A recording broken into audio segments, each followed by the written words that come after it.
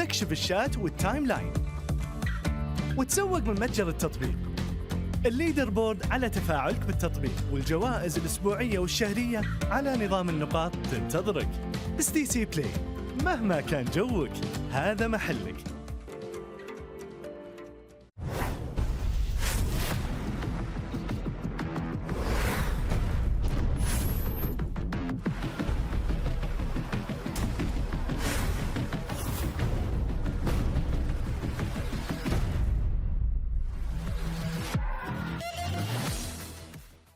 Progress is a race that has no end. After every finish line, another challenge awaits. How can we continue to push innovation in a sport at the forefront of technology? This is how.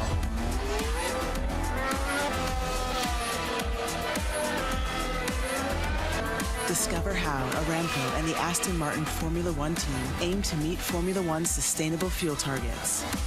Aramco, powered by How.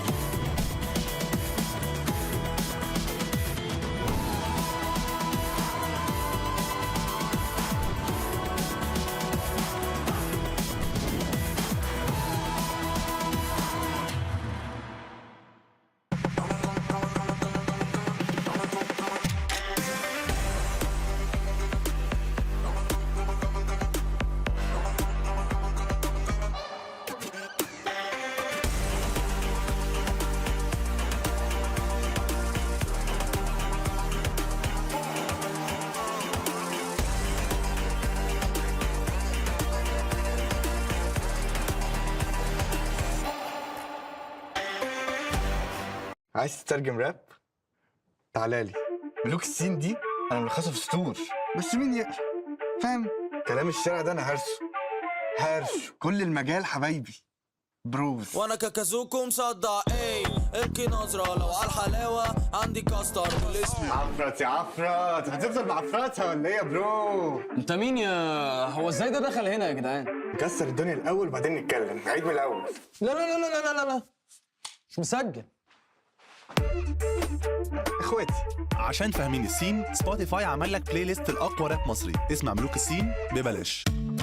مع التحديث الجديد لSTC بلاي، تجربة جديدة للكل.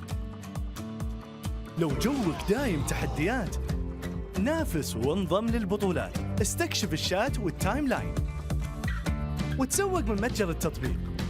الليدر بورد على تفاعلك بالتطبيق، والجوائز الأسبوعية والشهرية على نظام النقاط تنتظرك. STC بلاي، مهما كان جوك هذا محلك.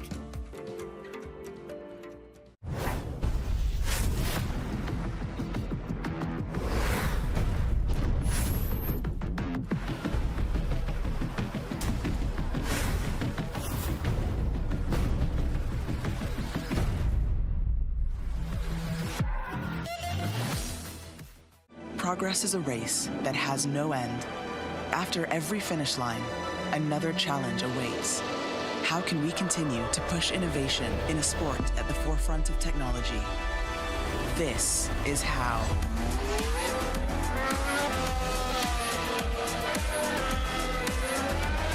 Discover how Aramco and the Aston Martin Formula One team aim to meet Formula One's sustainable fuel targets. Aramco, powered by How.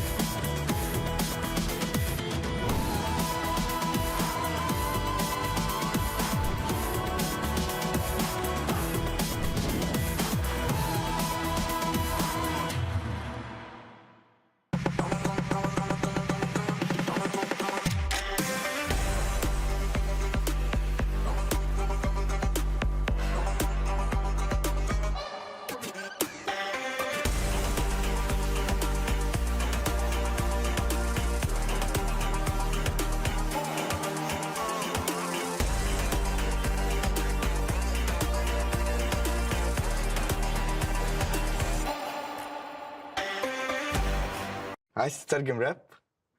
تعالى لي. ملوك السين دي انا ملخصها في سطور، بس مين يقرا؟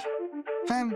كلام الشارع ده انا هرش كل المجال حبايبي بروز. وانا كاكازوكو مصدع ايه القي نظرة لو على الحلاوة عندي كاستر والاسم عفرت يا عفرت، هتفضل معفرتها ولا ايه يا برو؟ انت مين يا هو ازاي ده دخل هنا يا جدعان؟ نكسر الدنيا الاول وبعدين نتكلم، نعيد من الاول. لا لا لا لا لا لا لا مش مسجل. اخواتي عشان فاهمين السين، سبوتيفاي عمل لك بلاي ليست الاقوى راب مصري اسمع ملوك السين ببلاش. مع التحديث الجديد لستي سي بلاي، تجربة جديدة للكل. لو جوك دايم تحديات، نافس وانضم للبطولات، استكشف الشات والتايم لاين، وتسوق من متجر التطبيق. الليدر بورد على تفاعلك بالتطبيق، والجوائز الأسبوعية والشهرية على نظام النقاط تنتظرك. ستي سي بلاي، مهما كان جوك هذا محلك.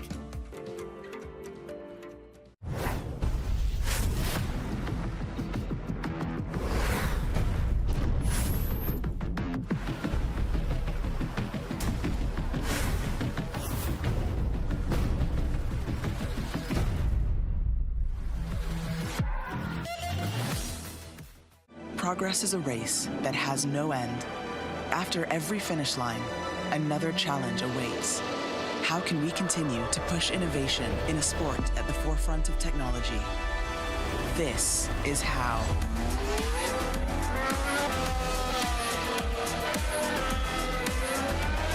Discover how Aramco and the Aston Martin Formula One team aim to meet Formula One's sustainable fuel targets.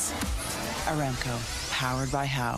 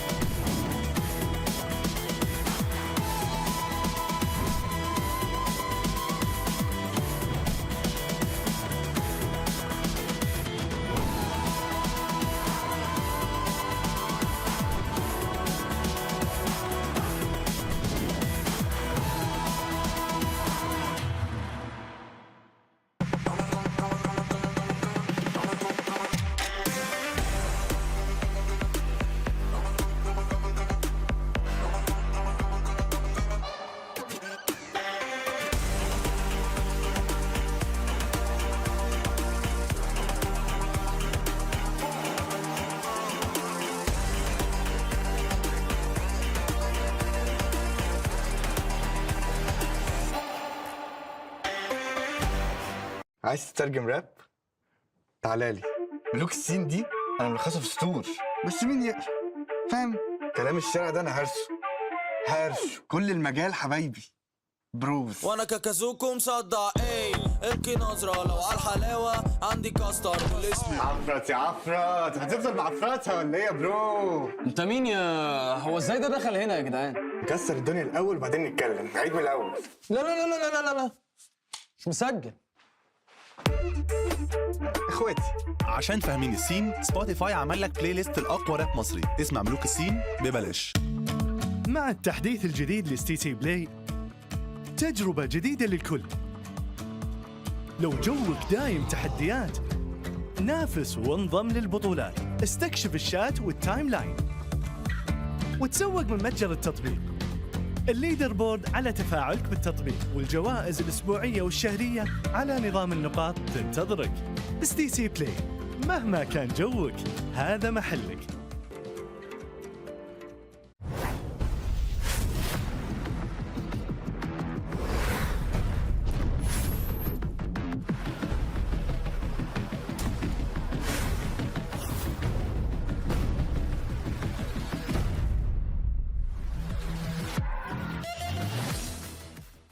Progress is a race that has no end. After every finish line, another challenge awaits. How can we continue to push innovation in a sport at the forefront of technology? This is how.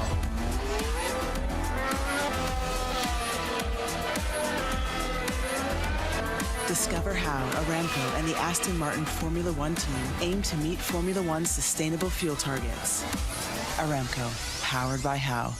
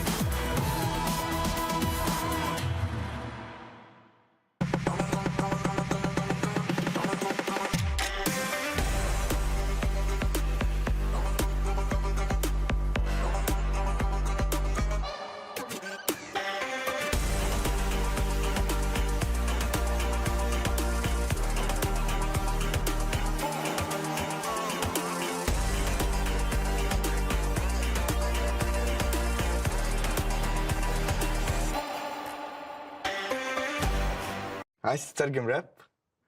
تعالى لي. ملوك السين دي انا ملخصها في سطور، بس مين يقرا؟ فاهم؟ كلام الشارع ده انا هرش كل المجال حبايبي بروز. وانا كاكازوكو مصدع ايه القي نظرة لو على الحلاوة عندي كاستر والاسم عفرت يا عفرت، هتفضل معفرتها ولا ايه يا برو؟ انت مين يا هو ازاي ده دخل هنا يا جدعان؟ نكسر الدنيا الاول وبعدين نتكلم، نعيد من الاول. لا لا لا لا لا لا لا مش مسجل. اخواتي عشان فاهمين السين، سبوتيفاي عمل لك بلاي ليست الاقوى راب مصري اسمع ملوك السين ببلاش. مع التحديث الجديد لستي سي بلاي، تجربة جديدة للكل. لو جوك دايم تحديات، نافس وانضم للبطولات، استكشف الشات والتايم لاين، وتسوق من متجر التطبيق. الليدر بورد على تفاعلك بالتطبيق، والجوائز الأسبوعية والشهرية على نظام النقاط تنتظرك. ستي سي بلاي، مهما كان جوك هذا محلك.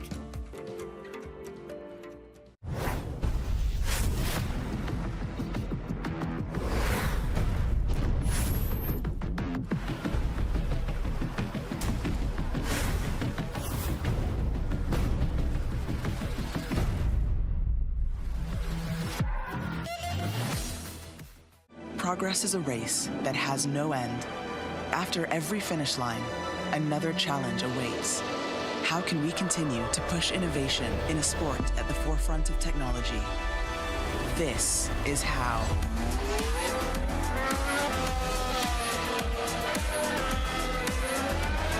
Discover how Aramco and the Aston Martin Formula One team aim to meet Formula One's sustainable fuel targets. Aramco, powered by How.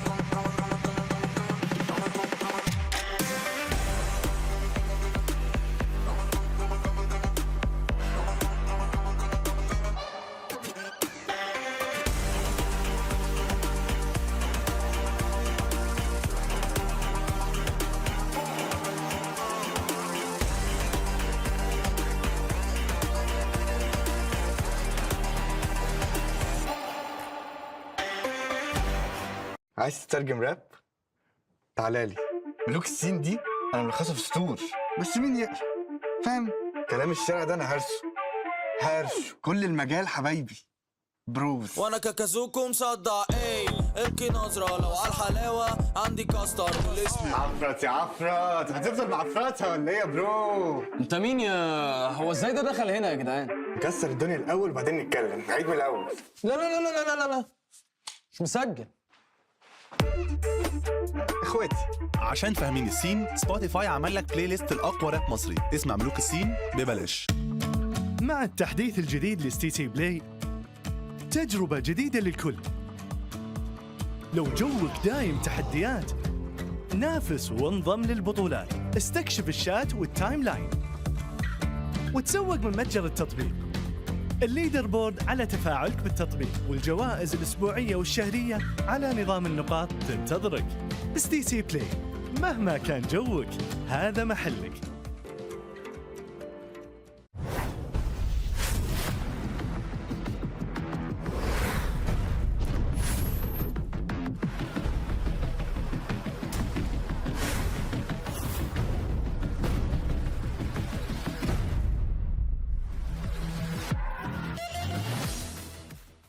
Progress is a race that has no end. After every finish line, another challenge awaits. How can we continue to push innovation in a sport at the forefront of technology? This is how.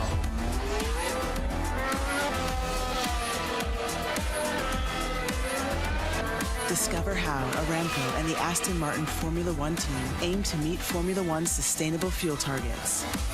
Aramco, powered by How.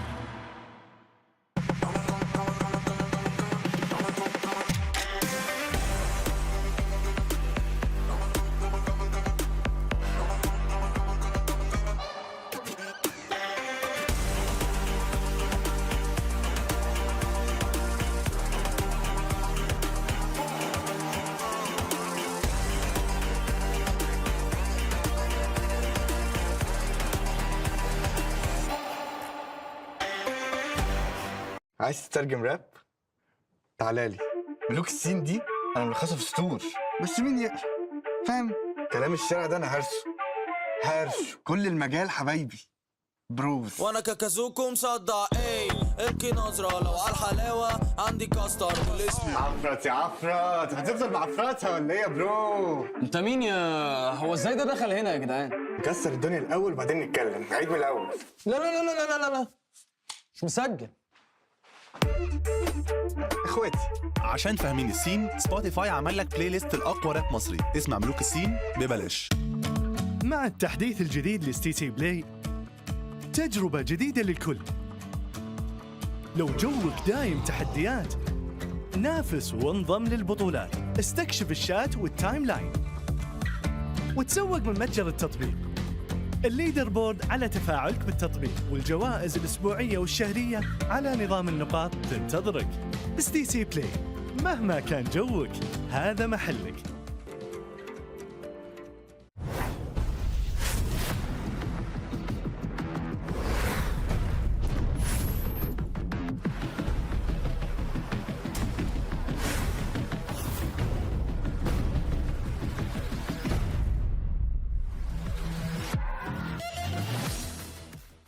Progress is a race that has no end.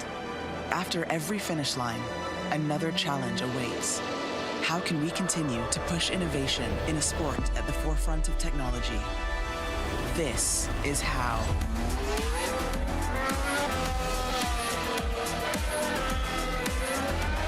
Discover how Aramco and the Aston Martin Formula One team aim to meet Formula One's sustainable fuel targets. Aramco, powered by How.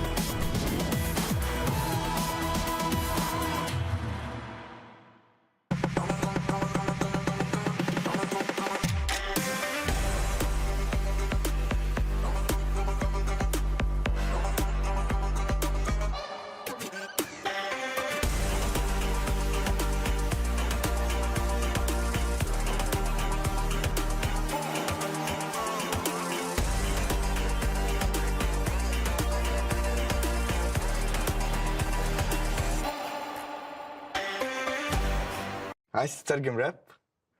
تعالى لي. ملوك الصين دي انا ملخصها في سطور، بس مين يقرا؟ فاهم؟ كلام الشارع ده انا هرشه كل المجال حبايبي بروز. وانا كاكازوكو مصدع القي نظرة لو على الحلاوة عندي كاستر والاسم عفرت يا عفرت، هتفضل معفرتها ولا ايه يا برو؟ انت مين يا هو ازاي ده دخل هنا يا جدعان؟ نكسر الدنيا الاول وبعدين نتكلم، نعيد من الاول. لا لا لا لا لا لا مش مسجل.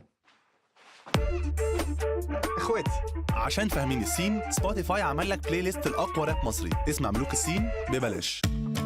مع التحديث الجديد لستي تي بلاي، تجربة جديدة للكل.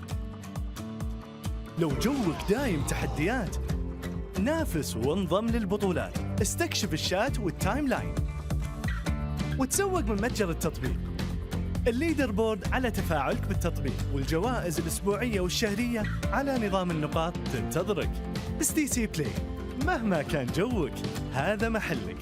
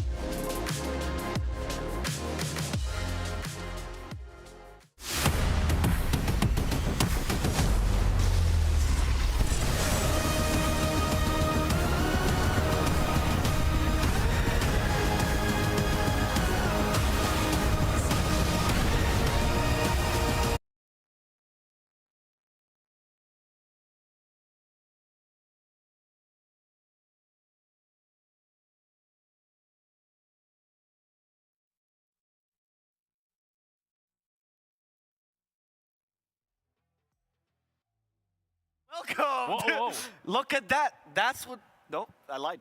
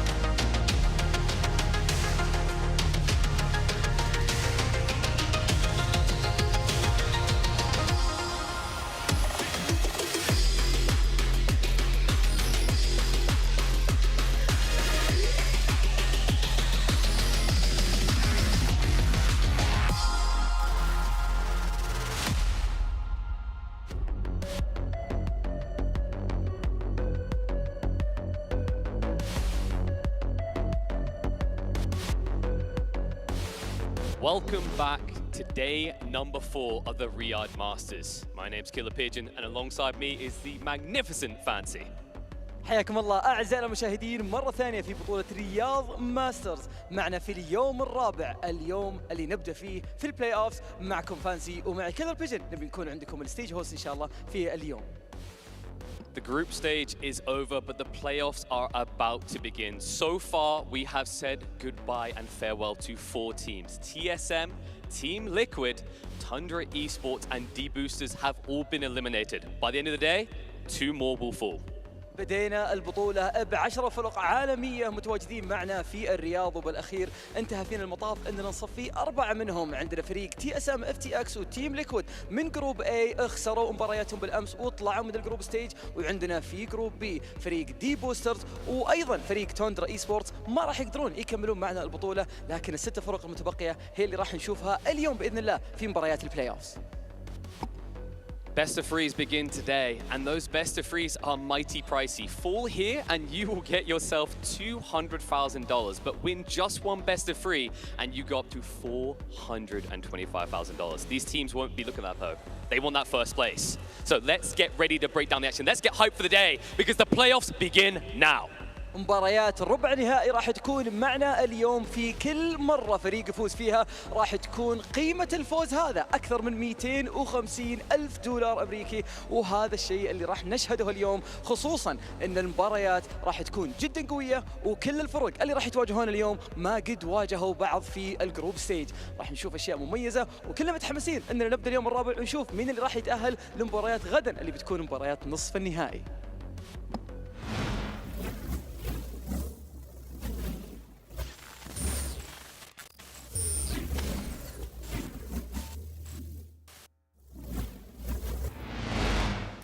That is right. The playoffs begin now, and these playoffs have the best teams, honestly. We are starting with one of the most exciting matches of the tournament, PSG LGD versus Nigma Galaxy. We have a wonderful talent here to analyze this game. Seb, who is going to be finding out who's going to be fighting against his team next. How does that feel? It feels great. Happy to be here. This is like, you know, I think we're getting into the serious times. You know, it's Sure. the money time, single elim. These are the big games, so I'm super hyped for it. And Seek and Strike here joining us as well. I know you were telling me before that there's a specific reason why you're excited for this matchup. Oh yeah, I mean, right, getting LGD finally to come international, play versus some of the big names like Kuroki, of course, Nigma Galaxy. They played last time over in Kiev with the Ana Major. It was a 3-2 scoreline across 2 series, so I'm excited to see them in another best of 3 because they drew in a best of 2, so I'm happy we get to see them in that decisive 3rd game potentially. And I know that right now it seems serious time, we're all excited about the present, but it's important to remember why we got here, which is why we have last day's recaps brought to you here by Aramco Highlights. So let's see what happened and what led them to this position. So see the matches from PSG LGD. This is just a lot of the players getting ready. The drafts, of course, against Deboosters. That was their first 2 all of the day. If you guys can recall that, Deboosters are the level 1 Roche. Always fun to see. They were enjoying themselves, but not a match for PSG LGD. They did manage to kill Faith Beyond in game 2, though, so that's something. Yeah, with the Techies Pudge, it looks pretty good. I mean, LGD having that series cap off their group stage, which was otherwise flawless, of course, except for the Secret Series, right? Yep. That's another team that we're going to be looking out for later, as they're not playing today, getting a bye from the first round of single elims. But LGD going 6-0 across their group stage, certainly turning a couple of eyes. We'll see here if Secret has some more surprises in store for us tomorrow. But yeah, great showing from LGD throughout the group stage for sure. And here's a good memory for you, Seb, the OG TSM match. Yeah, I mean, I think the game 1 especially, you know, it was really, really close. It was a great game played by both teams. Obviously, a lot at stake for TSM. It was the game, you know, that they kind of needed in order to not get eliminated. Ended up not really mattering as much. As we see, you know, in game 2, they also ended up losing 2-0 to OG. Quite convincingly, I would say. So, you know, they're going home and they're going to get to reflect, kind of rebuild, which is, you know, probably good news for them. They have Arlington Major coming right up. As for OG, they're going to be moving on to the semi-final, I believe, to my obviously, to my greatest pride. Yeah. And they're going to be facing either Nigma or LGD, which are 2, you know, monster teams of this tournament that are going to battle it out in just about, you know, less than 30 minutes now. For the final game of the day, if you guys remember, it was PSG versus Tundra. Tundra had a couple of things they had to fix, but they started out the day really strong. You know, they changed the way they were drafting. They made sure the Hockey had a good game, and it looked pretty close, at least in the drafting phase. Maybe some people would say that was not the most radiant game for them, but you know, there's a lot of questions about that.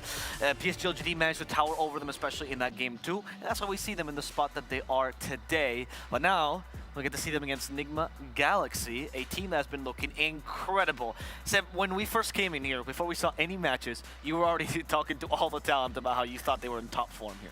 Yeah, I think they were looking really, really strong, and it's obviously hard to assess because they were playing in Div 2. So you know, you're tempted to say that their opposition is a little bit weaker. You know, are they really as strong as they were? But I think when you really kind of try to read through the Dota, which I was trying to do, they look super strong. I'm really not surprised that they're in such dominant form, and I think they're gonna keep peaking. I mean, these players they excel in the money time. You know, I'm looking at them kind of picking up some steam, and I think it's going to keep getting better and better. I'm thinking, you know, the Kurokis, the Miracles, I mean, all of them, honestly. I think, you know, the harder the games, the toughest the challenge, the better they perform, so. Yep. Let us remind everyone what money time means here as we check over the format of this tournament. We're now in the second stage. You'll be able to see here any second. We started with two groups of 5 teams. That was a round robin best of 2, and 2 teams got eliminated from each group. Now we're moving on to the playoffs. 1 team from each group as well made the semifinals from these playoffs, and these playoffs are single elimination, as we mentioned before, all best of 3s, including that grand final. So there are no second chances. It's just straight up if you lose this any game. Yeah, or rather any series. And yeah, with the single elim on the line, like you're saying, I think that's kind of neat because, you know, while it's a little bit sad, we won't get to see any lower bracket runs. You know, those are always a great storyline to look out for. It does mean that teams are not going to hold anything back. Every single game, every single kill, every single smoke, you know, they're going to be playing for max efficiency. And just to give a little bit of a perspective of what these games can mean for these players, I mean, you see the difference, you know, between being 5 and 6 and being 3rd and 4th. Like, it's literally, it's double the price. You know, it's 425,000 USD, which is basically double the price of winning a major. Yep. Right. So I can't emphasize, you know, how much it means in terms of what's at stake in these games. And the single elim, it brings, you know, a whole new layer of what these games represent, and also the ability for these teams to adapt to the format, because you get only one chance to kind of deal with what the enemy is going to be throwing at you. You get the break in between the games, you know, probably a second map, a third map at best. But usually in, you know, other formats of tournaments, you get to think about it, you know, overnight, get to drop to the lower bracket, kind of distance yourself from the game, play other teams, get another, you know, kind of other ideas of how you could deal with that team in particular. You get to also watch other teams deal with them. All of that is gone here. You have to face them, either beat them or lose to them, and that's it. These are the original teams that were attending this tournament. To do another reminder for you guys, in that Group A, we lost Liquid and also TSM, FTX. And then in Group B, we lost Deboosters and Tundra Esports. In these 2 groups, though, we got Secret and OG making it through to those semifinals directly, and the rest of the teams will be going into the single elim bracket. Here are the final standings for the groups, so you guys can see OG and Secret topping both of their groups. Secret with the best score overall. As I just mentioned, TSM and Liquid going down, Tundra and Esports and Deboosters also. And in the middle pack, PSG, Team Spirit, RNG, and Enigma Galaxy will be duking it out for your pleasure very, very soon. I think it's kind of interesting, like when you look at the teams that are 100% locked in, guaranteed already, you know, going to TI, going to Singapore later on October. We've lost one of them, right? TSM is out. They're actually not going to Arlington. They placed 4th in the NA, so we won't see them for a while unless they choose to participate in any upcoming third-party tournaments. But for OG, you know, a top 4 finish already guaranteed, and I'm eager to see how LGD does in their first series. Yep. I'm curious as well to know when this first series will be. We see the brackets here. This is very informative to us, very nice visual aid, but I need to know times. I need to know the schedule, which will be on the screen here any second. Soon. We will see it. But we are starting, and I promise you, with PSG versus Enigma Galaxy. That's going to be in around 8 minutes here. So maybe let's talk about this matchup first. I mean, I can't emphasize how excited I am about this matchup. I think these 2 teams, first of all, they have big history, you know, kind of against each other's. Enigma versus PSG, I believe that was TI9 lower bracket finals. You know, obviously really big games, still in these players' mind. There it is. Yeah, there you go with the schedule. So, I mean, this matchup, honestly, both these matchups are crazy. and we finally get, you know, a really good taste of the East versus the West today.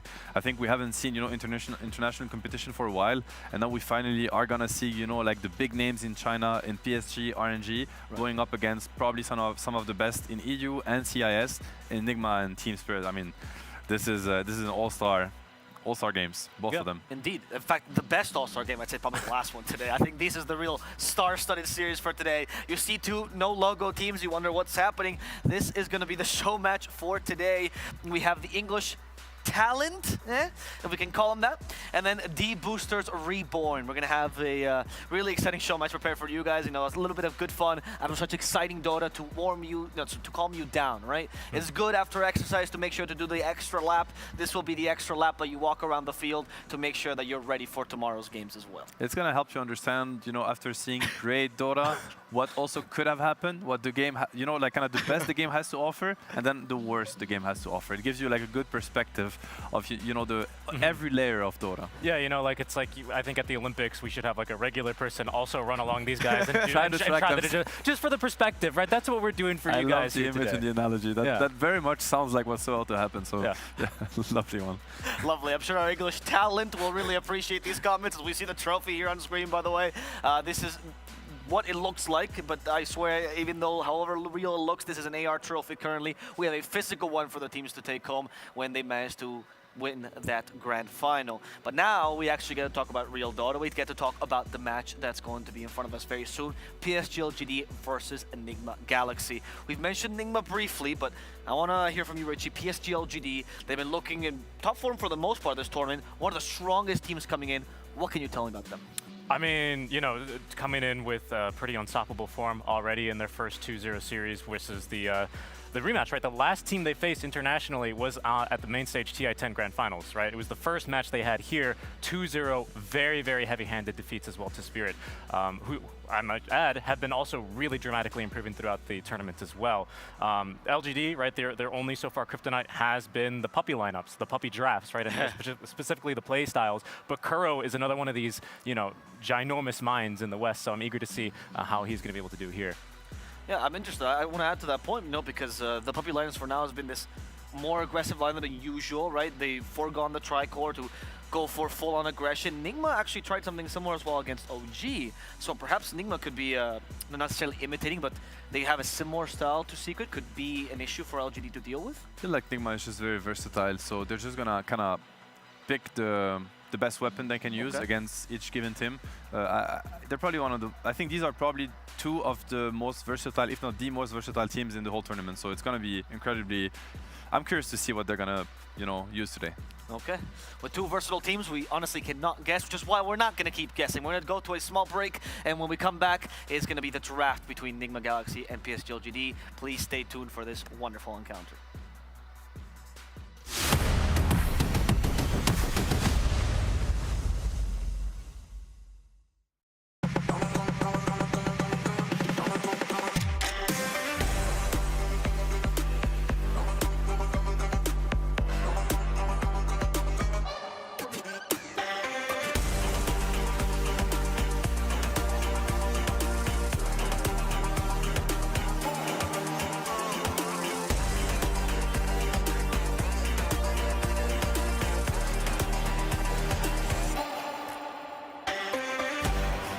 Progress is a race that has no end.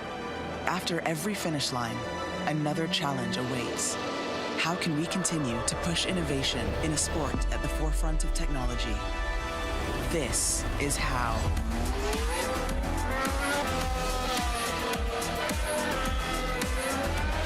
Discover how Aramco and the Aston Martin Formula One team aim to meet Formula One's sustainable fuel targets. Aramco, powered by How.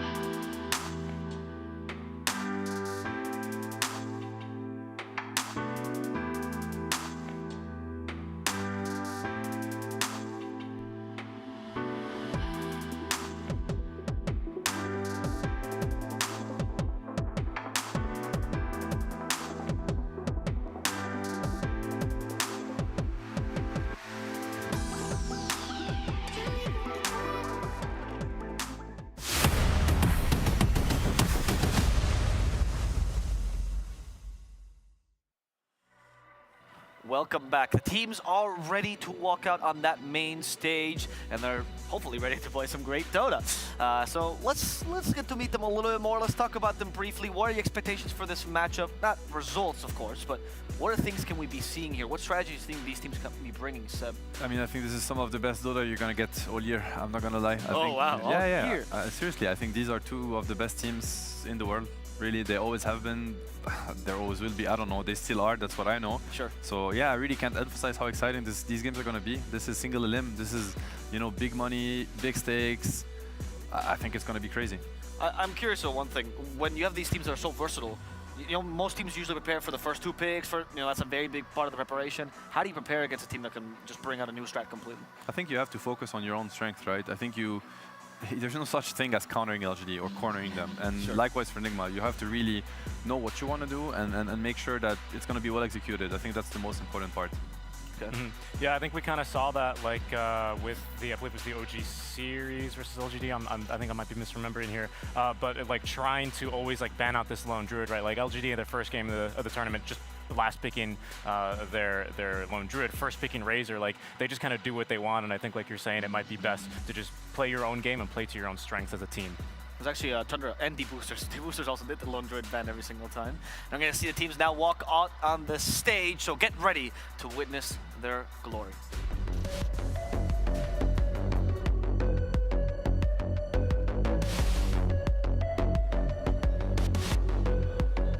Welcome back to the stage. It's almost time to kick off our first series, and the first opponent to take to the stage, well, they got off to a rough start in the group stage, but ever since that first series, they have been brutalizing every opponent in their way. Join me in welcoming to the stage, PSG LGD.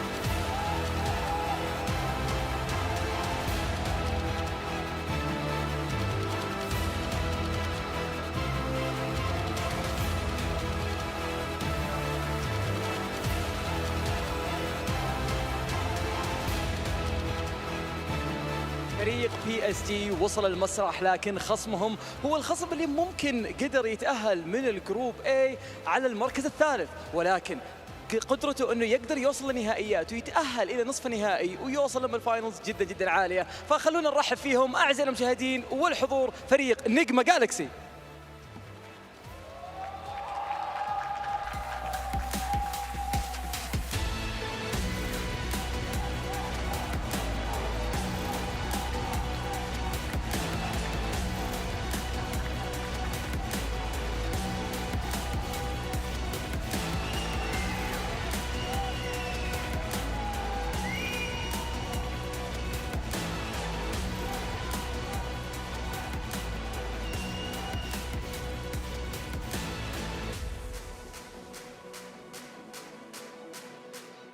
The stage is set, the teams are assembled. This is one best of 3 single elimination.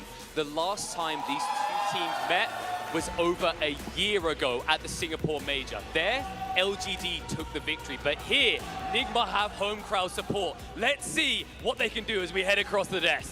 خلونا نشوف وش اللي ممكن يحدث في الجيم هذا اعزائنا المشاهدين. في اخر مره تواجه فريق PSG LGD ضد فريق نجما جالكسي كان قبل اكثر من سنه في ميجر سنغافور، ولكن اليوم راح نشوفهم مره ثانيه يتواجهون. لكن لا ننسى ان قيمه الفوز الواحد اكثر من 200,000 دولار، وكلنا متحمسين نشوف مين اللي بيقدر يتقدم للنصف النهائي ويقابل السيد الاول من كل جروب. بالتوفيق لهم ان شاء الله. نتوجه على طول للاستوديو التحليلي ونرجع لكم في المباراه الاولى.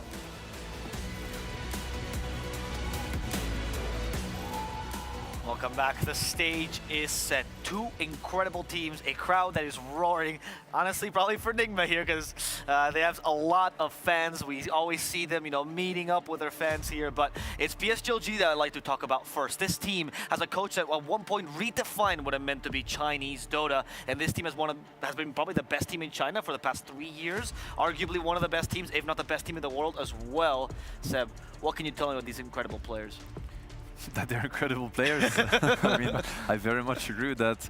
No, I think, you know, these teams and these players that are as experienced, the later you get in the tournament, the scarier they look, because they learn really quick. They understand things really quick. You have to also understand that they have not seen other regions play, or I mean, even if they watch, you know, kind of watching versus playing is a big difference. So now they got to play versus other regions, and they got to break down really what is it about other regions' play style, you know, that might be good and that we might be forgetting or kind of down looking. So I'm sure, you know, they are kind of growing day after day, getting stronger day after day, and it's the same for Nigma, which is why I think it's hard to predict what these teams are going to value kind of, you know, more or less, but I can only tell you that it's getting better every day, and you're going to get really the best of what they had to offer so far. Richie, is this one of these encounters, because of the versatility, because of the caliber of both teams, where the meta is going to literally be defined as the match progresses, the best of 3 progresses? I think we're going to end up seeing that. I think the thing that's really interesting about LGD is they're coming straight from playing Chinese DPC, like literally 24 hours before they were playing tiebreakers, right? To the point where we brought this up, they did kind of forfeit the last series, but just to come here and prepare. I mean, I'm sure Xiaobao was, Xiaobao was doing a lot of preparation work, but Nigma have had plenty of time off, right? They just did their Division 2 run, kind of coasted through that. I'm sure they were testing out some things, doing some scrims, don't get me wrong, but they've had much more time to prepare. So yeah, I think we're going to see some really cool stuff out from the minds of Kuro and Xiaobao here. All right, that's the second team that we're going to be seeing today. It's Nigma. Sam, you've been singing their praises this whole tournament. You're saying they're back in TI form. Why is that? What was the big change for them? I feel like a surge of confidence. Okay. You know, I feel like, you know, they've had this kind of long period of time where they probably did not perform as much. I mean, these guys are TI winners, right? Like, these guys have been winning big tournaments after big tournaments, and they've been dominating also teams behind the scenes, you know, like in the scrims, in the practice. They've always been one of the best teams out there. I'm sure all the pro players would agree to that, and they end up in Division 2. They end up as being one of the, you know, visibly one of the weaker teams out there in the region. It's definitely not the case. I think they've been kind of looking for their true identity, their true selves. They probably have been confusing themselves, overthinking, and they've had this really long period of the, you know, kind of the end of the Weeha era into the LTW that really never really worked like as much as they expected to. And it doesn't matter if you're a GH, a Miracle, a Kuroki, or Mind Control, these things can kind of get to you, and you get to kind of overthink and doubt yourself. It's like, am I still good enough? You know, do I still have the right view on Dota? And I feel like bringing in Sumail, kind of it was a better fit in terms of playstyle, and it helped them find the confidence again. It's like, oh yeah, we are good actually. No, our ideas, they do work. We just needed the missing piece of the puzzle, which they actually have now. And I just feel like they all woke up all of a sudden together, and it is scary, and I'm sure we're going to see it today. Right. I'd like to talk about that, like, kind of teams adapting differently to different circumstances and different play styles. Right, in our secret interview where we had Puppy and Chrysalis on the couch, you know, Puppy not really a fan of that format, right? And I could see why that's certainly the case, and how they show up to LAN and look like not really a different team, but like you said, reboosted, re-energized, right, and ready to go. Nigma as well, you know, they've been hungry to prove themselves for quite some time, and I think this is the perfect opportunity for them. King's back to mid, back in the off lane, or sorry, back in the mid lane, of course. Miracle safe. And you look at other teams like the Hawk and BetBoom previously also do differently on like the online accelerated format, right? They show up to Stockholm and, you know, some impressive games in the group stage, and then main stage, it doesn't really look so good for them there. So that is very much like a different teams preferring different metas and different kind of play styles and environments, but you know, here at LANs where it's the biggest stage, it seems like these guys really turn it on. And think of the difference, right, that we saw between Tundra with 33 and you know, Tundra with the Hawk. Think of the difference, you know. Are suddenly Snaking, Skitter, 9, and you know, Saxa worse players? Are they bad? No, they're not. We've seen them in format the major. They're incredible players, but sometimes one player's style or difference, it doesn't matter how good they are, you know, it can change the entire team. And we've witnessed that with like firsthand here with Tundra.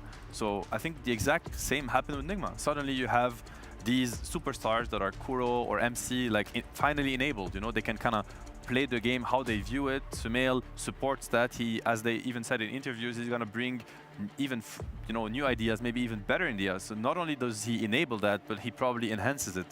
And then you end up with a team that is super scary, dominating through the group stage and ready to take a battle with LGD and maybe even beat them. Yeah, I love that you mentioned this because there's a history with this with Kuro particularly. Back in, people really like this idea that if you kick a player, you bring someone new, that's because the new player is better, right? And that is too binary. It's not how Dota is. It's not. Dota is complex, and Kuro was the first person to mention that back in the Liquid days when they kicked him a Tumble Man, right? He said it's not because he's the bad one. It's not because we think we got a better player. It's just because we believe that we can find a better fit sometimes. Yeah. And now we're going to be seeing this with Sumail. The draft is upon us, and here are the bans by Enigma Galaxy. A lot of teams have tried different strategies against PSG LGD. This is the first team that first phase bans the Warlock. This means that the Razor's open. That's something that they've been very keen to pick throughout Chinese TPC. Tiny as well is another highly contested hero of theirs. So I'm eager to see if LGD, I was actually just saying, they always like to ban the Wyvern, usually second phase though. So a pretty major adjustment here from LGD as far as first phase bans go. I don't know that we're going to see the Razor as contested. We'll see. I think for LGD, it's an important hero for them that they respect a lot. I don't think it's the same for Nigma. I think it's more situational. Never mind. As I say that, they do first pick it, so never...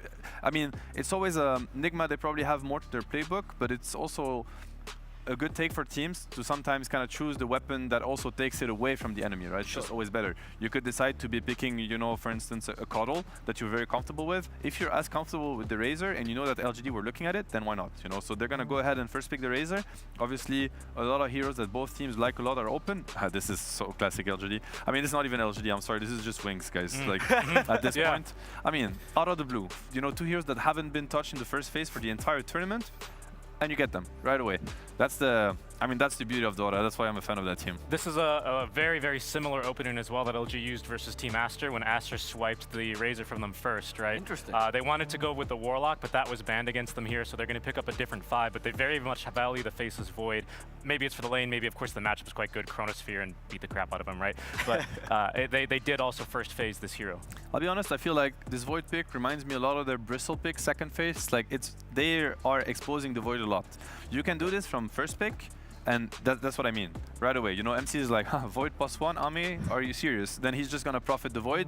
It should be a very tough lane for Void. Just think about a Void trying to last it against a Prophet. It's tough, and you don't really have a way to, how do you deal with Prophet? You either outlasted him, kill the Treants, Void does neither, or you kill him. Void is also not the best at killing Prophet, he doesn't really have burst damage. Think of the Prophet gonna be partnered up probably with a GH or Kuro hero, a melee +4 stunner. It's usually what you get to get along with the Prophet. It's a long way to say that this Void is gonna have a tough laning phase. Sure. I don't want to get into that territory, but the Razor could be support. I'm not hoping to see another Kuro +5 Razor, even though, with all due respect, I know it became a meme after the TI qualifiers. Fata's been doing it on Quincycr though. Sometimes it's what you have to do, if you're gonna completely destroy Faceless Void's game, I mean, why not? Yeah. And here, maybe the Enchantress was also preemptively picked to make sure that the Void could have an easier lane against MP. Yeah. Very big mind control hero as well. Enchantress does decently against the MP, steals the Treant, so maybe they were already planning this. In the Bristleback pick, he got 2 full picks to counter him. This time you only get 1, and maybe LGD was setting up for that. You only get 1 through, but you also get the second fish, right? And I mean, Void is not a hero that... I think whenever you pick a Void, it needs to be a good Void game, because it's not a hero that can adapt having a bad game, play utility, you know what I mean? Right. Some heroes kind of can. Prophet having a rough game, sure, buy different items, find a way to impact the game anyways. Void is these kind of heroes where you pick a Void, it's gonna be a Void game, And if it's a bad Void game, it's kind of hard to get out of it. Yeah, and I think one thing you're gonna need to look out for here is the potential for a Dawnbreaker right into the Chronosphere makes it just so much more difficult, especially early on where Void usually requires a little bit of help. Snapfire Kiss is very, very common, right? To kind of enable kills early and get his game started.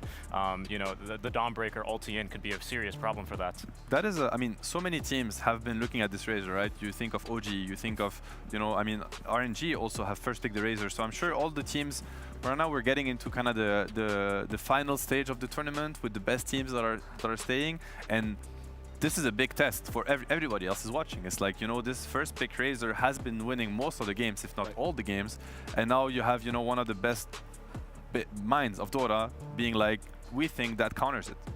So there's a lot at stake for this game, not only for these two teams, for also how the meta of the tournament is going to develop. So a lot at stake here to get some of the final bans from Enigma. Interesting. I want to talk about this Quap ban. Is that as a protection to perhaps put the Razor mid? Is that what they're considering here? Exactly. They want to keep their options open, and they already don't want to put the Razor on the safe lane, on the off lane, I mean, against the safe lane of LGD, which is why they picked the Prophet. So now they're looking at this Razor going either mid, and they're trying to cover that angle by banning the Quap, banning the Zeus. It's probably a hero that's now pretty good against Razor mid, I would assume. You know, the Heavenly Jump, kind of slowing the Razor, getting away from the link, and just kind of nuking the wave down. It doesn't sound like Razor can really stop Zeus from doing anything, and it's just painful for Razor to be kind of... Razor doesn't like heroes that are gonna not allow him to kind of close the gap, right? He doesn't want to die from afar. He wants to get on top of you, so that's why he enjoys the melee carry heroes, because they want to do the same, and this is when it doesn't work.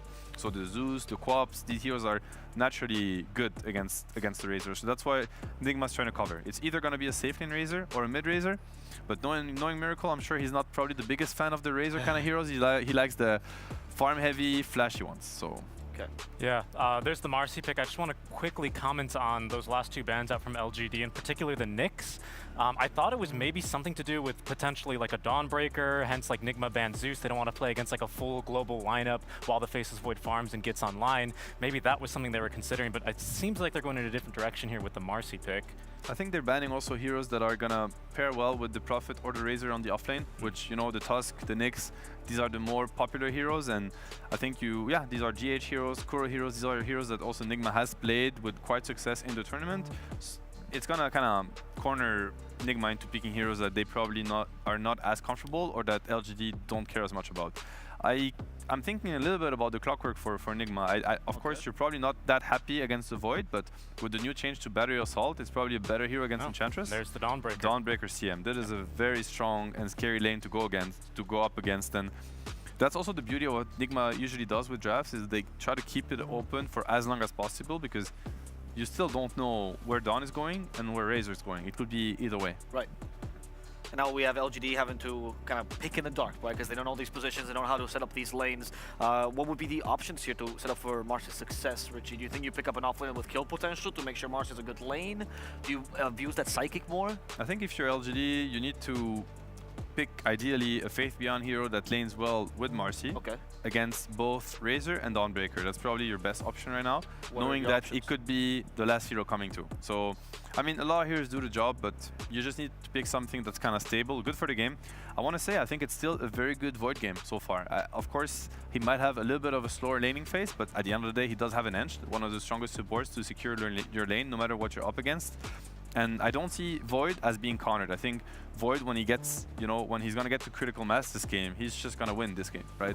He's not gonna get stopped by any of these heroes so far. So I think, yeah, I like these kind of picks, like just stable picks, gonna help you kind of stabilize the game, you know, fight back, so that you can get Ame to where he wants to be. And if you do achieve that, then he will just win you the game. Yeah, and at least with this Pango pick, it brings some sorely needed wave clear versus the eventual Treant push. Of course, now Nigma have their bases pretty well covered between the Celestial Hammer, the Crystal Nova as well, and the Maiden, even Razor, right, having good wave clear. So something for that into Maelstrom looks potentially good here for them. I'm wondering, I predict that to be a mid laner though, because I'm not sure how powerful of a lane that is between the Marcy Pango.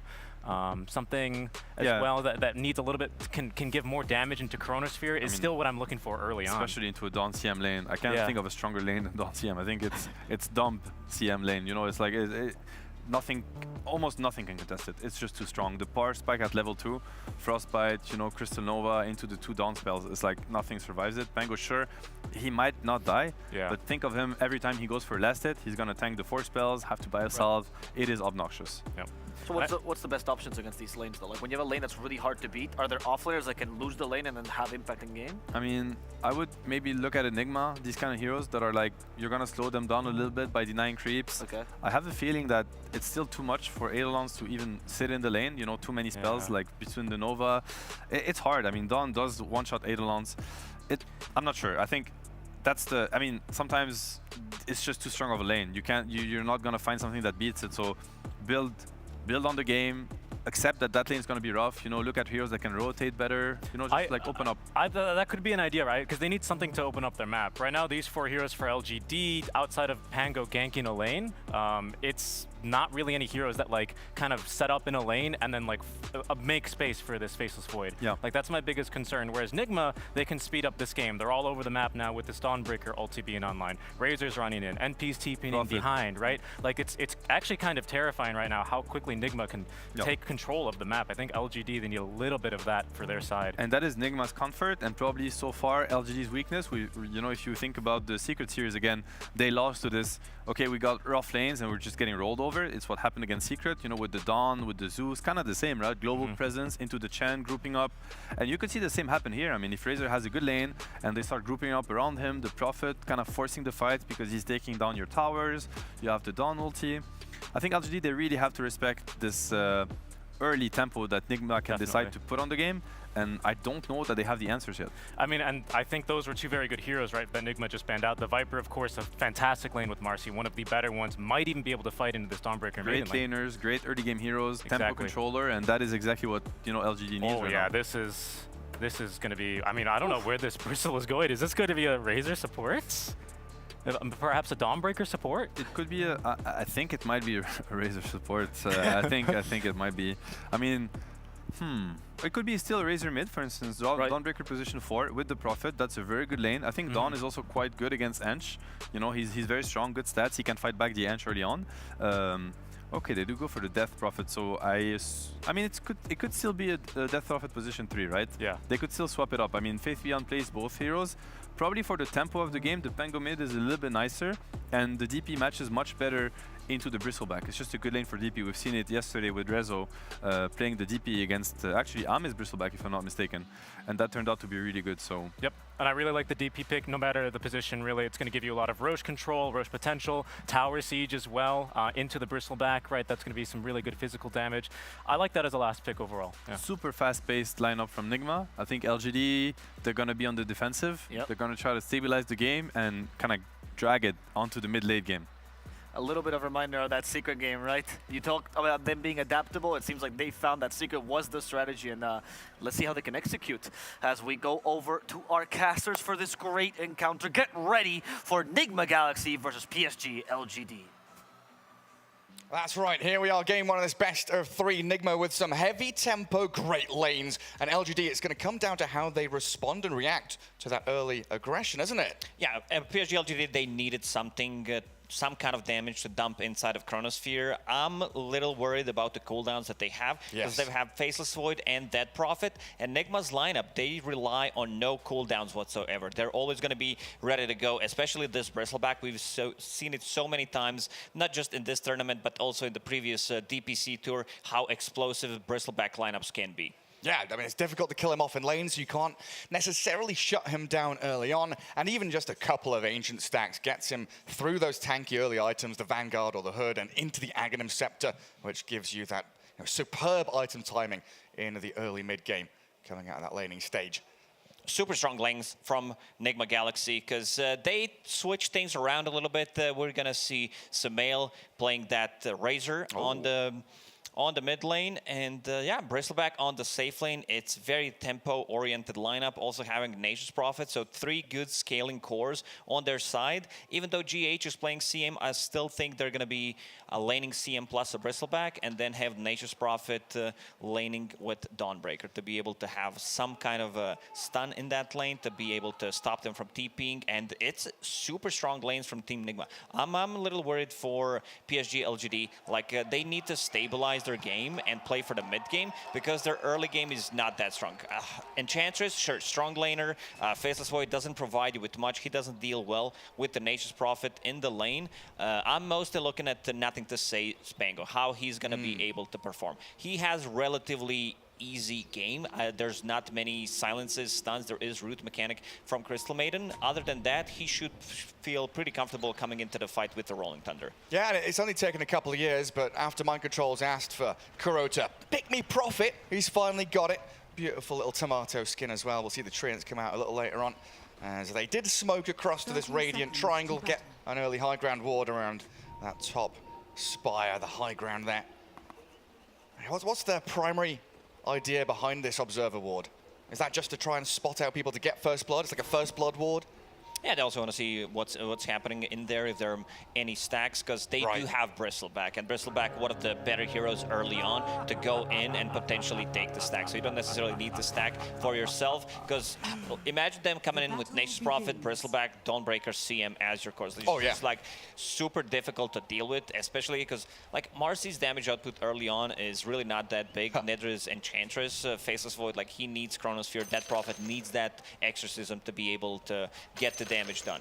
And we're going to see the lane setup from PSG LGD.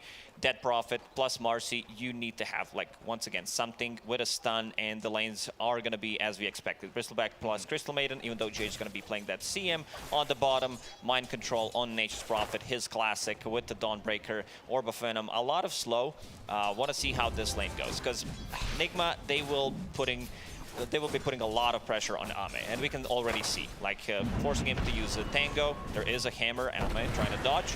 Will dodge it, but the slow is still doing a ton of damage. Yeah, he's going to take all that chip damage. Not comfortable for him whatsoever. And they've already blocked up one of the camps as well to try and limit the pulls and the creeps being stolen away by Y. As Enchantress did go for enchant level 1. Of course, can be grabbing those treants from time to time. As top lane, GH playing aggressively with Miracle, getting a snipe on the Jinkyu Courier. Chasing Faith Beyond back on the tower, and now swap the target against the Marcy with a Frostbite there. They've got some good damage into him, and that's the level 2 hit that we were looking for. Yeah, they got that level 2 much faster than PSG LGD, because they're still level 1 playing aggressive with the Bristleback, coming in with a couple of mangoes on Crystal Maiden, and GH is the one who got the first blood. Also, you want to have as many possible mangoes in this lane, because you're playing with the Bristleback. It's not about, you know, using the healing salve on your carry, because it's not a thing anymore. So with having extra mangoes, you're going to win the trade war against Dead Prophet and Marcy. Also, it's one of those cliches, right? Like, offense is the best defense. Absolutely. And in this matchup, like, Dead Prophet's not going to be getting too much value from the sidekick. This is not the lane that, because usually I think Jinkyu, he knows he's the best player in terms of utilizing Marcy, because he's not going for like this support Ether Lens type of a build. He does go for 1-1-3 or 1-1-4, whatever you want to call it, with the sidekick, and then he wants to scale. So Phase Boots, BKB, Blink Dagger, Basher, he is using 100% of the hero. I think I already mentioned it a couple of times. I'm not a big fan of that, using Dispose and Rebound only, and also Unleash. Like, this is your damage. This is your ulti. This is something that is supposed to be big, and then you use it only for the spell mechanic, which is kind of meh. Yeah, it gives you a lot of options as well. Like when you have a hero like Pango from your mid lane, right? It also gives them more options, whether they want to go for utility or damage. So then Nothing to Say has the option to think about, you know, the Blink Dagger rather than Diffusal Blade or the Aghanims and things along those lines. As we all get back underway, as we've seen tips fly around, you know, Kuroki getting a lot of love from his own team as they've set themselves up for a good victory in this early laning stage. Top lane already with that first kill, and looking in towards mid, Nothing to Say is taking a lot of harassment from Sumail. 10 and 2 on the Razor. Pango only picking up 6 CS, but he does have a wave arriving at his tower now. Even though you don't have the long lane to play with, Razor usually he wants to be able to connect with the static link. Someone uses a slow or a stun, and then you win this trade war in terms of region. Still playing against Pango, forcing him to get the swashbuckle defensively to be able to break the link, and stealing some of his damage. Kind of expected against the Pango, as we see. He still dealt damage, but not in a way that he wants to. Yeah, I mean, level 1 static link going for the 2 points in Plasma Field, knowing that you're kind of just forcing out the swash with it. As another courier snipe comes through, Kuroki, right place, right time. And Y stealing one of those treants and just sending it towards Mind Control, zoning him a little bit with his own tomato. Ame on top of CS. So Y doing a very good job soaking up some of the damage on this bottom lane. Looking at the build on Mind Control, going for top again. Look at that damage. So quickly it comes from GH and Miracle, and they'll absolutely go in towards that tier 1 to take down Jinkyu again. Miracle ready to buy Ring of Health. Has 8 magic stick charges. Was thinking about for a second to go behind tier 1 tower, potentially dive, but it was too risky. Kuro on a mid lane. Yeah, coming in hot, Nothing to Say. Jumped in, the Celestial Hammer's there, burning through him, but Jinkyu will be able to come in, refill the bottle, transfer it back to nothing to say just to try and alleviate some of the pain he's been feeling in that mid lane. It was a good move from Kuro because he understands that on bottom, mind control, he feels pretty safe, and also forcing a TP rotation, which means that on top lane, Bristleback will get some pressure off on him because he has Ring of Health. He wants to be able to reach Jin-Q with the jump. Yeah, straight onto GH. Reasonably squishy Crystal Maiden, but she's able to reset, get away from the Spirit Siphon, and they turn it back so quickly. GH on a killing spree. Dive. Miracle's diving tower. He wants this Marcy real bad, trying to get the Bristleback quill sprays out, but not close enough. Good little step back there from Jin-Q's Marcy. Do you know, Gary, that I read a comment about the Bristleback that it was, I don't know, a year or two ago, where people, like someone realized that he's called Bristleback because of his back. Like, it's just like, oh, now it all makes sense. It's like, oh, Doom is called because his ultimate. Yeah, Doom, yeah. Exactly. Oh, Nothing to say. Did invade enemy jungle and got that bounty rune. Razor 24 CS 17 on Pangolier. Yeah, Sumail doing very well in that lane, but again, they move aggressively towards the DP, completely zoning her out of the lane and away from the CS as she's currently sat at 13 last hits. Such a great solid lane from Team Nigma up top.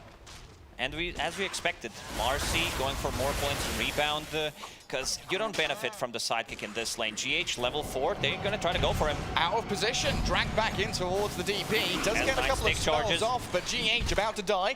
Yeah, he does pop the stick, but that's not going to be enough to allow him to survive. Surely not. Jin-Q will dive onto the tier 1 and finish her off. Puts himself in danger, though, as Miracle with these cool sprays will get the trade back.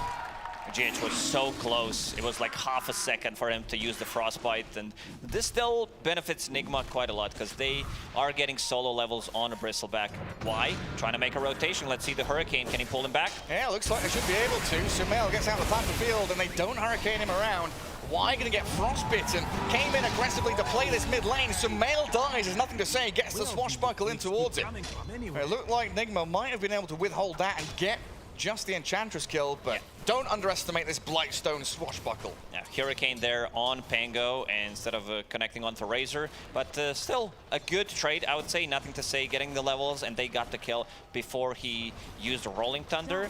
And also this, mid lane, GH. Yeah, he's been dived again. Jin-Q with the help of this Wild Wing slams down the Maiden. Sumail with the plasma field will be able to clear through Marcy though. A lot of trade kills. Sumail coming in, cleaning things up. There is still a rune, so that's going to be for nothing to say. Being able to refill the bottle on bottom, however. The pressure. Mind control, yeah, a ton of pressure. I love the build that he was going for on Nature's Prophet lately. Maelstrom. Oh, not the Orchid. Yeah, no, not this time around. Just the straight up Gleipnir. Get that scaling potential as well.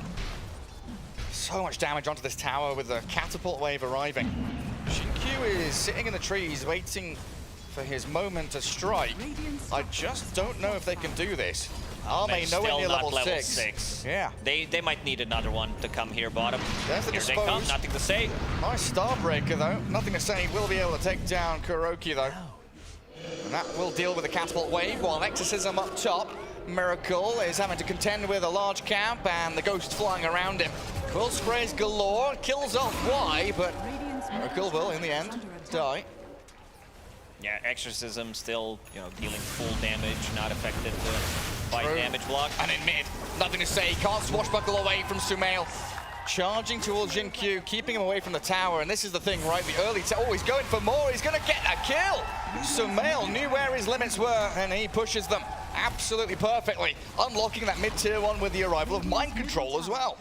Nigma having a really good read on the game where they need to bring an extra hero just to be able to secure the kills. Ame finally hits level 6, but look at the bottom tier 1 tower. It's down to 300 HP. First Exorcism was used, no real damage done to tier 1 towers. Yeah. So in terms of trading the towers, I feel like Nigma, especially with the global presence, they're going to be able to kill the tier 1 tower and also defend their safe lane tower. 0 tower damage we just saw there. Beautiful stats going up. LGD struggling. Oh, it's the do anything creeps. like that. Oh man, those creeps. Just the creeps. But back to your point, right, about the trade kills and about the numbers matching. No real advantage from either team in these engagements. That's a good sign of well-matched teams understanding where each other needs to be and reading the opponents as well. Yeah. So far, Nigma having a really good read how PSG LGD is going to react to what they're doing. Right now, Miracle is going to go back to the top lane, and they need to be a little bit more careful. Kuroki, a little under-leveled, because they were not getting the kills in this bottom lane. PSG LGD playing very defensive, so level 3, 9 minutes in, he's going to need to be the one getting the tome. Yeah, Nigma, the reads they're getting out of these 3 observables they've got planted in a triangle around that mid lane and bottom jungle area. They've seen the Enchantress, they know that Xinqiu's around down here as well. So they've got the options, whether they want to TP and react bottom, play into this Chronosphere, which Arme does have, or just kind of casually farm away, Miracle dragging waves into camps and getting that efficiency going.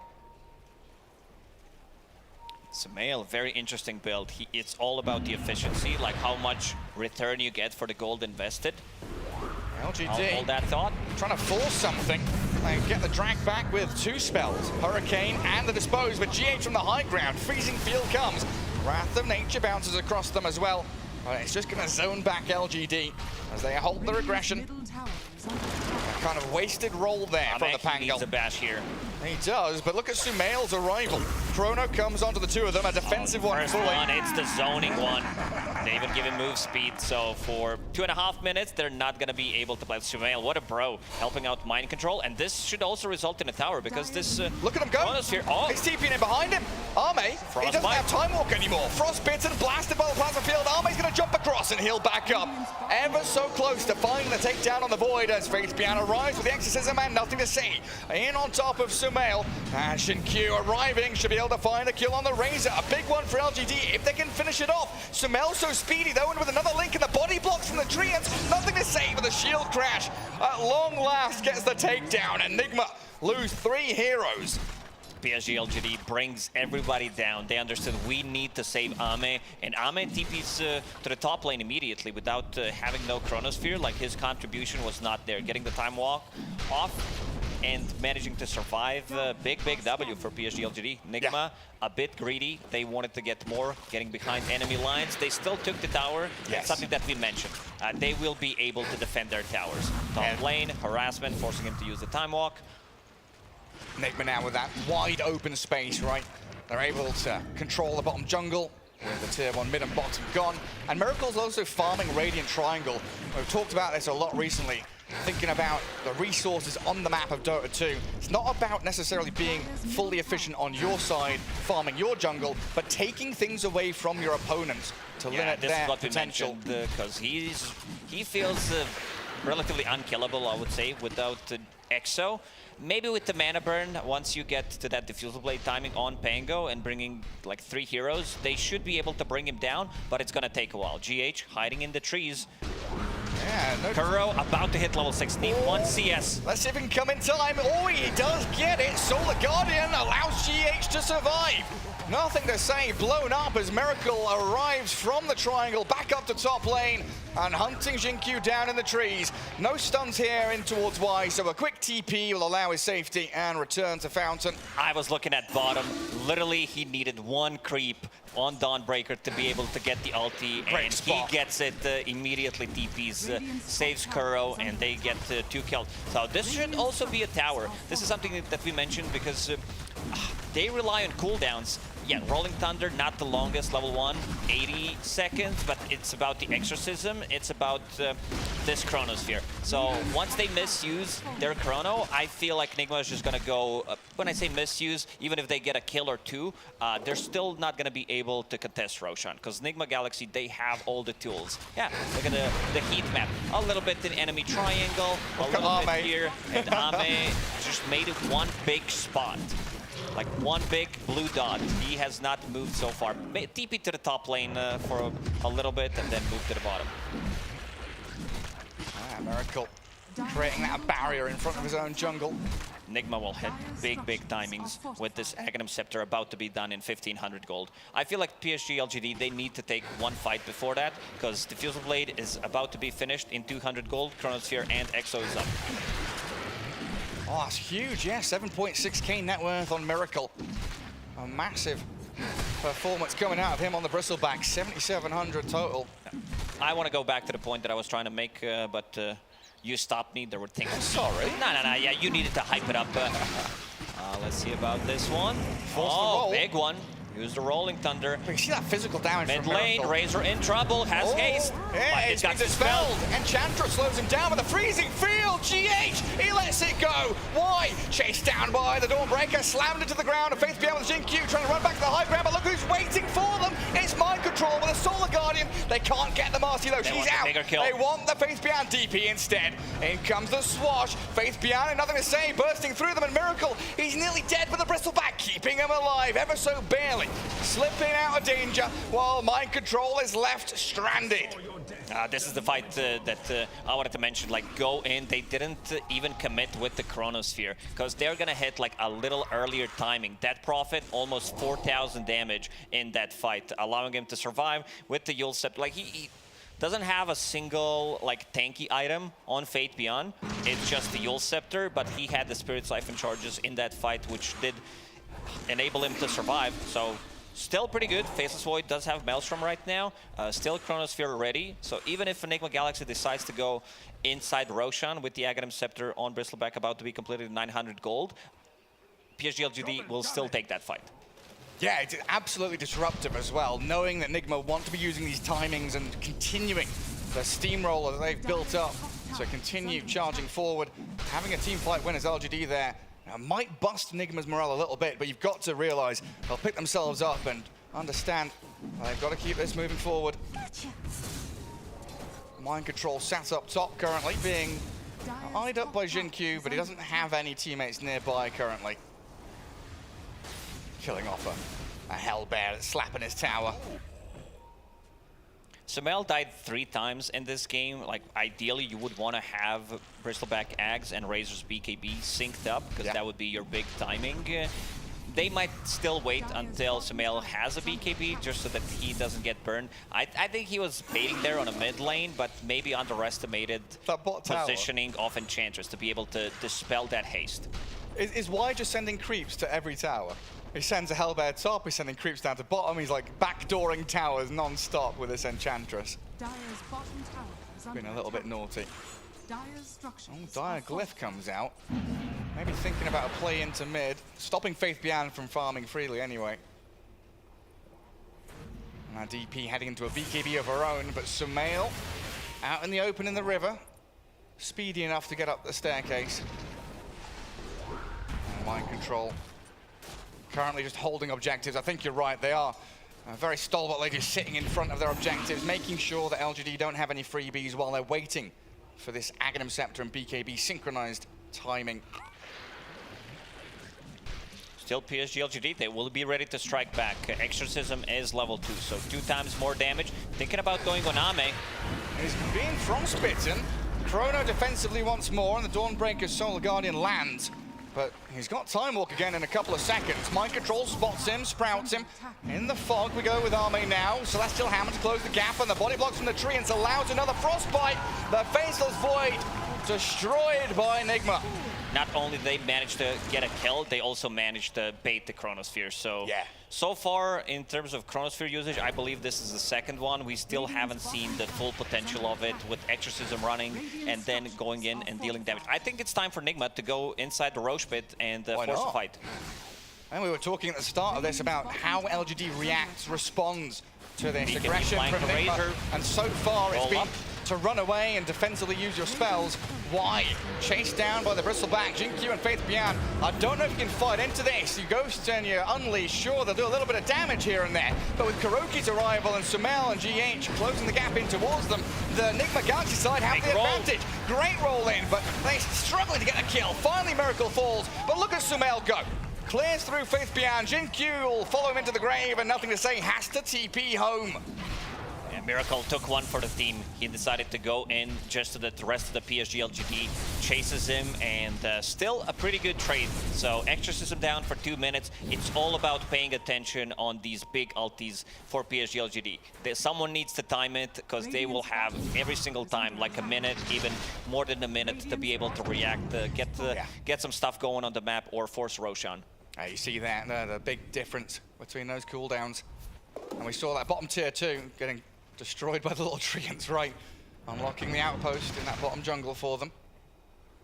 Oh man, we nearly have a BKB on the Maiden as well. She's going to be able to just stand there. Crystal Maiden rushing a BKB. She's going to have it after this wave. That's incredible, pre-20 minutes. Shard and Blink, of course, going to be coming up quickly afterwards. Precious bounty. But we've already seen GH's freezing field and how much damage, but it's not just the damage, but DP wants to chase, Pango wants to chase, Void wants to, they've got all these heroes that want to keep chasing heroes.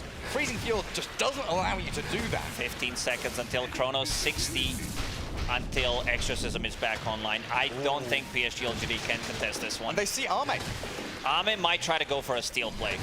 Well, they see him. They know that Arme's nowhere nearby. He's not gonna TP. They don't have a tier 1 tower there. They don't have a tier 1 tower on the mid lane. And the rest of, like, look at the 2 supports from Nigma Galaxy, covering every entrance where they could possibly get from. Get inside and try to do something about it. One of those clever things where it's like, hey, Miracle, you've been farming enemy engines for a while. Do you think Arme's gonna try it? Let's ward there and see what he's up to. I knew exactly where the Faceless Void was. And nothing to say. Running it back as Miracle, Sumail and the gang invading bottom jungle.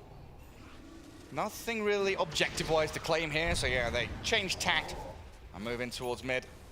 A big old Treant, greater Treant. Such a beautiful red face. I like what Kuro is doing. He's playing this Dawnbreaker 5, and he understands where like the real threat is going to come from. Disarm potentially on Razor, silence, and also time dilation on Bristleback. So he wants to be able to enable his team with all of this stuff. It's not the Gleipnir. He's going straight Mjolnir there. Oh, look at him! Oh, I just want to squeeze his cheeks. Beautiful little fellas.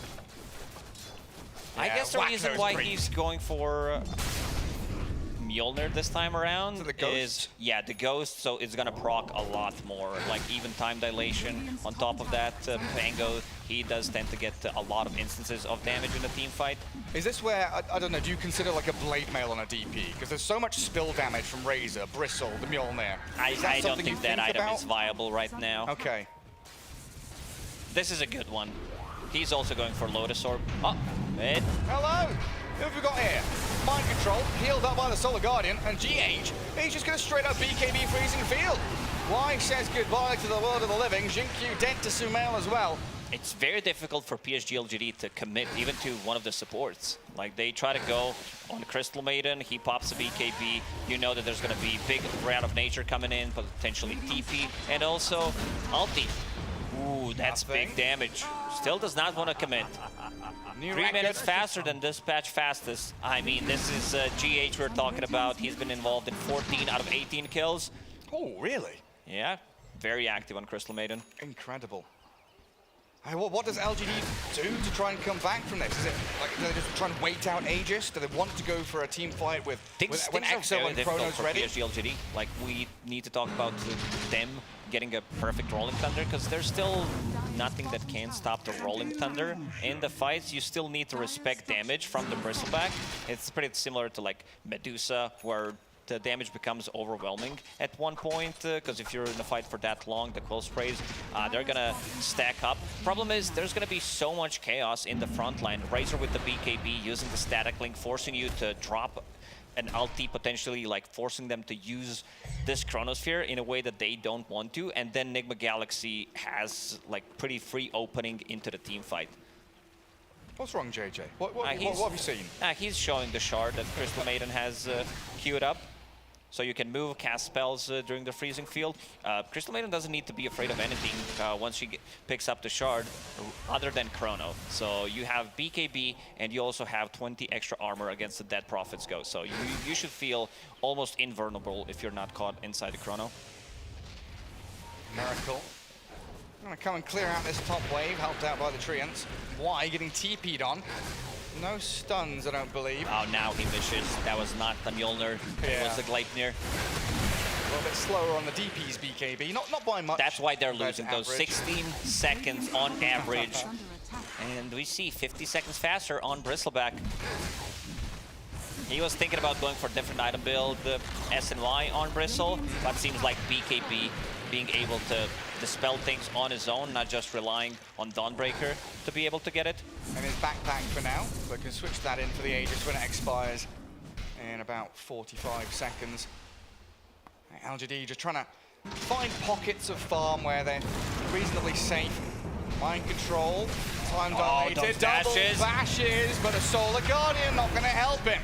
Still dead. Arme has to BKB to TP home, and nothing to say rolling out there as well.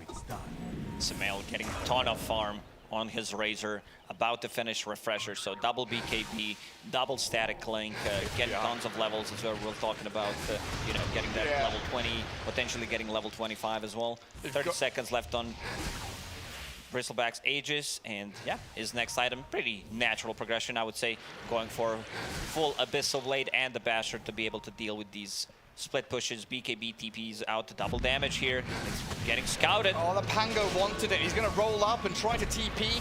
The Starbreaker, not actually quite gets landing. Gets home. Hey, Xinkyu, he came in to save his buddy, not needed. Pays the ultimate price while his courier dying to quill sprays and hits for a miracle. Flies over the treetops. But LGD just getting pushed further and further back. You can feel this map shrinking for them. The net is closing in around them. Enigma continue to fish for any targets they can find in the open. It's been a superb show in here. And there's that refresher orb for Razor that you talked about. They should be ready to just continue this tempo. This is big. If Enigma can bait one of the big spells, either Exorcism or Faceless Void ulti, also having buyback on heroes like Nature's Prophet or Dawnbreaker if ulti is available could be pretty big. Lotus Orb finished on Kuroki, so that's going to be a good way to deal with the silences, Spirit Siphon, disarms, time dilation, whatever you want to call it. That was close, wasn't it? 3 minutes and 23. 1 second. 1 second It's away. all we needed. Hey, could you fudge the numbers, please, and just remove a second off the back of that? Well, he's found in his own jungle. Okay, the observer says no. Statistical integrity more important than memes, apparently. We just wanted you to contribute to meme society today. Yeah. Meme culture, incredible. He's actually just like watching bottom lane. He's face palming right now, isn't he? You can tell. Shut up, you idiots. Xinkyu scanning top. They know someone's here. It's still red. And mind control, jumps straight up upon Arme with a perfect read of where he is. I don't know if that Solar Guardian is going to do anything apart from give away another kill. Kuroki's launched himself into death. This is pretty decent, bro. You need to get a double kill on Xinkyu. But the fact that now Nigma are down 2 heroes for 40 seconds means that tempo slowed. I wanted to see Nigma play a bit more aggressive once they picked up this refresher. Maybe they thought we need a basher on Bristleback. Not sure if that was a thing there, but yeah, they are losing a little bit in terms of the net worth. So basher is coming on Bristle. They did give them a couple of extra kills. Maybe they want to drag this game for another minute or two until Roshan respawns and then take a fight, prioritizing potentially Aegis, but PSG LGD, they will be ready to fight this time around. Yeah, and I guess one of the ideas there is if you bring a couple of heroes, LGD might expect more, and maybe if you force a BKB, force a Chrono or Exorcism, as we have seen, that's going to delay. Ame is pretty big in terms of levels, level 21, higher level than Bristleback, and now he has that level 20 OP talent, 120 attack speed during Chronosphere, so there's always going to be damage. And also I see him going for Mjolnir, so that's going to be a lot of procs as well when we talk about the Bristleback. Some other talents that are getting close that could potentially change things around. Still, mind control a little bit under level, but Sprout Leashes is going to be the big one.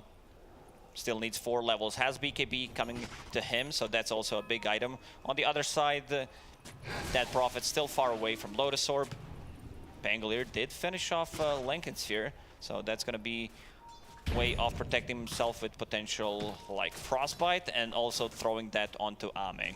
Just because if you take away his damage, the good thing about this damage build from Ame is, yeah, Mjolnir, a lot of procs, a lot of attack speed. So even if your like physical damage gets stolen, you still deal magical damage. Yeah, that makes sense.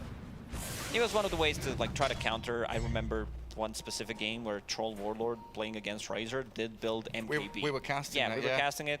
Yeah. He rushed it straight up. I think it was Skitter. I can't quite remember. I think it was incredible. Oh, LGD smoked up, knowing that it's around Roshan respawn time. They want to try and force something here. Yeah, good positioning from Nigma. They put the high ground forward, and GH also in a position to be able to break the smoke potentially. Oh, he's in a great spot. And Miracle kind of face tanking. They ping it out. Like you could see who's orange. It's Y. So yeah, he knows exactly. Glyph forced out. Some Treants causing a little bit of issue here in the bottom lane. In comes Ame though. Kroll, the BKB, gets it off in time. Let's see if Sumail can survive. The Solar Guardian giving him a bit more life. In comes Kuro. Sumail about to drop though. Ame and Faith Beyond focus him down. Dispose on the Dawnbreaker too. In comes Miracle though. Chase them back. Big physical damage hits from him onto GQ, and Mind Control sprouting Faith Beyond. The buyback out of Kuro and Sumail, forcing the fight near this Roshan pit is going to get them the takedown on the DP. Oh, I don't know if they can get any more though. A stun, the Frostbite comes. 3 down on LGD's side, and Roshan still 40 seconds away. And this is a freebie for them. This is what we talked about, you know, just to be able to have buybacks on their side. This is how you counter big teamfight ultis near the Roche pit. So yeah, 30 seconds. They still have time to potentially like take a fight, take a 3-3 tower. Jinkyu with the buyback. Ame easy in and out with the shard. Forcing it here with another buyback out of the DP. They dispose Miracle. He's still tanky, and GH will zone them away with the freezing field. His That's BKB a big and one. the kill on Needs GQ another is one. coming. So Mail, he'll find it. A dieback on Marcy. Ame back in, but he's stunned up. He's been chain disabled. Ame's down. Buybacks immediately. Nothing to say. He's trying to roll up and chase them back. Nigma wants to retreat. Reset time for them. Give away the life of Kuroki. No big deal, but he yules the profit. He does have a buyback. Ame will clear through with a triple kill on Wise Enchantress. LGD pinging out Roshan immediately. So no buyback on Kuro, because he did use it in the previous game, but they do have 2 buybacks on their side. And someone calling the hands as a DD rune spawned near Roshan. Let's see how Nigma approaches this one. Do they just let it go, or they want to contest it? It looks like they're just going to allow LGD to take it. They were a bit greedy. Maybe if they left one Treant inside the pit, fall back into Roche. Miracle going in. But he's being rolled on by the Pango. He's in a 1v4. He's BKB'd up, chasing Y, but even with the backup of Sumail here, LGD are going to cruise towards them. Walk up the ramp, look towards Sumail. Refresh BKB comes out of the Razor now. Miracle, he's chasing back as a Faith Beyond, aiming the DP as Ame wants Sumail real bad. Pops his one, but there's no way he can survive. He's gone. 100 seconds. And a chrono onto Miracle allows the Void to get in front of him. Nigma falling apart at the seams as LGD strike back with their big team fight ultis. And also double damage here on the bottom lane. Ame did pick up the Aegis in that fight. I feel like Nigma needed to approach it a bit differently. Try to secure Roche instead of going for the tier 3 tower. They almost killed it, but this Roshan is what changes the game completely. Where's the shard at? Because Faceless Void did have it. They gave it to Dead Prophet, so another Spirit Siphon charge. They wanna go in and potentially end it. Let's see if they decide to go for. Oh yeah, it's being pinged out. Yeah, they want to do it. They know there are limited buybacks on this dire team. I mean, Miracle doesn't have the money for it, but they also know there's going to be no Razor, no Dawnbreaker as they go for tier 4. Still double damage running, the extra damage from the sidekick. They want to finish this one off. MCGH, they can move forward with Kuroki, do a bit of chip damage here and there. Exorcism still going for a good 5-6 seconds, and the tier 4s are crumbling. Dispose on MC, they found the profit. He's got buyback available, but this freezing field stopped in its tracks by Ame and his Faceless Void.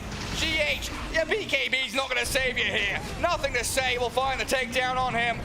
They're ready to close it out. Bristleback is out in 10 seconds. Does have a BKB available once he comes out, but those bashes from both Faceless Void and Basher from Pango. He sprouted the throne. Ow, mind control. I'm getting the flashback. Alliance against Nigma. Try every dirty trick in the book. When they defended the throne was at like 20 HP. Seems like PSG LGD did know the need to back off a little bit. There are no creeps in the base. They're spamping in it. Glyph not available for Nigma. And a 5v3 for another 20-30 seconds. Mid lane barracks going to be cracked wide open. Throne is out in the open, cold and exposed as Jinkyu. He's forced the BKB out of Miracle. Arme will time walk away. They're knowing that they can continue these fights. Now the BKBs are being expended so frivolously. And Marcy's got one being delivered soon as well. And out, they're buying time. I've got the damage, but they don't have the vision of the throne to actually kill it off. This game being delayed out. They just dispose of the damage in from Jinkyu. The Unleashed Army's right clicks. The chrono on the backline zone 2. Mind control and Kuroki stuck no here. No buyback on him. And LGD surely now have this victory in the bag. One more takedown. GH respawns, but a lonely Maiden can't do this. In base, Crystal Maiden, the sole survivor, needs to be able to defend the throne. Y will backtrack, clear out the wave, stop the treants from any more of this nonsense of wave cutting. The Vambrace, the Vam Null, to be able to get some extra damage going with the ulti. Let's see how that one goes. His smoke breaks. Go on, GH, get in there, my son. Oh, the courier play, dragging the creep wave back, trying to buy some extra time. But Exo's running it, they call it. GG called, and PSG coming back into this game.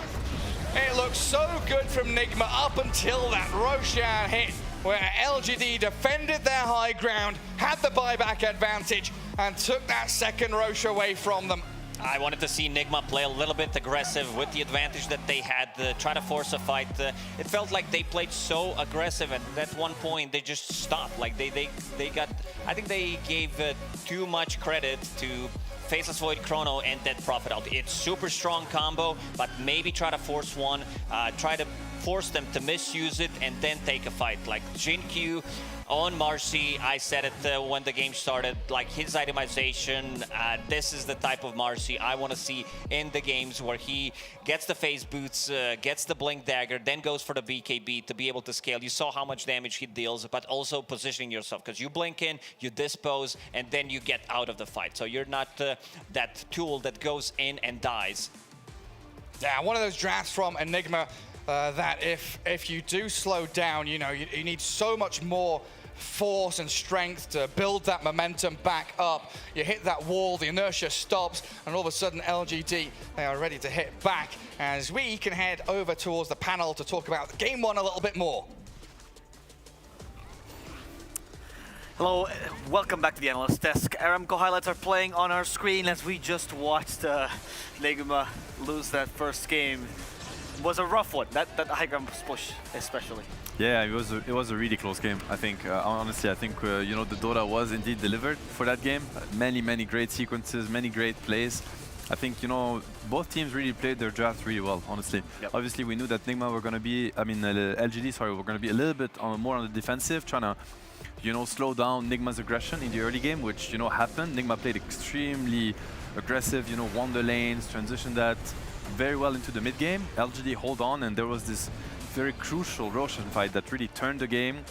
Maybe, you know, like decision making from Nigma to go high ground instead of going for the Rosh, and perhaps we'll break that down a little bit more, but thrilling game, honestly.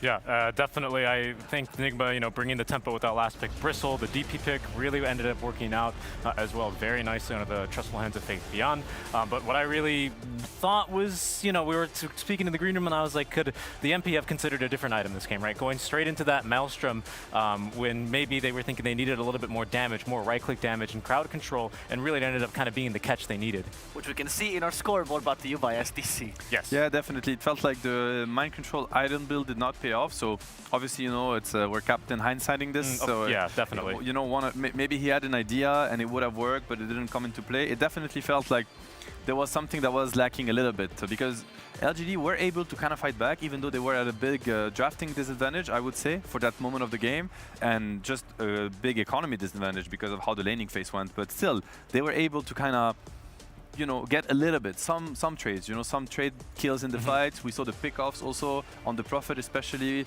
I'm thinking about the top lane, you know, they got my control several times, Kuroki trying to save him. All of these little things that it just bought time for Ame to come online. Yeah, I mean, Nigma Galaxy at the same hand, you know, they did incredibly well. Miracle, right, farming in the enemy triangle. LGD smoke gank, buying time for Ame, as you say. And then Nigma used their kind of global lineup to really turn that smoke gank on its heels, right, kind of shutting down the early momentum of the Pangolier. But still, even on those first couple of fights, basically after the Fusel Blade come online, LGD, they string together the team fights and they just kind of run away from from Bristle. He really had problems staying on top of his heroes, and it became just impossible for him as soon as the DP had shard. I mean, they lack the Saber, right, for the Bristle. Who is really going to lock down these heroes? It's not going to be the Razor. It's not going to be the Dawnbreaker. You have the one Frostbite from CM. That's why, you know, I'm thinking, you know, a Hex on Prophet, these kind of things. I mean, of course, you can always come back to the item builds, but there was definitely something that was, synergy-wise, lacking a little bit for Nigma's lineup to really close the game. Yeah. That's been the name of the game for Nigma for a while, the joke of the no-stun Kuro draft, right? But it's always been fixed, at least in this tournament, by the run-at-you main nature of Nigma's draft. But these drafts don't allow for many errors, do they? No, they really don't. And I mean, especially against LGD's lineup, think about it. You know, your Bristleback, sure, you can keep killing this Marcy over and over again, but you need to deal with the Pango, and he's rolling away from you. You need to deal with the Death Prophet, you know, kind of max movement speed, running around with Exo. You need to kill the Faceless Void, but he's BKB'd, and he's just jumping in and out. It's just difficult, right? So, you know, and they really had to find these pickoffs, these key pickoffs on the course to transition into the objectives that were actually going to win the game. Yeah, and perhaps that's what, you know, that was the mentality of Nigma when they pushed up to the high ground. That we have to force objectives, we have to just get in there and fight. They didn't want to take even a second to slow down and look for Roche, just by committing a couple of buybacks there, crucially, right, on Sumail right after the refresher. So, you know, those kind of forced decision-making, right, LGD really applying the pressure and finding the weak spots, right, in that Nigma lineup and really squeezing them to the point where Nigma are going to break in game 1. You also see the difference, I think, in execution. Yesterday we saw the matchup, the DP position 3 versus the Bristle position 1, and yesterday the Bristle got quite bullied. DP had an incredible game, and I think for the laning phase here it was really much different. And this is when you see also, you know, difference in execution between players. Faithian was struggling a lot during the laning phase. Miracle had like the perfect game. I think he even had a stat where he was like one of the highest net worth in the whole tournament. But yeah, I mean, DP will always end up, you know, kind of, if she gets a game, being a good hero against Bristle, and we felt it. We felt it in the mid game. Yeah, and that percentage-based damage. Also, of course, the DP, something that LG always does really well, right? That somehow you realize, oh, it's a good counter to Bristle. Also, that combo with the Corona was always set up from the beginning. That synergy is never missing from LGD. Sometimes that might be missing from the Nigma lineup a little bit more. What can we expect from them in the second game to make sure that this doesn't happen again? I mean, I think there's a couple of different ways they could really look to approach this, right? It was perhaps from the itemization, right, in this kind of lineup. I think they did well in the draft. They had an ideology behind it, and especially this is something that LGD have shown a couple of times, even this tournament versus Secret, that they're willing to have some weaker lanes and rely on their execution and just team fight to kind of get them into that mid-game stage where Ame is just a complete beast and they're able to find the fights, right? I think if you draft a little bit more even earlier tempo and play with that timing specifically in mind, you might be able to really exploit that weakness that LGD are not keen to show, but have shown. Yeah, this is where Nigma, they're kind of at a crossroad, and they need to try to analyze well really what really happened in that game, because they could feel a little bit like, hey, we need heroes that scale better, you know. At some point, these Voids and these Death Prophet, they scale too well, and we're stuck with these Bristles and Razors, and it doesn't work. But at the end of the day, was it really the problem? Didn't they have a real opportunity to close the game? So shouldn't they kind of keep doing what they did, even though they lost the game, or do they want to kind of, you know, switch things around just because they feel bad that they lost? Well, we learn from mistakes. They might have not been able to close the game, but we are able to close this panel on a quick break, and we'll come back with game 2 between Enigma and PSG LGD.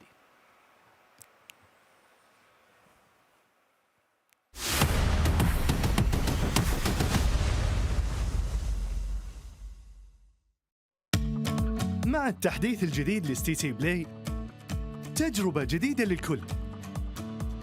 لو جوك دايم تحديات، نافس وانضم للبطولات. استكشف الشات والتايم لاين وتسوق من متجر التطبيق. الليدر بورد على تفاعلك بالتطبيق، والجوائز الأسبوعية والشهرية على نظام النقاط تنتظرك. ستي تي بلاي، مهما كان جوك هذا محلك. عايز تترجم راب؟ تعالى لي. ملوك الصين دي انا ملخصه في سطور، بس مين فاهم؟ كلام الشارع ده انا هرشه كل المجال حبايبي بروز. وانا كاكازوكو مصدع القي نظرة لو على الحلاوة عندي كاستر والاسم عفرت يا عفرت، هتفضل معفرتها ولا ايه يا برو؟ انت مين يا هو ازاي ده دخل هنا يا جدعان؟ نكسر الدنيا الاول وبعدين نتكلم، نعيد من الاول. لا لا لا لا لا لا لا مش مسجل. اخواتي عشان فاهمين السين، سبوتيفاي عمل لك بلاي ليست الاقوى راب مصري، اسمع ملوك السين ببلاش.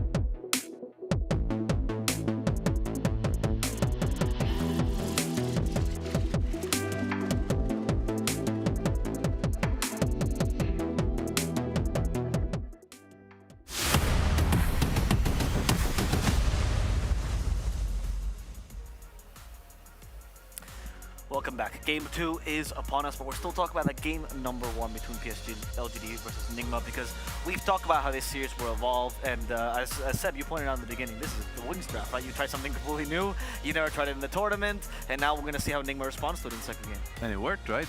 I think they were, you know, the team that beat the Razor the most convincingly, and with really unorthodox heroes, and and it really worked wonders. And that is the strength of these teams going into the tournament. They will break. They have the ability to break anything, you know, tactically in Dota, and we've seen it this game. And yeah, it's gonna change a lot of things for the rest of the tournament, I'm pretty sure. Richie, you actually spoke about this strategy because they played in the GC and DPC. Could you explain us a little more about what happened there and why you think it's good? Well, yeah, I mean, it's just always been like a first pick material here for LGD, right? I think they like a lot the tempo, the timings as well, right? The BKB heroes, the refresher meta still not as strong, right, with that 90-second cooldown, but refresher's still as good as it's really ever been. So that kind of forces a lot of fights early. It can be a little bit uncomfortable for teams to you know, kind of fight into that powerful timing when you have a lot of 2 or 3 item cores that aren't really quite there. I think as well, because LGD plays so much with it, they also recognize the weaknesses and know how to exploit them as well, right? We saw like constant Chronospheres just onto Sumail, ensuring that the Faceless Void, you know, was never going to get linked inside of Chrono. It's just way too many issues for him. So I think their target priority and the focus fire and everything, right, against the Razor also worked out very well, thanks to LGD's knowledge. I mean, it really came down to very little things. I think both teams played an exceptional game, you know, for both their lineup, how they executed it, how they drafted. Yeah, this is what happens when 2 really big teams go full force against each other, and it really came down to, you know, the clutch things, the decision making, the buybacks. Do we go Roche, do we go high ground?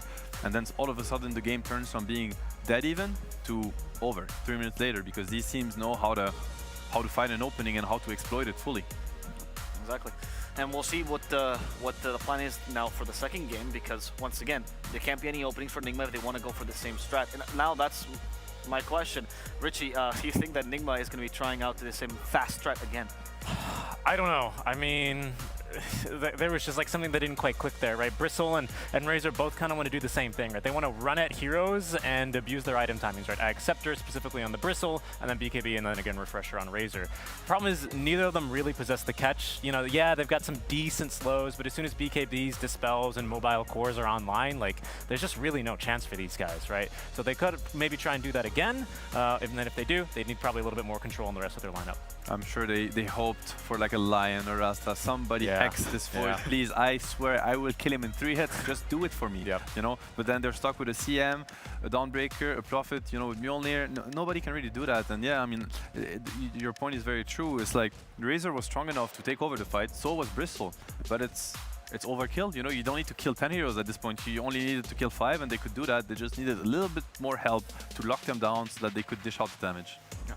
And now I would like to talk about this opening that they had here, this specific opening at the high ground push. We actually have a special segment prepared for you guys here.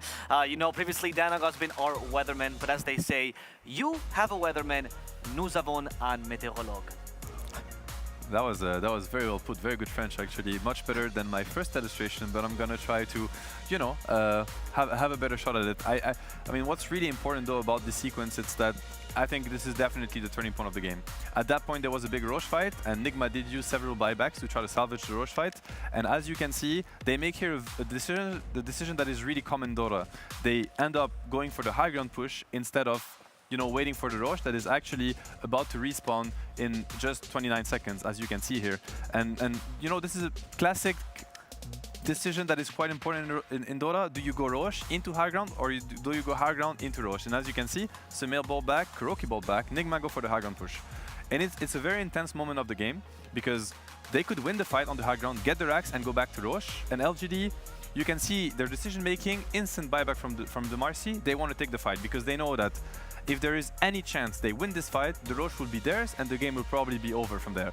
And I want to really emphasize on Ame particularly his decision making, because you might have thought that Ame is bad, Ame made a really big mistake by dying on the Void, but I actually think it was very conscious what he did, and he baited Nigma into a game losing situation. So if you look at it, LGD here, they're kind of looking at the fight, they're poking, they start engaging on the Bristle, rightly so, and you're gonna see here, Nigma, they get to disengage. Very good ulti from DH, he gets the kill on Xingqiu, that's gonna die back. And at this point, Nigma is like, all right, guys, we cannot commit too many resources and we want to disengage. Ame wants to bait them back in. He goes in, gets stunned right away, he's gonna die, but he has buyback ready. And this is what's gonna happen now. Dies, buys back, they will take the follow-up fight. And for Nigma, this is such an important moment of the game. They lose this fight, it's going to happen, die without buyback, lose the Roche, lose the entire game. So, you know, big plays, sometimes you gotta commit, you gotta sacrifice something in order to win the game, which is what Ame did, and I think that literally won them the game. So yeah, on to that. Gonna look at how they approach game 2, but definitely a big moment of the game and definitely big plays between these big players. Thank you very much, Seb. Now we have him back on the panel. This time we didn't get him to magically teleport with us because we are ready for draft for game 2. About to begin any second now. Any expectations for these first bans, gentlemen? It's all about the Razor, right? Yeah, it seems to be right at this stage. I think I was a little bit surprised as well. I don't remember if Tiny got a ban in the last game. I'll have to remember that, but that's always been I don't think it did, yeah. Right, yeah. I'm gonna check it, but pretty sure it got ignored. It's like, there's a lot of heroes that these guys prioritize anyway, right? You can't really be everywhere. It did get ignored, yeah, completely. Ooh. Yeah. And what do we have? First picking a Nyx now. That's quite interesting. That is interesting. I mean, you could look at it as being a block pick. I mean, the big information is the Razor ban, right? Nigma, they snatched it in the first game. It did not really work in their favor. I don't think it's a hero they necessarily like over other heroes. As we mentioned for game 1, it was more of a block pick. It kind of, you know, two bird, one stone kind of thing. And now they go away from it. They ban it. And yeah, I think they're just going to be looking at playing a little bit more of their comfort zone. And think about the Nigma heroes, for instance. You know, they love their Dawnbreaker. They've picked it a lot. They first faced it a lot throughout the tournament. LGD, we said, they're maybe not so comfortable, but Nyx is a block pick to Dawnbreaker. Yeah. Right? You feel much worse picking it into the Nyx. Yeah, exactly. I think if you look at a lot of the drafts from LGD, you'll see not so much in the first phase potentially bans for Dawnbreaker, but definitely second phase you see that familiar face pop up for them. So yeah, exactly. Deny pick. They actually banned it against Nigma last series, in the game 1 draft as well in the second phase. Nigma have been picking it pretty consistently through the tournament. So. And I wonder even if you maybe even second guess the Zeus. I think it goes both ways, but Nyx is a really good hero at locking down the Zeus, with the Heavenly Jump now being like an AoE damage spell, and the Carapace being really effective against that. Okay, they still go for the Zeus, but we've seen Nigma do the Dawnbreaker Zeus the entire tournament. And because of the first pick Nyx, they actually went away from the Dawnbreaker, and now LGD kind of pushed them a little bit out of their comfort zone. They end up going for the Wyvern and the Zeus, but it's much different, right? Because the Dawnbreaker is fully flexible, the Wyvern is not. Or at least Nigma has not shown yet that they're willing to flex it on Sumail. That's very true. They probably are going to be quite happy to get their hands on it, though. It is a very much a winning hero for Nigma that LGD also enjoyed banning in the second phase, so they will shift priorities towards picking up that hero a bit sooner. Just from kind of glancing through drafts, no, it's still actually a pretty normal first phase as well for Nigma to be. It's a hero honest. that they like. Yeah. I think the big difference is, you know, if you were to run a Wyvern Zeus support combination, it comes with a lot of downsides. Yeah. These are heroes that are pretty bad at rotating, bad at killing early on in the game. You know, obviously you don't have the curse yet, so all you have really to work with is some slows and a little bit of nuke damage. I feel like the core heroes, they have to make up for it. And we go for another Ember. Okay, I mean, this is interesting. We've seen LGD, they have picked this Ember. I think it was against Secret Zeus, and they got completely dumpstered. Yeah. Ember, I think, has one of the worst win rate in the entire tournament right now. I think it's probably, even if you look at the amount of games played versus the amount of losses, it's probably the worst core hero of the tournament. It might not mean much yet, but this just shows a lot of confidence from LG. It's like, you know, it was just a bad day. We still believe in the Ember versus the Zeus, and we're willing to push it. Okay. We've also seen a pick that now has gone ignored in this first phase. I know that LGD love a lot. Richie, it's the Warlock here. Oh yeah, it's actually still ignored. Yep. Yeah, that might end up being a ban. I think the somewhat dangerous part about that is that your support duo Nyx Warlock, that doesn't seem all too bad, to be completely honest. No, I quite like it actually. Yeah. You know, Nyx is the kind of hero that kind of starts the fight but lacks a little bit of damage. He wants follow-up. He wants the Warlocks and the Phoenix of the world to kind of help him win the fight that he started for you. Yeah, so and they kind of complement each other, right? Yeah. Some good vision, like you're saying on the Nyx. Warlock has the cast range, but usually not the vision. And it's Ember the same Spirit. with the Ember. Think about the Fatal Bond into the Ember AoE. That is crazy good. Yep. Fatal Bonds here. No Dispels either on this Nigma or Zeus hero either. Yep. So that's currently still going to be potentially problematic for Enigma to deal with. It's definitely a hero that would fit very well LGD's lineup, especially because, you know, one of the way to maybe abuse Warlock a little bit is use the fact that he's not so good at rotating around, right? Yeah. You're not worried, watch out, Warlock is missing. Warlock is missing. Nobody cares that Warlock is missing. What is he going to do realistically? Is he going to gank you? He's going to golem you from fog, right? Mighty Shadow Word from the fog. It's like, no, he ganked me again. That doesn't happen. So what I mean is, like, when you have supports that are passive and happy to sit on the lane, such as Zeus and Wyvern, you know, Warlock is fine with that. That's what he does. He actually enjoys sitting on the lane. Zeus is gonna harass you. Warlock is gonna out heal the damage that Zeus or Wyvern would do. Sure. So it's a perfectly fitting game for Warlock, in my opinion. Whereas you play Warlock versus these heavy gankers, such as a Clockwork or an Ench. Now it's like your mid laner's dying because of the ganks, and there's not much you can do about it. Yeah, that's a good point, right? I think one definitely downside of Zeus or Wyvern, regardless of their positions, is they're a little bit more dependent on their cooldowns, or like they've got longer cooldowns, right? So does the Warlock. He's got still one of the longest ulti cooldowns in the entire game on that chaotic offering. So you know, into the tinies, maybe he's now a consideration, right? Yeah. You know, kind of maybe if Warlock is still on the table for LGD, you know, a hero that just likes to fight a lot faster. Kuro's just, you know, doing another one of his infamous no stuns lineup so far. I'm really hoping that we're gonna see some stuns in the second phase. Yeah. You know, I think LGD, you know, they're banning the monkey. Great ban. Obviously, you know, one of the few core heroes that gives you a stun, synergizes really well with the Wyvern. You know, think about the curse as being a setup for the Wukong. Also, monkey does get the Jingu stacks against embrace targets, so that's also something that can kind of, you know, play against you when you're trying to do that. But anyways, I mean, the second phase here is going to be super important, I feel, for Enigma. They have to find their heroes that are going to truly enable these supports, because these supports, they can look really underwhelming with the wrong cores, and with the right cores, they can look deadly. That's very true. Yeah, Nigma right now, when they look to want to start fights, they're very strong. And there's the Tiny. That's perfect. Yeah. I like that. Yeah, heavy stuns. One thing to mention, I think MC is actually open to the idea of playing a Zeus position 3. I do not know if it's a pub game thing or if it's an official. I cannot remember. I just know that he can be looking at the hero potentially. So maybe this is a little bit more flexible than what we would normally give it credit for. Do you think that Nigma also values the Ember as a counter to the Zeus? Do you think they also see it that way? Probably. It's definitely something they could be looking at. Tiny has a much better matchup against the, Tiny Core can also be quite interesting here. I mean, it's a hero that really doesn't care about Nyx. The second he sees him, he just bursts him down, and the Carapace then does not come as a threat whatsoever. Probably much better matchup against the Ember than the Zeus would be. It's definitely a possibility. Here's the DP again for PSG LGD. That Warlock's still in the pool. We'll see if that's going to be the next pick, though. But that DP... It's quite good against Tiny Core, potentially. Also, I think decently good against Wyvern, I want to say, right? One of the heroes that really doesn't really care much about Curse. She does a lot of damage, but not to her allies. Like, Exo is not going to turn. It's not going to get affected by the Curse. She has very little right-click damage. And just, what DP really does is she runs you down, and Wyvern really hates that.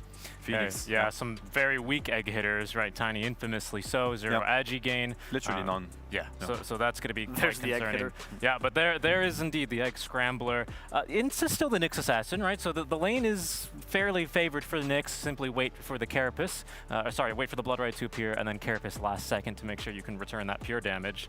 I love the Phoenix pick. I think it's very similar to what Warlock would have done. He sits on the lane, he brings an immense amount of team fight, immense amount of damage, synergizes really well with... He just enables heroes like Nyx and Ember that are going to be setting up the fight for you and are going to lack damage. Then Phoenix DP, they kick in and they deal with that part. I mean, I like the Bloodseeker pick. I think it's interesting, Rupture versus DP. It's annoying for DP. Sure. Obviously, Bloodseeker, very good hero at killing the egg, good hero at threatening the Phoenix from afar, Try to silence him, it doesn't happen. You chill, it happens, you go in, you kill him during the silence duration. At the same time, as you mentioned, I think that the Nyx, both the Nyx and the Ember actually, are really good heroes at locking down Bloodseeker. That's what you need against Bloodseeker, right? You need a stun to kill him because he's always kind of hasted. These three heroes, they do it really well. Yeah, I mean, Ember, of all the brothers, he has probably the least problems getting away when he's ruptured. It doesn't bother him extremely, especially because he can have a safety remnant back. So that seems pretty good. Right now, though, as far as like the support game goes, I slightly favor like Enigma's supports, just slightly, because they've got a lot of heroes to grant vision right between the Zeus, so you can try and find the Zeus and even the Bloodseeker, right, with the Blood Rite to provide vision, try and find this Phoenix and take him very quickly out of the fight between a Zeus or even a Tiny jump in. I really do like that. Whereas, finding the Wyvern with the Nyx, normally not that hard, but into a Zeus in any role is going to be a little challenging, I think. I think once again we see the two styles clashing, because I look at how the fight might develop in these games, and right now I really want to heavily favor LGD. I feel like they're going to have a much easier way to take the fights. It's even looking a little bit scary for Nigma, if you want my honest opinion. But yet again, Nigma, they're looking at other things. They have very, very strong laners in the Bloodseeker, in the Zeus, the Tiny. I mean, not only laners, but like how the early game's gonna go. It's much easier to impact the game with a Zeus, a Tiny running around than like with a Phoenix, for instance, or Death Prophet. These heroes, that's not what they strive at. So we're once again gonna see this clash of playstyle and ideas on how Dota should be played these days. Final pick of CK, which will give him a little bit more laning phase as well, but still a really strong mid-game carry, and usually pretty decent against Bloodseeker. Has one more lockdown to add to the pool.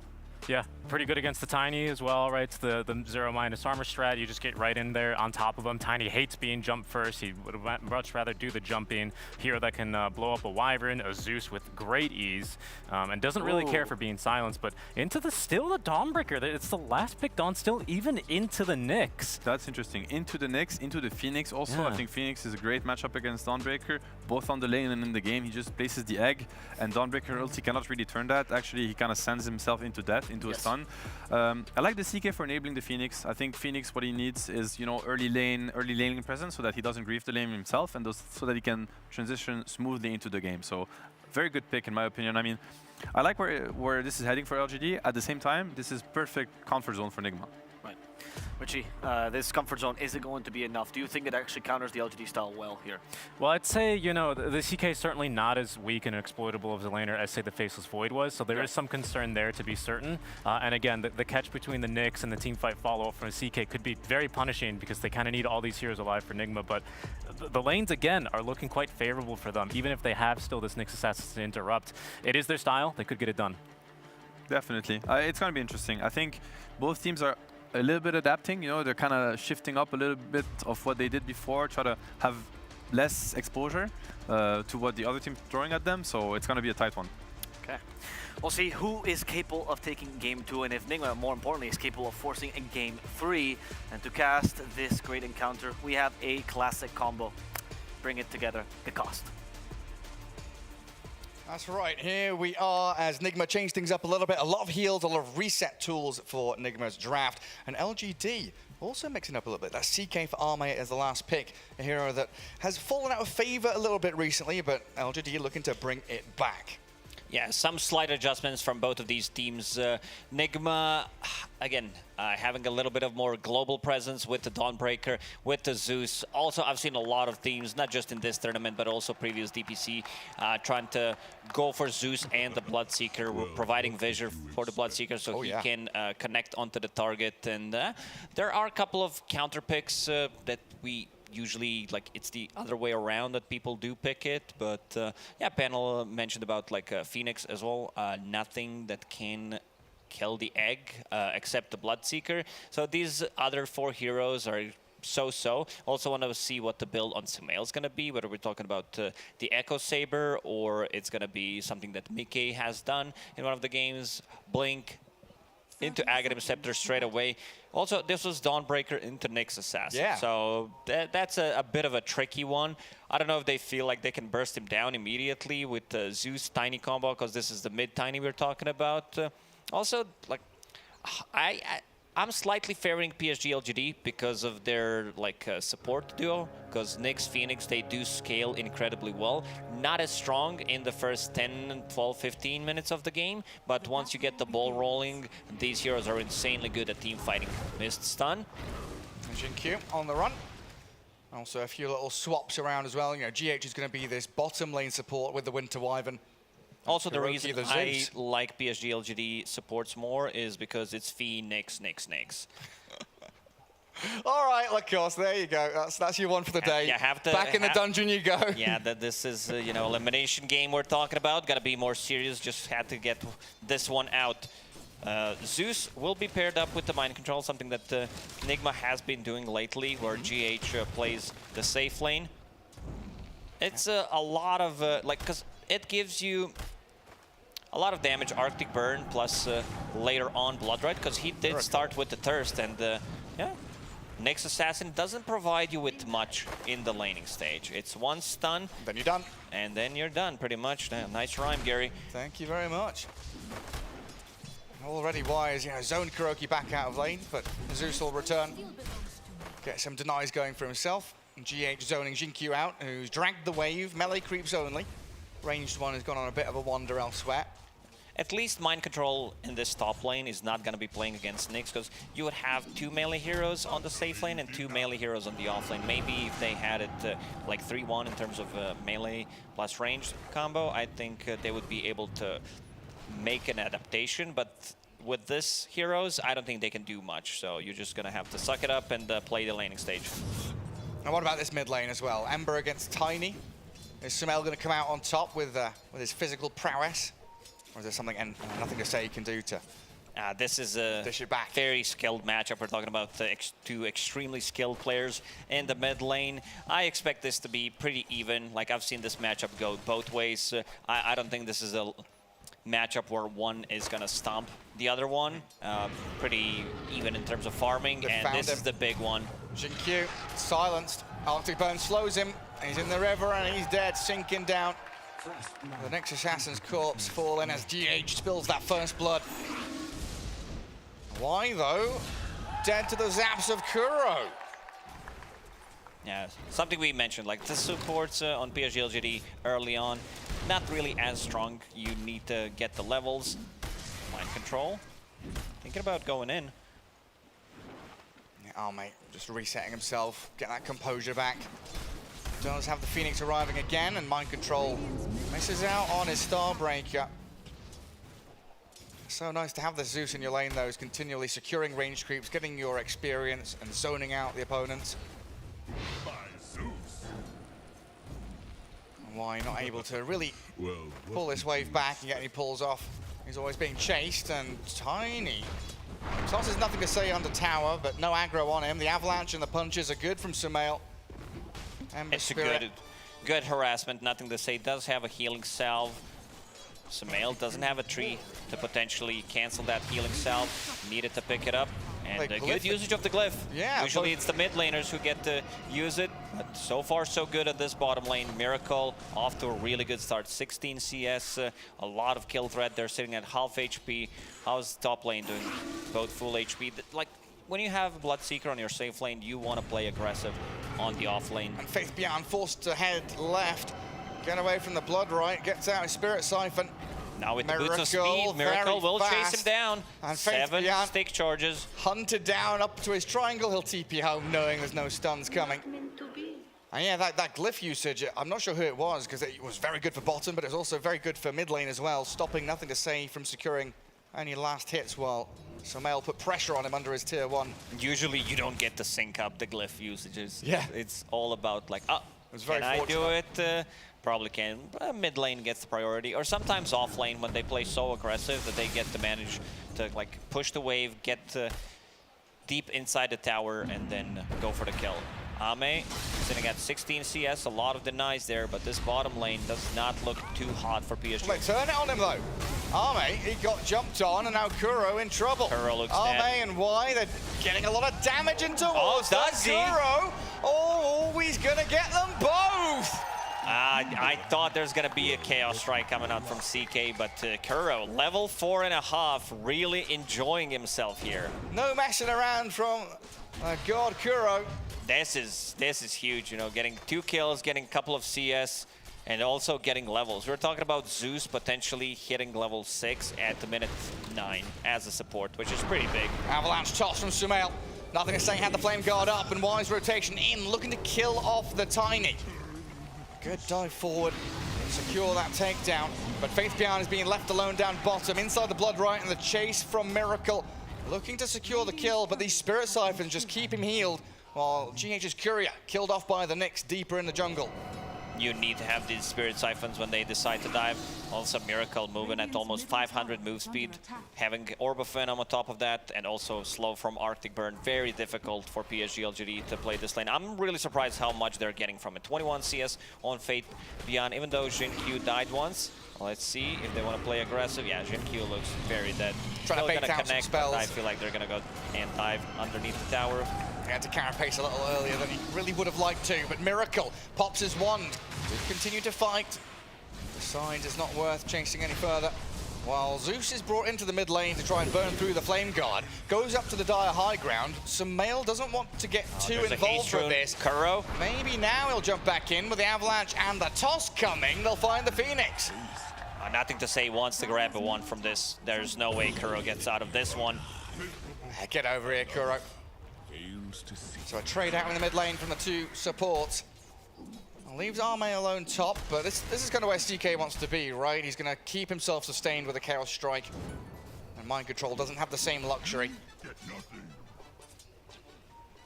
Also, when we talked about hero counters, this was CK into Wyvern, which could potentially be a lot of trouble. Even into Zeus Tiny, it's easy to scout which one is real, but I think it's also going to come out to who's getting the first jump. Like in terms of carry-to-carry matchup, Bloodseeker, he does itemize the deal with CK, and the Illusions does have a lot of armor, but sometimes it might get overwhelming if CK is off to a really good start. 31 and 11 right now on Ame. He's got Kuroki behind him. Forcing a TP. They saw 2 supports, so maybe they could potentially try to play a bit aggressive on the side lanes, and here they go. And at bottom, GH.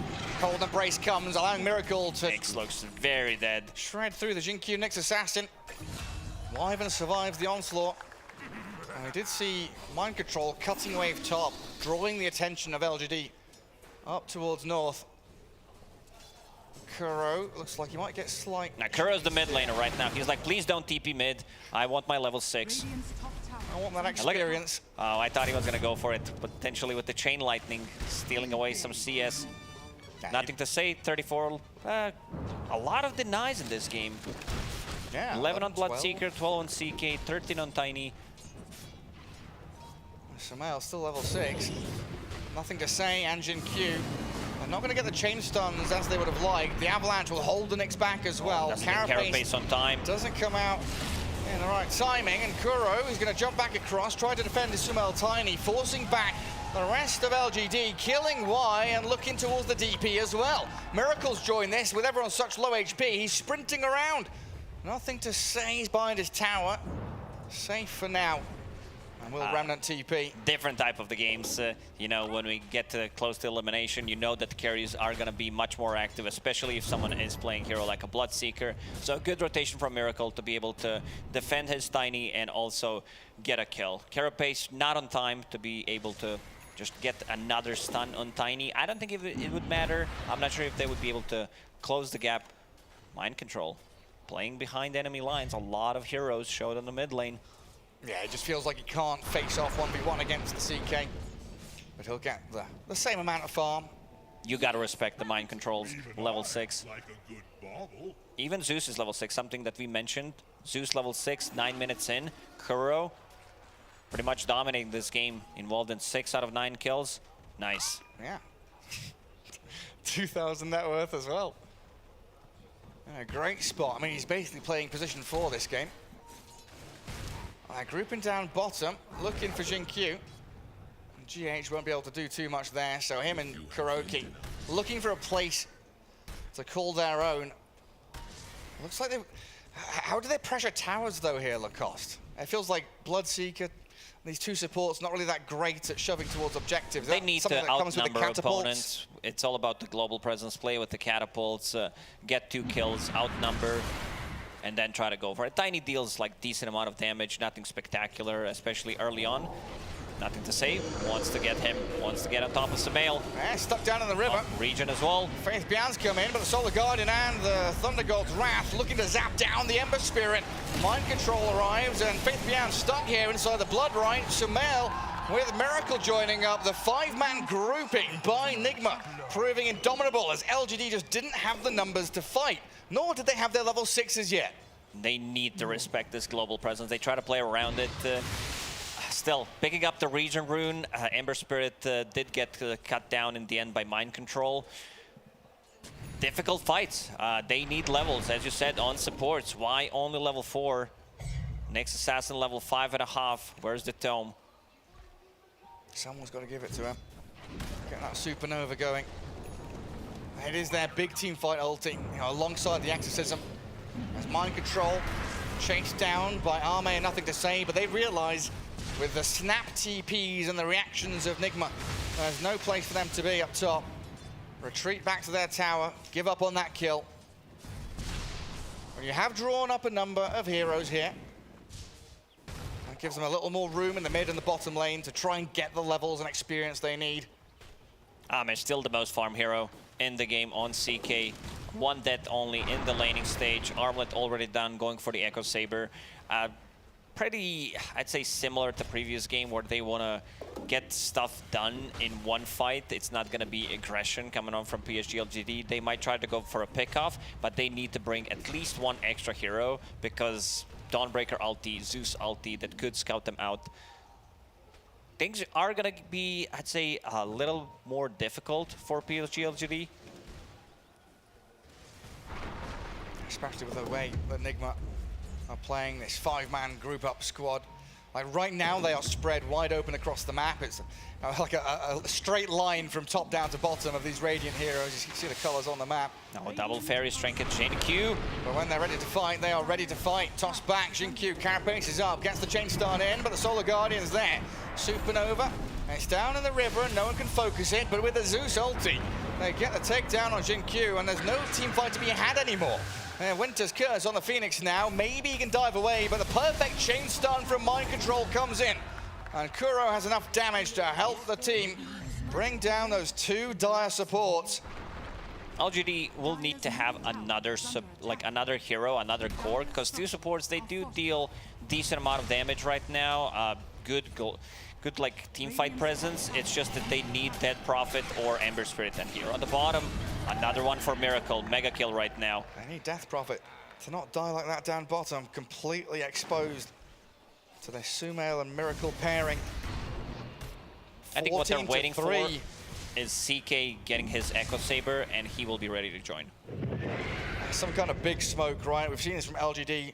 A lot of the top teams from time to time, when they are behind, they want to break out of this rhythm where they're losing traction on the map, so they go for one big smoke, one big team fight. And sometimes all it needs to open the map, get a tier 1, look for objectives, but also upset the dynamic of the opponent team. Let's see if this is going to be a smoke. They are getting scouted at the moment. They caught 3 heroes, so Nigma should know something is up. This Observer Ward did scout it. There's only Sentry on the high ground, which does not reach. And look at positioning from GH. Now GH will tank this gladly. It'll take a little while for them to finish him off, and Sumail realizing quite quickly he's got no place to be down here.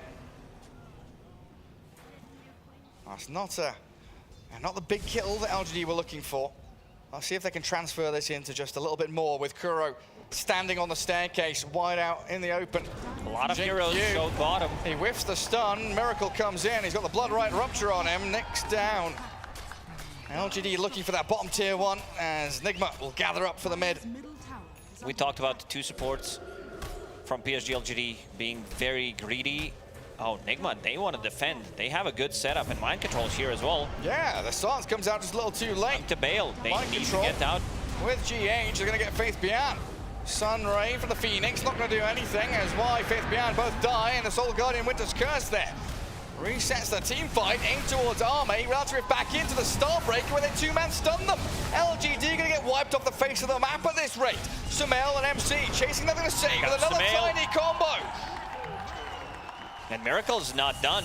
He's still chasing, but no one to follow it up. I'm a bit surprised PSG LGD decided to go for this tower push. Ame was like 50 gold away from Echo Saber, which is a lot of damage on their side. They also need to be able to reset the fight, potentially get out of the Dawnbreaker ulti. This time around, Nigma has much more AoE control, a lot more stuns, so it's not going to be that easy for PSG LGD to reset. Much more difficult for them. They're doing very well defending these towers, knowing that's a great way for LGD to come back into this game. Good cancel on the dive from Kuro. Well-timed lightning bolt there. Sumail wanted the high five from his captain, but Kuro's got more serious things to do. He's de-warding, getting that money. LGD just need to try and wait this out a little bit.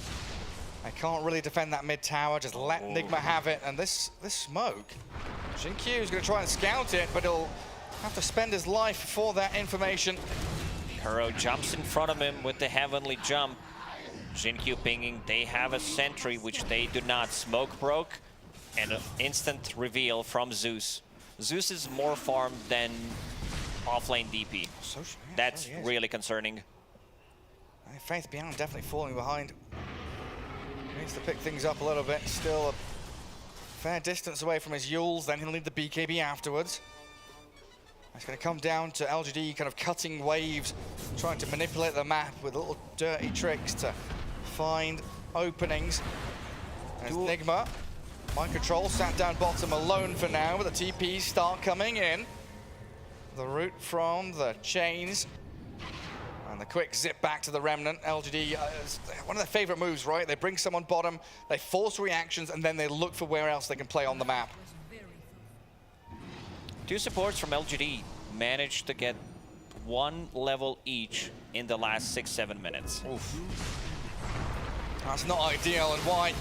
He's going to show why that's happening. Sumail, he's got their number. And Miracle 6-0-2, also having a spectacular game.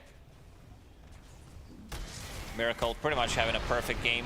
very close to his BKB. One thing I like about GH's build is that he is maxing out the Cold Embrace. He understands where the real threat is going to come from, going for the shard next. So being able to lower the cooldown on Cold Embrace, because you're playing against CK and Dead Prophet, if you manage to get 2 Cold Embraces in a fight, that could win you a team fight.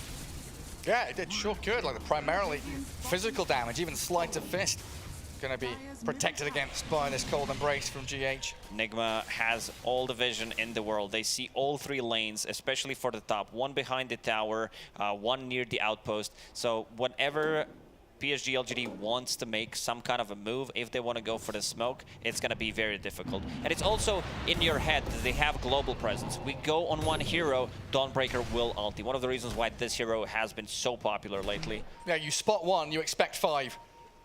There's no chance anyone's going to be isolated here on Nigma's side. And they're swarming up to top jungle. Sumail has the blink, nearly gets Echo Saber. And Faith Bianu has had a torrid game so far. It only gets worse here on out. A mega kill streak for Sumail. Kuro was also ready, finger on Thunder Gods, just to be able to secure the kill. He is position 4 this time around. Like, he's not gonna be playing that 5 anymore. Doesn't need to buy sentries, candy ward with the lightning bolt. I think GH will shift more towards that position 5 because of the scaling. Yeah, a bit more sacrificial from him. And when Kuro's got 5.5 grand as his net worth, you don't argue with the man, you let him have what he wants. BKBs on Ember.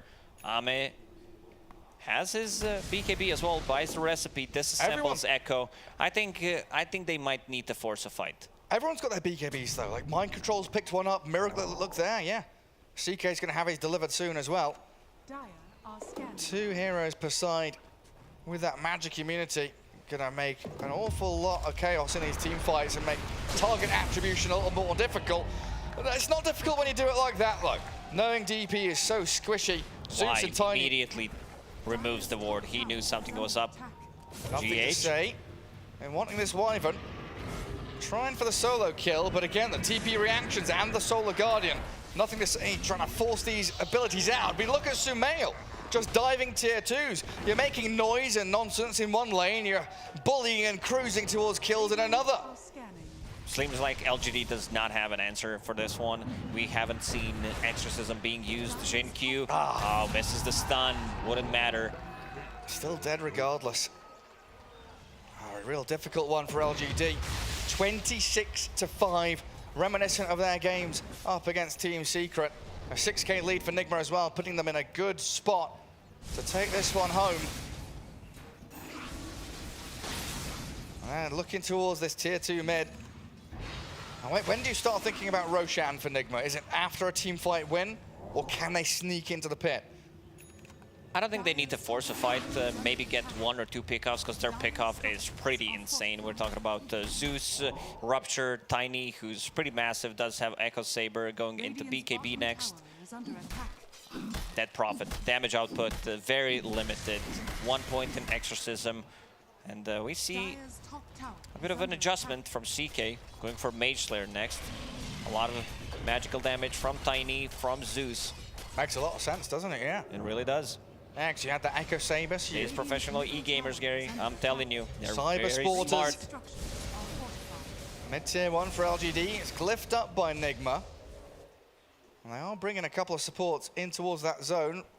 Miracle not really getting involved, but just Nigma showing their faces around here forces LGD back. As they do smoke. Where are they headed? No real vision anywhere.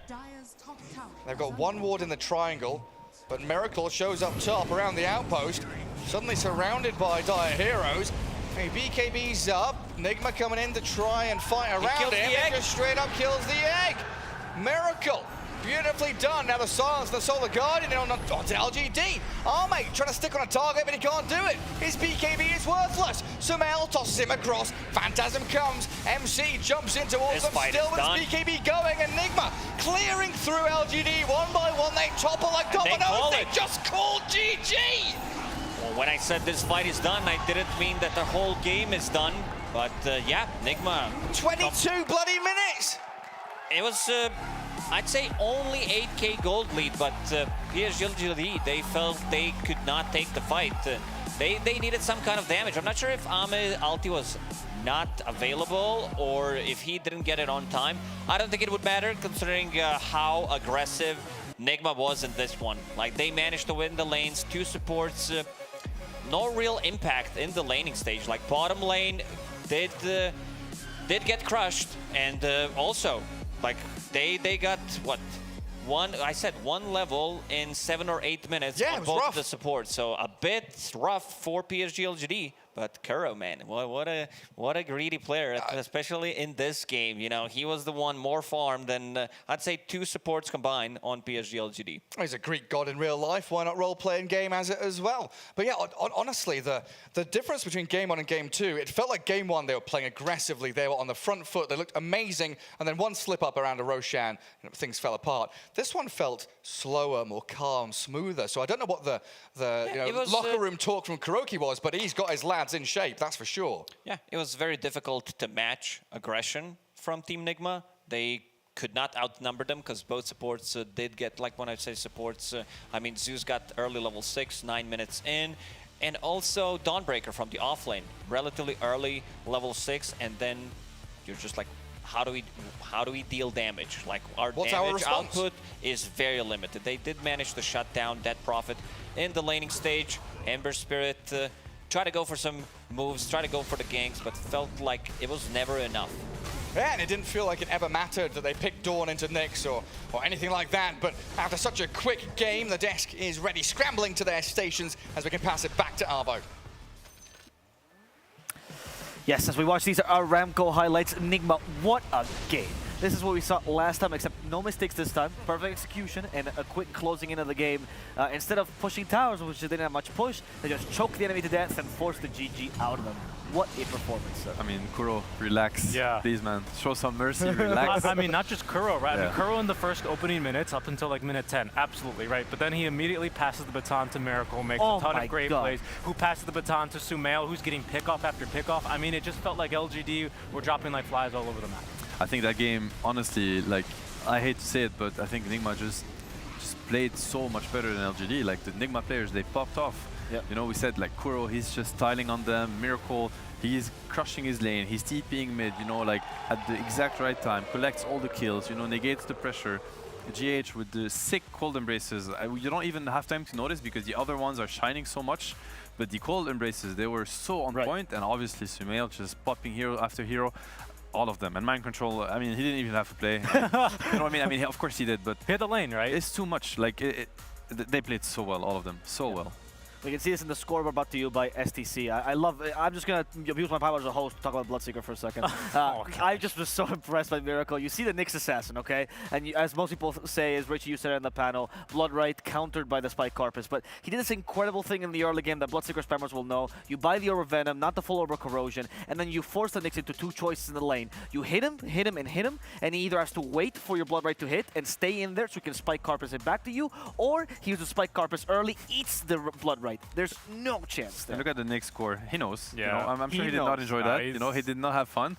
But you know, to my fellow carry players out there, you know, this is what the best carries do. They don't only farm, they don't only hit creeps, they use their heroes to the maximum of the potential, they win their lane, they're like, hey, I turn out to have 500 MS minute 10. Well, that's a little bit broken, my friend. Max Thirst as well, you might as well use it, you know? I mean, he was using that move speed to join fights. Yeah. The early skirmish in the mid lane as well, right?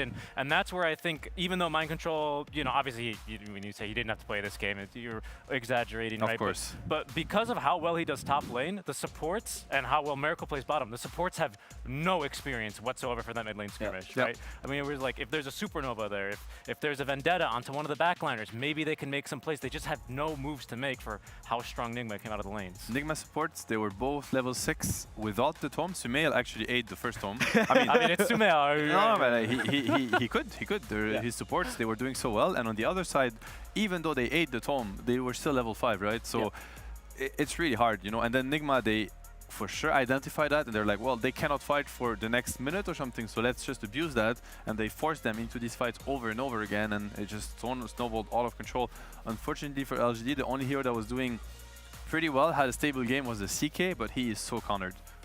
You talked about how LGD was playing on the defensive, right? They're trying to get that mid-game, abuse their big team fight combos. But how do you do that when Nigma is all over you? There literally wasn't a moment where there wasn't a Nigma hero running at them. Yeah. Do you think LGD needs to reconsider this laning strategy they've thought of? I think they have to give it more respect, you know, somehow, or I mean, they could not give it respect, but then kind of know what they're getting into and play maybe a little bit more cautious, you know, kind of avoid maybe the first fights, knowing that, you know, we're at a disadvantage. It felt to me that they did not understand how much of an uphill battle it was going to be, because they kept kind of banging their heads against the wall. Yeah. You know, so it's like, if at least you're not gonna, you know, switch your style, respect what you might, you know, kind of experience. And I think Nigma made a pretty cool adjustment as well between games 1 and 2. I'd say overall, pretty similar strategy, right? They're playing for faster, earlier spikes on just abilities alone. But you look at their game 1 heroes between a Razor and a Bristleback, you compare them to the burst damage of a Tiny, right? Of even a Bloodseeker early on and how he stops heroes from doing anything in the fights, especially versus the DP. I think they identify we had our timings. We were playing the right places in the map. We just couldn't pop them fast enough. Yep. And they fixed that here. You know, LGD don't make that adjustment like you're talking about, and Nigma just run the same strat, just faster. I think you need to go away from December. Honestly, I every time it's been played, I do not know why, and maybe I'm wrong about it. Just it's 1 like and 7. No, you're right. It's 1 and 7 now. I mean, just from a like viewer perspective, it does not seem to work. It seems completely underwhelming every game, and it seemed like that again. You know, I mean, he had a rougher start this time around because of the Nigma support pressure. But, you know, the last game that he played against Secret, he had a really good game, actually, that game. And still, I mean, it's nothing to do with the player. He's one of the best Embers out there. Maybe the hero just does not fit the meta. There's too much burst damage on Nigma. He can't really play on the shield because, you know, the Zeus is the Tiny, your shield gets popped right away. It just feels like something doesn't work with this Ember. They need to get away from it. Right, and we talk about the supports as well. The supports that have been so popularly picking on LGD has been the Phoenix, the Winter Wyvern, the Warlock, right? But we talked about this last panel. The Warlock and Phoenix, they probably like it when the lanes are more static, not when they're running at you. Is it possible they have to reconsider these 5s, perhaps? I mean, they need a... Yeah, maybe they do. Maybe it's all related. Maybe Ember is a little bit weak. You know, maybe the problem of Ember is actually that his supports are not giving him enough attention. It could also be that, right? And maybe that's what we feel, because maybe, you know, we're going to see the Ember next game getting help from the support, getting ahead, getting the DDs, the haste, and then we're going to be like, oh, this Ember is broken. You know, they need to ban it. I mean, a lot of things can change really quick in Dota, but something doesn't work. I guess I'd like to see like the supports that can play a little bit more by themselves and make plays. Like the Nyx Assassin by himself is no longer just getting these solo kills around the map, like not without Dagon, right? Yeah, he's ward. Same thing with Phoenix, right? I mean, we saw one Supernova and Miracle just like, he's like, oh boy, an egg, and he gets to eat it. That's all it was this game from the supports, unfortunately.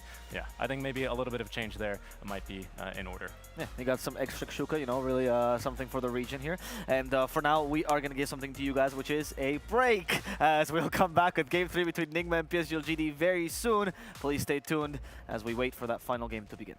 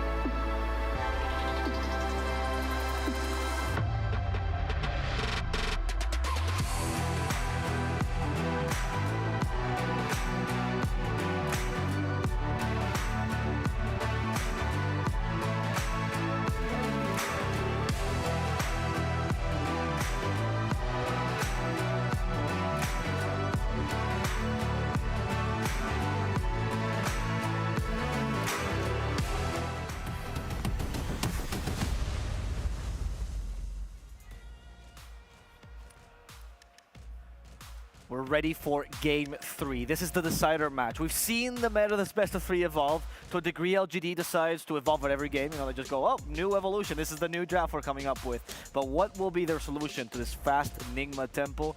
We're going to have to see.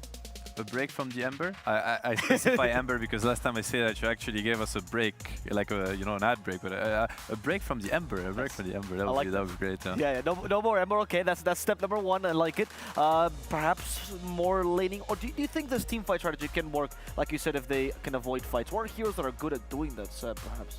Heroes that would be dodging. I mean, when you see the pace, as you mentioned, at which Nigma plays and like their global presence, I don't know that I can find one, honestly. I think it's just hard. I think you just have to kind of respect it and be able to fight it back at least a little bit, right? Yeah, I mean, Ember's good at avoiding these fights, right? We saw that once when he was diving the Wyvern, the Solar Guardian gets given and he just leaves, but then that's about it, right? It doesn't win you the game, right? It does not win you the game, and I don't think this is necessarily a big strategy you can really ban out. Like, sure, you can take away the Dawnbreaker perhaps LGD looked for in this Game 3, right? They took away the Tusk before, but there's so many heroes. I think the meta is in a pretty good stage right now for playing this faster kind of tempo style. There's plenty of heroes that can do it and plenty of items that enable this as well. I wanted to ask you as well, Richie, if we continue with this line of thinking, do you feel like this Razor has been the pivotal point to this? Is one of the strongest laners LGD drafts usually. Is also kind of king in the Chinese meta. Do you feel like maybe they have a substitute for it? Usually LGD has like plan B, plan C, right? What's the plan B if the Razor does not work out here? Yeah, that's a really interesting point, actually, because you're right. That has been kind of the linchpin of their success, right? Especially in their opening series versus Secret. Completely blew both games wide open for them. Ame gets a safe farm, and that was like the win condition for them, right? I don't know. I guess they were hoping the DP would be able to get it done this game, and it just simply didn't really look amazing for them out from the laning stage with how well Kuro played. I don't know what else they have here in the bank, but I'm sure Xiaoba has been cooking up a couple of things. He's got a couple scripts ready, the director, for Game 3. I think you need to... I mean, I just look at the Enigma heroes and they come online so quickly. You know, Dawnbreaker, Zeus, Tiny, Bloodseeker, these heroes, level 5, level 6, they all are so happy to start brawling. And the last game was the same. You know, the Prophet, the Bristle with the Vanguard, like they really come online so quickly. And on LGD side, they need time. You know, Ember, he wants level 4 Sleight of Fist. Ideally, he wants to get to his first item, the Maelstrom. DP, she wants ulti, but yet again, you know, I'd much rather play, you know, like a Zeus nuking DP from a range or a Tiny throwing combos at people than having this DP, so much pressure, you know, one ulti that you press and then you're kind of useless for 2 minutes. Same with the Phoenixes and the CKs. I think, yeah, you know, LGD, they really need to respect the pace at which Nigma is really ready to play. So they either balance their draft a little bit more in that, you know, in that direction, or they get rid of the key heroes, which is, you know, the Wisp ban, I see it. Wisp, probably perfect, you know, perfect fit for the Nigma playstyle. I think the Zeus is really good for Nigma too. What we don't really talk about with the Zeus is like early fights. First of all, Zeus ulti, it's a crazy amount of damage. It's obviously the most reliable you have in the game. It's meant to hit on everybody. You de-ward all the wards also really quickly with the Zeus. So the Vision game for these early skirmishes, I think it's a perfect pick for their style. I think maybe LGD should pay a little bit more attention to the Zeus. Maybe just ban it. Sure. Yeah. I think a lot of these LGD strategies, like you take a look at them, and there's certainly a pretty solid win condition in all these games, but usually they come online with like a 2 or 3 item timing for Ame, right? And you look at the offlaners, and they're not usually able to play the entire game by themselves. This game, they were hoping for the team fight to be a little bit better, obviously with the Phoenix Supernova, but the last pick Bloodseeker was just really good, and then the lanes were so difficult with how well Enigma focused. I think, just as an example, right, you know, you pick like a Broodmother, you pick like a Beastmaster, you give a different objective very far away from Ame to play on the map, right? Exactly, yeah. And you force Nigma to play that game. And Faith Beyond happened to play these heroes. He's very well known for the Beastmaster, for the Lycan. You know, obviously there's the Visage, but maybe the big difference with Visage is that his laning phase can be a little bit abused, but they have the tools, you know, they have the players to kind of do what you just described, and which is honestly just have a more stable early game. You know, they need the first 10 to 15 minutes to be a little bit more stable, and in Game 1, even though they won, it looked the same as Game 2 at the beginning. It looked really scary, you know? Agreed. Yeah. I love that idea, actually, because when you look at these Zeus, particularly the Lycan, as we now get into the draft, I mean, if you remember STI, it wasn't just LGD, it was also the rest of the Chinese teams like Vici Gaming was also running the like and very much so, and with great success. They could be looking at it, and I mean, I like this a lot from LGD. You know, they decided to take the Zeus themselves. It's a hero that is great at fighting back, you know, and it's a hero that Nigma really needed, in my opinion. So this is much better. The Tusk is out, super fast tempo hero, great comfort for Nigma. Kuro plays it, GH plays it.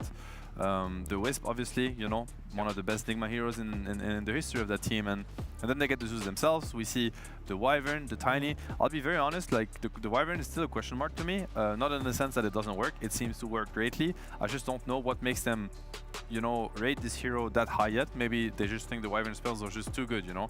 Obviously, you think of a Zeus, and Wyvern is the least, like the last hero you think of. It's magic damage versus the Embrace, but they seem to be looking at something else. I mean, certainly, I mean, even if you just look at last game's draft, they didn't really ever address this Wyvern, right? Now, immediately, they address it with the Zeus pick, right? No matter what lane this Zeus is, and no matter the role, the Wyvern, Cold Embrace is just simply not going to have the same amount of impact as last game. Earth Spirit, also one of the best heroes at playing against Wyvern. He's always going to find him in the backline. If he doesn't, he can just also silence him from afar.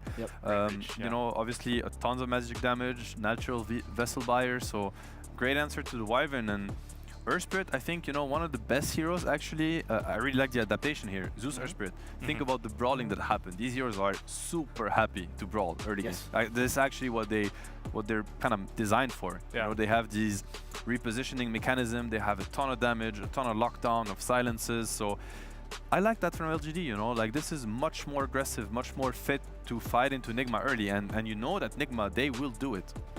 And this is like also another hero that he wants to rotate early, even just on like level 3, right? You go like 2-1 or 2-1 or like 1-2, you roll into the mid lane, right? You can set up for a super early kill and get enable nothing to say on one of his heroes. Like I really, really like this pick for LGD. Stabilizing the lanes, right? Another thing Earth Spirit can do in case the lanes don't go too well. That rotational power gives you more options. And this has also been the team that's been more has a preference for the Earth Spirit. As everyone went towards the Marcia, even the Tiny, Earth Spirit has still been a stable pick for LGD. Actually, they're number 2 when Marcia has been banned. Yeah, and that's important. I think also like going to your comfort heroes is important after you got kind of humbled that much game 2, because honestly, I think game 2, sure, there was the draft, but there are also the plays. I think the Nigma players, they were just outplaying LGD players right, left, and center. It was literally, you could even feel like a skill difference, not in general, but in that game in particular. I think they really had their number. They had maybe the mental advantage. I do not know what it was. Kuro was tipping. You know? Like that even surprised you. I think this was the first time I've seen Kuro chat wheel in the middle of the game. As he was styling on them, I'm like, okay, this is what 2022 looks like. I like it. You know, it's why not? You know, why not? Yeah, and speaking of like the comfort, right? As we see this series progress now into the 3rd draft, take a look at what LGD ban out, right? The Dawnbreaker, the Furion, the Bristleback. Even if LGD did manage to win game number 1, that was certainly a very risky timing. The respect there also from Nigma, right? As they remove again the Ame Faces Void, and again this Warlock, which LGD have not been able to pick in this series.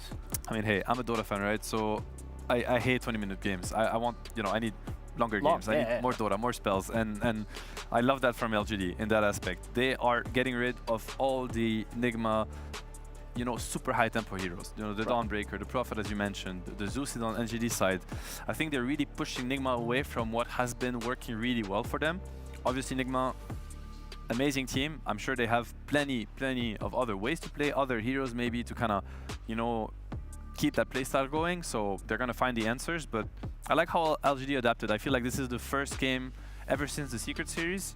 Even, you know, disregarding the game that they won, I think this is the draft where they're doing a great job at dealing with Nigma, like for once, and properly. Okay. Now as we get into that second phase, the Nyx Assassin, as you mentioned, gets picked up here by Nigma. What is going to be the answer from LGD? How are they going to set up the tempo for this draft? And more importantly, what's their 5 here? A lot of their favorite 5s have been taken out, the Warlock, the Winter Wyvern. I mean, it reveals that the Tiny is going to be core, most likely. I mean, again, some teams, you know, Liquid, Mickey, he has been running the Winter Wyvern mid, so it's not impossible. I'm sure Sumail, good enough to play anything. Most likely a Tiny core, so I think you want to try to abuse it. Yeah, for instance, the Doom, you know, very good hero against Tiny. Percentage HP, you know, burn. Obviously, Doom is a good spell against Tiny also. He will just be able to kill him himself, so and I think what's really nice about this is like the Doom late game especially is like Doom Tiny at any stage of the game, very good, right? But once your cores get BKBs off and they don't really have to worry about that initial Tiny burst, he's also great at just locating and locking down and scaring the Wyvern from the fight. The Wyvern doesn't want to be anywhere in the neighborhood of a Blink Dagger Doom. True. And Ench now to stabilize the lanes, right, as well. Once again, Yes. they're going for these fights that are more consistent in the early game. They're adapting to Nigma's draft. How will Nigma respond here? It's interesting. I mean, both teams are kind of prioritizing heroes that they really want, and they're maybe being a little bit less sneaky with the draft, because you know the Ench pick reveals the fact that the Zeus is a core hero. On the side of Nigma, as we mentioned, you know, they're revealing that the Tiny is a core. So they're like, you know, we're getting to the stages of the tournament where The gloves are off. It's like, right? yeah, exactly. It's like, we need this hero in order to match what you're doing. You know, sure, it's mid, you know it doesn't matter. And it shows also a lot of confidence to their core players. It's like, he's good enough to play into a bad matchup. It does not matter. What matters is that we get the Zeus on Nothing to Say, we get the Tiny on Sumail. I like this Monkey King pick, right? Previously banned against Miracle. No surprise there, right? He plays it quite fast in this tournament. I've seen him go for the Diffusal Blade build into BKB pretty much. He's very active around the map. But what I also like about this is also just kind of the Wukong's command circle is going to be very, very, very powerful, especially if you can get it off before the Doom. Monkey King, very much a hero that can fight into Doom, even if he is doomed, right? So long as he gets that ultimate up. Earth Spirit, also another one hero that wants to go in, right? He might find himself in the middle of a Wukong's command, right? And it starts from the lane, right? Like, he bullies Doom really hard. He's amazing, I think, with Wyvern Nyx. Wyvern Nyx, they're really known at, you know, being good to lockdown heroes. They don't bring a lot of damage, but then Monkey, that's Monkey's dream. It's like, everybody's stunned around me, I get to press my spells, I get to get my Jingu stacks. It's an amazing pick, and I think on LGD's side, they have very little to deal with him, honestly. They have... How do you stop Monkey? You need to stun him, right? You need to make sure he does not get the Jingu stacks into the queue so that he heals himself back up, and it's a very scary lineup, I think, for LGD to play against. The Darkseer ban. So, it's sorry, great. Yeah. I just need to ask this because the Viper ban from Nigma. If that's the case, what's the Viper I carry think or what's carry? Nigma understands that right now LGD, they have a big monkey problem, which they really do. Like, this is a perfect monkey game in the hands of Miracle 2. It is carry. Yeah. And they have no heroes to deal with them whatsoever. So the only, maybe they thought, you know, Ame Doom, Faith Beyond on Viper, that would have been one way to kind of kill the win condition that Monkey's bringing right now. It's a little bit crazy, but sometimes it is what it takes when you're cornered, and I do feel like LGD is a little bit cornered right now with the just imagine playing Monkey versus Earth Spirit Doom. I mean, it's free food for you on the lane, right? And then you're just gonna turn to the Zeus, the Enchantress, no stuns. You might just rampage the whole map. I really want to quickly bring this up. Sorry to interrupt, gents, but this is an incredibly similar draft to what Nigma used to dismantle TSM. They played this against a mid Zeus, an Ench, and another. It was Night Stalker, but another hero that wants to go in, right? So the Darkseer being taken out here because that was actually the last pick that Nigma went. So it would have been brilliant, the Darkseer. I mean, Darkseer. Think about Darkseer with these heroes like Darkseer Monkey, great synergy. Darkseer Nyx, Darkseer Tiny, even Darkseer Wyvern. It would have been awesome. It's a great ban, and I'm happy that they're kind of adapting, because I feel like the second phase, it went heavily in favor of Nigma.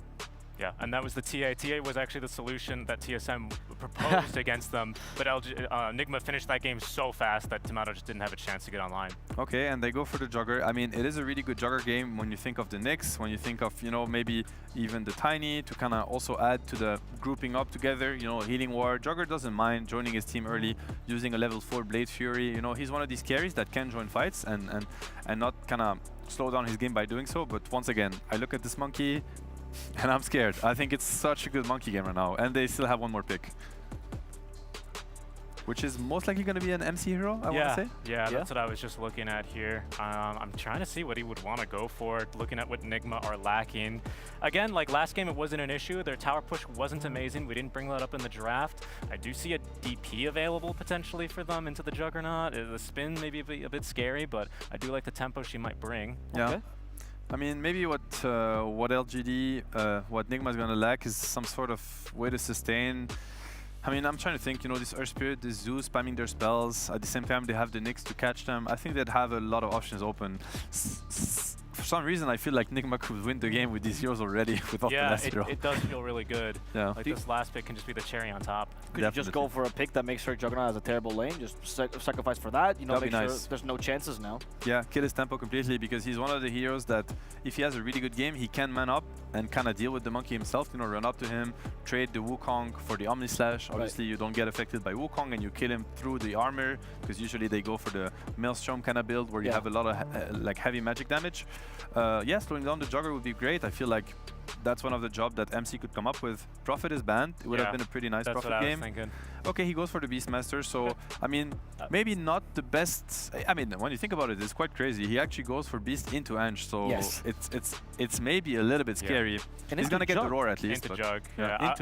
I was going. I mean, the Jug. At least now with this, well, you already had the curse actually to threaten for the spin TPs. I was gonna be like, is Brood pickable here into like a Zeus, into all that stuff? Like, it would have been a bit hard, right? Better against the Ench, of course, but I don't know if that's maybe something they were willing to risk, because when you pick the Brood, it completely shifts your draft, whereas this is just good team fight, good push. I think the point you made of Beastmaster, though, is odd, because against Ench, you go Wild Axes, right? Yeah. But against Jug, you want to go Boars, so it's like, what do you do, man? What's this lane going to look like here? Okay, I'm a level 30 Beast player. I do not want to go into an Ench Jugger lane, but this is a player that just stomped LGD in 20 minutes. You know, we're sitting here, watching him for a reason. So let's give him, I'm not convinced, but I'm happy to be proven wrong. Sure.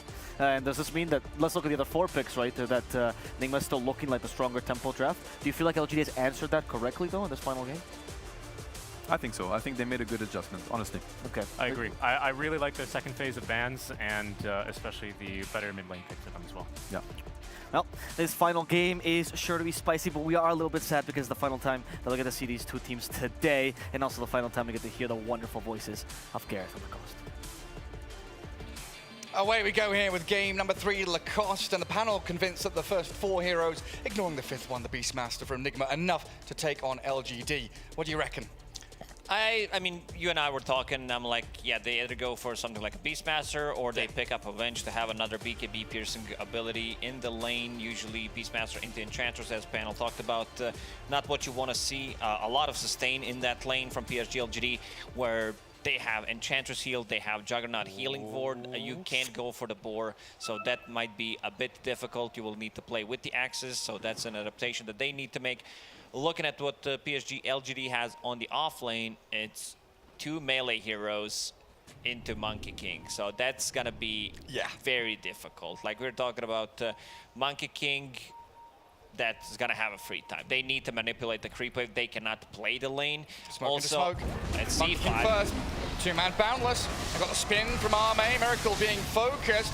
Juggernaut going to take him down with Jinkyu's final touch. Now Mind Control, the one in trouble. Arme looking to try and slip away, but he's dead. Kuro going to get slapped down by Faith Bian. And the rest of them looking to scramble out and evade this danger, but Nigma lost 4. GH the last man standing, and Jinkyu's not done. They want a team wipe. They want it. Before creeps even spawn, the horn hasn't been sounded, and LGD just slammed them. I don't remember seeing a full 5-man team wipe before the horn started. So Doom getting some extra goals, starting with the Boots of Speed. Who died on their side? Jug? It was only Juggernaut. All right, 5-1, 2 seconds into the game. Yeah, not since the days of, Screen Squad and Goblak with their early 5-man smokes have we seen something like that. Walking up that high ground straight into them. And a 5-1 lead already for LGD. And how much of an impact is that going to have, giving them a better laning stage against some of these counter matchups that Nigma have picked? Yeah, we see the adaptation. Doom starting with the Boots of Speed, bringing extra Windlace to be able to just get out of the Monkey King. Monkey does have, all right. 3 runes as well. 3 runes, so that's a 1k gold lead already. A wonderful start for LGD. Yeah, like the panel and you've been saying, that is a Monkey King versus double melee as top lane. The spin from Arme straight towards MC. Chipping away at the Beastmaster, forcing him away from the lane. He wants the high 5, but he's not going to get it. And the Beastmaster, of course, going Wild Axes level 1, something much more common nowadays, and especially against an Enchantress. We mentioned the creep manipulation, and already second wave. Jinkyu already going for it. Fate Beyond needs to keep the distance, but I'd say so far so good. Like, this is not the lane that they want to win. They want to survive in this lane and just play for it a bit later. You also have Devour, Jinkyu in vicinity, just in case something happens, does have Boots of Speed of his own, because he's involved in 4 kills. Those level 1 kills, don't bring much XP and gold, but it's something extra. The ability to outrun the Monkey early on. He does have the kick as well, as we just saw, to create that gap between him and Miracle. Doom looking for a creep. Kuro's looking for a courier. Oh, is he fast enough? He's not going to get the hits in. But he will drag the wave, which is probably his primary focus. So is Fate Beyond on the bottom. Yeah, lots of wave cutting and dragging around. GH, though, look at his job. Drag the dire wave and try and match them in the jungle. Fate Beyond looking for a creep, looking for a good creep, and he's going to find one. There it is, what you want to have. The Mind Stealer. Perfect. Extra mana regen and some extra mana burn. But yeah, against Monkey King, you don't care too much about mana burn. Yeah, and already we see a few CS troubles for Nigma. Beastmaster and Monkey King starting to lag behind the rest of the pack, but if they can get some kills or pickoffs, they could make up for that. Oh no, on the flip side, you know, Zeus up at the top, Juggernaut 11 and 4 for LGD. Having a very good start. Mid lane is gonna be the farm fest for both of the heroes. I don't think anyone's gonna die unless we see rotation from Jinkyu's Earth Spirit. Wyvern, Nyx Assassin, not as good as rotating. Kuryorki, look at him. That's what he's been doing, even in the previous game. I think he had at least 2 or 3 career kills. Yeah, finding them non-stop. That's boots that Arme won't see for a couple of minutes. Kick Miracle away from bottom. Jinkyu has handed the Bound of Strike with a Jingu stacks over to Miracle.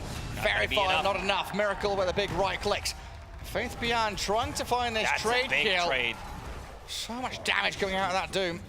He also has a full wave underneath the tower for Fate Beyond. Gonna hit level 4. Gonna have enough money to buy phase boots. This is huge. This is exactly what you want to have. And then Jinkyu TP's mid, refills the bottle before 4-minute water rune. Also expect Jinkyu to potentially rotate to the top lane. Beastmaster, how's he doing? 14 and 2, not too bad. Yeah, not as bad as expected. But back to that Doom, we were kind of expecting him to be in recovery mode, right? But now he's going to start racing up towards the top of that net worth board as they roll in. This is not recovery mode. So Mail, he's got the avalanche back, a toss towards nothing to save, but it's not just Jinkyu's rotation. Y was also there. No response from Nigma. And yeah, it's not recovery mode, right? He's going to be the... No, he was playing aggressive alone bottom against 2. He's a beast. Is it still going to be the kind of ordinary Hand of Midas from the Doom, or do you think he'll change things up? Yeah, I assume so. I think he's in a perfect spot, yeah, and he queues it up immediately. Kuro sitting in behind Sumail mid. This Enchantress roaming around with the Shard Golems, chucking pebbles at people and forcing Kuro to stun some creeps. Why? Yeah, just zone him away from this triangle. Zeus is level 6, a bit low on mana, has Clarity running, needs 300, so I want them to play aggressive on the side lanes. Where we're talking about try to get a kill on GH. Even Miracle dies. Miracle level 4, Doom also level 4. He dishes out a lot of damage, and here they come. All right, going straight in towards them. They found out Miracle and the zap down from the heavens, just as you called for. Faith Beyond on a killing spree out of this lane where we thought he would be dominated. Yeah, those extra couple of kills at start did really help. Jinkyu does have another roll. Find the bonus kill. Mana burn available, but not too much mana on GH. Still gonna grab it. So aggressive, and Y in from behind. Looking for mind control, the dodge of the stun, the spin is good, but a lack of stuns here will allow mind control to TP safely. Not ideal still though, because that continues the free farm of the Juggernaut. Yeah, one thing that PSG LGD has and always have had is ability to adjust accordingly. Like they lose one game, suddenly it's a completely different draft for game number 2. 2 different kind of supports in terms of what they're gonna do. 6 Rune minutes. is spawning, it's top. Regen's top, but Sumail was waiting for it down bottom. Both LGD supports in that mid lane going to allow the Zeus to get it. Much more active compared to the previous game. Yeah. They wanted to have a bit more presence in the lane. Fate Beyond will be level 6 after the next creep wave. So they will, one more time, try to go for a Monkey King. Zeus, 60 seconds, so they could potentially sync those 2 abilities up. Should be perfect timing. And also, controlling runes against Tiny is pretty big. They're going, even without the Thunder God's Wrath. They've kicked Miracle back, and look who's here again. It is wide. You just don't expect this onslaught from LGD coming thick and fast with everybody they've got. Whenever there's a gank, it's not 1, it's not 2, it's 3. It's pretty similar what issues PSG LGD had in game number 1. Nigma is facing it in this one. 2 supports who are not as good. Like, we have pretty much the same heroes. Where that's a cheap stat. Yeah, Zeus has the most assists. What a surprise. Big damage, though. 5 kills at start. That definitely helps. Using Chain Lightning, bouncing on 5 people. Easy 5 assists. Yeah, super easy. Arme always has his finger ready for that spin. Bullied away from the large cap, but no big deal. Sumail will need to do a lot of heavy lifting once he picks up the Blink Dagger or with the 8-minute rune. There is Observer Ward, they see him. Yeah, the deep ward, the Centaur stomp. And once more, it's YNJinQ pairing up, holding hands, ganking and roaming. Sumail with the avalanche can get the kill on the Earth Spirit. Oh, the heal not enough, and he doesn't finish off JinQ. Here comes Fate Beyond. Fate Beyond's arrived. This is going to be 3 kills. He's there with the Doom. Roll won't land, but they're chasing forward onto the Nyx. They shall find Kuroki and GH into the grave. The kick doesn't land, but this Nyx is ticking down. He's trying to heal under up. the tier 2 tower. Did kick in. He's fine. Oh, he's fine. He's all right. Or is he? Spirit Carapace back the roll in. JinQ gets the first kill. 2 Chads fighting against each other. Finally, something for Nigma. Killing off Y and stopping this hyper-aggression from LGD. Yeah, you see this Nyx Assassin and Wyvern, like, they don't provide you with much, so they dive underneath the tower. One of the reasons I said Sumail is going to need to come back into the game, do some heavy lifting. He has 3 deaths. Those 2 supports did really ruin him, so this time around, he's not going for the power treads. Instead, understands, I need to get the Blink Dagger. We don't have a way to start a fight. Mind control top. No points in a roar. Very limited on mana. Does have his helm, though, so the Wild Wing frontlining for him. Nigma all eyes on bottom lane, though. They've smoked up with Wyvern Tiny. Top, they're going to go spin on to MC. A quick and easy one there, and back down to bot as the jump in, toss back. Miracle going to get the kill and take down on Faith Beyond. At long last, the Doom dies. Y slowed by the Arctic Burn, and Miracle closing the gap. Jumping over the treetops, but that's an Enchantress. She's healed up to full, and not a target you can continue on. Killing Doom. He was relatively close to Hand of Midas. They need to also get back Miracle into the game. He's going for Hand of Midas himself. Wants to be able to recover.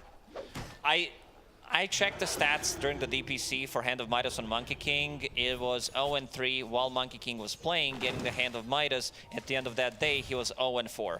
So, not a big fan of that. We'll see how this one will end up. Stats don't He needs to recover. Like, that's what he's thinking. I need to get back into the game, get some extra attack speed, and he has this, so something that the Monkey King, when played by Miracle, really does like. Sometimes you just got to do what you got to do. Nigma starting to play a little tighter now together. Sumail having the bodyguard of GH nearby. And we see Nyx like babysitting the monkey. Another rune for nothing to say. He's had a lot of them. I want to say I've not seen Tiny with a rune, an active one anyway this game so far. Not this game. 7, look at that, 7 runes activated. 2 for Tiny, which I assume are water runes. Yeah, water runes, that's it. 2-minute water on rune and a 4-minute water rune. Also, could we check the stats for like Kaya, how fast this Kaya was on Zeus? Because nothing to say is involved. Bloody hell. 8 minutes faster. Like, I'm like, he has a lot of items. That's Arcane Boots and full Kaya going into Kaya San. So close, 5 seconds slower than the fastest ever this patch. Yeah, that looked pretty fast. You blame your courier for that one. Oh, yes. Not speedy enough. GH trying to hold out on this mid lane, but Catapult Wave and the Zeus's ability to shove out the creep wave as well. They're thinking about going on to Ame. Roar and Wukong's Boundless Strike should follow. Good chain stunning from Nigma, but Ame, he's got his wand and his spin in the back of JinQ. They're still fighting around the Wukong's command, and in comes the Doom. Faith Beyond focusing the monkey, but nothing to say. He finds the takedown on mind control, and 2 cores gone on the side of Nigma, while GH, he's dying over in his own triangle. Nothing to say from halfway across the map, gets 2 kills. They needed to bring one of the supports, whether we're talking about Vendetta with Nyx Assassin or Wyvern Ulti, because this one was pretty difficult one to get. Sumail does have a Blink Dagger, but nothing to say, super tanky. Infused Raindrop, extra 6 stats from the pick pole, apologies. 11 assists on this Earth Spirit. Why do I love to round up the numbers? For me, everything's like 10, 100, 1,000. That's just normal, isn't it? You just keep rounding up. Makes things nicer. You don't want to be saying 7,322.4189. Just say 8,000. We even have DPC points with like 59.5, I think is what the Team Secret has. What was that other one? Like 122.67? That's what they had. Yeah. The 2/3 of a point kicking in hard there. Miracle scouting things out. GH ready with Winter Scurs. It's just an Enchantress solo pressuring your tower, though. They would love to see some other heroes that they can jump and catch off guard. They'll go for Y anyway.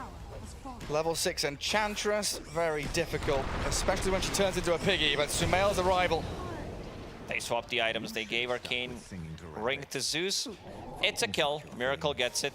I want to see Kuroki be a little bit more active, but there's also Deep Observer Ward in the mid lane that did cause a lot of issues for Nigma Galaxy, because it got them a couple of kills. It's about to expire, and it's also scouting things out, because they see Nyx Assassin. If he's showing on the lanes, they know that Beastmaster needs to be the one initiating, playing with Tiny, especially if they want to kill the core.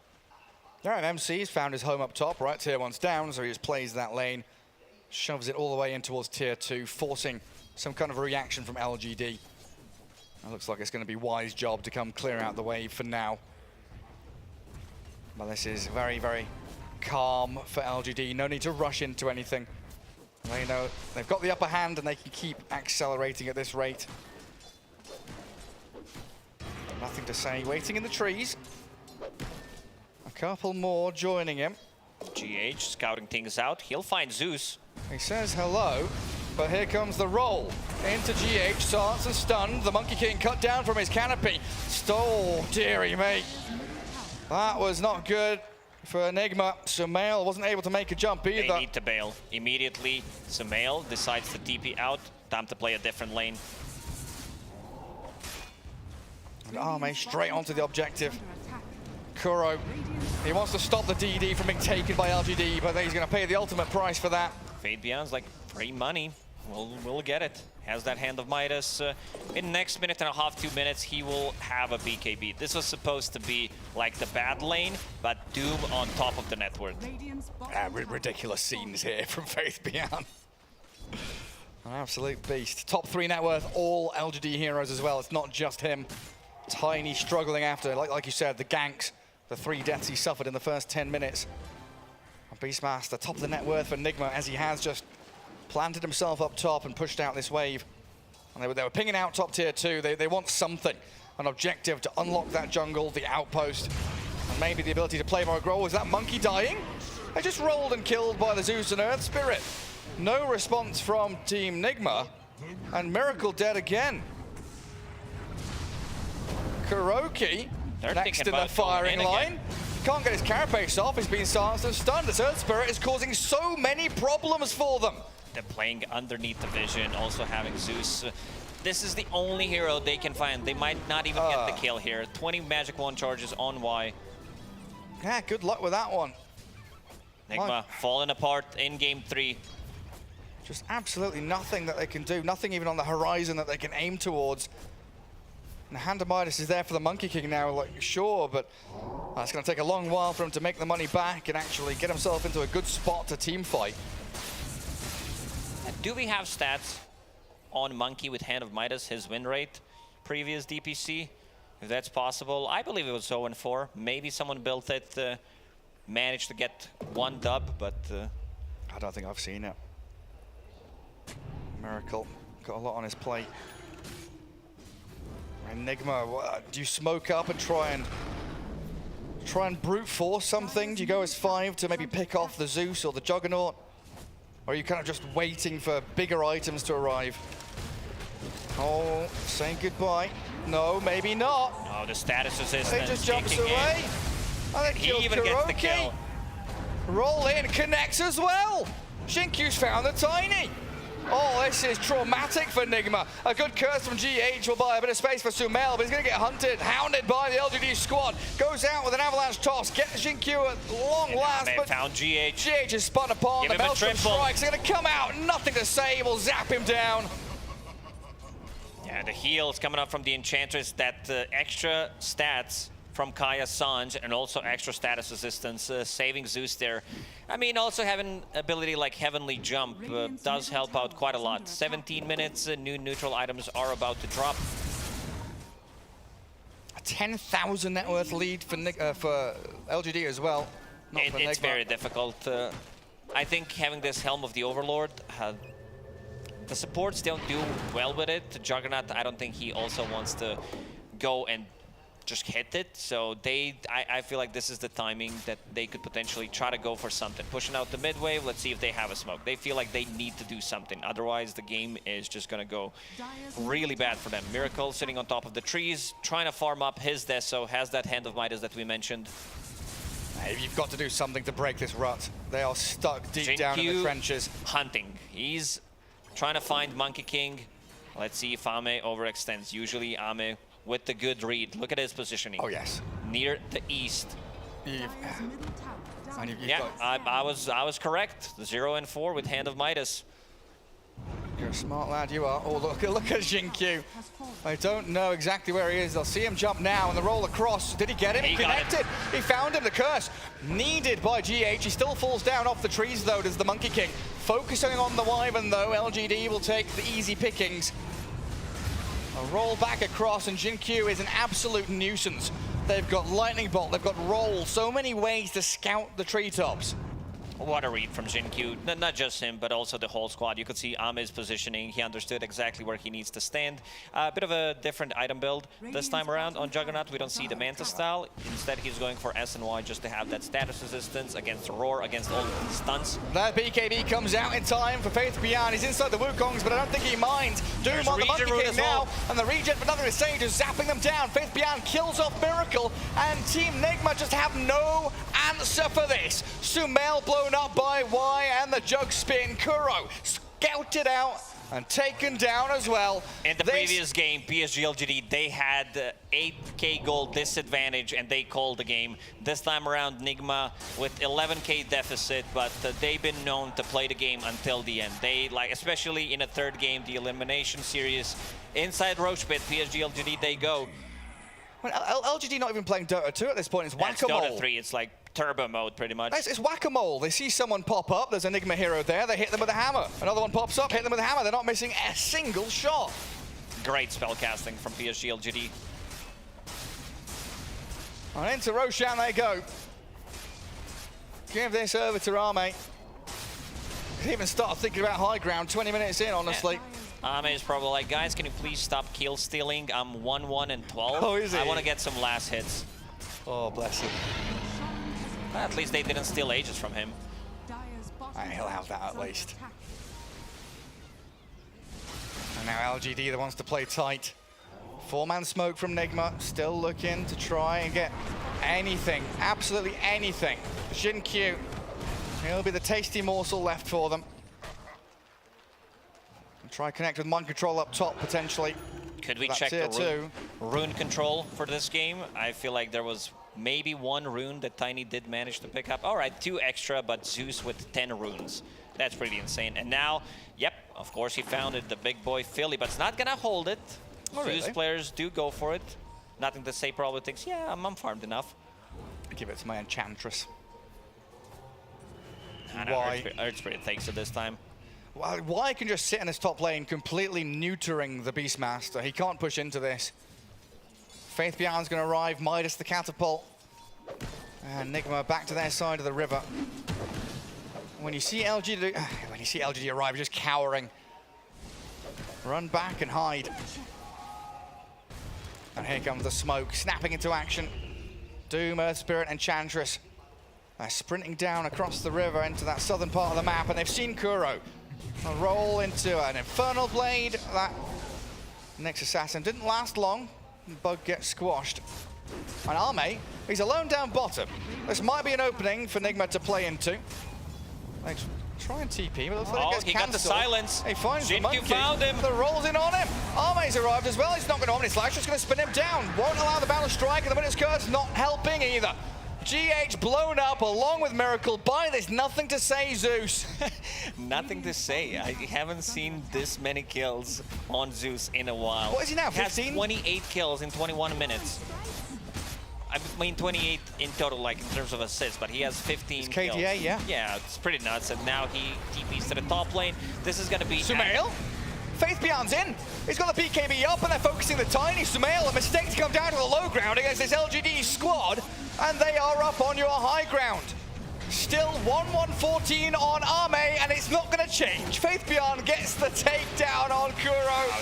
Q has been on point this game, finding Monkey King, like this Spirit Vessel also that we didn't even mention. I feel like they don't even need it against Monkey King, against Wyvern, against Tiny. Like this damage, the healing reduction. Ame does have a healing ward.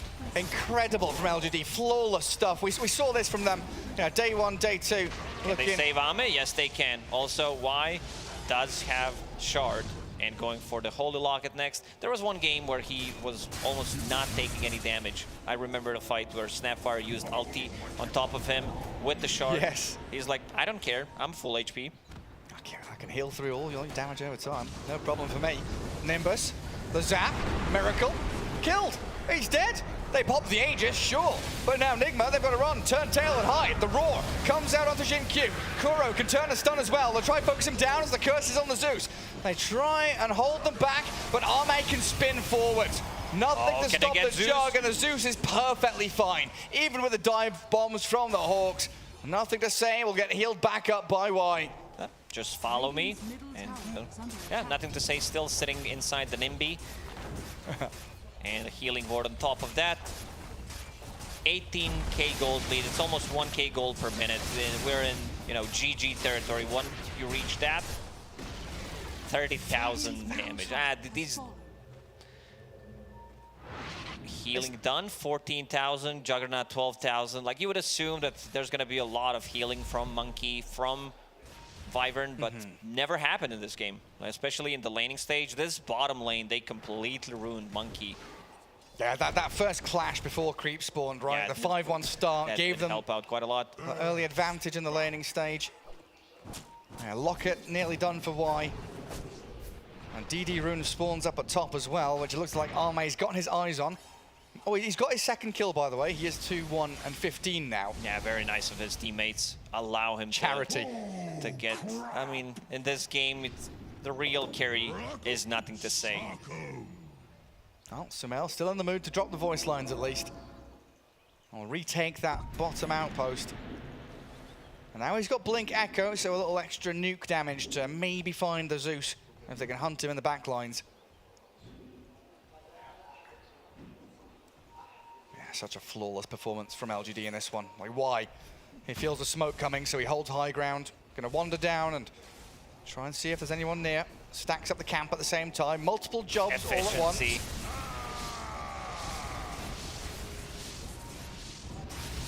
Looks like LGD might also be wanting to smoke themselves. They're all here in Dire Triangle, prepping for some kind of move. Yeah, Monkey King with the Desolator. 0 charges. I guess that's why it's called Desolator, because you get the charges later. Oh yeah, he's not desoing anyone right now. He's here with Sumail, and they see Arme. Can they Boundless into Avatos? It's a 2,000 plus HP Juggernaut. With double damage, this one can go so bad so quickly. Hey, what's he got? DD, he has status. I don't think they can lock him down. They need Nyx Assassin. It's a full Scotty now to even limit the healing coming out from these two heroes. Yeah, good luck with that. A very fast one there. A lot of fastest items. No surprise. In this game, because it really is a stomp so far. It looks like they're jumping on Miracle.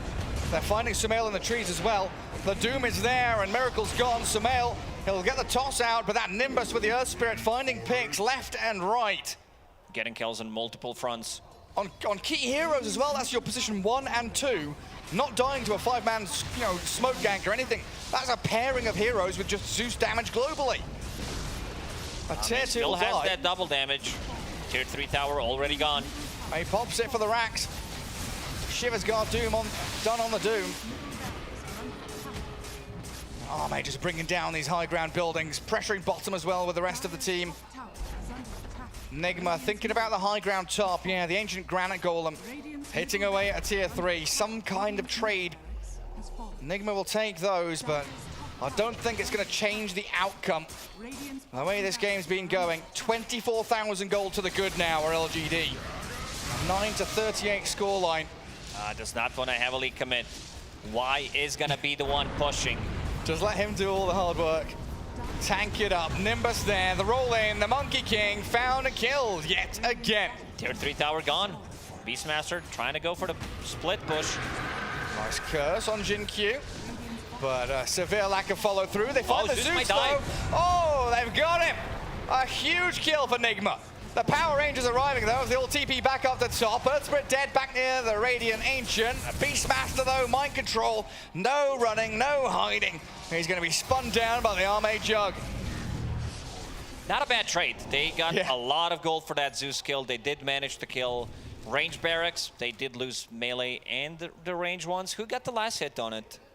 It was Kuro. Kuro, 1,300 gold for his next assassin, holding the big boy Philly. Now has 2,000 gold. I don't know if he wants to pick up a big item now, because a lot of gold. I think you can go for Aghanim Scepter. I think this is the item that could change things around a little bit in a team fight. It's very difficult for Nyx Assassin to get it.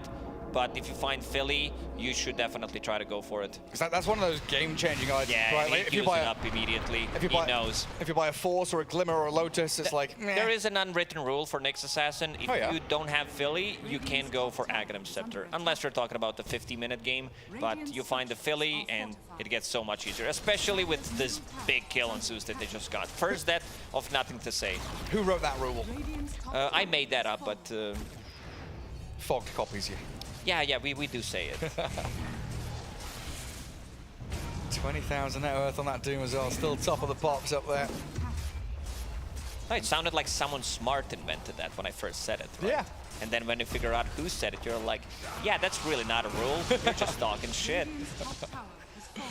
I know Skelly's doing so much damage to that tower. Quick and easy one for LGD. And back towards Roshan they head. Nigma may be an opportunity here for them to take a team fight around this curse, around this Wukongs. They've got a decent amount of setup and the ability to fight 5v5, but they are so heavily out-farmed. Kuro looking to scout. And he'll quickly realize what they're up to. It doesn't look like Nigma want to really get involved with this. Y did take Hawk with the enchant. Jin Q making sure no one's coming from that side. Kuro blinks in, still not low enough. Yeah, it's a good attempt. He didn't know what was going on inside the pit. Not sure if there's a sentry there. He went for the Hail Mary play. I think it's worth it. As a position 5, he didn't lose too much. Sumail does have double damage, but the Nimby. He's got no BKB, does he? So he's just trapped in there.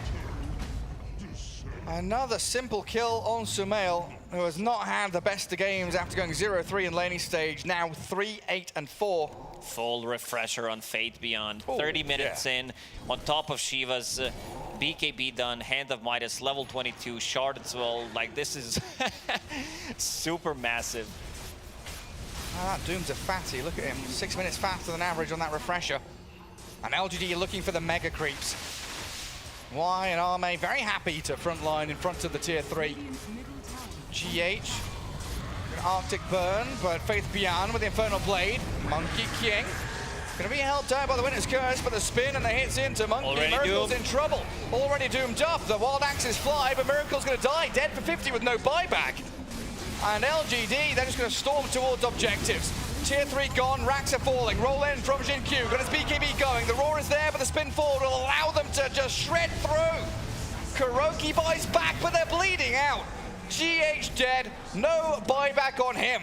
They're in a 3v5. Oh, toss back into the fountain, into stun. They got him. They do, but he's got Aegis still. They can get him out of here. They've doomed and killed the Tiny. What are they going to do now? Arme spins and kills the mid fountain. He's like, someone tank it. I'm taking too much damage. Healing ward and Y already on top of him with the heals. No Tiny, and it's gonna be called GG. What a masterclass performance from PSG LGD in game number 3. That means Nigma Galaxy, they're out of the tournament. They're going home with $200,000, and PSG LGD will play against OG. Absolutely beautiful stuff. You know, a hiccup in game 2. It was wonderful from Nigma, but they weren't able to keep that adrenaline going and that aggression flowing here in They game don't 3. even seem too happy about it. It's like, yeah, another day in the office. In the office, exactly. Is like, yeah, guys, you stole a lot of kills. I'm not going to be too happy for you. Nothing to say. His Zeus performance, absolutely god tier. On top of the network, breaking some records. The way this whole game started, 5 versus 5, whole team wipe. They managed to get 1 kill from that. Yeah, pretty similar to what happened in game 2. 2 supports inside of Nigma that could not get the job done. Like, they got overwhelmed by the aggression from PSG, LGD, and yeah, completely shutting down Monkey King. I think Monkey ended the game with like zero damage on his Deso as well, so pretty difficult. And the stats don't lie. 0-5 when you buy Hand of Midas on a Monkey King, so don't do it at home. Yeah, it was one of those bleed out effects as well, right? Like, okay, even if we ignore that early 5-man clash, there was still the fact that Jin-Q was able to get a good time in that bottom lane, dragging waves, manipulating creep wave, Jin-Q, rolling into mid. What a performance, like going mid, securing the bottom, getting the kills, then finding Monkey King. Also, in the end, they had the holy trinity of the items against any kind of healing. There was a Spirit Vessel, Scotty, and also Shiva's done on Doom. So pretty much canceling 2 heroes, what they want to do in the fights. Pretty difficult game overall for Nigma Galaxy. They did manage to shut down Tiny in the mid lane as well, understanding like where the real threat is going to come from, because Beastmaster's not that hero that wants to rotate early on, and a bit of a difficult game for Mind Control as well, because he was playing with the Enchantress, not allowing him to play the boar, which you want to have it against Juggernaut, so you go for the axes, but still, Enchantress, why? How long has been sitting in that lane? First bottom, then the top one, and they had no answers for it. Sometimes they did manage to kill him, but no real big kills. And controlling every single rune as well. You know, Sumail getting ganked over and over again. Ended the game only picking up 4, maybe 5 runes in total. But honestly, everything was so crisp and clean from LGD, even with the panel and us thinking, right, the draft from Nigma looks so incredibly solid. Lane matchups, the team fight, the ability to react, respond, and TP to defend their objectives. If you have this surprise moment, anything can happen in Dota 2, right? That early fight obviously setting the stage for a disappointing result from Nigma, but LGD once again proving why they are considered very often one of the best teams, if not the best team in the world, right? I mean, are they still your favorites to go on and win the whole tournament, or have you got different ideas coming up? Yeah, most likely, you know, they're still a super greedy team, a super good team whenever they play on land, so gotta give them respect. I think our panel should be ready to even talk more about this game. Not quite yet. Not quite yet? All right. We've got an interview they got getting surprised set up. maybe by the GG, because usually Nigma, they are the team that plays until the throne falls, but they had no heroes left, no comeback potential. They understood that this one's over. Yeah, just absolutely get out of that one. I mean, you know, looking forwards, LGD also have the ability to even get out-drafted, but then outplay, and the ability to really figure out who's meant to be targeting who, keeping other heroes very safe as well, like Zeus. He died once that entire game? In the entire game. Perfect positioning from him, and that's not just his job, right? That's not just him being incredibly skilled. The rest of his team frontlining and finding openings, targeting the Wyvern, rolling through the trees to spot the Monkey King, zapping with a lightning bolt to give the vision as well. Every little aspect of the game, LGD were on top of. Yeah, absolutely. And I want to see how PSG LGD is going to match up against the OG. Well, we've got an interview ready on stage, so we'll head over to KP. I am joined now on the stage by Faith Beyond from PSG LGD. First of all, Faith Beyond, congratulations on the 2-1 victory over Nigma. Now, we need to get into the... Oh, there we go. We've got to get this. Come on, cheer him on. Okay, buddy. First thing I've got to ask, there was a Monkey King Midas in that game? It's looking very bad in this current patch. When you saw it, were you instantly like, we've won this game? Yeah. Okay. Let's get a little bit more expansive. This is Yoon, by the way. She'll be translating when I waffle on a little. So this is a little bit of a more interesting one. You guys looked very different in Game 3 compared to Game 2. Run me through what happened there, because of course, different drafts, but different mindset. How did you reset? How did you come into this clutch series and look so dominant?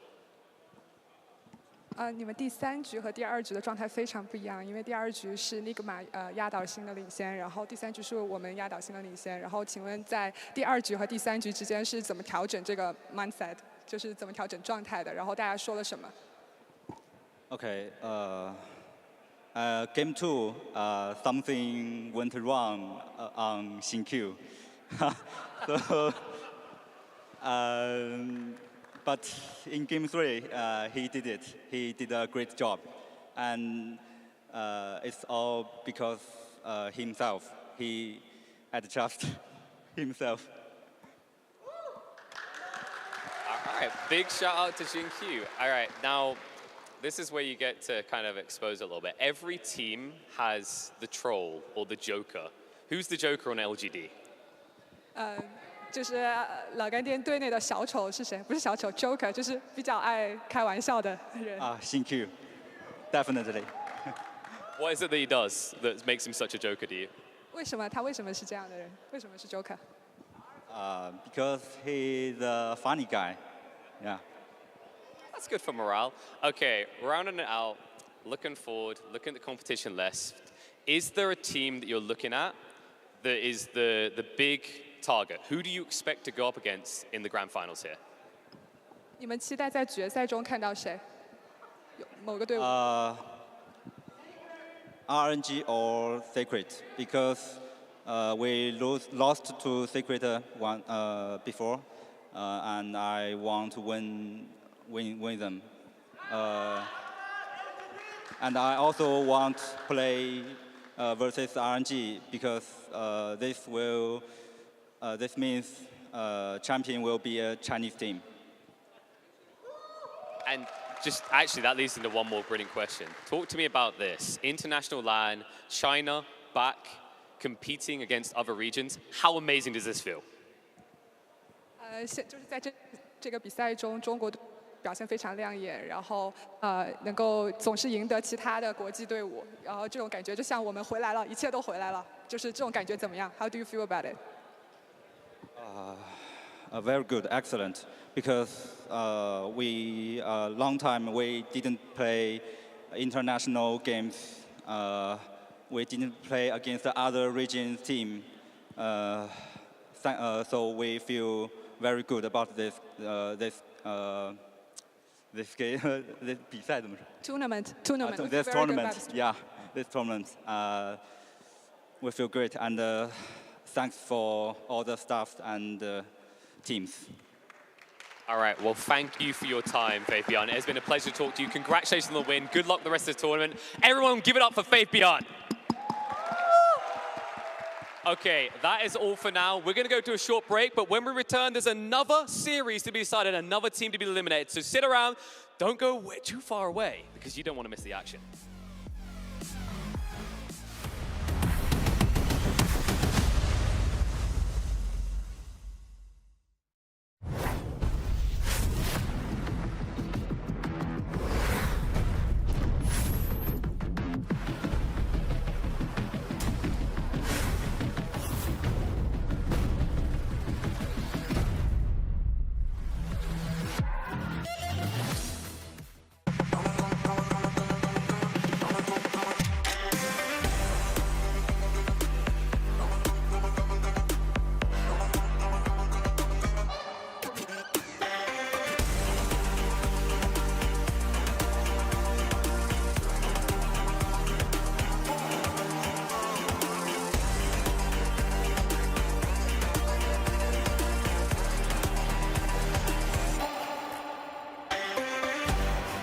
Progress is a race that has no end. After every finish line, another challenge awaits. How can we continue to push innovation in a sport at the forefront of technology? This is how.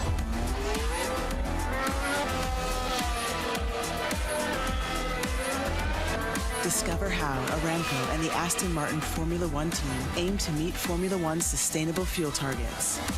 Aramco, powered by how.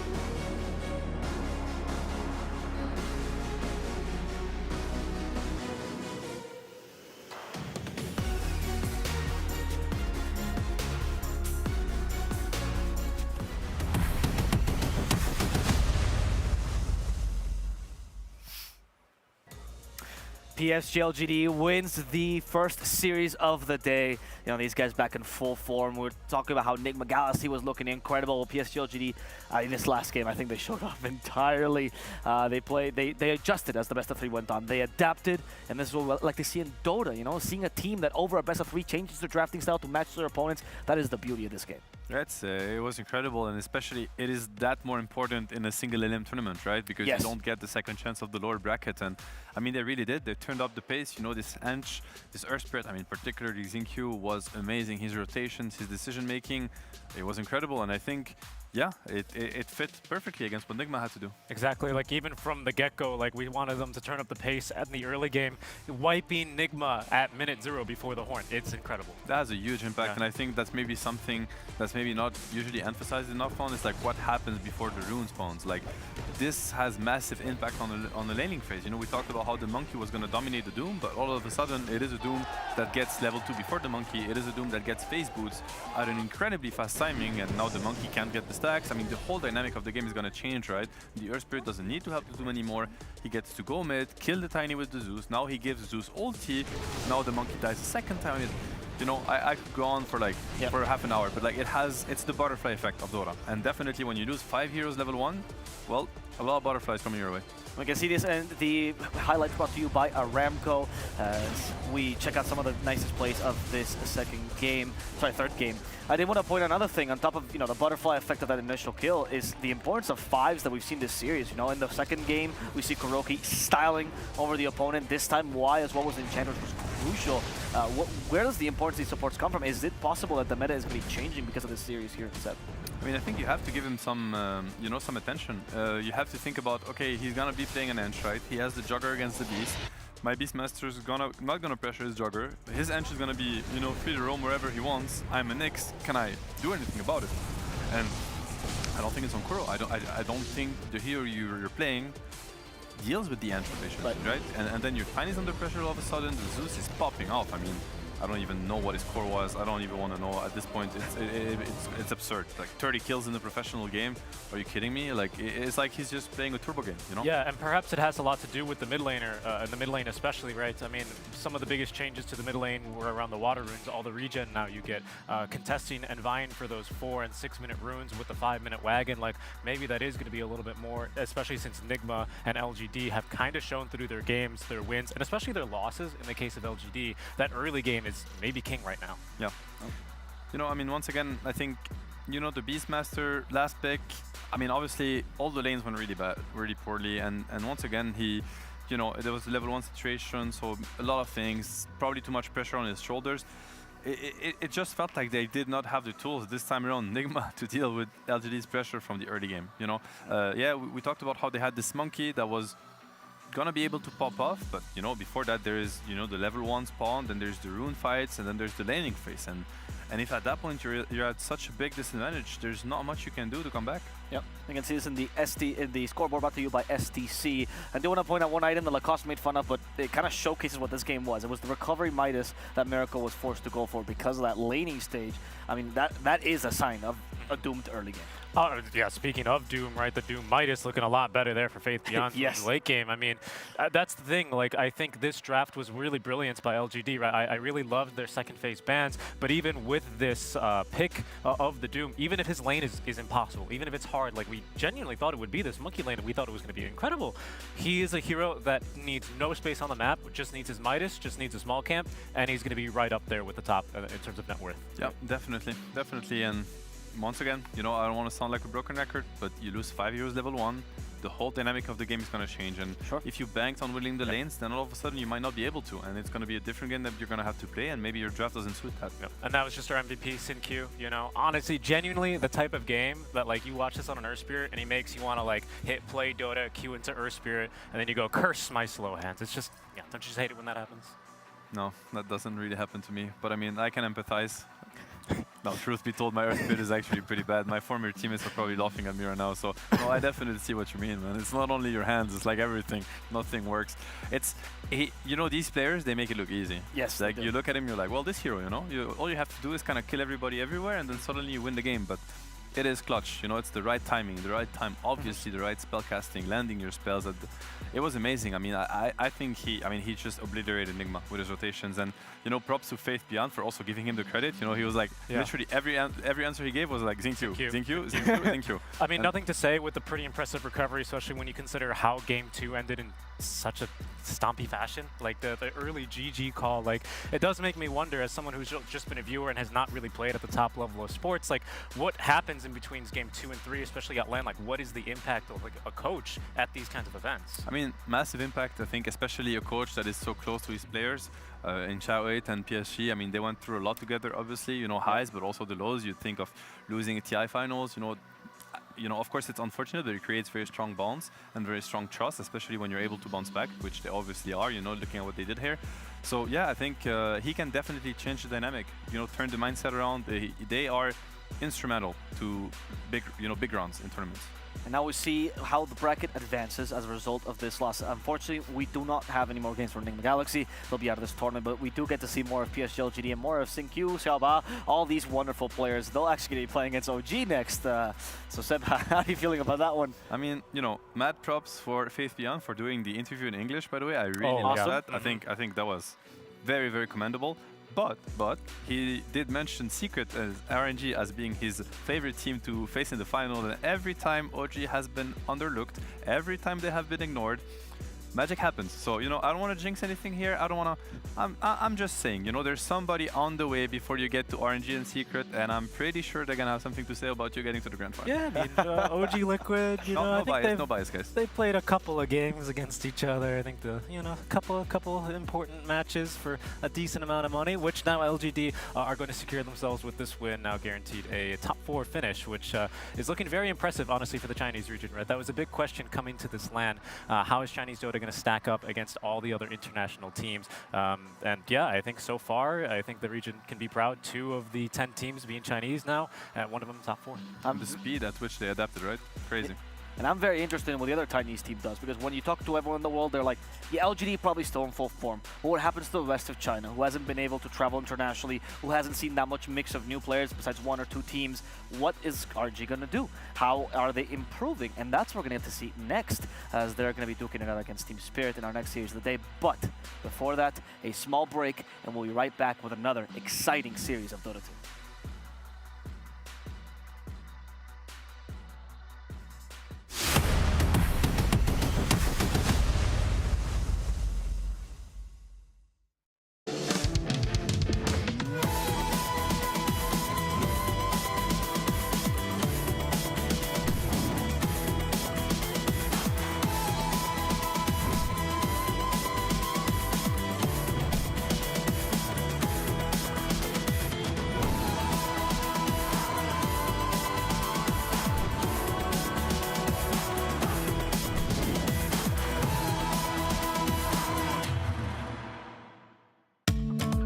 مع التحديث الجديد لستي تي بلاي تجربة جديدة للكل. لو جوك دايم تحديات، نافس وانضم للبطولات، استكشف الشات والتايم لاين، وتسوق من متجر التطبيق. الليدر بورد على تفاعلك بالتطبيق، والجوائز الأسبوعية والشهرية على نظام النقاط تنتظرك. ستي تي بلاي، مهما كان جوك هذا محلك.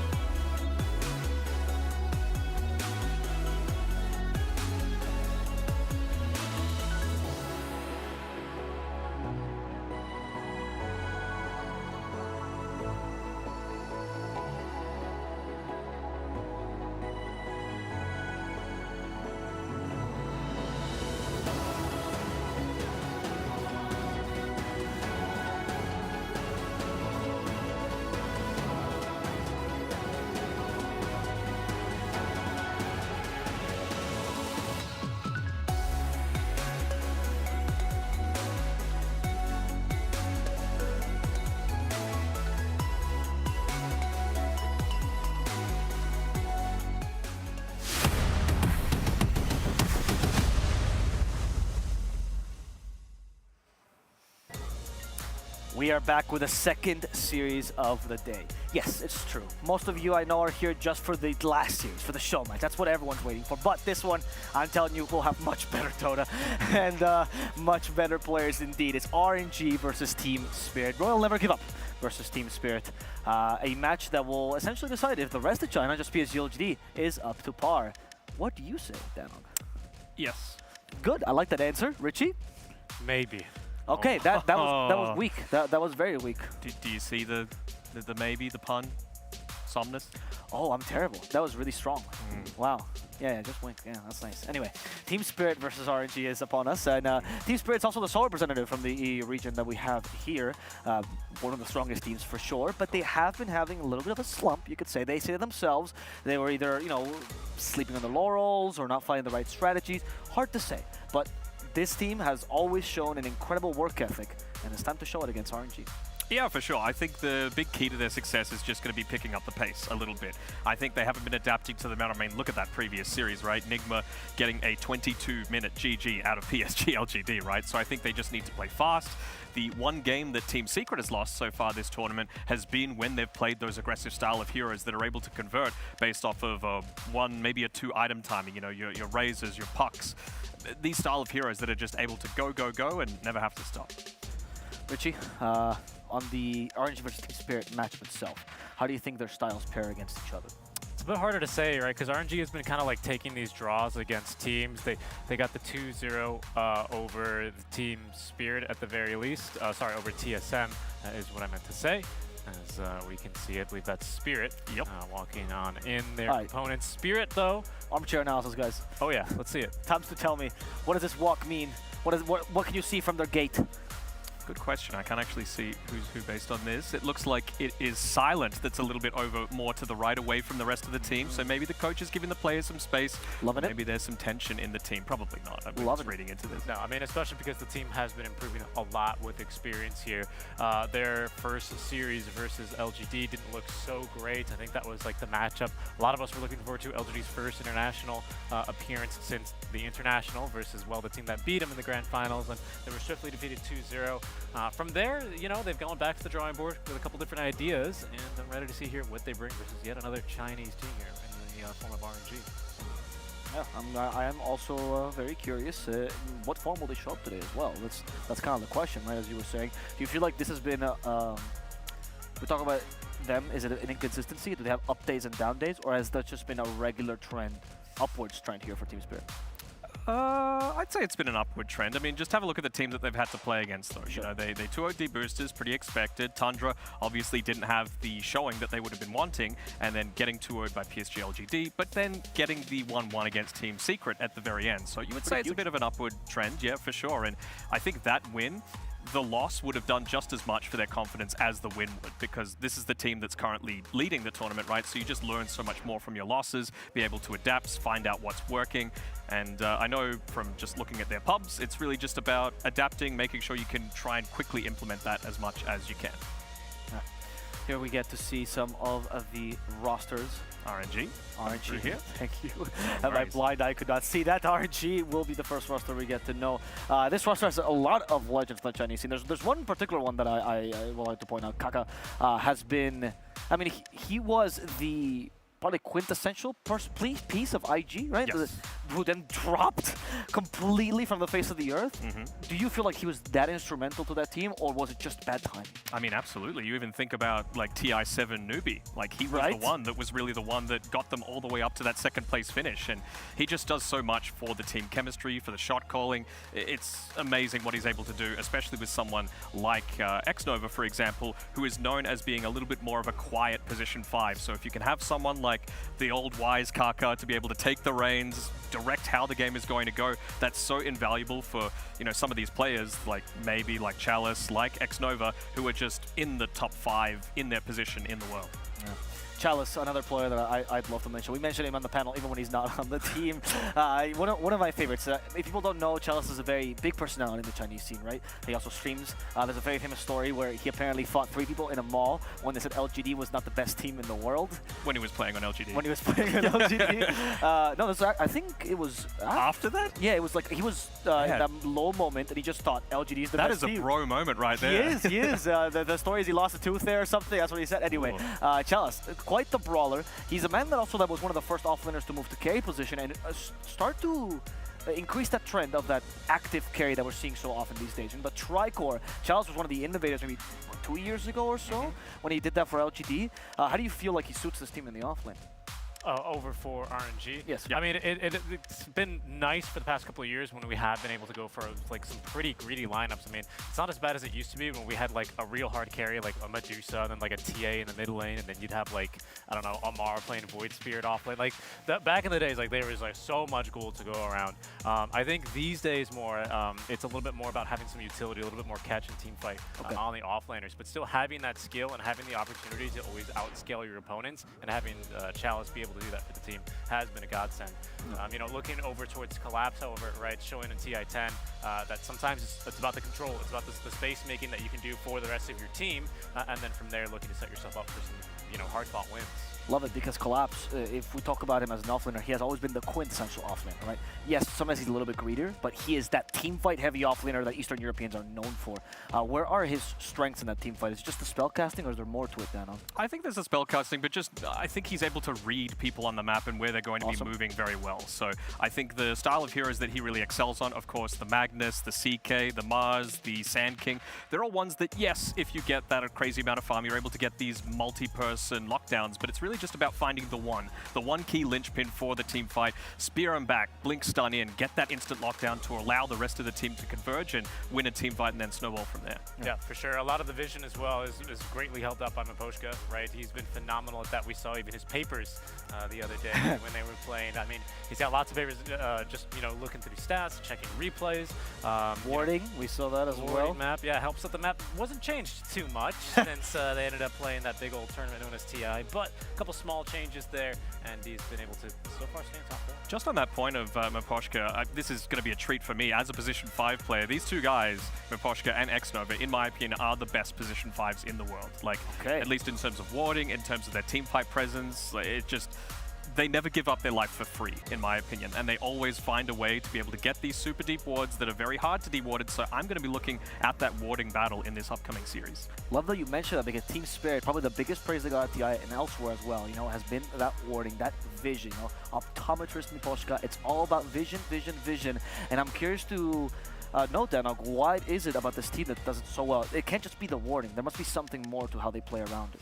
I think it's the specific times that he chooses to make these rotations to be able to ward. Like a lot of, obviously smokes are at a premium, right? You want to make sure that you're using them for ganks, but these two guys are ones that actually use a smoke in the early game just to make sure that they can get out onto the map, guarantee that you're not going to be caught under any kind of vision. And they always tend to do it around a time where they're not exactly needed at a team fight, so your presence being there or not being there isn't really missed all that much, and you don't exactly know that they've gone to ward, and it's one of those wards that could just be in a really obvious spot but just never get scouted out.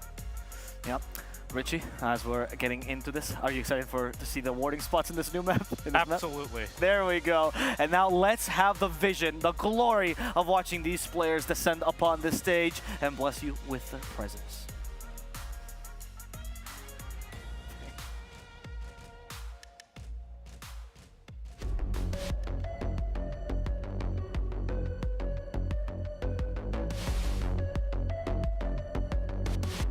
أعزائنا المشاهدين والحضور، شاهدنا المباراة الأولى من ربع النهائي ما بين فريق LGD ونجما جالكسي، وقدرنا أننا نشوف فريق LGD يتألقون في المباراة ويكونون أول فريق يتأهل معنا إلى نصف النهائي من الربع النهائي، وراح نشوفهم يواجهون الفيرست سيد من الجروب حقهم. ولكن المباراة الثانية هي اللي راح تحدد مين اللي بياخذ المقعد الأخير معنا في البلاي اوف في النصف النهائي، وكلنا عارفين قد ايش المباراة هذه قوية، لأنه معنا فريقين من طراز عالمي راح نشوفهم يتنافسون الآن في رياض ماسترز. فخلونا نرحب بالفريق الأول معنا في المسرح، فريق RNG.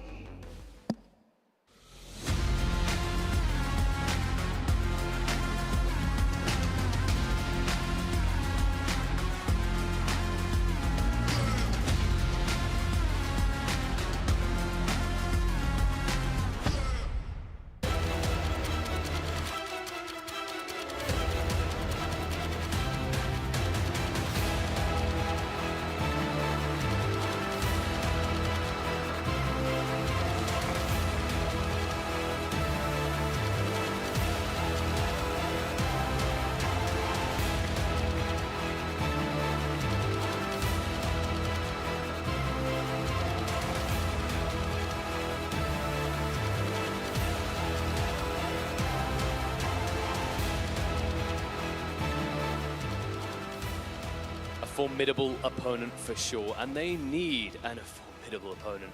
And their opponent is going to be none other than the reigning champions of TI. A slivery beast to deal with. The serpents of the CIS. It is the one, it is the only Team Spirit.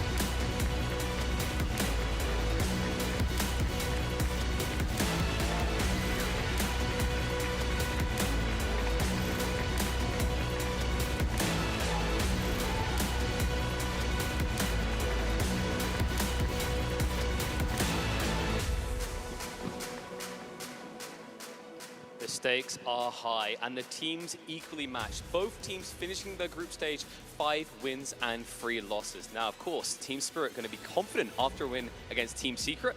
RNG, they were able to win a coin flip to get here, but it's going to take more than RNG to win this series as we prep for the death. راح نشوف الآن أعزائي المشاهدين المباراة الأخيرة من ربع النهائي. لا ننسى أن كل الفريقين اطلعوا من الجروب ستيج بنفس النتيجة، 5 انتصارات 3 خسارات فقط، والآن بنشهد من اللي منهم بيقدر يستمر معنا في البلاي أوفس. إن لا ننسى أن هذه سنجل إليمينيشن ماتش، زيادة على كذا أن الفوز معناته راح تقدر تاخذ أكثر من $200,000 أمريكي مجرد ما أنك تفوز المباراة هذه فقط. بالتوفيق لهم إن شاء الله، ومباراة جدا شديدة الأعصاب، فخلونا نتوجه عند الاستوديو التحليلي نتكلم عنها أكثر.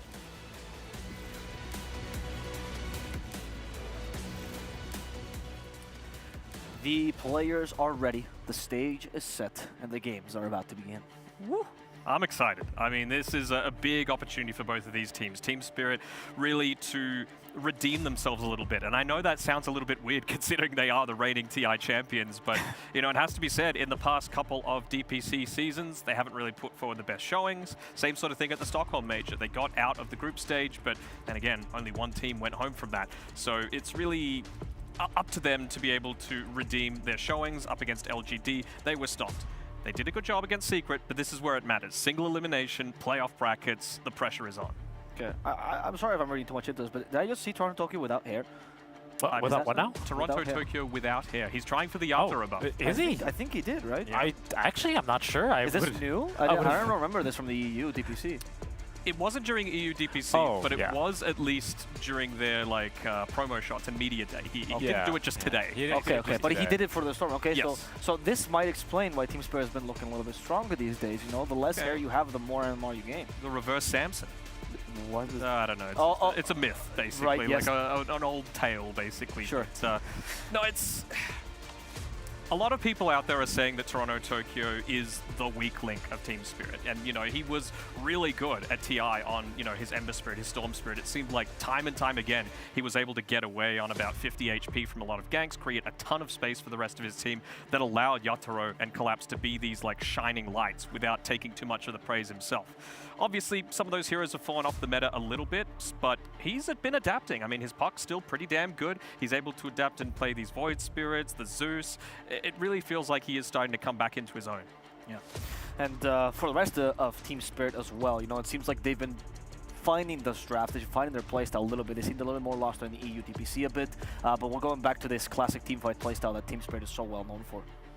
Yeah, exactly, and they've always been a team, you know, we were speaking earlier about their vision, and I was speaking about how they have these, you know, offlaners, these spellcasters and repositioning base, especially during TI-10, but they've also got this, like, +1 mentality, you know, whenever they find an opening, they always look for that little bit more. Sometimes against these top-tier teams, like against LGD, it didn't really work out for them, right? They were, like, winning a team fight, and LGD, you know, they lose a hero, and then the rest of them come, you know, to support and end up still with taking the fight. That is where Spirit have kind of seemingly lost their mojo, but they're going to need it here against another Chinese team who's been trying everyone. So excited that it's finally a best-of-3 here for RNG. Yeah, absolutely. And even just on that point about LGD, I know they're already through to the semifinals, but the thing that they do really well, often better than any other team in the world, is baiting. You know, like finding that extra +1. They're going to punish you if you go that little bit too deep. So I wonder if RNG have the confidence to make those same sort of style of calls. Obviously, they've got newer additions in Kaka. Obviously, he is very experienced, but he is new-ish to the RNG roster. Same sort of thing with Ghost, by far the least experienced member of the team. So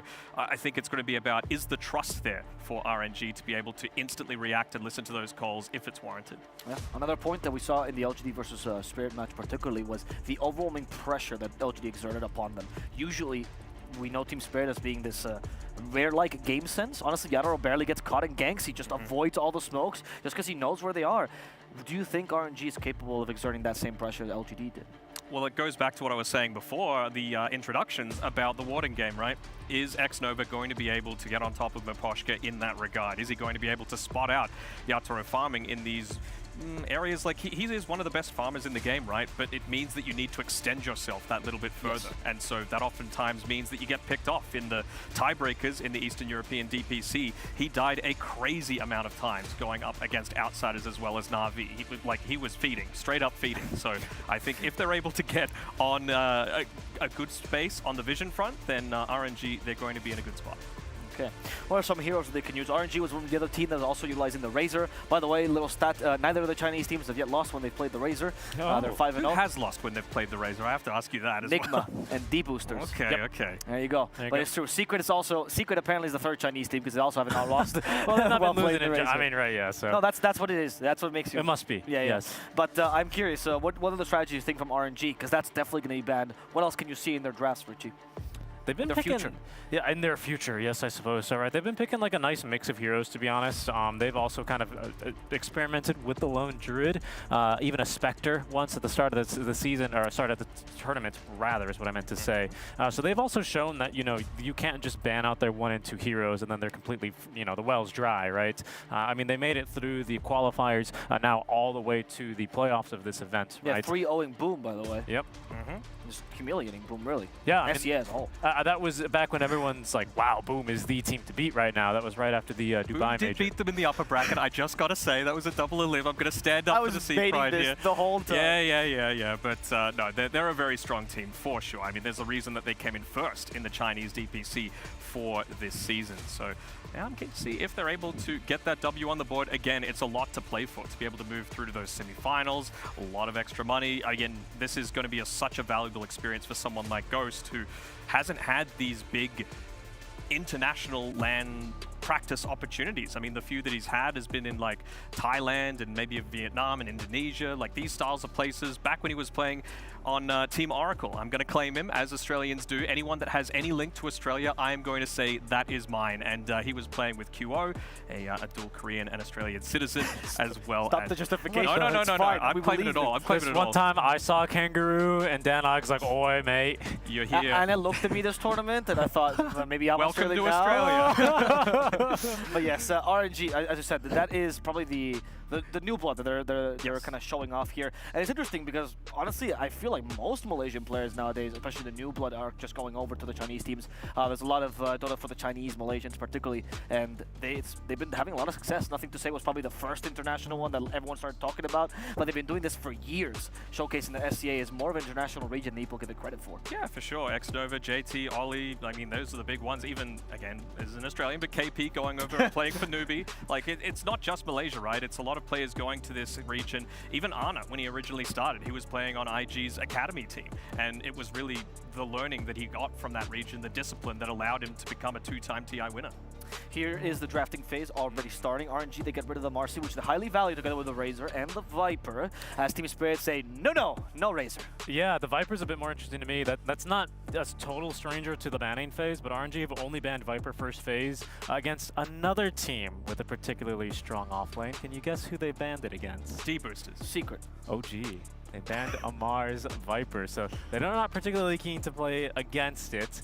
The Spirit also will take out the Tiny. So yeah, lots of respect here for the offlane. As we see what is an up-and-coming hero, and a hero that, you know, I had kind of looked into when I saw Thompson playing it and completely dismantling pubs. Now you're seeing it here as well. Anisha over on Secret was taking over the game with this hero, and I mean, nothing to say on that last game we just saw on this stream.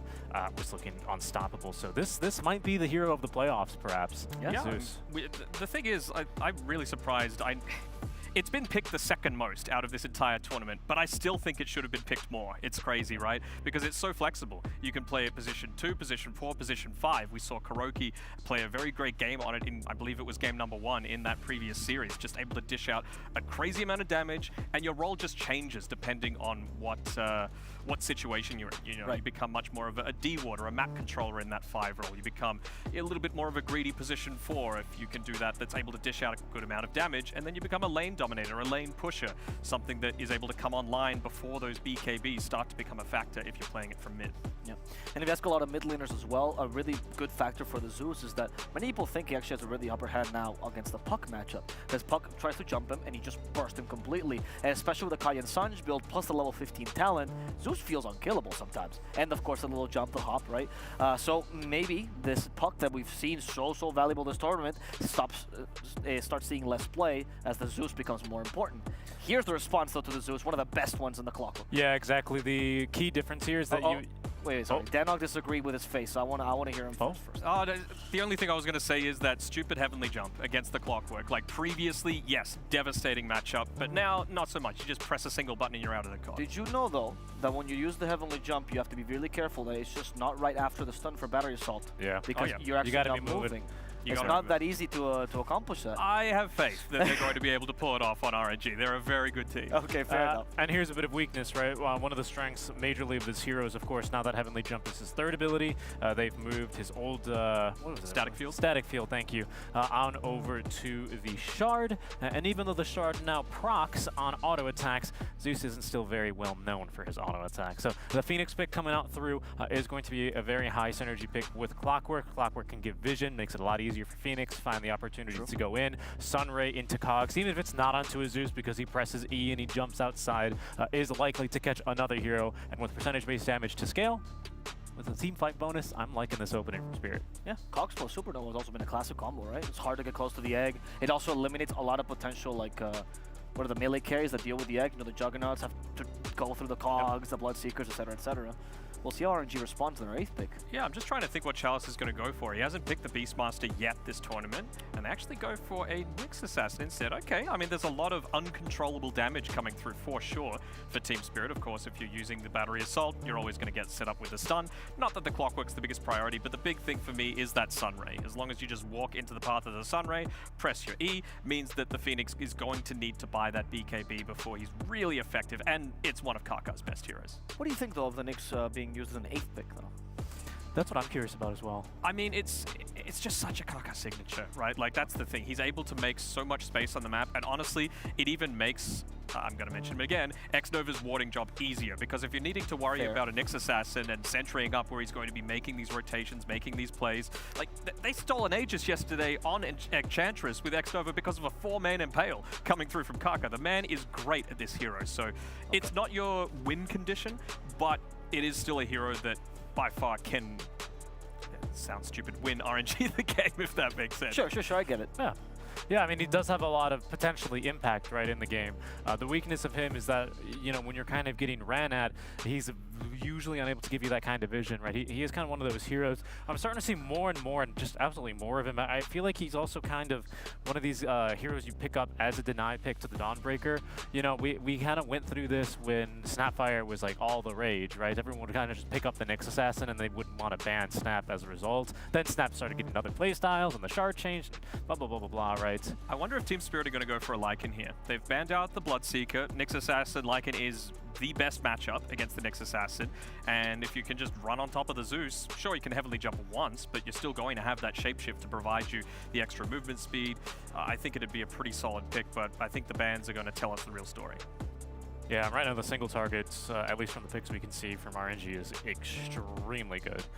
These two heroes, I mean, could potentially scale and kill even the tankiest of guys like a Tiny or something like that between just a nice stun into the Zeus ulti. It's really, really good setup, and it's fairly easy to execute on, especially when you have 0 armor on a hero like a Phoenix. Yeah, that's why the Zeus right-click build should be the case. Yeah, exactly right. I completely agree. Which played Zeus? Here we go.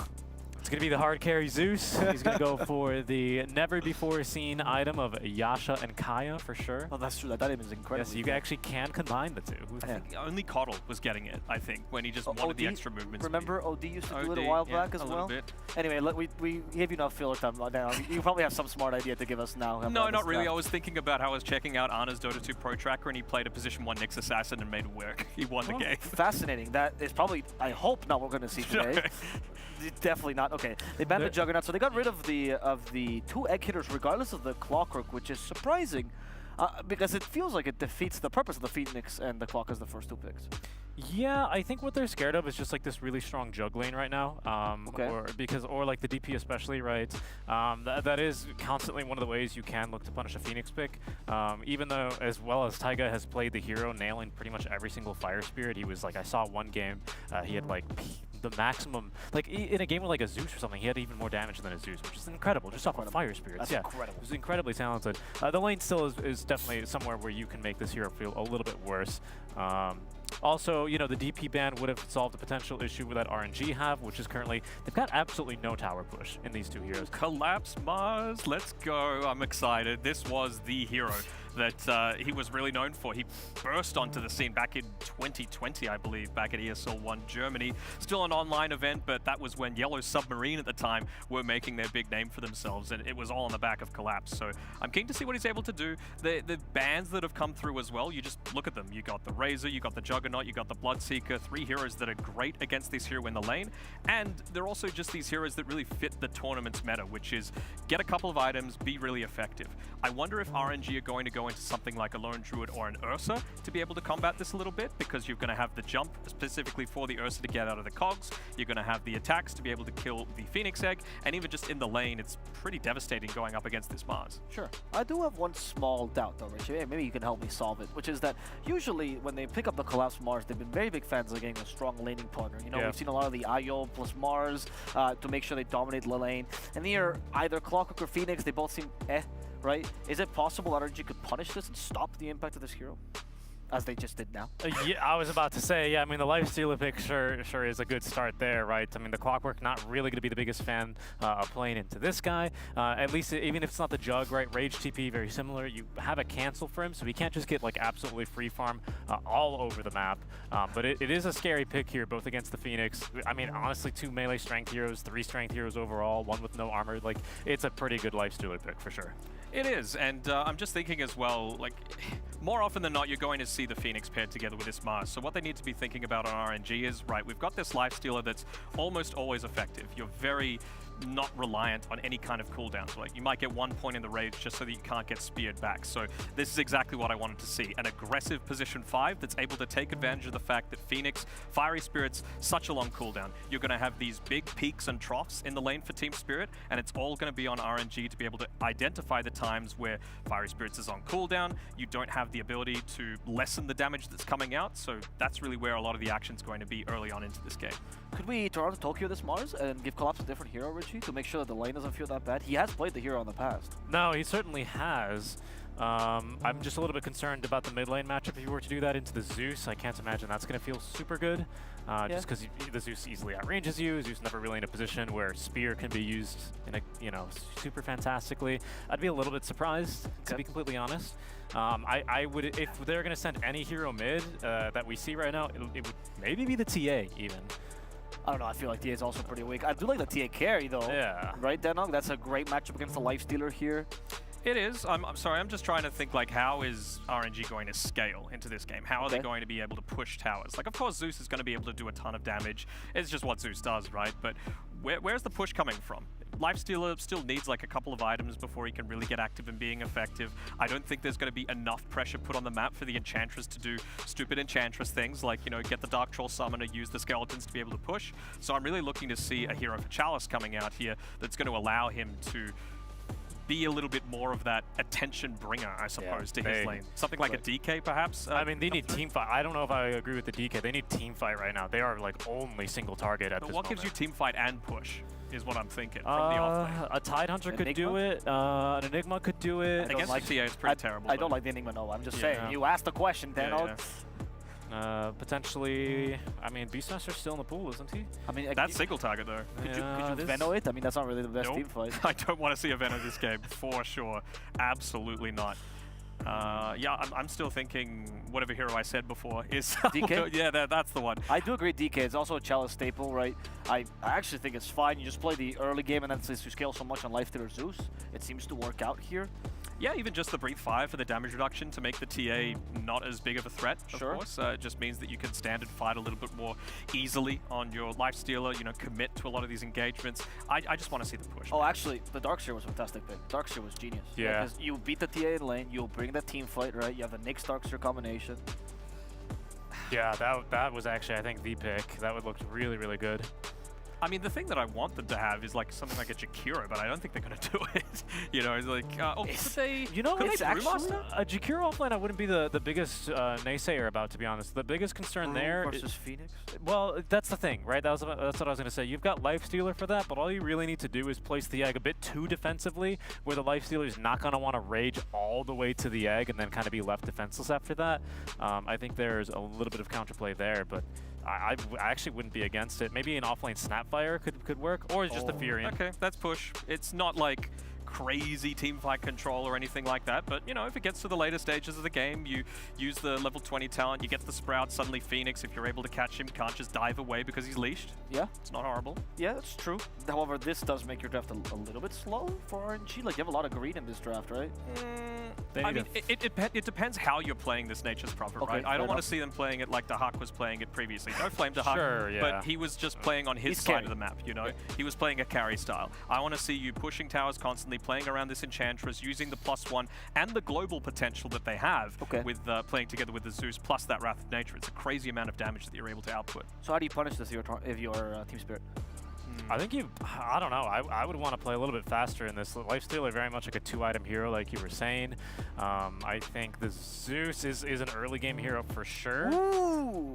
And it is the Bounty Hunter. This is the, I don't have Slaughter, Mom, what do I buy? And they give you a Bounty Hunter, and it's not we have that Slaughter bad. at home. And exactly. You know, it's definitely true that Slaughter was probably the best pick here because you combine the TA, beats the Lifestealer. A Bounty Hunter still has a strong lane, and we get rid of the problem of what does my Mars do? Right? Now he goes mid, the matchup against Zeus, you both farm at the very least. Could work. Could work for sure. What are your thoughts on offlane Bounty in general? Are you on the Saberlight field? What's the Saberlight field? Yes. Yes, Okay. run at them, right-click them to death. I mean, didn't work for them, by the way. They lost. They have an okay amount of kill threat. That's the thing. And even like this clockwork into the Nature's Prophet before it was horrible, now it's okay, considering the Battery Assault clears those treants reasonably. I'm a little worried that RNG don't have enough avenues to be able to push. They don't have enough team fight. It's really just going to be around our Team Spirit going to get picked off. Basically, that's my situation. So if their positioning is good, I don't think that's going to happen. I think Team Spirit might have this one. Yeah, I'm favoring the team fight as well. Not to be boring and agree with the panel here, 2-0 for Spirit. Well, not the series, but yeah. Yeah, well, I mean, I just like Bounty Hunter. I don't really have a prediction, but Bounty Hunter's great. So let's go over to Caster. They're also great. Become Black. Thank you very much. We're coming in here, and well, the panel has chosen to all go for Team Spirit, but I feel like Avo saying he didn't know which might have just saved them from the Caster's Curse. We know how brutal that Caster's Curse can be. Everybody picks one team, and all of a sudden, they automatically lose. I need stats on that. I'm going for Spirit. Okay. That's 3 out of 3. So, if I'm an RNG fan, or if the people at home are RNG fans, do I say Spirit right now? No. It's only 3. If you do 4, it's nullified. It's nullified. Okay, so I could say RNG. Whatever you want. I'm choosing RNG. I got my faith in Somnus. I got my faith in Chalice. Maybe not Ghost, but you know, we'll see. He's had some hit or miss performances at times, but there has been plenty of moments where he has looked out of control. I mean, he is 12k MMR, and he is trying his darnest, and it would be a big feat to defeat Spirit here. This is especially, you know, RNG potentially coming in Arlington. This would be a big moment for them to win this series and, you know, make a statement. Drop the flag down. Yeah, I heard that Team Spirit, though, have been doing very well in practice lately, and they're the only team to beat Secret in one map. So okay. That was a secret that was already guaranteed first, though. Yeah, but just saying. In the second game, you know, Secret did win again. True. So Secret is still very strong, whether they're first or not. They want to win like everything they can, right? Especially after the DPC showing they've had. Okay. But yeah, you like this Bounty Hunter? We were talking about it in the car. I was talking about how I like Bounty Hunter, but I don't know if I'm exactly going to like it in this game. I'm a big fan of what we see from the TA. We've seen it do well. I think their control kind of works out, where you can go in, initiate with a hook shot, maybe follow that up with an arena, or you can choose one or the other. You can go for multiple pickoffs using that hook shot more often. Obviously, arena more for that team fight orientation, and with the help of the track, maybe land more hook shots, and pickoff potential certainly there for Team Spirit. I like it. It sets up pretty well. The question is, can they get it done, and does RNG, I guess, have enough? And do you think they have enough to counter whatever initiation comes out from Spirit? It really depends on someone's positioning, right? If they can get on top of the Zeus fast and kill him quickly, then it's going to be a problem when it comes to damage, because all of the heroes don't really deal a lot of damage other than the Zeus, so they'll have to protect him really well. They got a lot of good tools for that, though, right? Spike, Carapace can save him. You have Lifestealer and Fest that can heal him back up. There's definitely a lot of good tools. Also, what we've seen in the early game, like 3 wards have been destroyed. 2 by Spirit, 1 by RNG. So the early game vision is not going to be as strong, potentially opening up more rotation. Yeah, that's something I feel like we've been missing in a couple of these matchups, is that mid-rotation, but that also comes with what kind of supports you're picking, right? Do you have supports that can really go over mid? What's their purpose? Is it more so to babysit the lane, or come over and you know, fill a bottle, help get a kill, and push your mid into a better standing? Yeah, but it's really hard to leave lanes alone nowadays. Like, laning is so important that you really can't just afford to move away without a clear objective. Yeah, it almost feels like every time a support leaves the lane, the off-laner, because it's normally the 4 moving, gets punished. Yeah. The aggression just comes out instantly. And it doesn't even have to be movement towards mid. We've seen it even be placing vision near the jungle, especially up top. It feels like the Radiant offlaner finds itself, you know, in trouble because of that. Where, let's say Kaka goes to the jungle, he places down a ward, they jump on Chalice, and boom. Like, that just feels like so common these days. You can't leave your lane for a moment. Look at what Kaka's doing. But I guess he's also lanes by the tower. He's pretty safe here. Yeah, that's also Nature's Prophet, and they have no stun, so he can teleport out pretty much any time he wants to. Very true. Toronto Tokyo getting a little bit low here as Somnus sees on this Zeus. We've seen Somnus do a lot of great things with a lot of heroes. Probably his most recently notable, at least in my eyes, is like what he's been able to do with like Lina. Has been very strong. He's shown a lot of prowess with that.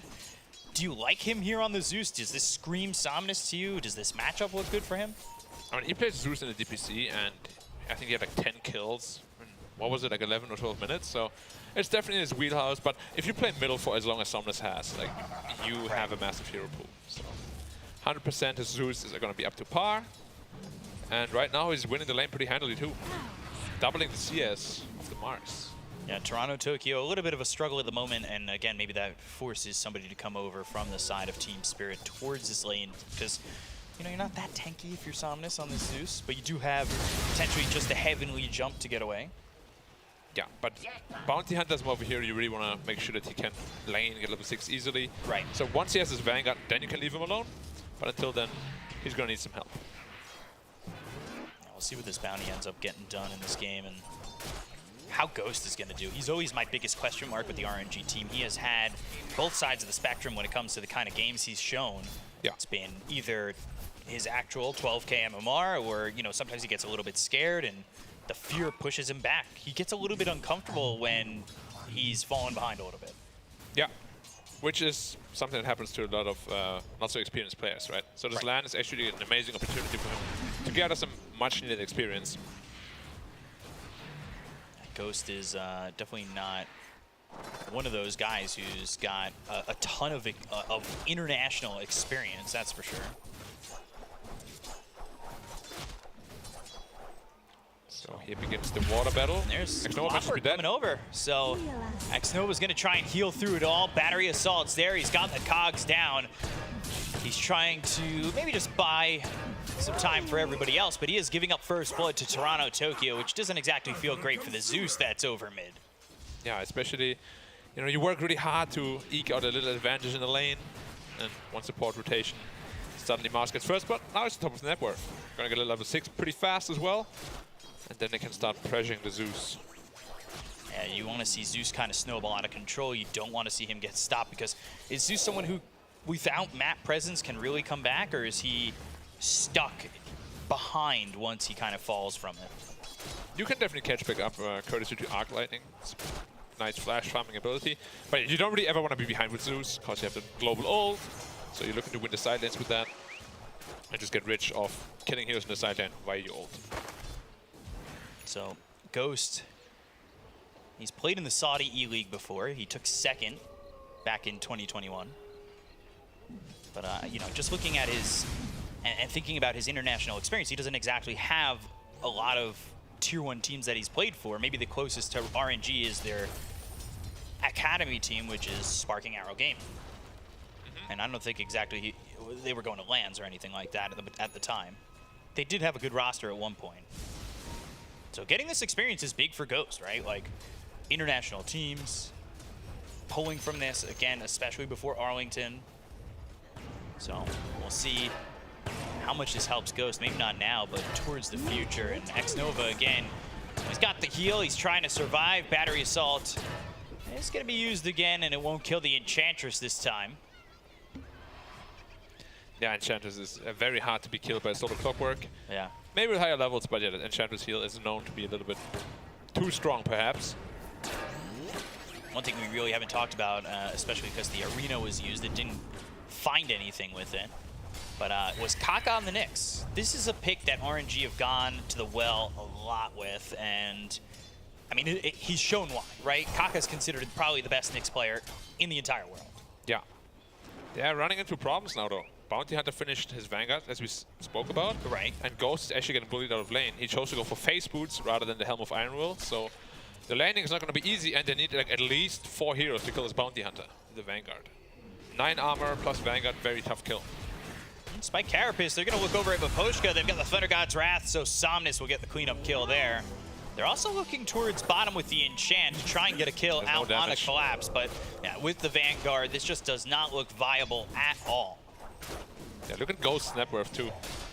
He keeps getting taxed, as I like to call it. The tax collector, right?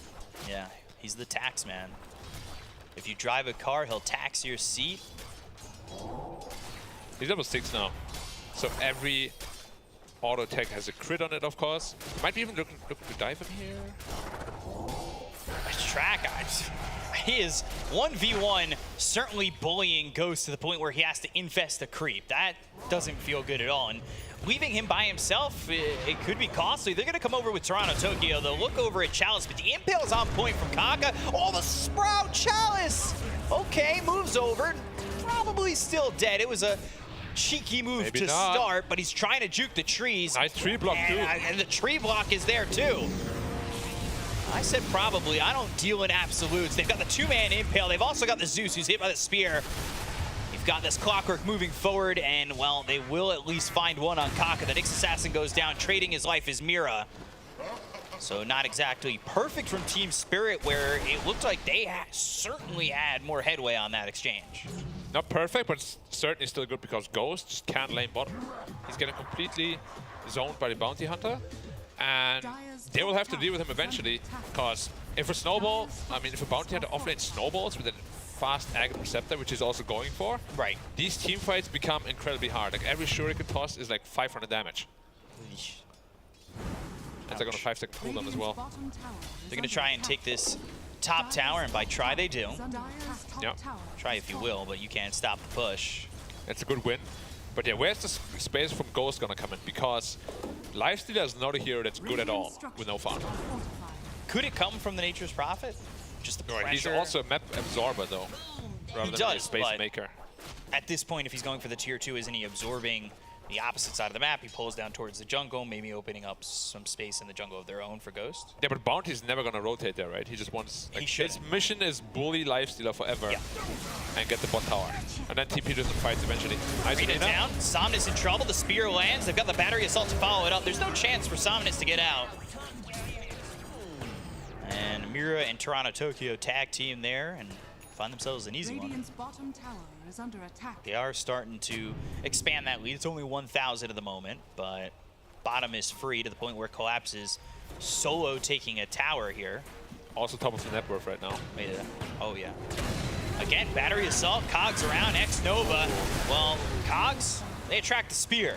And so does apparently X-Nova's body as they get another kill on the Enchantress. Thunder God's Wrath to get the kill on Baposhka. They'll find themselves a second. That one goes to Ghost. It's not a lot of gold at just 188, but it's something. It's something he wouldn't be getting bottom, that's for sure. Yeah, he definitely has to like rotate elsewhere, so him getting active on the map makes the most sense. But again, he's really far from his armlet. Optimally, in a good game, you would have your armlet by this point, your armlet phase.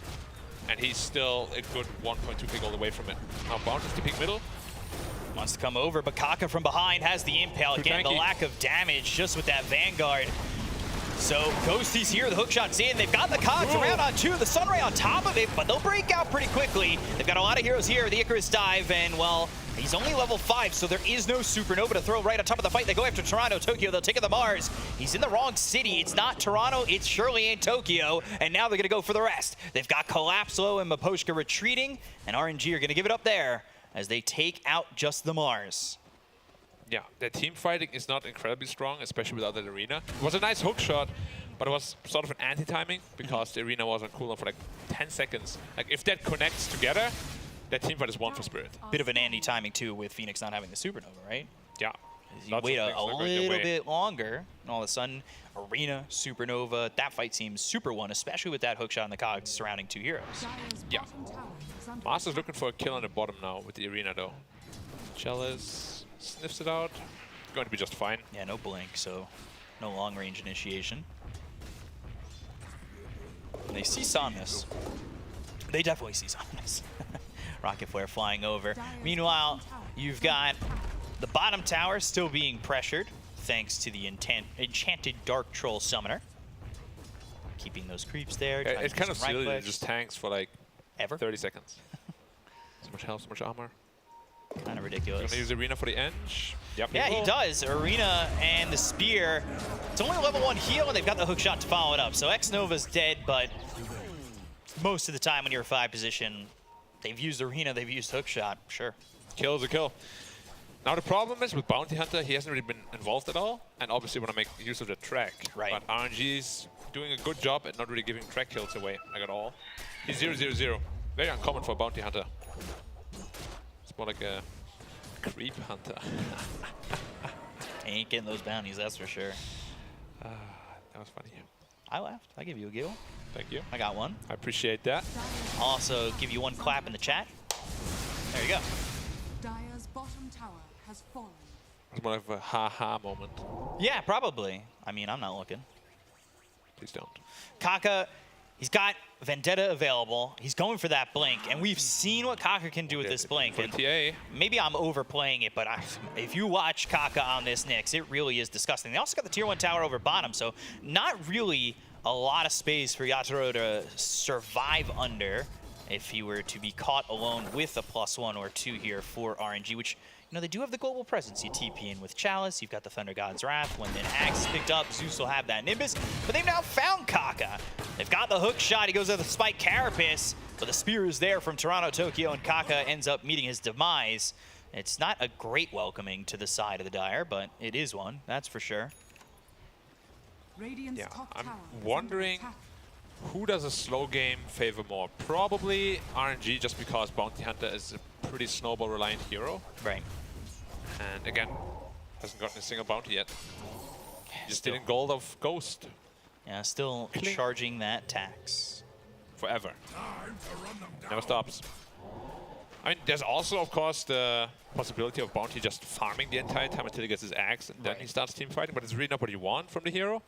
But as I said, RNG is doing a very good job at not getting caught anywhere. Vendetta is used. Looking for the Bounty Hunter again. Trying to at least, and they will spot Collapse. They've got the Vendetta. They'll go to the stun. Collapse just trying to TP, and Thunder God's Wrath is used, so just TP. I mean, that is kind of ridiculous where you're just able to survive it all, and it truthfully is kind of disheartening if you're the side of RNG. You've got 3 heroes here. You use Thunder God's Wrath. You try to get a kill on the Bounty Hunter, and, well, to no avail. It just does not work out. Yeah, he's pretty tanky, right? Plus, with the Vanguard plus the point booster. So he got a pretty decent health pool. Oh, that could be the first track kill. Ooh, hook shot. Let's go. Coming in, and Miposhka's dead while this is going on. They clipped him. All right. X-Nova Teasy put down onto the ground and Collapse. He'll get credit for it, so like you said, first track kill. Let's do the math. 3 heroes around. Oh, it's good math. 130. 210 extra gold. Okay. Jesus Christ, that's a lot. Oh, Jesus. So, net worth kind of even, like you said, trying to snowball on this Bounty Hunter, right? Yeah, I mean, he's 2 components away from his axe. Then they're probably going to be looking for really big team fights. How's our TA looking? Pretty close to the desert, just 1,000 away. But Chalice is doing a great job. Quietly top of the net worth. Well, okay, cool, thanks. I mean, it switched as I was saying it. He was there. Just pretend he was there as I started that statement. That's when it really counts. Vendetta once more. What's he looking for? Yatoro is not an easy kill. Sees Miposhka. Yeah. He's getting information. Even just getting this and maybe not even getting a kill is fine for him because it allows Chalice to understand what he's going to be up against. And they might just go for Miposhka. But Yatoro gets spotted by the Treants, and now they're on the retreat. Kaka's still here, goes to the Vendetta, lands the Impale, and they've got the damage coming in with Chalice moving over. They'll get the kill onto the TA. They look over at this Phoenix. Icarus dive away. Toronto Tokyo's coming in. He wants to use that arena. He doesn't have a blink to catch up. He looks at X-Nova. Somnus pushed out, heavily jumps away. They've got the tracks coming through, but the damage onto this Mars, he needs to be a little bit careful. Kaka sitting low. He's still tracked up, and Collapse, he's sprouted. So he wanted to do the damage. He wanted to get the tracks off, but, well, that's it. That's all you got from the Bounty Hunter. They get the kill on a Collapse. They look over at Mira. Now, all they got so far is the kill on a Kaka. So, there goes Mira. Miposhka next on the list. RNG are going to check it twice. And, well, going off the map is kind of something that'll put you on the naughty list. So they'll give him coal and put out his fire. Massive teamfight win. 4-for-1 trade. Very well done. Yatoro is, of course, a very big part of the damage, right? So if he dies first, there's not a whole lot left in the tank. I'm a little bit surprised, actually, that they chose to fight despite losing the TA straight away. Yeah, they continue to try with Toronto Tokyo moving forward. The arena comes down, doesn't grab Somnus. You're going after 2 supports in that situation, especially one like the Enchantress, who now is level 3 in the Nature's Attendant, so that gets even harder as time goes on, right? With the Untouchable, too. It's a tough kill. They get Kaka. He was tracked, but that's it. Yeah, it's also fair to say that this Bounty Hunter idea hasn't really worked out. It's fizzled so far.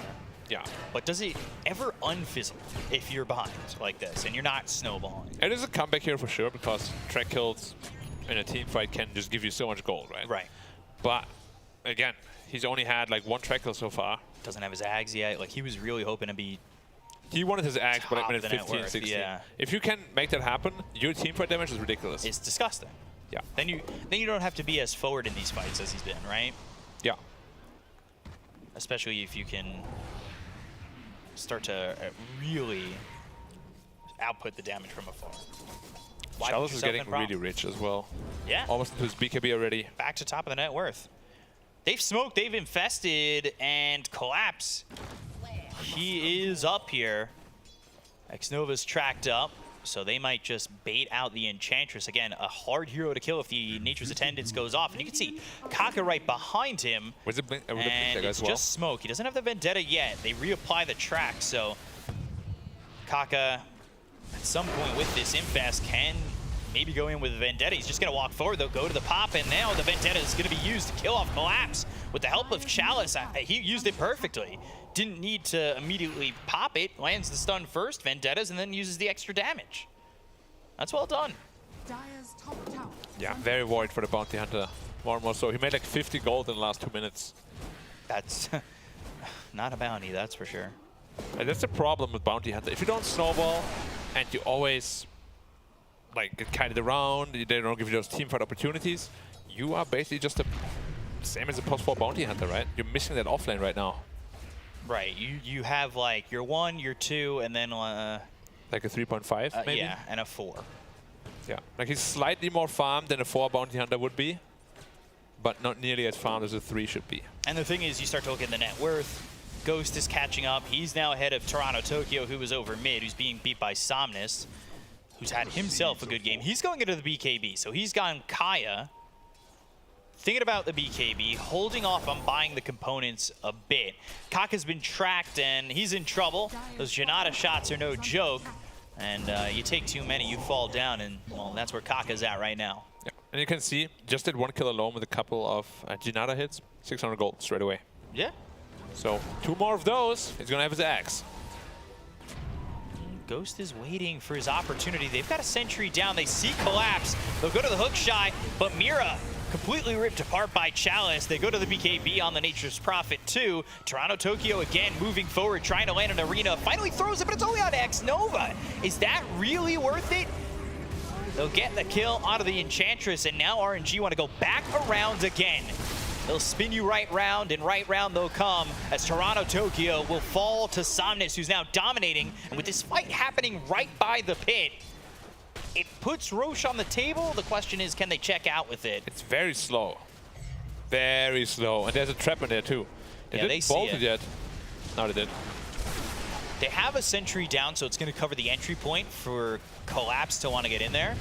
But you need somebody blocking the potential hook shot. Right now it's on cooldown for 12 seconds, so timings might work out.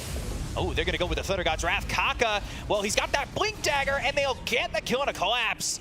That opens it up for more, and, well, now Hookshot, it's off cooldown, so I wouldn't be surprised if there is an attempt by Mira. He's over to the side, he's not terribly close, and he'll never make the try. Oh, they're looking for He'll get the Maposhka. Aegis. Maposhka, he's caught, he's killed, he's gone. Chalice with another one, and RNG are really starting to stack up the numbers. They're up 3K. This bounty really doesn't feel like it's doing much of anything. You've got Ghost, who's practically recovered, and even if he hasn't, well, Chalice and Somnus have gold to back him up. Yeah, the Roche fight was very deadly. When you run a tier lineup like this, you're always very reliant on that first Roshan. They haven't really been able to string together like the Mars Phoenix combo that we've seen so many times, right? Yeah, Every time there's an arena, it's like usually just on a support, sometimes 2 supports, but they haven't really caught a core in it at all. And then you don't want to commit to Supernova, of course. Yeah. By the way, Zeus had the BKB queued up, did end up using that Ogre Axe to go to the Axe Scepter instead, so they do have the additional damage of that Nimbus. They're on the run. They're looking. Kaka push back, but that's the debut of the Nimbus, and Chalice will claim the life. He's now unstoppable. He's 6-0-9. Nice. Still, though, just a 3K lead, so it's not exactly... The problem isn't getting exacerbated right now. It's kind of 4-3K-ish, but we'll see what happens by the time this Aegis expires. It can get much worse very quickly, if, especially if Team Spirit take a losing fight where they only, again, get Kaka or X Nova. Yeah, but now Bounty finally has his axe, so he will be able to stand back a little bit more. But it's a very late axe, but a 23. That is really you like were saying support 15. net worth or so. Not the greatest, but at least he has it now, right? So this is where potentially Snowball can begin to roll again.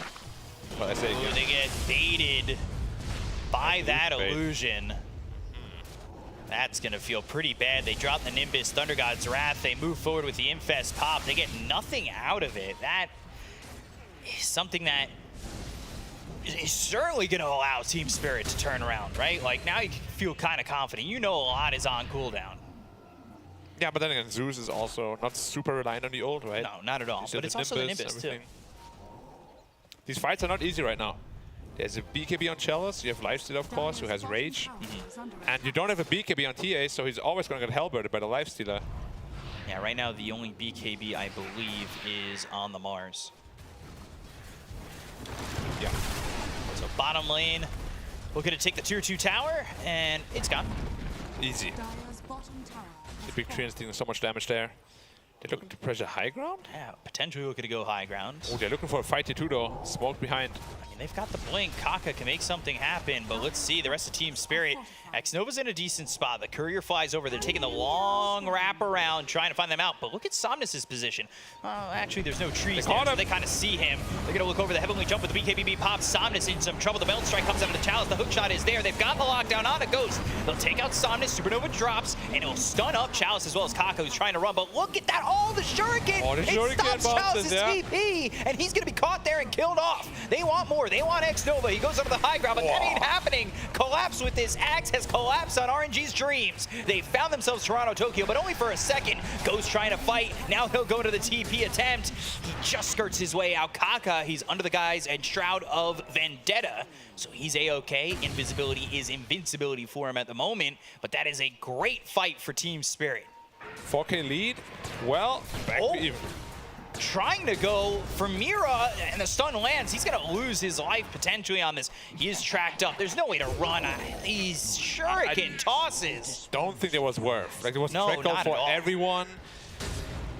If you got out, it would have been a really nice play, of course, but very low percentage play.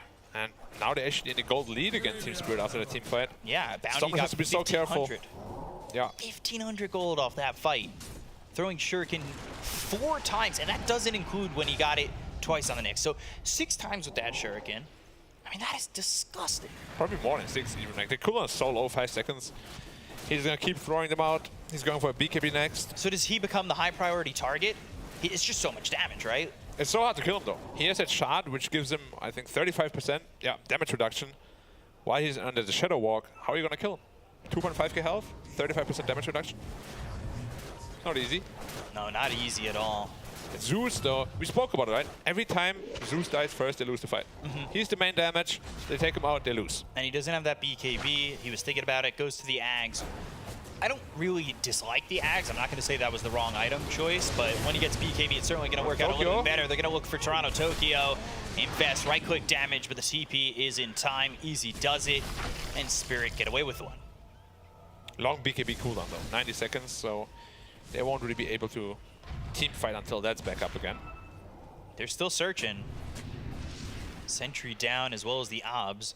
Or they tracked the Nyx as well. Caught Yatoro for a second, so it does spot where the TA was and maybe where they're going, but they need to be careful. Kaka, he's tracked up. How much he'll be able to accomplish within this Vendetta. TA going into the Daedalus and then the BKB. Yeah, no BKB still. Pretty uncommon, pretty greedy. Yep. The way he's itemizing. But if fights go like they did the last time, makes sense. Collapse is nearby. Chalice needs to be very careful. Yeah, his auto attack now also stuns, by the way, out of Shadow Walk, so.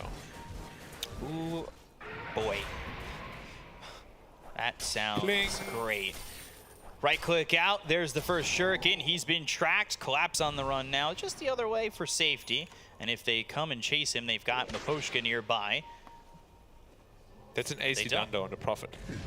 So he's going to be much more survivable, while the TA at the same time also finishes the Daedalus, of course. Yep, damage. Here it comes. Hookshot's going to be used, and that's through on a Kaka. He's got the Spike Carapace, but he's been stunned under the cogs. Ooh, God's Rebuke. Sunray on Kaka. He'll survive with the Essence Ring. Icarus dive away. Toronto, Tokyo in some trouble. He goes into the BKB as well as the Arena. That's on top of Chalice as well as Ghost here with Somnus. Somnus, of course, doesn't have the BKB. The Shuriken's going to be tossed. They get the kill to Kaka. They'll take out Mira. It's a 1-for-1 with the Supernova down. They're starting to run. One shot, not enough. Another Shuriken toss. That's going to bounce around. Need to be careful about how much you're allowing Collapse to do here with these Shuriken tosses. He can't exactly go into the pinch spot where the Nimbus is while it's up, but he is certainly looking for his opportunity. Yeah, 1-1 trade again. Every trade like this is favorable to Team Spirit, of course, because they have that Bounty Hunter. X-Nova? Oh boy, oh dear. Ooh. Mega kill streak. He gets 2 tapped. I mean, that's the proper way to go about it, right? Double tap. Yeah. We didn't really talk about the synergy, but TA and Bounty is actually not bad together. Because the Jinada that applies from the Shuriken is physical damage, so you can really just see how the healers melt. There's almost a BKB now on Bounty Hunter. so easy to come back in a couple of team fights with that hero. I'm nervous about this ward, but they'll take it out with ease. So, 2K lead. Did RNG miss the timing, or is Spirit hitting theirs? They're definitely hitting their timings. There's going to be a BKB soon on the Bounty Hunter. Right. And it makes Zeus a whole lot less scary. But looking for Kaka, and he's tracked. Nimbus commitment, and they've got hookshot. They have the shuriken. They can go off that. That is a lot of damage coming out from just one shuriken toss. Yeah. Do you just take the psychic headband as bounty and use that to up your cast range? You could. It's not bad, but the apple is also very nice, right? Apple a day does keep the doctor away. So Somnus now into his BKB, I believe. No, he's going for the E-Blade actually. And then he sells it again, and then goes into the BKB. And then he queues it up again. And sells the BKB and goes into the E-Blade again. Nah, so he will have his BKB a lot harder to kill, but his armor is still pretty low. If T is on top of him, you can say goodbye. Well, we'll see if they're going to be saying goodbye or hello. Hello, goodbye? Bye-bye, hello? Hello, hello, goodbye. And we'll see what they'll say with this smoke. As RNG, they're going to be taking the long way around, but it doesn't look like Team Spirit are looking to do that themselves. They're grouped up right now. They'll shoot Rocket Flare out. Anybody got the smoke? Is it Maposhka who's holding it? Yes, it is. So they're looking to maybe see if they can make something happen. They've also got the Rocket Flare in. So X-Nova, he'll try to get some vision down there, and the rest of the team is starting to loop back. This Sentry, I'm trying to click at the moment.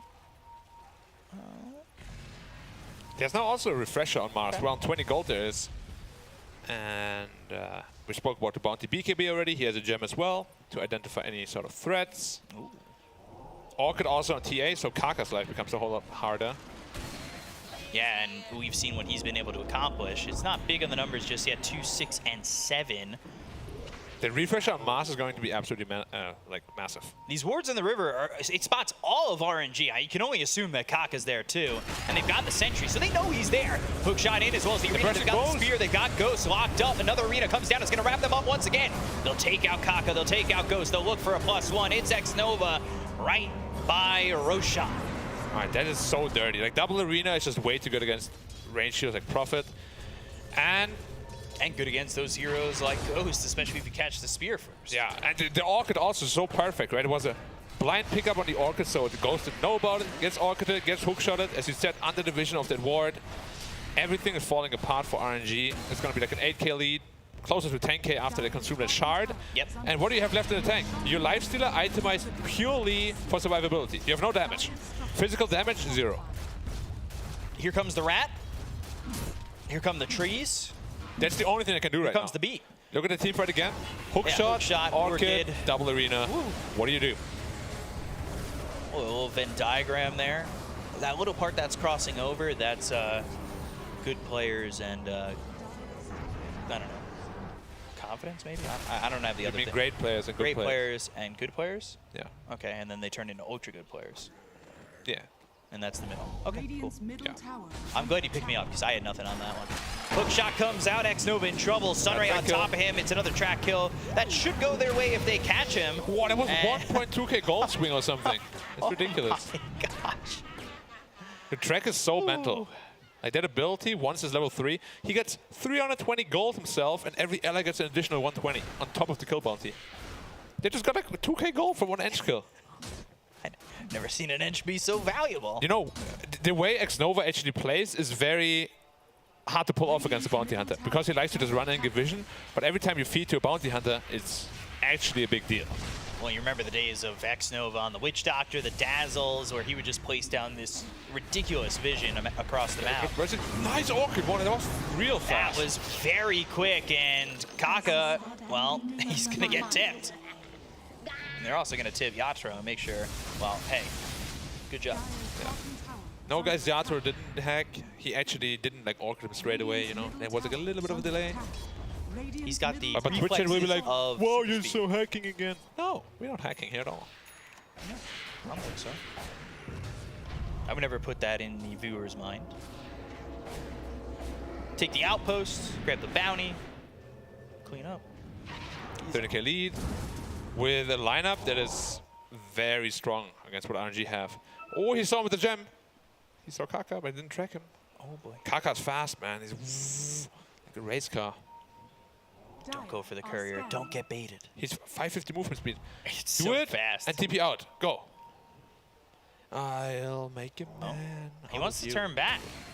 And Ghost is infested inside of him the entire time, so he's not farming. No, he's not. And you can see he's behind the bounty in net worth. Like, this is not going well for this Lifestealer, that's for sure. Yeah.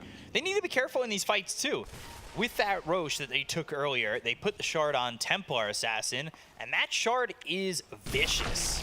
More silences. Yeah, not fun to go up But against. where is the damage going to come from? Like, Zeus has it, but it's only post-BKB or pre-BKB. Lifestealer deals none, and Chalice can't deal any damage either because there's 2 arenas blocking all of his hits. Yeah, so Chalice, while the fights are going on, maybe he's going to try and just push these towers continually. They'll look for a hook shot. They'll find themselves Kaka. They've got the dust. And, well, with the trap, the silence is there. Where's the track? Carapace. No tracker around. Oh, and Yule's up into the air, but... Blink. Oh, boy. Kaka. Oh, blink. Essence ring. He's out. Well done. I thought he was dead. He was dead on my screen, at least, it looked like. Team Spirit thought they were dead as well. Yeah, it felt like they kind of pulled off of that a little bit. Oh, They've got the in track trouble. on to this Nature's Prophet. Chalice is going to pop the BKB. The damage, though. All right, on the run, another way. Just skirts the arena, but they've got the track. They have the Shuriken, and they'll click them down. All right. That's not great if you were Chalice trying to push. But it's just business, nothing personal. Yeah, kid. There's also a Basher on the Mars, which of course is very nice to build into an Abyssal. You have double Abyssal against the Lifestealer, against the Chalice BKB. This game is teetering on the edge of just being completely over. Yeah. If not already leaning too far already. Ags now on the TA. Go over to those traps. Still no BKB on him. He's not planning to build it at all. No, he's not. Which is very confident. Confidence play right there. Oh, for sure. Will it lose them the game though, B-Cop? It could. It might. There's always a chance, you know. The scary thing is, like, he can use the psionic projection, and it detonates the trap, which then goes with the silence. Oh, okay, X-Nova, Kaka, they're caught. Spear hits. Oh, all right. Well, not one, but two. That was a weird, it looked like he went past the stairs and then Yeah, spear the staircase landed and is then he like- got pulled back. Yeah, it's like considered an Hitboxes are obstacle. kind of weird, yeah. 16k lead now, and you can see every play they try to make, they're just getting shut down. Oh, they see the catapult, they can get bashed too. Gets bashed. Huh? And nothing. Catapults don't turn like that. There must be a Lifestealer in there. It also has 2,000 health, so. It's probably. Radiant's top tower is under attack. All right, Mr. Semantics. Come on. Radiant's top tower has fallen. All right, it was also a dire catapult. They pushed back. Fair. All right, cool. Yeah, you know what? You got me. I tap out. Jeez. Chalice doing his thing, trying to move around the map. He sold his boots already on the Arturo. Very interesting. Very early to sell boots, but he's pretty much 6 slotted, so. And he can move anywhere. Yeah. These Treants giving up a little bit of gold. 71 to TA.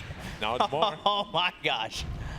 I like this Axe pickup a lot, because that's the best way to deal with the proper split push, right? Yeah, it's just psionic projection top, psionic projection bottom.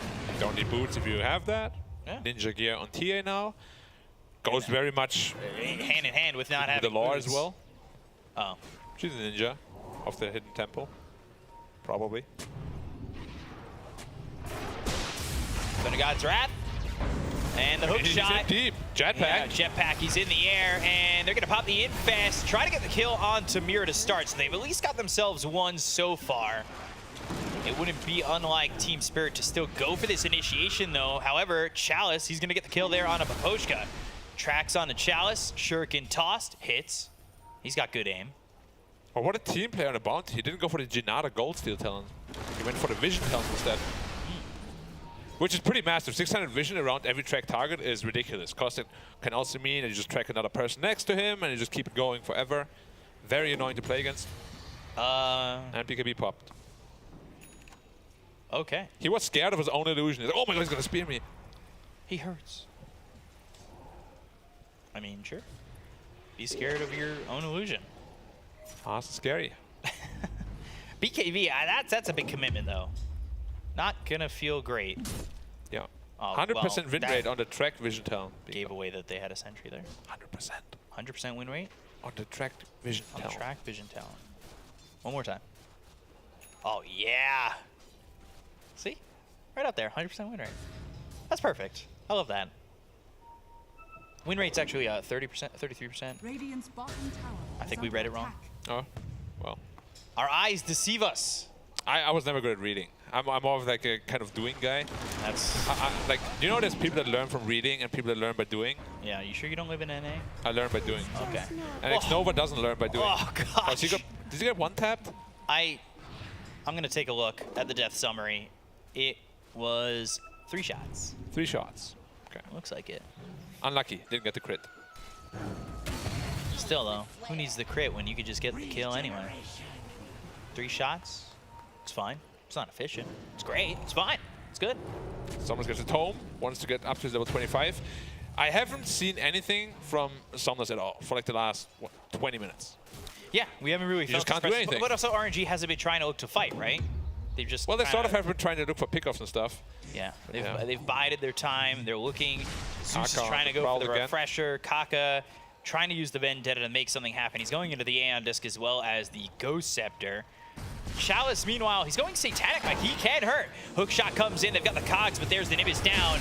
And Thundergod's Wrath, they'll use the spear. They'll lock up Kaka. The arena is in, but Somnus with the BKB. He's able to escape the grasp of Toronto Tokyo. He goes into the refresher. He's going to have another arena. They got the silence on the 2. They drop down the Venn diagram. And look at the damage on a Kaka. Hook shot again from Mira, and Ghost is gone. He's been turned into his namesake, and he'll be that namesake for 85 seconds. Nobody He's on not him. the friendly Ghost either. Yeah, so now the only issue Spirit has to address is, well, they have 2 issues. Prophet split pushing and Zeus high ground defense, right? They need to dive the Zeus, then they can hit the tower. Looking to do it. Oh boy. Ow, ow, ow, ow, oh my. Nice eBay save. Almost 2-shotting him. Oh, he died to okay. the Orchid. Yeah. Died to the Orchid burn. Oh, that feels so bad. Yeah. Radiant's middle There's someone else's Prophet as well. Toronto Tokyo's on the hunt, but he can't quite get him. He has a Bishop Blade if he sees him. E-Blade almost enough to save the life of the Enchantress, but it's not. And they're walking into these traps. It's constantly just silence, silence, silence. If Yachiro really wanted to, he could lay a trap down, Psionic Projection towards it. And they've got the track. Like, this is not going to be easy here for RNG to step foot into Team Spirit at all. 24k lead. Looks like the scrim information was accurate. Spirit is looking good. Had a pretty slow early game, despite having a very aggro lineup, but once things started coming together, you could really see like the lineup is very strong. Roche. And it's a refresher, triple arena. Why not? Gotta triple arena. really work on those gains there, Roche. You don't stand a chance. Also, it's not really fair. It's 5v1. He should hire me. Yeah. I'll make a man out of him. Satanic picked up here for Ghost, but he's looked more like a Casper. Who are the evil ghosts in Casper? I forgot their names. I know a lot of pop culture, but I don't know that reference off the top of my head. I wish I did. I loved watching Casper when I was young. Were you scared of Casper when you were young and you watched it the first time? I don't really watch that. I don't think I've ever watched it in full. Probably because you're scared, right? I was scared of a lot of movies as a kid. Me too. Mars Attacks definitely being one of them. They go to the high ground. Xnova's nearby. They've got the Nimbus. They'll look for the arena. That's going to go around on Ghost. They have the Abyssal Blade, so they'll lock up the Lifestealer. Supernova right on top. Can they get the egg? They're looking to do so with a hook shot. They still get it. They'll take out Baposhka. Mira sitting low. And all of a sudden, well, thanks to the leash talent from the Sprout, they've got Mars locked up. They'll hit him with the Impale. They get the kill on Xnova, so it's going to be a 1-for-1 so far, but they'll take Toronto Tokyo's life. And away go Team Spirit. They need to get out of here. It looked good for the start, but at the end of the day, RNG with the damage now, and they start to really break down on Spirit there to the point where it forced them to retreat. And that's the power of Zeus post BKBs, right? That's a lot of damage coming out from them, but they need to make sure that they are able to kite those double BKBs. He didn't have Refresher available on Mars, so perhaps went in a little bit premature because he gave the Refresher orb actually, or the Refresher shot to Phoenix, who obviously died in that egg. Yeah, Ghost just getting to it, and especially with that hook shot, it looked like it might have a chance to pop. Yeah, still 24k behind though, but finally they'll be able to recover a little bit of the map. The thing is, when they take fights, they take towers and objectives pretty quickly. I mean, the same could be said for Spirit, but... Oh, look at Yatoro, he's standing there. Oh, for the Meld Strike, they've got the Hex. Ghost, though, safe for now. They're going to look over. They've got themselves the Infest. That'll drop down the Nimbus. They've got this TA low. Is Yatoro going to fall? He'll lose the Aegis. Can they get in? And they look for more. They've got the Sprout. That will leash him up. And now the Lightning Bolts, they're coming down. They've got the Disarm thanks to the Heaven's Halberd. However, he'll be saved. They've got the Force Staff help from Mira, who misses the hook shot. This game is suddenly getting real tense. It is. Despite them being 20k 3 ahead. And the fact that Yatoro has 42k in net worth.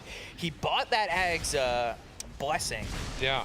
The upgrade and then bought a Nullifier to get rid of the E-Blade and Ghost Scepters. Yep. Still no BKB. It's so greedy. It's actually... Oh no, he bought it. Yeah, I'm sorry. Didn't say anything. Your eyes deceive you. But it is a 9-second PK. This is going to be absolutely mental. Like, the next fight is going to be so difficult for RNG. 5-man smoke. RNG just want to keep the pressure on. Again, they take towers really quickly. If they can even put the onus on Spirit to defend... There's no buyback on TA. It could be a big problem. First. Force the buybacks, maybe take a fight, look to make something happen, especially if they catch Yatoro out. He's got that ninja gear, so he is smoked up. Laying down the traps, hoping to catch themselves an RNG that is well over the legal limit to take in. It's a little deer hunting reference for you, or fishing.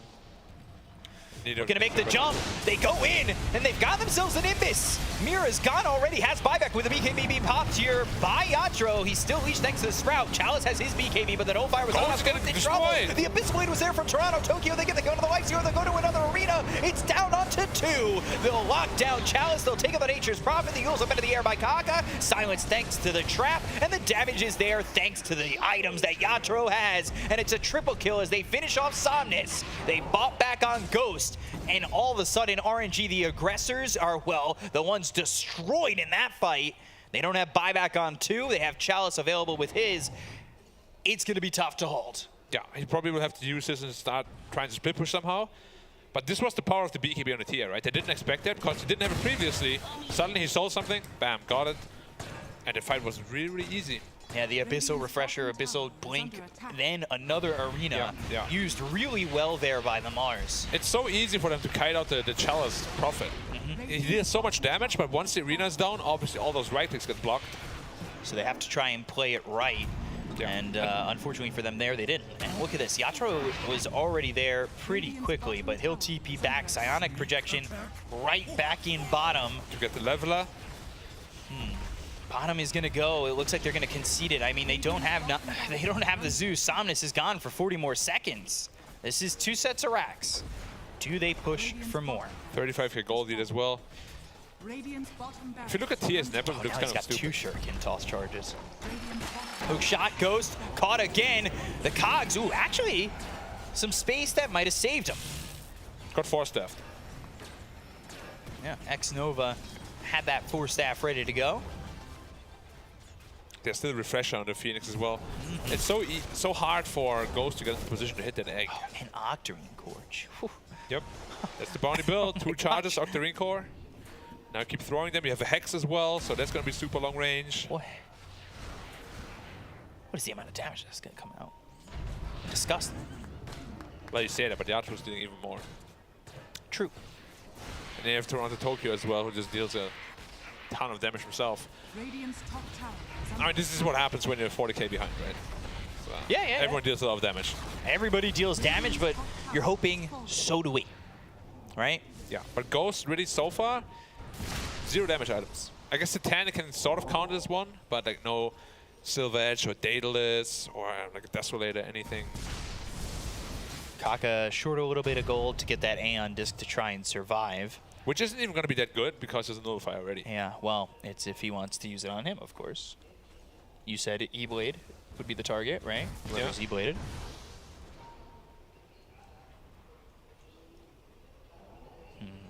So 5-man smoke.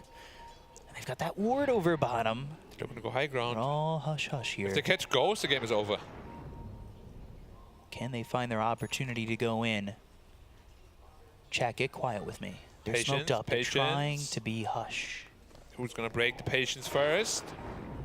Oh, They're going to go, but they've got the BKB. The Abyssal Blade's going to be used on Akaka. They'll look over at Xnova. That's the Aeon Disc being popped as well as the Infest being used to try and save this Nyx, but they just don't have the amount of heal necessary to keep them alive. They look over with the E-Blade thrown over onto Toronto Tokyo. Oh, so far it's just Kaka. They'll take the Nimbus. Maybe they want to move on this, but they don't have the Nyx Assassin for the moment.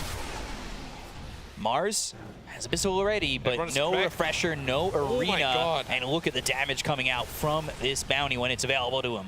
You got to be careful. You can't just step up on this team. It has like a 3.7 seconds cooldown on the Shuriken, so they got to keep coming forever. Yeah, and they won't stop coming, and they won't stop coming. It's the Shuriken toss, and it'll hit the ground running. More tracks. Remember to track also gives vision, so you can track other people. Yeah, hook shot in onto the backlines. Force Staff immediately going to be used, but they've got the Nullifier, they've got another hook shot, they've got the Nimbus down, but they're going to Ghost as well as Xnova. That's looking like all they've wrote for this one. Son is trying to do the damage. The Heavenly Jump is just straight up, nowhere out of that. Chalice with the Satanic, trying to fight, trying to survive, but there's just no chance. GG is called by RNG, and Team Spirit with a 45k lead, 50 minutes in, will take game number 1. Making it look, well, easy after they've gotten the Bounty Axe, right? That was really the struggling point they've had in the game. Get to the Bounty Axe. Once that was online, they just started winning fight after fight. That first fight, where they killed like 4 heroes, instantly made up like 5-6k net worth. Right. Which is kind of ridiculous. Every time you lose a fight against Bounty Hunter, you can see they're very happy. Like, yeah man, just be Master Middle and Bounty Hunter, and you track them and spear them in. Great team talk, great strategizing. Good Shuriken tosses. Really appreciate that. Nice arenas, man. Thanks for not taking the Janata talent. Really, you know, being a team player with the vision there. Okay, that works. What do RNG say? Good question, honestly. Like, I feel the itemization was probably a little bit wrong for Ghost. Like, they just had no physical damage because Chalice is completely shut out, right? Double arena, he can't hit anyone.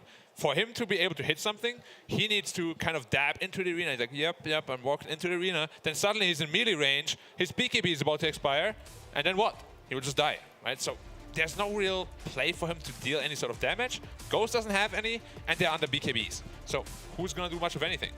Yeah, and it looked like RNG kind of had a little bit of their number in the beginning, right? Like they got the Bounty Hunter to fall behind, and they were hoping that maybe they can snowball with that and work with that advantage that they've had. But once the Axe came out for the Bounty, it felt like the damage just skyrocketed for them, enough so where they got a bunch of track kills and really took advantage of it. And, you know, this is the first blood here, gives Toronto Tokyo, of course, the first blood and the advantage over mid. It looked pretty good from both sides. 15 minutes in, and so then all of a sudden it was like all Spirit the entire time. We don't really have a stat on it on screen, I think, but as in my own little research, Lifestealer only came out to a total of 30k hero damage. Yeah, that is not a lot, and that's certainly the stats you want to hear about, and we'll have them be talked about when we throw it back over to the analyst desk. Guys, take it away. Thank you, Bika. We can talk over these highlights brought to you by Aramco. What a game by Team Spirit. We were doubting if they were back in full form. I think there's no doubt anymore. They looked incredibly good this game, and I especially want to highlight my favorite pick, the Bounty Hunter. Oh, I was a doubter, to be honest. I was really doubtful of this mid lane. Mars and Toronto Tokyo completely showed me wrong. I thought going for the refresher build, while it is basically fairly standard run-of-the-mill, it worked really nicely, to be honest, against the Lifestealer. Lots of times it was just kind of just waiting patiently outside of the arena walls, you know, knocking on the door, trying to enter the fight. And Toronto Tokyo said basically no every single time. Yeah, it really didn't feel like we felt the impact of this Lifestealer too much, and that does come down to that last pick overall. Richie, you mentioned that you were looking up the gold stolen stat by the Bounty Hunter as well? Oh yeah, I think I've already told you I was going to make you guess, but unfortunately it's not here on our scoreboard. But the number is 3,050 gold. So It's not on the scoreboard, but it is brought to you by STC. The scoreboard, 3,050 gold. Almost the Axe paying for itself. This is better than the Midas. As a Spanish man, this excites me so much. Absolutely, but just that switch up of making sure that the Mars wasn't in that really difficult lane up against the Lifestealer, switching it to mid, it was a really good drafting play coming through by Team Spirit. And again, to me, it got to the later stages of the game. They had the team fight. Like it's pretty simple, but it's effective, right? Refresher, BKB on a Mars, it just wins you so many fights, especially against ones that have, one of these cores, these real right-clickers in Chalice. Look at his items, Satanic, Silver Edge, AC. You need to be right-clicking. You can't right-click through the arena, and you don't want to be inside the arena as well. You're still an int hero. You're still kind of squishy. Right. I do want to ask about another part of the strat, which is the build actually from Ghost on the Lifestealer. We talked about how he had not much impact, but I saw he went Armlet directly into Heaven's Halberd. Sometimes we see these Lifestealers these days going for Desolator build or like maybe a little more aggressive. Certainly Heaven's Halberd picked up for the TA. Do you feel like that was also partially the reason why he didn't have much of an impact? No, I think it was just the positioning, to be honest. I feel like early on Spirit were found out of position a few times. They gave up that first Roshan because of just some really odd positioning around the high ground ward, and Mira just basically threw his life away. But after that point, it really felt like that was the kick up the butt that they needed to make sure that they were like, all right, we need to be a lot more disciplined. We can't give up these lives for free because we have the better team fight. We want to take 5-on-5 engagements. We can't just be split up around the map once you've got our items. Yeah. For RNG though, Richie, I mean, we talked about positioning, some of the mistakes in the game, right? But what is it about their draft that you feel like didn't quite gel together? Yeah, I just don't think this draft was meant to go up against a Mars with this much farm, to be completely honest. Like, I really do think that the Refresher breaks that interaction. I mean, one arena equals one rage, right? 2 arenas does not equal 1 rage. I mean, he was, I think, quite literally simply unable to do anything. Lots of the times unable to even find the TA in the fights for the disarm, so it had to be Chalice getting in there. And again, he's limited as well with only 1 BKB. Like you're saying, Dan, he doesn't really want to be too near any of those enemy heroes for too much longer. Yeah, even just to lump more praise onto Toronto Tokyo as well, we went the Basher into the Abyssal Blades, so something else that can be refreshed by that Refresher, something that's going to stop the Nature's Prophet from just BKB TPing away, which they only had on Mirror at the time with the hook shot. Also, just great against the Lifestealer, right? You're going to pop the Rage, you want to fight, well, not anymore, you're Bash, buddy. And yeah, it was really effective. I loved the itemization and the team play coming out from Team Spirit. Do you think we should be looking, if you're RNG, you should be looking into perhaps investing into more team fight in game number 2? Because we did have a little bit of an issue with that. That could be very well an issue. I think the gap close as well left a little bit to be desired here on this specific matchup. Kaka played phenomenally on the Nyx Assassin, but I do think that hero, I mean, you see the way that Valve has given him his Ag Scepters, his Shard. He's meant to be played more of like this Assassinator, pick off, more so than like a Blink and then a Ravage kind of hero, even though Kaka has impressed us with that plenty of times in the past. Now, Richie, I appreciate this nice lecture, but we do have a special professor for us today here, and he's going to teach us a little bit more about Dota. He has a screen with him. His name is Danog. Please, tell me, what can I learn from this game, Professor? Class is in session, boys, and this is something that I really want to highlight because it was, in my mind, the key turning point of this game. You can see at the very top, once we go into the full screen, RNG, they have this 5k net worth lead. It's pretty early on. You haven't been able to scale quite so much on the Bounty Hunter just yet. As can we go into the screen, please, as I play the clip? So right now, the situation is RNG sieging high ground and Team Spirit are going for a smoke. They go around to the backside. Collapse is doing a great job of distracting, bringing all of their attention towards him.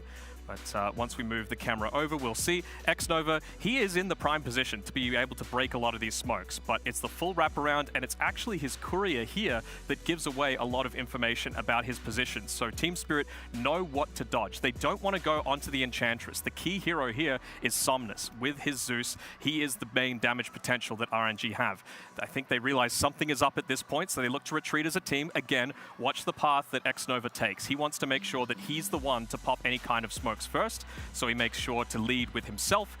He's already got the Nature's Attendants popped, but Toronto Tokyo just dumps onto the backline. He realizes that Somnus is going to be playing around the area of the trees. Now, I just want you to have a look at Miposhka as well, down here. I was talking about in the draft where I was really worried that this Nyx Assassin would be a great counter for the Phoenix, but he actually has at this time an Aghanim Shard, which means he can use the Sunray for the damage and healing potential, plus also be able to get off that Supernova so it's not interrupted, and then have a second Sunray. So I'll just play the clip now and just watch Miposhka, because Kaka, to be honest, his positioning is also dead on. You see, he immediately uses the Supernova after popping the Sunray. The Spike Carapace is going off here on Kaka, and look at all of the attention being given to make sure that Somnus is trying to survive. You've got Kaka trying to stop the Sunray. You've also got X-Nova coming in here with the Nature's Attendants trying to get close. And then you've got Ghost coming through on the Lifestealer, attempting the Infest Bomb. But Mira is just so on point with that hook shot coming through, which means that we have a very, very sad Somnus coming through here. And then it's just clinical at the end of it all. Again, stuns have been used, Carapace has been used, Miposhka made sure to use the Sunray before using the egg, which means he gets a second use out of the Sunray. They're able to clean it up into a triple kill, and then Collapse, this is where he starts to eventually scale, and well, by the end of all of this, he is a very happy boy. Professor, thank you. You want to come back here on the panel? Yeah. I'd like to ask something though. Sir, could I please take a break? Could I go to the bathroom, please? Sit down. Okay. Well, I'll sit down here, but we do have to go to a break anyway. I'm so sorry. So we'll see you soon with Game 2 between RG and Team Spirit.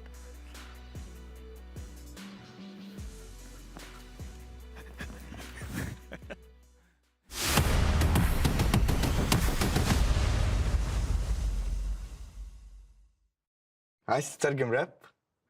تعالى لي. ملوك الصين دي انا ملخصها في سطور، بس مين يقرا؟ فاهم؟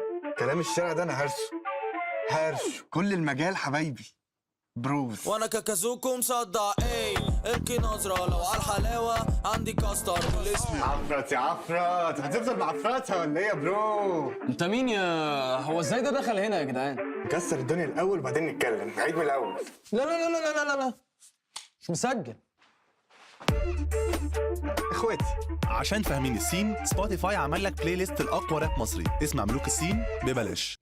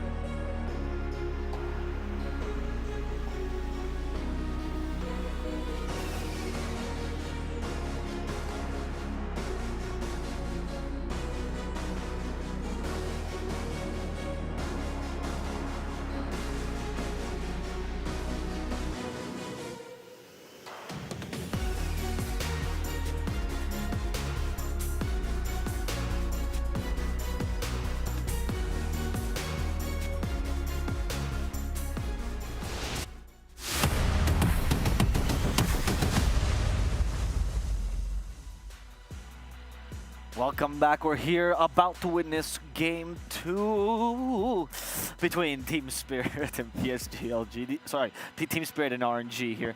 That camera segment, it just, this combined me. Yeah. Yeah, that's the basic one. Anyway, RNG, they need to win this game and they want to force a game for this single elim, so you don't get second chances. Your only second chance is the second game, right? So what does RNG have to do in this game 2? More team fight. Give me more team fight, because they were just so single target focused. If they didn't have a Zeus, that would have been a prime situation to go for some kind of illusion hero. Of course, Yatoro has that at his disposal as well. So yeah, I really just want to see them draft more stuff that enables them to scale into that mid to late game. Okay. What about Spirit? Do you feel like they could just go with the same thing, Richie, again?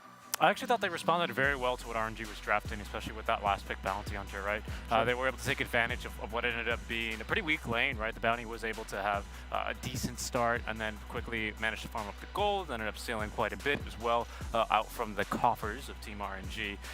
But I just think they had a fairly good draft. Like, they kind of were probably realizing at some stage, Trontoki's like, let me just give me the Mars mid, we'll pick something like cheesy last. We literally break them with a second arena, and then a third arena. And then a third arena. Yeah. I wonder how much of that game comes down to the order of the picks, right? Team Spirit had second pick that time around. It feels kind of like there isn't this, like, fifth hero that's super busted this tournament. It really feels like that response is at a premium this game. I mean, if that Mars was off lane, it's still a collapsed Mars, so it would be great, but against the Lifestealer, nowhere near as strong. I really feel like that Bounty Hunter, while I still don't think it's an amazing hero, it was the Mars moving mid, being able to scale off those levels, have not such a terrible lane, just be able to, because Zeus doesn't have kill threat early on, right, against a Mars in a solo situation. So I think it was just really good drafting by Team Spirit, and I think it might come down to, again, who has second pick this time around.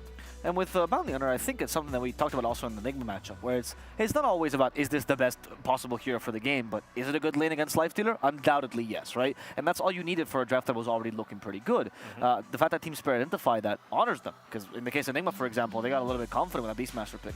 I think Collapse just played it really well too, because I've seen times where an Enchantress in the position 5 role like Xnova was playing have just completely bodied a Bounty Hunter out of the lane, and they just get nothing. So I think a lot of credit does need to go to Collapse for salvaging that lane against what might be a good core-to-core matchup, but not so much the support. Yeah, that's very true. As we go into Game 2, we talked about team fight, Richie, so what are the heroes that you can see here from RNG, Mr. Oracle, that could bring that team fight? I don't know if I'm so much Mr. Oracle. Well, I mean, you are for the case of this segment. The Wyvern, is always a favorite of mine, to be completely honest, and I know of Danogs as well, especially if you... Never heard him mention the hero. I don't think I have either. He was talking about the Warlock all this time. I think actually he was telling me about how much he hates the Ag Scepter build on mid Wyvern. He keeps telling me the hero's really weak. Yeah. Yeah, please buff him, Ice Frog. That would be fantastic. That'd actually be, I mean, even more bonkers. But yeah, just more team fight. Like, it doesn't necessarily have to be the Wyvern, right? But they just didn't really have, like, any of it to speak of at all. They've ran some Kunkas before. They've ran some Pucks, some Tinies, okay. you know. Just some stuff like that I think would have been a good addition to this lineup. I think it was a POS 1 Kunka that they ran as well, which is pretty much unheard of. It's good into the Beastmaster, but beyond that, not so much. That's Ghost. I mean, makes sense. He has a ship. True. Speaking of Ghost, well, the roleplay, love it. But we also did see in Game 1, again, I'm going to go back to the pick order one last time. Team Spirit, they took advantage of the second pick, but RNG did round out that first phase with a Nyx Assassin. I said it's something that Kaka plays very well. He was being so annoying, just scouting out, giving a lot of vision, but again, it's not really what you want to build your draft around, and I really feel like that last pick of the first phase is what you want that hero to be. Yeah, when we talk about the 8th pick very often, right? We usually talk about that being the win condition. And you said you can win games with the Nyx, but he's still not the win condition. He's still not what you base your whole draft around. And I think they suffered for it, as you very well mentioned. We'll see what they decide for the 8th pick. This time it's actually Team Spirit on the first pick, so this time RNG. It's sometimes more reactionary, so it's easier. You don't have to have a pivotal point in your draft, as the 8th pick tends to be for first pick, but you can go on the 16th and of course the last, no, 18th, sorry, in the last pick as well, to make sure it feels more well-rounded. Yes, and RNG chose second pick as well. They had the priority this time around, so they chose that, and then Team Spirit went Dire. So one thing about Team Spirit that I briefly mentioned in the game #1 draft is that they play a little bit slower, and if you're playing on that Dire side, that typically gives you the advantage because it's a better jungle, more places to be able to farm. Sure, Roshan's a little bit harder to contest into, but I feel like the lanes are still perfectly fine. You're going to get into that mid game in a really good spot that you might have a greater amount of net worth to be able to go for that Roshan as opposed to just the better map positioning. So I really want Team Spirit to lean into that a little bit, make sure that they can scale into that late game with confidence. But I wonder what RNG are going to go for here, if they're just going to go straight into something like a Phoenix in response to this Tiny, or even a Wyvern. Like, it's good, right? Percentage-based damage against a really beefy hero, always going to be a good thing. The Zeus also might be a consideration of theirs. I don't think there's necessarily anything wrong with their opening last time around. We've seen how well a Zeus can play into a Tiny. And of course, they're picking a Zeus early comes with its own, share of issues, but instead they're going to open up with the Marcy, so probably still looking for stronger lanes out from RNG into a more powerful fighting and skirmishing mid-game. Yeah. Trying to think what they want to pair with this. The Marcy, in my opinion, has been strongest when it's been with the two heroes that RNG have banned out, essentially. I mean, it's still very strong together with something like a Monkey King or an Alchemist or an Ursa. Ooh. Oh, not the NP, I'd say, though. Another Nature's Prophet. Yeah, definitely not with that. Not what I necessarily expected. I do hope that this is not the lane duo. You might have kill potential in some lanes, yeah, but like not against the Timbersaw, for example. I don't think a Marcy is too keen to fight into as another strength hero, right? And you saw Toronto Tokyo immediately start clapping as well. It was like, yes, Timbersaw game, we love to see it, because Marcy doesn't deal with Timbersaw at all. And honestly, Nature's Prophet just gives him more trees to be able to play with that Sprout. Yeah, it's odd. It feels kind of like a free Timbersaw game. It's also 8th pick Timbersaw, so you get 3 picks, 3 bans rather, to protect it. Yeah, first one, Bloodseeker, right? That's always a big one. I feel like RNG have almost done you a favor with the Zeus ban. Obviously, Zeus very good against the Nature's Prophet as well, right? No, I agree. It's still good. It's still a good ban for Spirit, but yeah, I mean, that was a potential solution. Now I'm like starting to think about also good against Tiny, like something like a Lesh, maybe just high amounts of magic damage, something that can threaten for a tower, right? You've already got some pretty good push with a Marcy, strong lanes, right? So I'm just throwing some things out there. There's that Ursa ban as well. Really like it. This is a really good draft by Team Spirit so far, in my opinion. Like, they're just making sure that this Timbersaw is going to have an alright time in lane. Wouldn't be surprised to see a Monkey King go next. Other things, not really. They'd be the big two, honestly, the Bloodseeker and Yosa. Luna, perhaps, if you really want to cover your bases for magic damage? Yeah, but what does a Marcy actually do for a Luna, Oh, nothing, in that sort of situation? Well, Glaives plus Psychic, the combo. Love it. Yeah. I'd be very interested as to what RNG is thinking here, because they're banning. I mean, you see a Timbersaw, you see a Tiny. You're not too keen to maybe play a Wyvern, but the fact that they ban it themselves, I want to see some more team fight out from here. Like, this is again very good single target already between these two heroes in strong lanes, but Spirit are banning out some of the better matchups that are currently available for RNG. Give me the team fight. That's what I want. Give me the team fight. Like, you're still so single target focused right now on RNG, and Prophet, I guess, can use the sidekick a little bit. Nature's Prophet is one of those heroes that builds into a little bit of attack speed. You've got some good stat gains, so you're always going to be able to scale reasonably, but I'm just not really feeling it yet on RNG. But they've got, again, the second pick, so they're going to be able to respond to everything that Spirit throws their way. They've also got this pick coming out into the second phase that they're wanting to protect with this these 3 bans that they've done in this stage. So the Zeus, the Wyvern, we're thinking it's going to be a lot of magic damage that they're trying to protect against. And speaking of magic damage, I think one of the better counters to almost both a Tiny as well as a Timbersaw. I mean, I brought up the Lesh. He's not so commonly picked. I think I've seen him once in the tournament. Lots of teams have been banning for the Bat Rider. It was Enigma, actually. Yeah, so the Bat Rider might not be too bad here. Again, more single target, but it is very good against the few heroes that Spirit are showing right now. And you were talking about some teams doing the other a favor. Honestly, Nyx Assassin being banned, yes, it's a Kaka hero, but it's also a great response to a Bat Rider. Just walk into the Firefly, pop your Carapace. So wouldn't be a terrible Bat Rider game for sure. Also, Bloodseeker already been banned out as well, which is going to be one of those other heroes that deals with it reasonably well. Maybe the Nyx ban also indicates that they're considering a Dawnbreaker, right? Yeah, that's where we've been seeing this a little bit, perhaps giving pause to RNG as they are about to issue this next ban. Because they can't pick it. If they go Dawnbreaker, Timbersaw literally wrecks through their team, so they're thinking, do we ban it or do we let them have it? Yeah, I'm just... they need something that's going to be able to kill this Timber. Right now they have nothing, and honestly, late game Tiny, they have nothing for it as well. Assuming it's a core, it could still be a support, but it's still just as devastating. Right. What options do you have? Like, for percentage-based damage, like DP's still there, but she gets kind of torn to shreds by Timber. DP, Phoenix, Underlord. DP Phoenix Underlord, okay. I want to see the Phoenix. The Phoenix is still looking really good here. Honestly, yeah. I know it's another strength hero. You know, we were saying into the Timber doesn't feel good. And yeah, that's a fair point. Tiny as well can make the jump in and maybe blow up the Phoenix. But I do think you need yourself some team fight. Bristle was like, you know, just a tanky frontliner. I was thinking like RNG, they can either go with like team fight or they can continue their trend of going for just super strong lanes. I was like, maybe like a Bristle with some Ags timing. You know, you rebound the Bristle, you give him that lifesteal on the sidekick, the MP as well to wrap from the side. Rubik. Oh, and then a Rubik. I mean, it always feels really nice to play Rubik in a Timber, right? Like, such great spells to steal. I don't know. I feel like Timber kind of tears Squishy through as hell. Dude, you get a hold of Chakram and don't manage to get run down. It is so good versus a Tiny. It's so good versus even a Timber. Did you know if you steal the Aghanim Sept to Chakram and you throw it once and pull it back, you just lose the spell? I did not know that. Like the second, the secondary one. You just lose the blue one. I mean, it does make sense, right? Like, why would you get to keep it? It's not yours. Well, you stole it. So Timbersaw reclaims it. You're borrowing. Yeah, exactly. Very temporarily, you know. But I agree with you. Not only does Tiny, I mean, Timbersaw tears through you in many cases. Tiny does as well. Rubik needs to kind of scale to make this matchup work. I guess it doesn't reveal anything about the draft just yet for RNG though. Yeah. I don't know. I've seen some matchups go really nicely for Rubik into this. You guys are right. I mean, Rubik is a squishy hero. Like, there's absolutely no doubting that. Oh, Lord, coming. This is really weird, honestly. Also, in this position, man, like... I guess you think it's gonna get bet. I don't know. I mean, I guess you're kind of baiting. What do you do, RNG? Are you gonna pick an OD here? Like, go more single target is kind of what they're daring them. I think they can Monkey King against this. Like, it's really just going to be around kiting because another little known trick is that if Troll Warlord is battle trancing on top of you, you press Mischief and he goes on to someone else. True. So, like, if you've got a really good core matchup, the lane would be decent against the Timbersaw as well.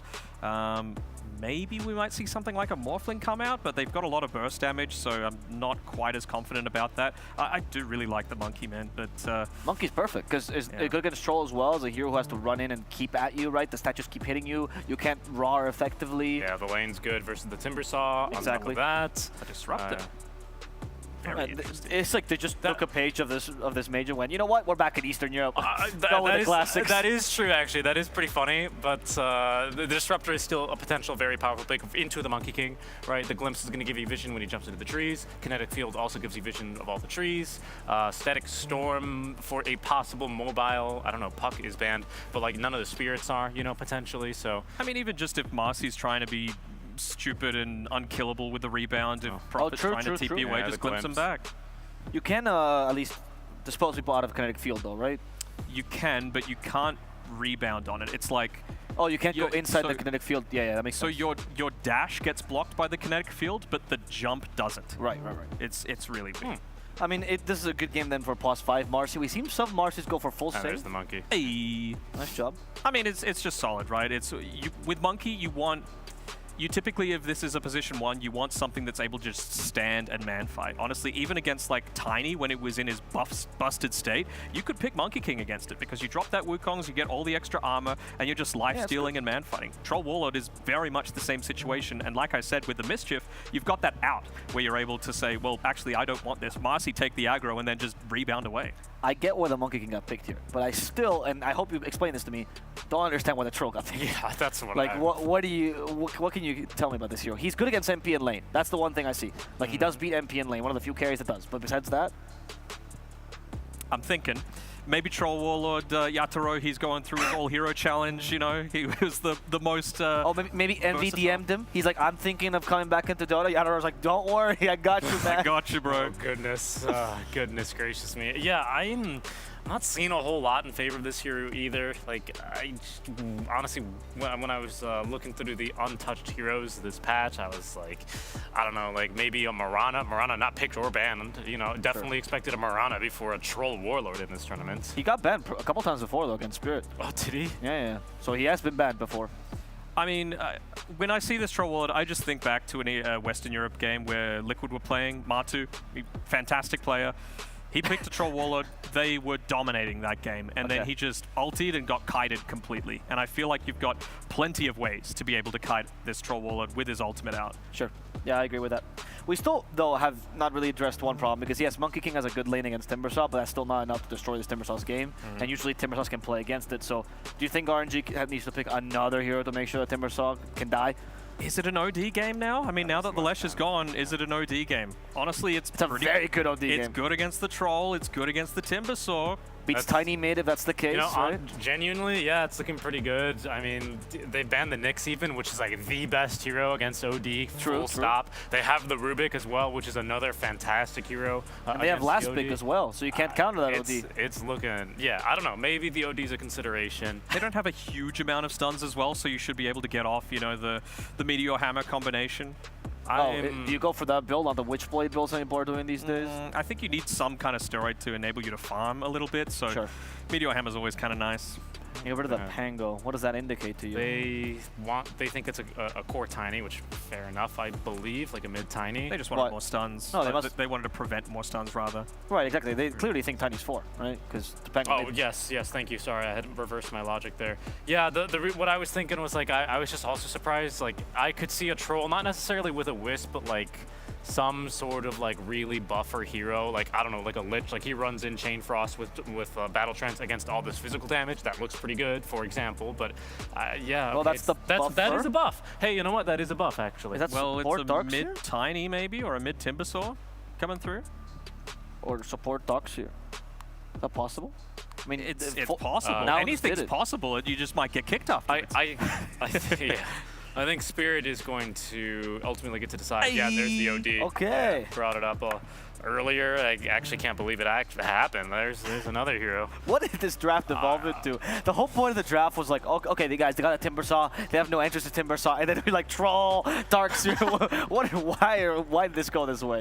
And again, I just wish we knew what Spirit we're locking in here. I want to see what's going where. I'm very curious. Yeah. I don't know, man. Are you a believer in OD these days? I mean, is it safe lane OD? Is it mid OD? It is mid OD, I think. Okay. And this game, I mean, I feel like this game is a great game for OD. You know, there's no bad heroes, only wrong situations for heroes. You were about to say bad players, weren't you? Nope. Nope. There's no bad players either. Not in this tournament. Not in this tournament for sure. It's going to be very entertaining to see if these two teams are able to make these unorthodox picks work. That's for sure. Yeah, I don't know, man. I'm not a believer in the OD. Then again, like, I'm not a believer in Troll. What do you not believe? I believe OD is very strong against Troll Warlord. I believe RNG in a single elimination match are not going to lose to Troll. And I think we're going to be seeing a game number 3. All right, to see that game number 3, first have to get through game number 2. And to witness this chaotic encounter, we have Beak Up in Black to cast it for you. Thank you very much, guys. Yeah, coming into game number 2, can RNG pull it off? Can they bring this to game 3? I'm not really sure. I'm just a play-by-play. I don't really do much analysis. I would just root for RNG blindly if you'd asked me. But, you know, maybe they could pull this one out. We saw the OD, not a very popular pick at all times, but, you know, you put it all together, it may feel something, you know, like a pie. All the ingredients, they come together, you bake it, you get to about 50 minutes, and then boom, pie. I don't know if that's the proper analogy for this game. Some people also like cake, but sometimes it's cake or death, and then, well, what do you got? And that's the big problem here. So we'll see. RNG, what do you think? They gonna win? Yeah, I like that OD pick a lot. I've told you in the past, I'm a big OD fan. I actually brought up the hero quite a lot on our panels in the past as well. Yeah, I don't Finally, we get to see it. And yeah, it counters pretty much the entire lineup. It counters Klims. And? Counters Troll. Okay, and? Counters Timbersaw in the lane. Is there any more, or should I just stop asking? Stop asking. Okay, cool. So, we'll see what they could do. RNG, you know, they're down to their last game, their last leg. We'll see if they can pull it off and put themselves on a foot to stand on. It's going to be tough. Timber has not been the easiest hero to beat, but like you said, could be a bit of a counter. We'll see. But, well, waiting for the horn. We're waiting for the first bounty runes to get picked up. Before we get there, what do you think? What's going to be the most interesting lane? Probably the mid lane, to be honest. Top lane should be pretty much unwinnable for the Prophet. I just want to see how much Summers can get done in this lane, really. There's the Witchblade queued up as well. 2 bounty runes each. So yeah, he's going for the pure right-click OD, which is something I like a lot. No Meteor Hammer. That had been a bit of a staple for quite some time, but not here, at least from the looks of it. Then there was that, what, Meteor Hammer Ags was the big go-to? Yeah, Meteor Hammer X or Meteor Hammer Blink. Lots of builds he had, but I really am a big fan of that right-click build, especially against heroes like Timbersaw as well as Troll. And we'll see, it looks like a very free OD game, and free games for a player like Somnus, usually he will make very good use of that. Yeah, we've seen him do it in the past. You know, at points in that last game, it did feel like maybe he was going to get it done with this Zeus, but it was a bit difficult for him to really find the openings. I feel like with this OD and against what he's up against in this game, it is way more open, right? The lane's open. It feels like the game's going to be more open. He counters a lot of these heroes, so what do you really do? What's the way to shut down Somnus in this game? Well, we'll have to come through the Disruptor and just the teamfight ability of Disruptor Dax here. If they can't do that, yeah, he's going to be pretty unstoppable. Gets into fast Witchblade, maybe Blink after, then BKB. Going to be very, very tough to deal with them. And also, I haven't really seen Toronto Tokyo like on a Timbersaw almost ever, so I don't know how comfortable he is on a hero. And we already said, like, the difference between super good Timbersaws and just good Timbersaws is massive. Yeah, we'll have to see. You know, I feel like the gold standard right now is Amar on the Timbersaw, right? Yeah, Onisha on his mid Timbersaw also very strong. We also saw 9 play the Timbersaw mid. But that looked more like one of those more uncomfortable ones. Yeah. Xnova going in, he is level 2. They're going to try and get a kill here onto Collapse, holding the Boundless Strike, and they don't hit it on Collapse, so he walks away, but still taking damage from Xnova, who is going to dive the tower. He puts the tree in front. Tower shots are starting to stack up. There's another tree, and now Xnova's in trouble. Oh dear, that is a great look for Collapse, not the best for Xnova. Not the best for Ghost too, he missed his Boundless. Yeah. And now Xnova's still in trouble. He's got the rebound, he has the dispose, so with Ghost right there, he should be able to jump out if need be. Kaka on this Rubik. What do you think of Kaka's Rubik? I haven't really seen it too much, to be honest. This is one of his more rare picks, right? Feels like he's more... He likes those melee fours. Yeah. Or strength fours in general. Yeah, yeah. Nyx, obviously, the big one. Yeah. We still have his Phoenix also he likes a lot, but yeah, Rubik, not so much. Earth Spirit's one of his big ones as well. Yeah. So something a little bit different, you know. In China, when you're playing Rubik, every comparison's to FY. Yeah. I think Planet like the new... Yeah, I was going to say more recently it's been Planet who is a part of eHome, not at this event, by the way.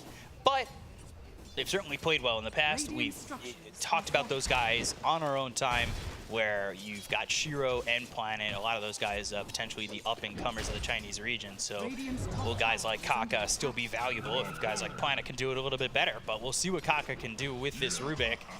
Right now, OG's having a free time, but Troll 16-0.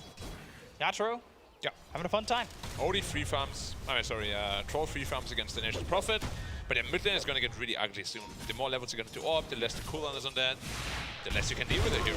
First blood comes out, Xnova goes down, they're diving the tower, they've got the Boundless Strike with the Chingu going off. It's a lot of Iron Shells. Yeah, they want to chase after this Monkey King and make Ghost feel uncomfortable, and that's been the game plan for a lot of these victories when you're playing up against RNG. Maposhka getting low on the run from Kaka, eventually falls to Chalice, who's back on this Nature's Prophet.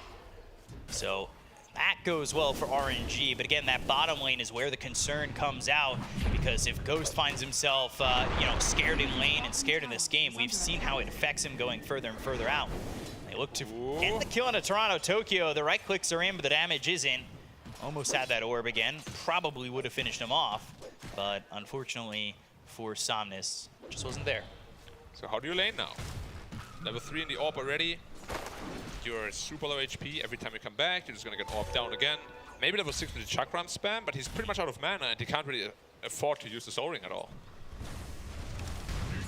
That's not been the easiest lane. That being said, 22-3, the CS is all right. He's also going to that small camp quite a bit. Yeah, trying to get the stacks there, but the little annoying break trolls are super annoying. Kaka's sitting low, so is Chalice. Kaka's a bit far forward, trying to get the kill here on a Baposhka. He's got the Fade Bolt finish. Will fade him out of existence, and now Kaka might be the one who's next on the list. That's very fire. Yatro, fairy fire from Kaka. Still, the chase is on, and the kill is there, and he'll finish him off. The Boundless Strike, the Jingu's in, and, well, Mirror's out. they're going to go for more. They want collapse. Disposing one. Yeah, they've got the rebound, they have the dispose, but now with that he doesn't have the mana. He'll finally get it back up, and he'll look to get this kill on a collapse. It will end up being 2 here, bottom for the side of RNG, and that's really going to help out this lane. That's the biggest thing for RNG. You need to bolster Ghost as much as possible. In the first game, Spirit were able to shut him down, and that was the pressure they felt the entire time in that game. 50 minutes of Lifestealer, and if you weren't watching, it was only 13,000 damage done by said Lifestealer. So not a good look. And you can see that the game plan there for Spirit is to abuse the lane, but RNG do a good job of deflecting that back. Very hard to abuse the Monkey King Marcy lane. Well, probably one of the strongest dual lanes in the entire game, especially against the Darkseid early on. They're losing mid lane. Top lane is also being lost, even though they have a troll there, which is usually considered a counter to Nature's Prophet. So yeah, this game is going terribly so far for Team Spirit. Just a 1K net worth lead for now. They will find Xnova, and they're going to try and stick on him. They've got the avalanche. They'll look for the toss. Is the damage there? Not quite. They'll rebound away, and it's the offensive rebound for the side of RNG as they go after this Tiny once again, but with the vacuum, the chase is no longer on. And oh, Courier going down. One Punch Man. A lot of mana regen on that. 2 man goes into Clarity, so that'll kind of slow down maybe Xnova's aggressiveness, right? He was only able to get the last kill because he had that bit of mana regen that brought back the dispose. He didn't have the mana for it initially, and that's how they got collapse. But now he's got to be a little bit more weary with that mana and that resource that's available to him. 45 and 15 for this OD. An absolute terror at the moment. I'm really worried for them too because they don't have the best rotation heroes either. Sprout, Maposhka in some trouble, but at the end of the day, he'll be fine. They've got the avalanche as well as the toss. They'll take out Xnova. Here comes Somnus. Somnus is ready to drop it if he needs, but not necessary. Give the kill over to Ghost.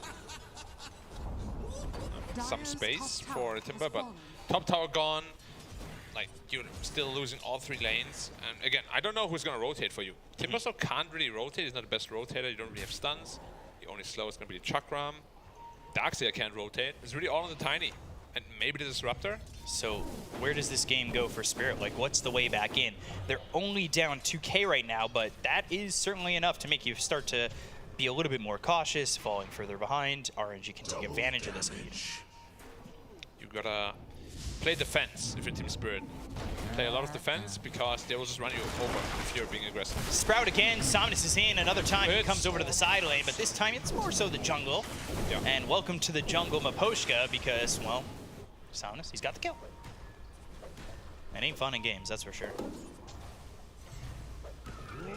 Still cutting bot lane. They can't really move, as I said already, and now they want to collapse again. They'll drop the wall. Kaka's here. But Xnova, as well as the Monkey King, they're still trying to get this Darks here. They don't quite have the damage. They do have the help from Kaka, as well as Chalice. He makes an appearance. Comes up from the stairs. They'll take out one. They'll look for a second. Mira falls. Killing spree for 2 of these heroes on the side of RNG. And it is just all getting exacerbated by this aggression from Royal Never Give Up. And they're certainly not giving up in Game 2 of this elimination series. There is a trade that's made by Toronto Tokyo. He'll flush Kaka out of the jungle and make sure that he gets something out of this. Yeah, and Troll is trying to catch back up in his own jungle. Darkseid is trying to do the same on the bot lane. I mean, when all the pieces come together, like in the mid game, the Dire lineup is going to look very, very strong. I'm just worried about the early game run power of this RNG lineup. Once this engine is hot, it's not going to go cold anytime soon. So when can it get hot for Spirit? They will need a lot of teamfight items. The Blink Dagger on the Tiny so they can set up some vacuum combos. Maybe the Axe on the Darkseid so everybody gets a little bit more tanky. Troll is itemizing very greedy into a Battle Fury, so he will need some time to get into his BKB afterwards. I mean, it is still an RNG, of course, to make some plays happen with the lead they have. But even if we go super late game, like Odie is one of the scariest late gamers in the entire game. Right now, sitting third on the net worth for that OD. Timber's not too far behind, but the rest, they're starting to really trickle back. Xnova's going to be the one who ends up tanking this potentially. Avalanche, toss, And, well, they've got the save from Somnus. Now, maybe a turnaround. The wall is down, Maposhka is gone, and the rest of the team needs to leave. They really need to get out of there. Oh, they collapse. That's a big problem. Ghost getting another kill. He's dominating. RNG themselves are really dominating around the map. Yep, close to 3K advantage already. Not super massive, but considering the items that the Dia is going for, their timings will be quite delayed. Obviously, you're going for the Battle Fury, it means you won't be very strong early on at all. You're going for the Axe on the Darkseer, it means you won't be strong at all until you have that. And it might just be a case of going for too greedy of an item build while losing the early game. And then you get run over. We have seen it many, many times this tournament. 10-4 already. Somnus almost has that Witchblade. They're gonna smoke, they wanna go again. Odie's damage output right now is ridiculous. Whoever he sticks on, they're dead. Doesn't matter whether you're Timbersaw or Troll or Tiny. He will make mincemeat out of you. And Darkseer might become mincemeat. Maybe even Mira. Avalanche is out onto the OD. The chase is on. They want Collapse, and Collapse they do right on top of them. X-Nova with the kill. And it is, again, RNG, whose movements around the map have been quite easy so far. I will say it has left them with the Troll up over top and free to farm. Dispose in the telekinesis, a little bit of an alley-oop there, and he'll unleash, but can they unleash the damage onto this kill? They come with Somnus getting the last click. Toronto Tokyo pulling that chakram back. They've got Maposhka over to the side, but they don't have this Troll to work with, and they don't have the Darkseer yet, but he finally TPs back in. And there's a Eclipse that we spoke about. Do they have enough? They start to go after Chalice. They have a Chakram's out, and now they're going to go for the Timber. He tries the Timber Chain away. Here comes the Troll to try and fight. The Static Storm is down with the Wukong's command going out from Ghost. They get the kill on Maposhka. They look over on the other side. They'll take out X-Nova. It's Toronto Tokyo who grabs that. So now, with the Timber Chain following this up, trying to find more, is the side of Team Spirit. They'll take out Somnus, and that's looking all right. Boundless Strike, Yatoro in some trouble. Spirit Vessel on him. He'll burn away and really get the soul sucked out of him. Mira, he'll fall 2 more kills for the side of RNG. It looked good for Spirit for a moment with that kill on Somnus, but then it all fell apart as they continued to chase. Yeah, as I said, they're very reliant on the Static Storm, right? They used the Static Storm, didn't really have the kinetic field though. If they had a kinetic field there, this game, or like this fight rather, goes completely differently because they're all like 3 heroes trapped in the kinetic field plus Static Storm combination. But yeah, it just didn't really work out for them. Get the OD, sort of the consolation prize, but yeah, the team fight is still very much in favor of RNG, who continue to scale very nicely. And did they change any sort of item builds? Nope. Still the Axe, still the Battle Fury. Lots of pressure on Toronto Tokyo, as well as the supports because of that. So you do get Somnus. The Troll shows up. Doesn't really feel like he's outputting much. Yeah, and he also died. Yeah. Which means his Battle Fury is delayed even more. And you just see, like, playing Troll can be such a double-edged sword, right? Like, he ulted with 50 health, because otherwise he was going to die. Gosh, Maposhka just think Maposhka's dead. It's an easy kill every time, and X-Nova's going to go for more. Unleashing.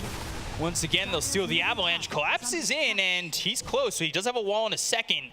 But you're dealing again without the Disruptor, without the Static Storm. They get behind the Tier 2 tower, and they should be A-OK. RNG, they're staying a little bit, but I don't think Spirit are that unwise enough to really continue on forward. Maybe Mira gets caught, but he's by the trees, potentially looking to bait something out, but he's got no help, so that would be a big issue. So the net worth lead is actually not big at all for how big the discrepancy is with the kills. Yeah, 16-6. I mean, a 10-kill lead, you'd think it'd be more than this. They're not farming a whole lot. They're putting on a lot of pressure, but kills honestly don't matter super much in Dota anymore. It's about how efficient can you be around the map while you're getting those kills. And, you know, you see Troll is not really far behind. They're going to go. And let's see what they can get. As though throw down the Static Storm, the vacuum into the wall. That is a combo of the ages. Spirit, though, they're hit by the Stolen Avalanche, and the Sanities drops.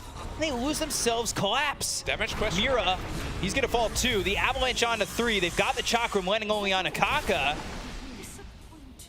RNG, they are getting away with quite a bit. Boundless strike, they'll pull back Kaka. That's not where you want to be, Miposhka. Now Toronto Tokyo's in trouble. He'll be disposed of, and well, so will his health. That ends up being 4 kills. Again, Spirit try for the second fight, the second breakfast, and they just come up hungry. You have to be very careful here, Engage. Like, you blew everything in the initial fight, which also Chalice made an amazing play. Like, he got 2 heroes out of the combo with a very well-placed Sprout, so they got pushed out of it. But yeah, they come out short again. Where was the damage? Like, they had none. Looked like it was there for a second. I believe Kaka stopped the aggression. Let's look at that fight again. Like, I want to see what Timbersaw was, because Timbersaw is the big damage leader in those fights. If he doesn't lay into pain, nobody really can. So Static Storm, Vacuum Wall. Wall. Here too. Kaka turns around and throws an Avalanche. That Avalanche was absolutely massive as well. Yeah, Sanity's dropped too. It doesn't get them many kills there, but eventually you get 2. That looks pretty good. And then Spirit want to go back in. This is the surprising part. You're going back in without the heroes you need. Yeah, and now they're going to Roche with, of course, Odie is one of the best Roche heroes nowadays in this patch. Look at his damage up on the Roche. 300 damage per hit. No problem whatsoever. Question is who they give the Aegis to. Probably Odie. He's the most valuable hero right now. Yep. Kaka stealing Ion Shell as the Aegis is claimed by Somnus. 6k lead already now. Starting to ramp up. Now this could end up being a pretty quick game if RNG continue down this hill.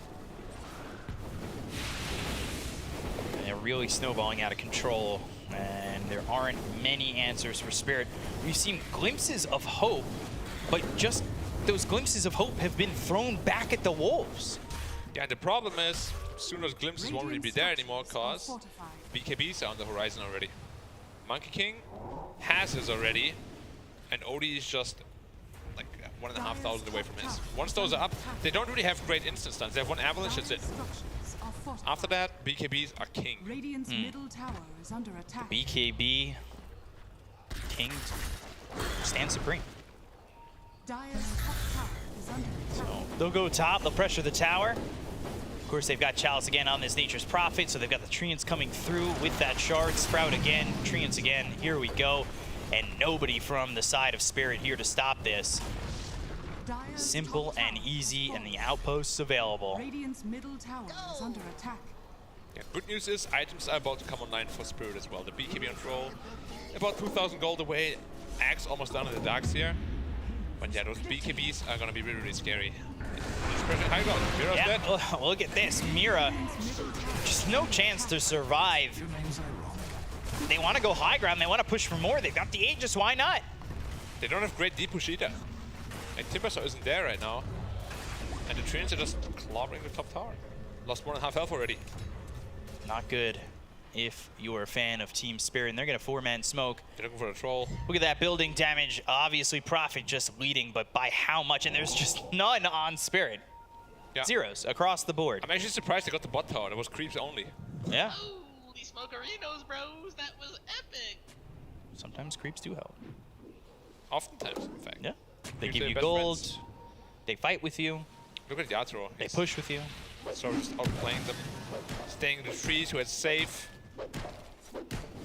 That's a Yatoro special though. When they're behind, he always does that. Always hiding and playing in very deep enemy jungle. If he's not too careful though, they're looking for him still. Yeah, he needs to kind of watch out here. He's going for that BKB. He's sitting top for his team, close to top of the net worth, but the rest of the team is significantly far behind. Yeah, for sure. And a troll is very easily kiteable, especially by an OD, so yeah, this game is not going to be easy. 21-7, 7k lead, RNG. They are sticking together quite a bit. That was what was maybe holding them back in terms of net worth, where they're not farming as efficiently as maybe Spirit are trying to hope that they can do. You can see, again, Yatoro, he's on the other side of the map. He's just trying to farm. He doesn't want to be involved in this at the moment. Until he's got that BKB, he's AFK. They're giving up the entire map though. And that's a big risk. I mean, it's high risk, potentially high reward. For RNG, it's low risk, and hey, we'll take it. Give us everything. We'll take your top tier 2 for nothing. We'll take your mid tier 2 for nothing. You're not making us use any of our arsenal, and they're happy to keep it that way. Dire's middle tower has fallen. Everything up.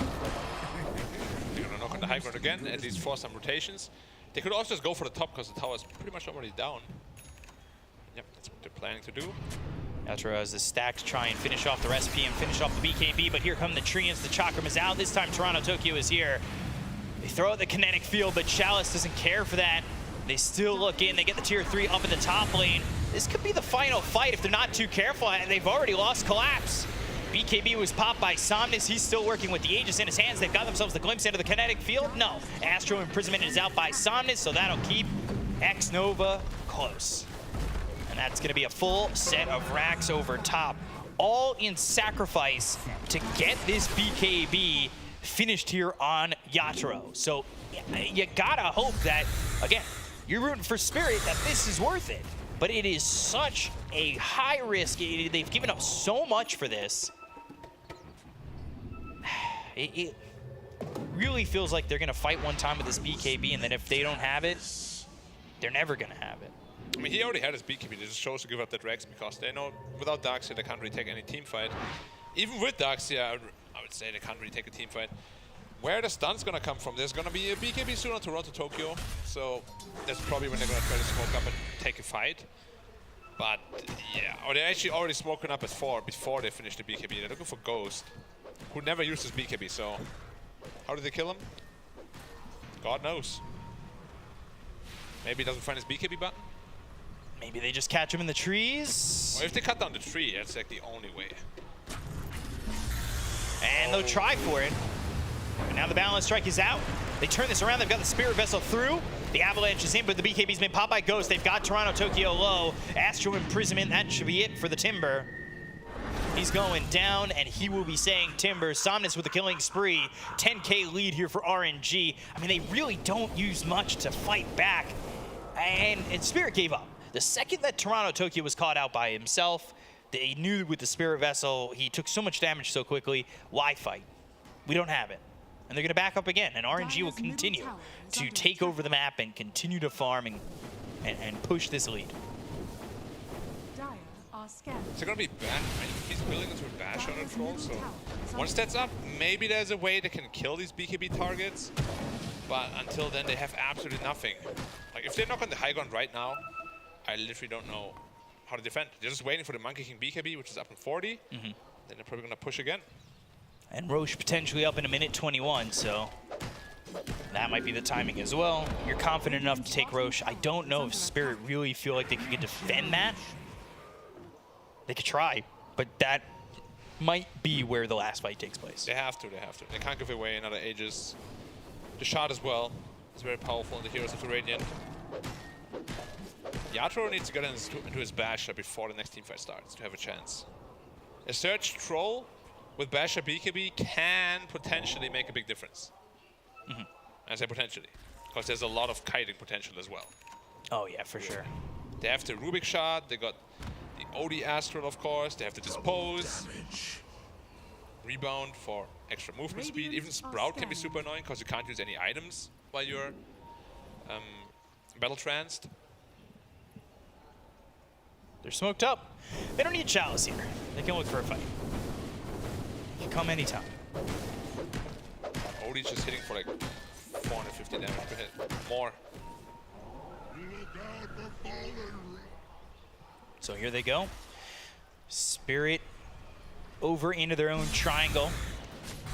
Still trying to farm up, still trying to find space on this map that is being claimed by Royal Never Give Up. Right now they are Royal, and they certainly aren't giving up at all. They've got everything to fight for in this elimination game, and Spirit, they have one to give. They're up 1-0, but they'd like to get it done in a 2-0 fashion. It's not looking likely, but always a chance with this team, right? Yeah. Despite their draft looking like it's going to be hard to pull off, there's always chances. Oh, the Basha is just around the corner. Needs 1,000 gold for that. Long Roche. Once that Basha is up, they have realistic chances of actually killing the heroes. Shadow Blade picked up for Ghost. Invisibility is invincibility. Certainly has shown itself to be so, and the truth in this series thus far. The question is, does that trend continue? Basher very close to being finished here for Yatoro. He's also looking for the Blink Dagger. He's sitting 4th on the net worth. The rest of the team nowhere near close, and you can see the amount of gold that Kaka has compared to Mira on the Tiny.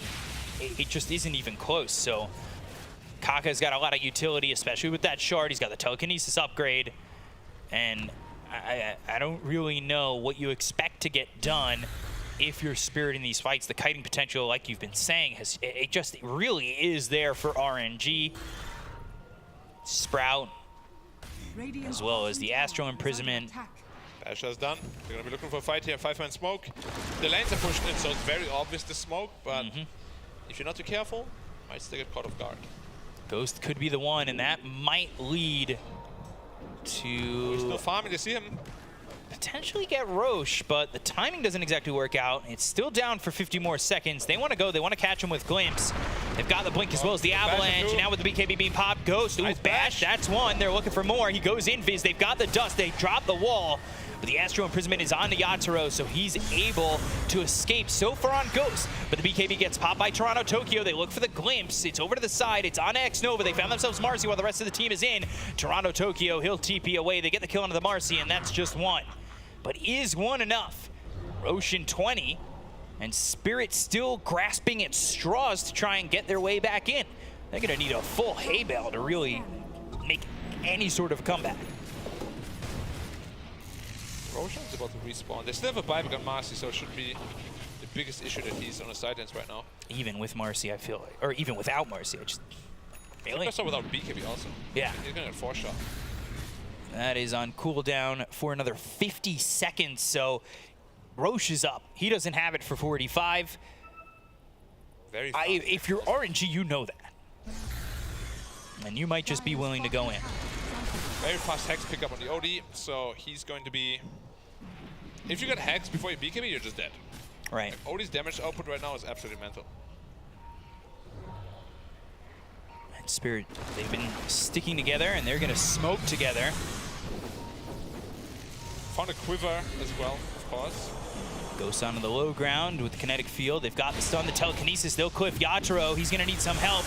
They've got the Sprout, the Chakram, everything. Well, the Chakram to try and protect him is not going to do anything as the Sanity's Eclipse gets dropped by Somnus. And Yatoro, after being cliffed, is going to be killed off. So will Mira. And that just makes Roche that much simpler for the side of RNG. Yeah, just look at that Roche damage. Like, if OD gets online, he's just such a strong hero. And as the Pen already said before, this was the perfect OD game.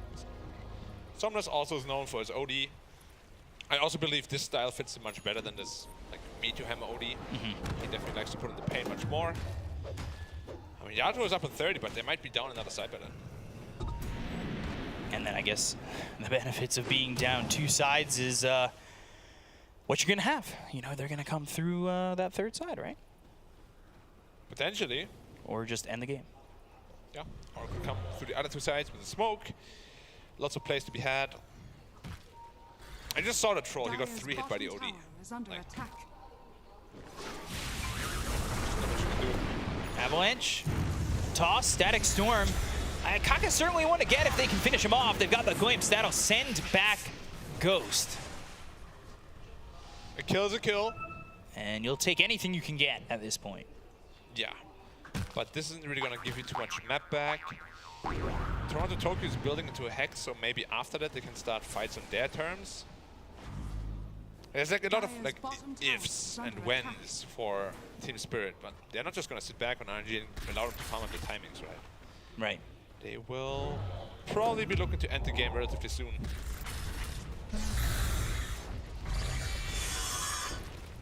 So they'll defend bottom. Kaka's up in 10. And this team just pulling away.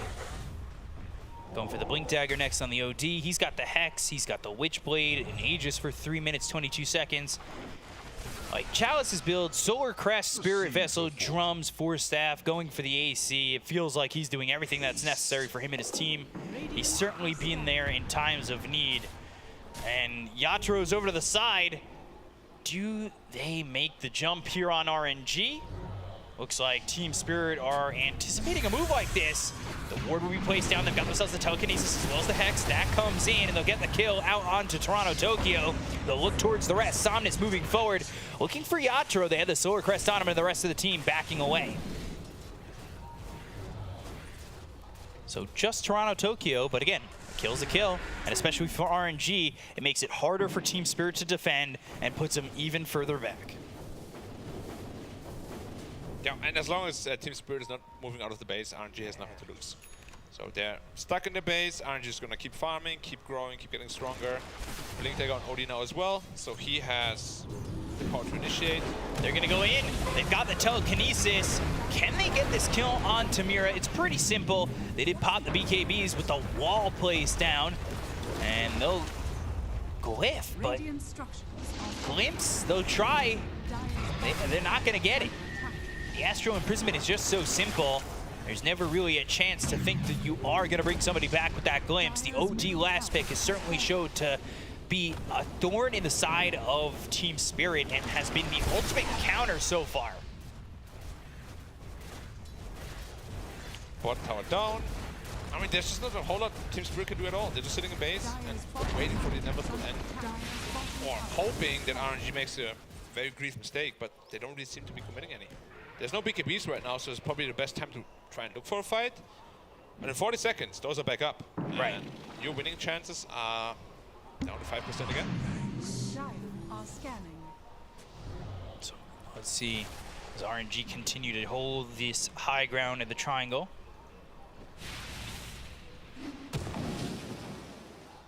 Just cleaning up these creep waves, making it look easy. And it's a 20K lead. Spirit hoping to hit double digits on those kills and hoping to bring this one back, but hopes are dwindling. The hopium and copium is on deck here. Somnus looking for the blink target in, and it might be Yatro. They've also had the help from Kaka to make the move. He's got that blink dagger. He's going for the Ags, that telekinesis. And the range that he's got to start these fights has been troublesome, to say the least, for Team Spirit. And they all go up towards top. They'll make the wraparound. But the creeps are in. Toronto Tokyo will take care of that. Mira and Yatro maybe expecting a rotation. But cleaning up those creeps, it's still kind of looking like an obvious move. And RNG aren't moving. They're firm. We're staying here. We're in the triangle. We're going to keep cleaning up the creep waves. You want to fight? Come to us. Yeah, they're definitely just playing the economy game. They can just wait for the next Roche. They can wait forever, really. Like, their late game is very scary. OD is one of the best late games in the game. Same with Monkey King. And you always have to deal with the split push of the Prophet while being 2 sides down already. Well, 1 side. So kind of hoping that they do come through bottom, but at the same time, Spirit aren't there. So they'll knock through the door and, or well, knock on it, and nobody's going to be home, and break on it. As RNG are thinking about the plan to break on through to the other side, it's going to be tough for Spirit to focus on a plan of their own. Right now, it just feels like it's move as 5, get a little bit of farm, get some of the map back for them so they can find something and hope that this next fight goes right. Because on Troll, what are you looking for right now? It's going to be the Abyssal Blade. He's still pretty far away from that. Doesn't have a lot of gold to his name. Now you've got the Ags on Kaka. He becomes even stronger. Toronto Tokyo, like, he's not close to his next item either. So RNG are certainly in a fit spot to fight, and I don't know if and when Spirit are going to feel confident. It hasn't felt like it all game. Yeah. At the same time, though, RNG can't just allow them to farm their core items up, which they also realize, so they're going to smoke up. Whoever they find is going to get blown up instantly. Well, Chalice is baiting. Toronto Tokyo, he's there, but again, the telekinesis from a distance, that's going to be the BKB pop by Toronto Tokyo and moving in, but Ghost, he's got the Bansher, they have the right clicks. That BKB's worthless, sir.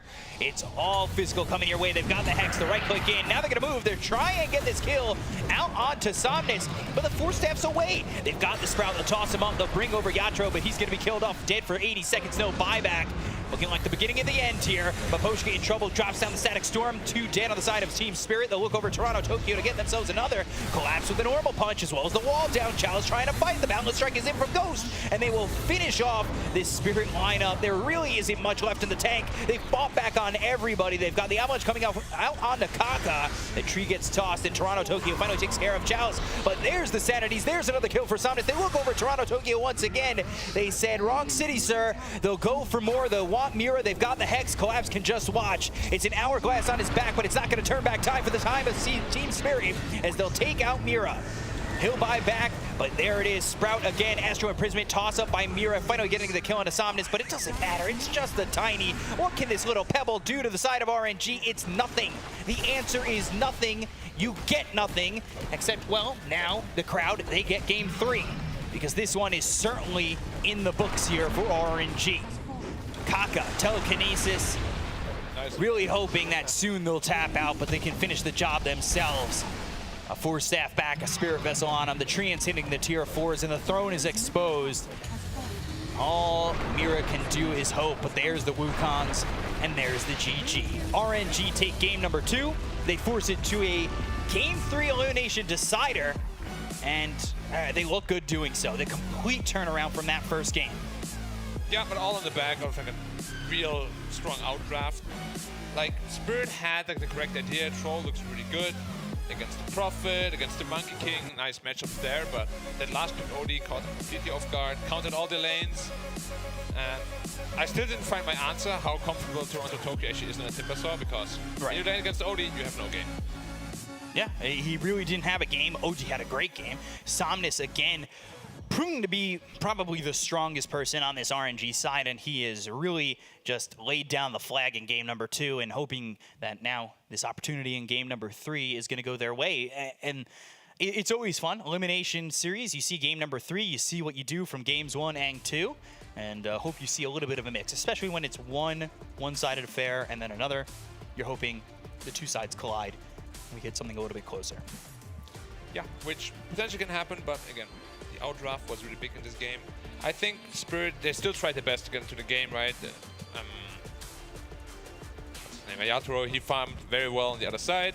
Right. What he always does, and when he's behind, that's why he's one of the best carries in the world. Simply because he always finds farm no matter what. But if you're in a matchup like this, it really just doesn't do anything. As we can see in those highlights also, it just can't do anything.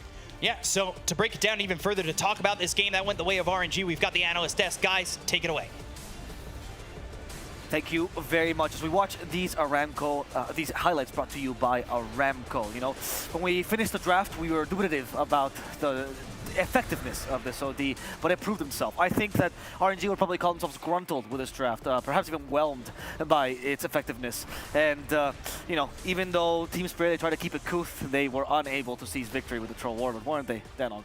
I was very doubtful that you would be able to go out of this without using all of those stupid words, but no, it was just, it was a really weird draft. I'm going to be perfectly honest from Team Spirit. Like, how many times do you see a Troll Warlord picked up at that stage of the draft? I oftentimes see it, you know, position 8 where you're able to pick it, protect it with a few bans, last pick of the entire draft, just because you're able to dominate the lane and there isn't stuff that's going to be able to kite you around. But not only did they have that, but they also had the Timbersaw, which, again, the laning matchup just wasn't there, Richie, with the OD being the perfect last pick of the entire draft coming through that really carried RNG to the victory.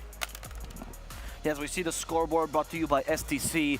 What can you tell me about this troll, Richie, that we haven't already said? I mean, yeah, you know, I'm gonna borrow a copy pasta. I think it's over from like the CSGO subreddit. You know, Troll's a good hero. He just needs to work on his base skills, his hero-to-hero matchups, his itemizations, and his base stats. Because other than that, he's a good hero. Getting kited. Yeah, I terrible mean, ultimate.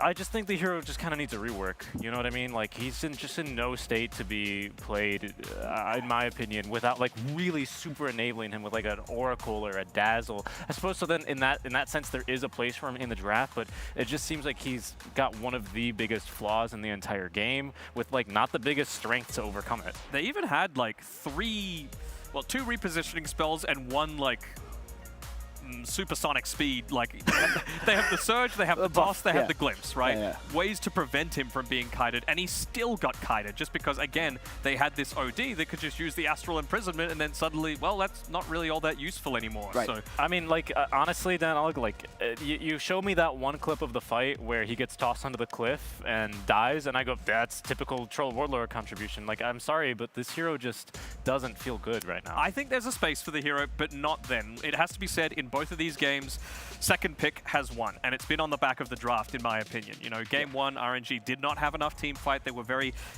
narrowly focused, in my opinion, and this one, they just got counterpicked on Team Spirit very, very easily. I mean, and it goes to show, like, you're right.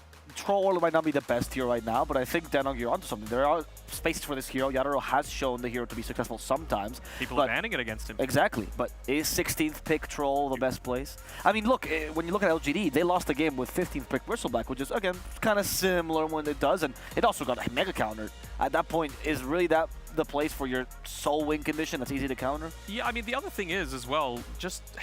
It's not necessarily to doubt the way that Yatoro is going to itemize it. Of course, he's a fantastic carry, but Battle Fury, do we really see that on any hero these days outside of maybe a PA that absolutely needs it to farm? Like, Troll can farm with a Maelstrom. You know, you can look to get that little bit more active, and you just look at the most successful heroes of this tournament so far. You know, you got your Bloodseekers, you've got your Juggernauts, you've got your Razors, you know, the ones that are really looking to continuously push on forward and be active with just one or two items. Yeah, no, for sure. I personally was just, again, like, the hero can work, right? The hero can win games. There's spots for every single hero in Dota 2 with the amount of heroes that are pickable, like, genuinely, right? Like, I don't know, I was talking earlier, like, Dazzle might be, like, a sleeper pick, right, in this meta, right? I think he's pretty good. I think Witch Doctor is Omega strong. Okay, well, let's not go crazy. But there's a point to be made that sometimes people just discover a different playstyle. I think, obviously, Beastmasters are as extreme as a Troll. People started figuring out, hey, axes are good, and then they started playing that way, and he became a much stronger hero than he used to be. Perhaps Troll is around playing maybe that axe, and that that's the undiscarded part of the hero. I don't know, but I don't know if we should be calling for a rework before people try out different things. Arc Warden was in a similar position, you know, unpicked, absolutely terrible. Yuragi shows up with what was considered a pub build. I haven't played for a while, to be honest, like a year-old build, but still, with the Ags, and it's kind of working. I don't want to take too much out of this game, to be honest. This was like an 80-20 outdraft for me in the favor of RNG, so yeah, hopefully Team Spirit can get back together, and it can, again, it's game 3, right? You do another coin flip in-game to decide who has that pick or selection side priority. It might even just come down to that, because second pick seems really strong at this tournament. Yeah. Sure. Maybe it wasn't just second pick, right? Like, there's more things to There's other things for sure, but I feel like just being able to, like, in my eyes, it was the Monkey King and the OD that won them this game. Right. And look at when they were picked. Monkey King, last pick of the second phase, OD, last pick of the entire draft. Can't counter them, protected, good against the matchups. It won them the game. Yeah, and I mean, I'll just highlight a couple things I really liked about the Spirit Draft, which is in particular the Darkseer and how it was used in conjunction with the Disruptor ultimates. There were a couple times where the BKBs got popped out from the side of RNG, and you know, they ended up having to just back off even though they were hero up because of simply the threat of Disruptor into vacuum. For sure. Well, I'm excited to see what they're going to go for game 3. I'm really excited as well who gets to have that second pick. I'm also excited we got the COD be successful, you know, showing that all tools have a chance to shine if you know when to use them. But right now, we're not going to learn anything because we're going to go to a break. And then when we come back, we'll have game 3 between Team Spirit and RNG. Stay tuned.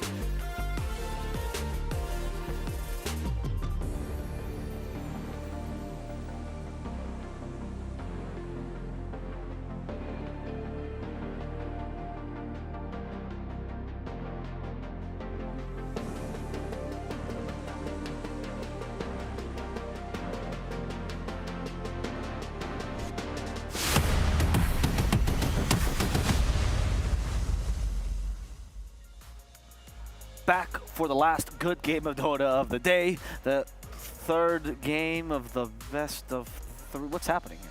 Pop friending. What? Don't worry about it. Oh, were you? I was. What is this? The moment's gone, Richie. It's fine. Don't worry about it. I don't understand. Anyway, Zoomers and their things, right? Yeah, this is the last game of the best of three here for RNG and Team Spirit. No matter what, we are going to be seeing a team unfortunately being disqualified. Sorry, being eliminated. Rather, yes. That's the right word. And a team making it through to semis. Semis. Who? It's where Secret is waiting for them. That's Secret is waiting for them. Who will it be? I am still unsure. I think we're all unsure. Will Troll be picked again? I sure hope not. Yeah, I don't think it is. I would eat my metaphorical hat if Troll was picked in. We gotta get him a hat. We gotta get him a hat. Will you eat my shoe if he gets picked? No, I will not. What about? No. Okay. Anyway, Troll might not get picked again, but we sure are going to have a really nice time watching this match. I want to know, though, what the expectations are, because Team Spirits, they had a clear idea in game number 1. Game number 2, who knows? And then game number 3, what's going to happen with them? What do you think they need to abuse from RNG? I just want to see what more unorthodox mid-heroes Toronto Tokyo picks, right? You thought Mars was unorthodox? A little bit, not these days. I think a little bit. Yeah. It's not to the extent of like the Pango, which now is almost always mid. It's still like, I would say 50-50, maybe even leaning a little bit more off-lane favored for the Mars. Yeah, it's like 70-30. Yeah, but it's like, it's a little unorthodox for sure. Timber, same sort of thing, right? Most of the time you see it in that off-lane. That's fair, that's fair. Yeah. It really does feel like Toronto Tokyo is trying to mix things up a little bit, but I don't know, maybe needs to go back to the tried and true stuff. Yeah, and I think like with RNG continuing to draft for like the single target, just like we're gonna beat you in these one-on-ones, like yeah, Troll's the perfect hero to draft against like that, you know what I mean? But if Spirit may be looking to exploit at least something that has been consistent across the 2 games, it would be just more team fight. That's what looked really good in game 1, and it still looks good in game 2. They just didn't really have a damage dealer on top of all the disable that Spirit were having. One other thing that I want to highlight as well is that I think that game 2 is going to give Ghost so much confidence, because in game number 1, we highlighted it. He only did 13k damage. Not a lot on that lifestealer, even though he was, like, you picked this because it was going to be a good lane. It was some good drafting by Team Spirit to make sure that that didn't happen. But then in game number 2, he didn't die a single time. He did equal most damage with the OD. He was just fantastic, and it was because of where it was drafted. I feel like you need to be building around Ghost that little bit more. I'm curious about another hero of this matchup, which we have seen a lot for RNG, which is the NP. They seem to give a lot of priority, right? Once the Razor gets banned, that seems to be their favorite offlaner. And last time, yes, maybe Team Spirit went for the Troll as a result of this, who knows. But we haven't really seen him have the great impact that RNG is giving the credit for. Why do you guys think it's so highly valued here? I think in both games, they just needed some tower push, right? If you're not going to go the Meteor Hammer on the OD, you're going to but they second picked it in the... Sure, but it meant that you had that flexibility to be able to switch it around a little bit if you were wanting to, right? You don't have to go all in on the push. I mean, just have a look at the items that Chalice went in game number 2. He went an AC, he went a Solar Crest, he went drums, he had the Aghanim Shard, so it was all about being that pushing potential that you needed for your lineup. And then you just compare that with game number 1, he needed to be much more of that right-clicking style, you know, Witchblade, Silver Edge, Satanic. So it was really just playing for the game, and I guess RNG really value the flexibility that it provides. Yeah, and I just want to point out that we're seeing a lot of NP this tournament in general. Sure. And Spirit are the only ones who consider the Troll. And granted, I mean, hear me out, Let's right? go back to that. No, just hear me out, right? Because this is not the first time Troll's been banned against them or even picked, right? So it is a possibility that Spirit do go back to. It is what they feel like is an appropriate response. Maybe RNG are quite happy with it, you know? Like, sure, pick the Troll. I don't know. Sure. It's... Right, but I am interested in what they value, because even though, yeah, it doesn't seem like Team Spirit compared to the other teams have such heroes that they value like top 4, you know, like you watch Secret, you watch PSG LGD, actually Secret has been also all over the place, but PSG LGD especially, you watch Nigma as well. There seem to be a couple of heroes you saw with the S tier heroes, right? RNG seems to add Nature's Prophet to that category, which is interesting. What are the Team Spirit S tier heroes? For Spirit, it's more stuff along the lines of like Mira's heroes. I want to see him build more of the Snapfire. I want to see them pick Mars because they've got for themselves that flexibility between the two. I think Clockwork is a really high hero. Phoenix, absolutely. Maposhka plays a fantastic Phoenix, so I want to see that. Yeah, look I mean, it looked so good in game 1 as well, right? I mean, it's just there are other heroes that they could go for here. Sorry, I was just looking at the only other Troll game that Nigma tried to pick it. Oh, Nigma did it. Yes. How'd it go? It won. Again, it's not a bad hero. So it's 50-50. It is a flawed hero. It is not a bad. And you know who they beat with it, actually? Who? RNG. Okay. Yeah. Never mind then. They've unlocked the key. So, but even with Team Spirit, I mean, they've gone for some other things like the Weaver in that position 1 role when they're lacking in lockdown. That's something that can be pretty decent at just being able to deal a lot of damage, especially if it does get to that late stage. You know, Weaver, I think his Agadim Shard is one of the most slept on items in the entire game, just because you can still be playing from a much safer part of the team fight, just as long as you're picking the right hero to hit. You know, as long as the Scarab's latched onto someone, everyone's taking damage, and then you go, you know, Maelstrom or Mjolnir or Gleipnir, whatever one you want to go, that's a lot of damage bursting around in these team fights. That's true. That was a hero that we actually saw a lot in Western Europe in the beginning of the DPC, then it kind of fell off a lot, but certainly a hero preferred by a couple of the carries. The talents that the Weaver has are also pretty good. Right? The Gemini attack extra damage, and then the +1 Gemini attack, that's the most popular build these days, and that burst damage almost that you have on a single carry is really impressive. I'll be down for that. I like a Weaver. And if you're gonna go that late, he brings you like unparalleled damage output. Divine Rapier with that +1 Gemini attack is just like completely bonkers. Yeah. Love it. Yeah, I wouldn't mind seeing a Weaver. We've seen a little bit of it, I believe, against Tundra. I can't recall the team that picked it. I apologize, but that was the game that Tundra had the carry ABBA, and let me just say it was the freest Weaver game I think I've ever seen. Yeah, so with the hero, you know... That might have something to do with the carry up. That's why I bring it up, right? But yeah, there are occasions where the hero looks good. There are certain matchups and games. And yeah, now that we've got our draft, I'd be keen. Will we see the Weaver? Will we see the Troll? Will we see another Razor ban? Probably, right? Yes. This is fascinating, though. Team Spirit, for reserve time, already on the first ban. Now, this is quite rare because usually teams prepare the first 2 bans. That's like the most prepared part, since there's no real interaction with the opponent, right? Or at least the first ban, you know? Like, sometimes you want to... Right, because the second one, maybe that you're surprised about what the opponent bans, but the first ban usually prepared, and they go for the DP once again. Okay, so just trying to slow them down a little bit. Maybe they're wanting something that's a little slower in the damage output for, you know, the laning stage for a lot of these team fights, just to be able to combat the Spirit Siphon. Could they be thinking Bristleback? That's been a popular pick that they've running. I mean, it's going to be helped out even more by RNG banning out that Viper for sure, taking away one of those break potentials. So yeah, I could absolutely look to see it. We saw, I believe it was Nigma play the Bristleback paired together with the Lich yesterday, and it was pretty effective. I think they won that game. Played it again today, didn't they? I don't know. Nigma? No, not the Lich, but the Bristleback. Oh, the Bristleback, yes. Sorry, not the Lich, yes. Bristle and Lich. And they got the MP because they have first pick this time, so we're maybe planning on picking the Razor. That's RNG's ban because they highly value the Razor, and the MP is gone. So Spirit, they respect that now. Yeah, Nyx is open as well, is the only thing I wanted to point out. That did get first phase banned, I think, last time around, didn't it? Now I want to see what Team Spirit does with his 8th pick, most importantly, right? Because they did use the second pick a little bit better, but I would say that their 8th pick seemed a little bit stronger than the Nyx Assassin, right? Timbersaw was a really good 8th pick. We'll see what they accomplish with this. Do you know who chose sides this time, or who chose pick order? I do not. I will but see you if will I can find investigate. Out. Thank you, Investigator Danog. Yeah, that's kind of curious, right? Because I feel... Actually, Dire's got a higher win right now, doesn't it, generally? I think Spirit picks Dire. Yes, but there's a lot of theories about the fact that that's actually partially because usually you pick Radiant when you pick sides, and pick order is more important. Not anymore. Oh, Dire people are is picking stronger Dire. now. People are picking Dire. That's what I'm saying. I don't know if Spirit perhaps had priority and picked Dire, right? That's what I might be suggesting. They did. Oh, they did? You Yes. confirmed it. That's wow. what happens. And then RNG chose second pick for themselves. So the only regions that don't have a Dire favored, fitting, SEA and SA coming through. So it's just... these European regions, they're just effectively playing around the offlane in particular. That's the big strength of Dire, because previously... The triangle specifically, right? Yeah, absolutely. It just means that you could pull behind these series of trees. You just need to cut one down, and it makes the offlane so much simpler. You get a lot more out of that offlane, and it really takes away the advantage, or the Roshan advantage of the Radiant side isn't as good. Whoa. Jungling is better. Oh, not the first Lina game, I believe. Somnus Lina, okay. Not the first Lina game of the tournament, if I'm not mistaken. No, he dominated when he played it previously. I forget who it was against, but he put on a clinic, as he always does.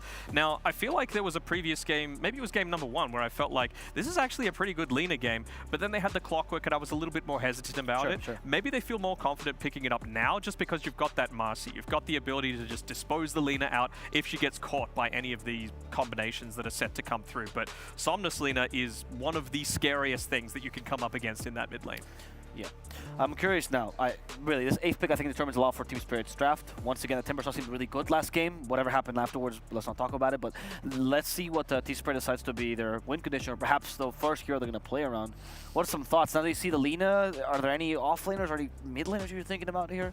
Nothing in particular, but the attributes that I want is just something that's able to get right on top of the Lina early and pressure the Lina, because you're always going to trade well, you're always going to farm well, you're always going to siege well, you have the ability to scale into the late game. So I think you just need to crush her in the laning stage, because the thing that's your big weakness is that you don't have those mobility skills like a Heavenly Jump, for an example, or a Dissimulate on a Void Spirit. You're just kind of stuck in place there. So, you know, this Tiny or a Rubik could both be the position 4 roles. We've seen teams even experiment with a 5 Tiny. Team Spirit, one of those teams that loves to play the 5 Rubik as well. It's one of Maposhka's most favorite heroes. So if they pick a really self-sustaining carry for either of these lanes, you could look to see either of these 2 lanes look to converge onto the Lina, because I'd say it's unlikely that this Tiny's going to be mid. You know, 0 armor, Lina has such huge attack range, you're just going to get bullied out of the lane. Agreed. I have to say, though, I'm a little bit concerned for the idea of a 5 Rubik, if only because Marcy is incredibly strong in the lane. You know what I mean?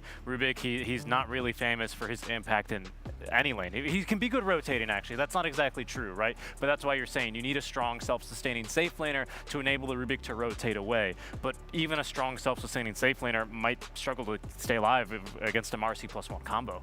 There was the case. I mean, this is like a really old thing we used to say, but like the Rubik is really good at punishing ganks, right? Because telekinesis forces movement, right? So if Marcy gets really close to you, your positioning is kind of good. You put her on the tower, all of a sudden it doesn't feel as good to dispose. Maybe that's part of the thinking. I'm still surprised again, though, that the 8th pick is a 4 or 5, whatever it is, right? Much like in the first game for RNG. That does not seem impactful enough. How can they still abuse this first pick then? Could it be a mid Rubik? You know, I mean, 9 does it, right? I think yeah, 9 does it, but this is Toronto Tokyo. You know, like we got to. That actually, Toronto Tokyo. I know, unorthodox. We were talking about it before. Yeah. You know, maybe he could look to go down that route. It's certainly a possibility. I will say, and this is a really weird matchup stat, but Rubik is actually one of the best counters in the mid lane to both Queen of Pain and Lina. If you look at pop stats for high immortals, you actually get like really, really good matchups. The question is, you know, why would you do that? But it is pretty good against these long-range lane dominators because of his Fate Bolt. And speaking of the lane dominators as well, I feel like what I was talking about before with the Tiny and the Rubik being the supports and wanting to be able to have that threat of rotating to the Lina is even more pronounced with Team Spirit's bans. Look at the Lone Druid, look at the Death Prophet, the Nature's Prophet, the Monkey King. These are all heroes that if the support leaves the lane, even for the tiniest amount, can just pair together with a support and get kills very, very easily. So I think they need to make sure that a lot of the aggression is taken out of the game. Again, Team Spirit like to play a little bit slower. So if you're able to slow down the game, get these supports that have decent scaling potential into the game, I think you're in a pretty good spot. Could we then see, Richie, perhaps an offlaner as a little bit more self-sustaining that can be left alone? You know, your Timbersaws, your Beastmasters, your Tides? Yeah, that's a really good idea, right? Especially like you're saying with the Rubik, with your Earth Spirits, your Shakers, even though, you know, I don't really see that hero. Yeah, it's because he plays Wyvern. We'll get into it later. Who is still, by the way, not banned. And Spirit actually banned the Troll. They're like... It's a lane dominator, right? Like, they just want to make sure that the hero is not getting punished if you leave the lane. I think RNG might consider a ban here for the Zeus. To be honest, it's going to outrange the Lina using the spells, the last hits. Marcy, okay, again, you don't always think that the Zeus is this kind of a hero with an escape, but he is these days. Oh, destroys Marcy, because disposes the longest cast point. Yeah, it can be particularly difficult. It is a little squishy, right? But that's generally one way of defeating the Lina. If you can't close the gap to her instantly, it's just simply outranging her. Yep, and Zeus, Lina, you're just going to trade farm most of the time unless you just get heavily outplayed. So I feel like it'd be a decent draft for sure. We've still got a little bit of reserve time left for RNG before they finish up this phase of bans. I'm kind of thinking what does he want to avoid here on the lane? It's a puck. Okay, well, Toronto Tokyo hasn't played the puck at all throughout this entire tournament. It used to be one of his favorites, though. Yeah, but it's one of the heroes that they've banned the most, actually, on Team Spirit throughout it. So, obviously, this game, I highly doubt they were going to go ahead and ban it for themselves. But, again, it's just one of those other heroes that fulfills the role of get on top of the Lina and punish her, you know. And usually a good lane against Lina, because Phase Shift avoids either the stun or the Dragon Slave most of the time. So, that's a classical matchup, right, against Lina. The Zeus now is in the pool, though. I kind of like that suggestion, Richie. Yeah, I mean, Zeus, Dawnbreaker are both still in if you're looking at the global heroes that we see prominently picked. Oh, that's Enigma strat. That's very popular. That's kind of what I I was getting at. I don't know if it exactly fits what Spirit had in mind, if Yatoro would want to play something like a safe lane Dawnbreaker, right? But just kind of, you know, spit and ball in some global heroes. I still think Zeus looks just fine. Of course, RNG here are going to have the next pick. And for them, maybe you pick your Marcy laning duo here?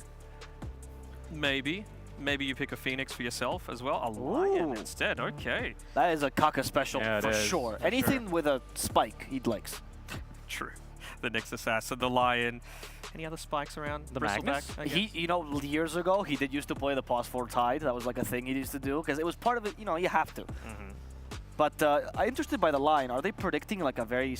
Oh, maybe that's actually it, right? You're saying you have to get on top of the Lina. Yeah, Storm so Spirit. Lina prevents that, or Lion prevents that, Yeah. sorry.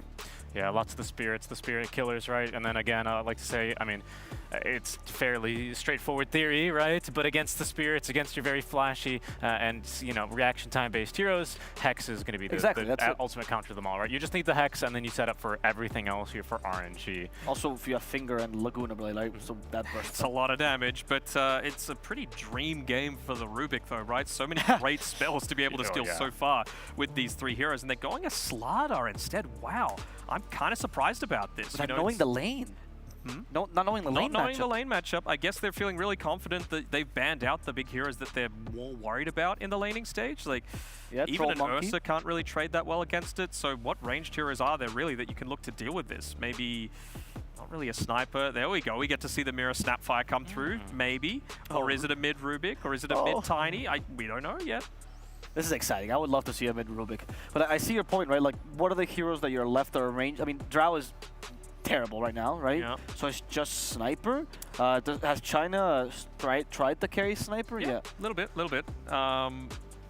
What else could they look to go for? I don't think they can Morphling. Like, yes, it's a ranged hero, but you are very capable of bursting right now on Team Spirit, just with the tiny Snapfire combination, plus whatever spell Rubik's able to steal. Dusa usually just falls to the Slardar because she's not fast enough to get away from him. Speaking of more ranged, like your Lunas, your Gyros feel maybe okay. Could they Terrorblade? Yeah, Terrorblade feels pretty good actually. Yeah.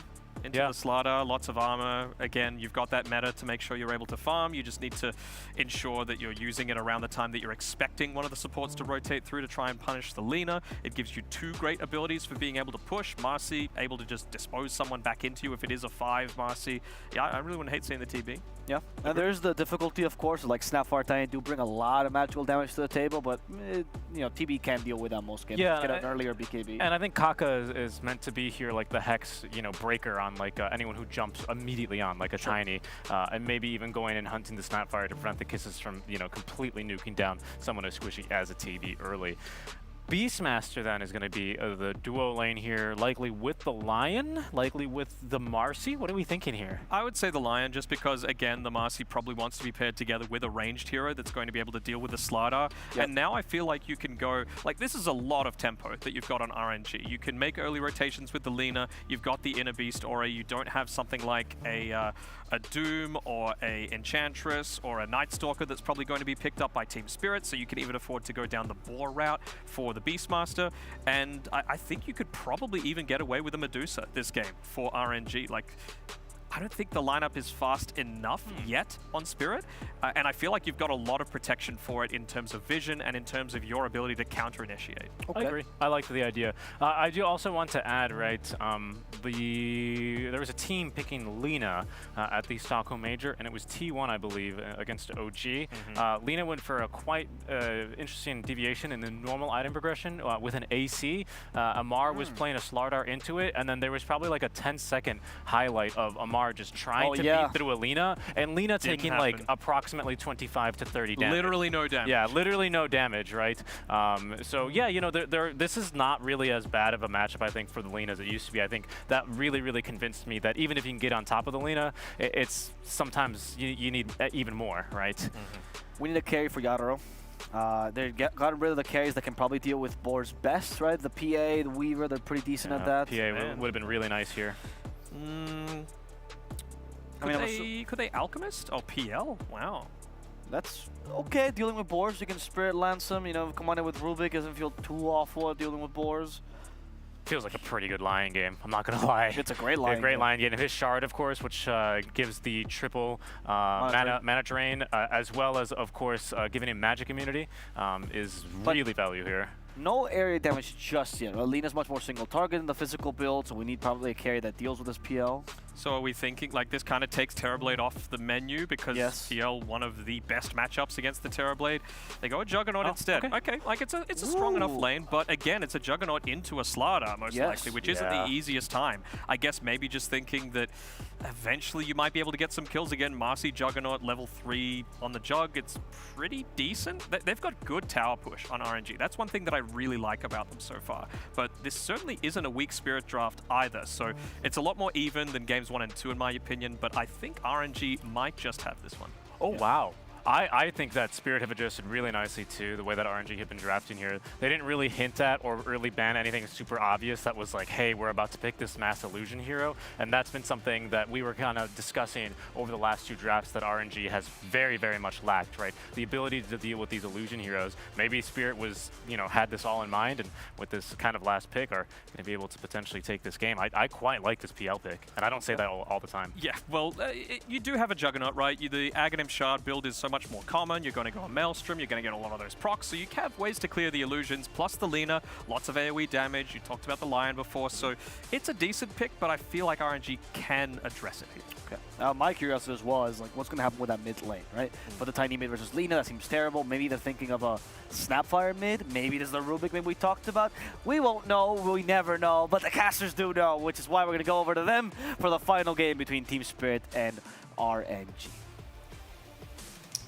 Thank you very much, guys. Yeah, it seems like you guys are split. The series is split, and now it's time to decide it as we come into game number 3 between RNG and Team Spirit. It's going to be an interesting one as we get on into it real quick. You see those heroes on the stage. You see the portal open up. Let's get on into game number 3, the final game of the night in this quarterfinal, and we're going to go right in with a 5v5 smoke. Take a look around the horn as we see Maposhka. He'll be on that Rubik. And then you've got Yatoro on the Phantom Lancer. Collapse picks up that Slardar. It's the Mira Snapfire.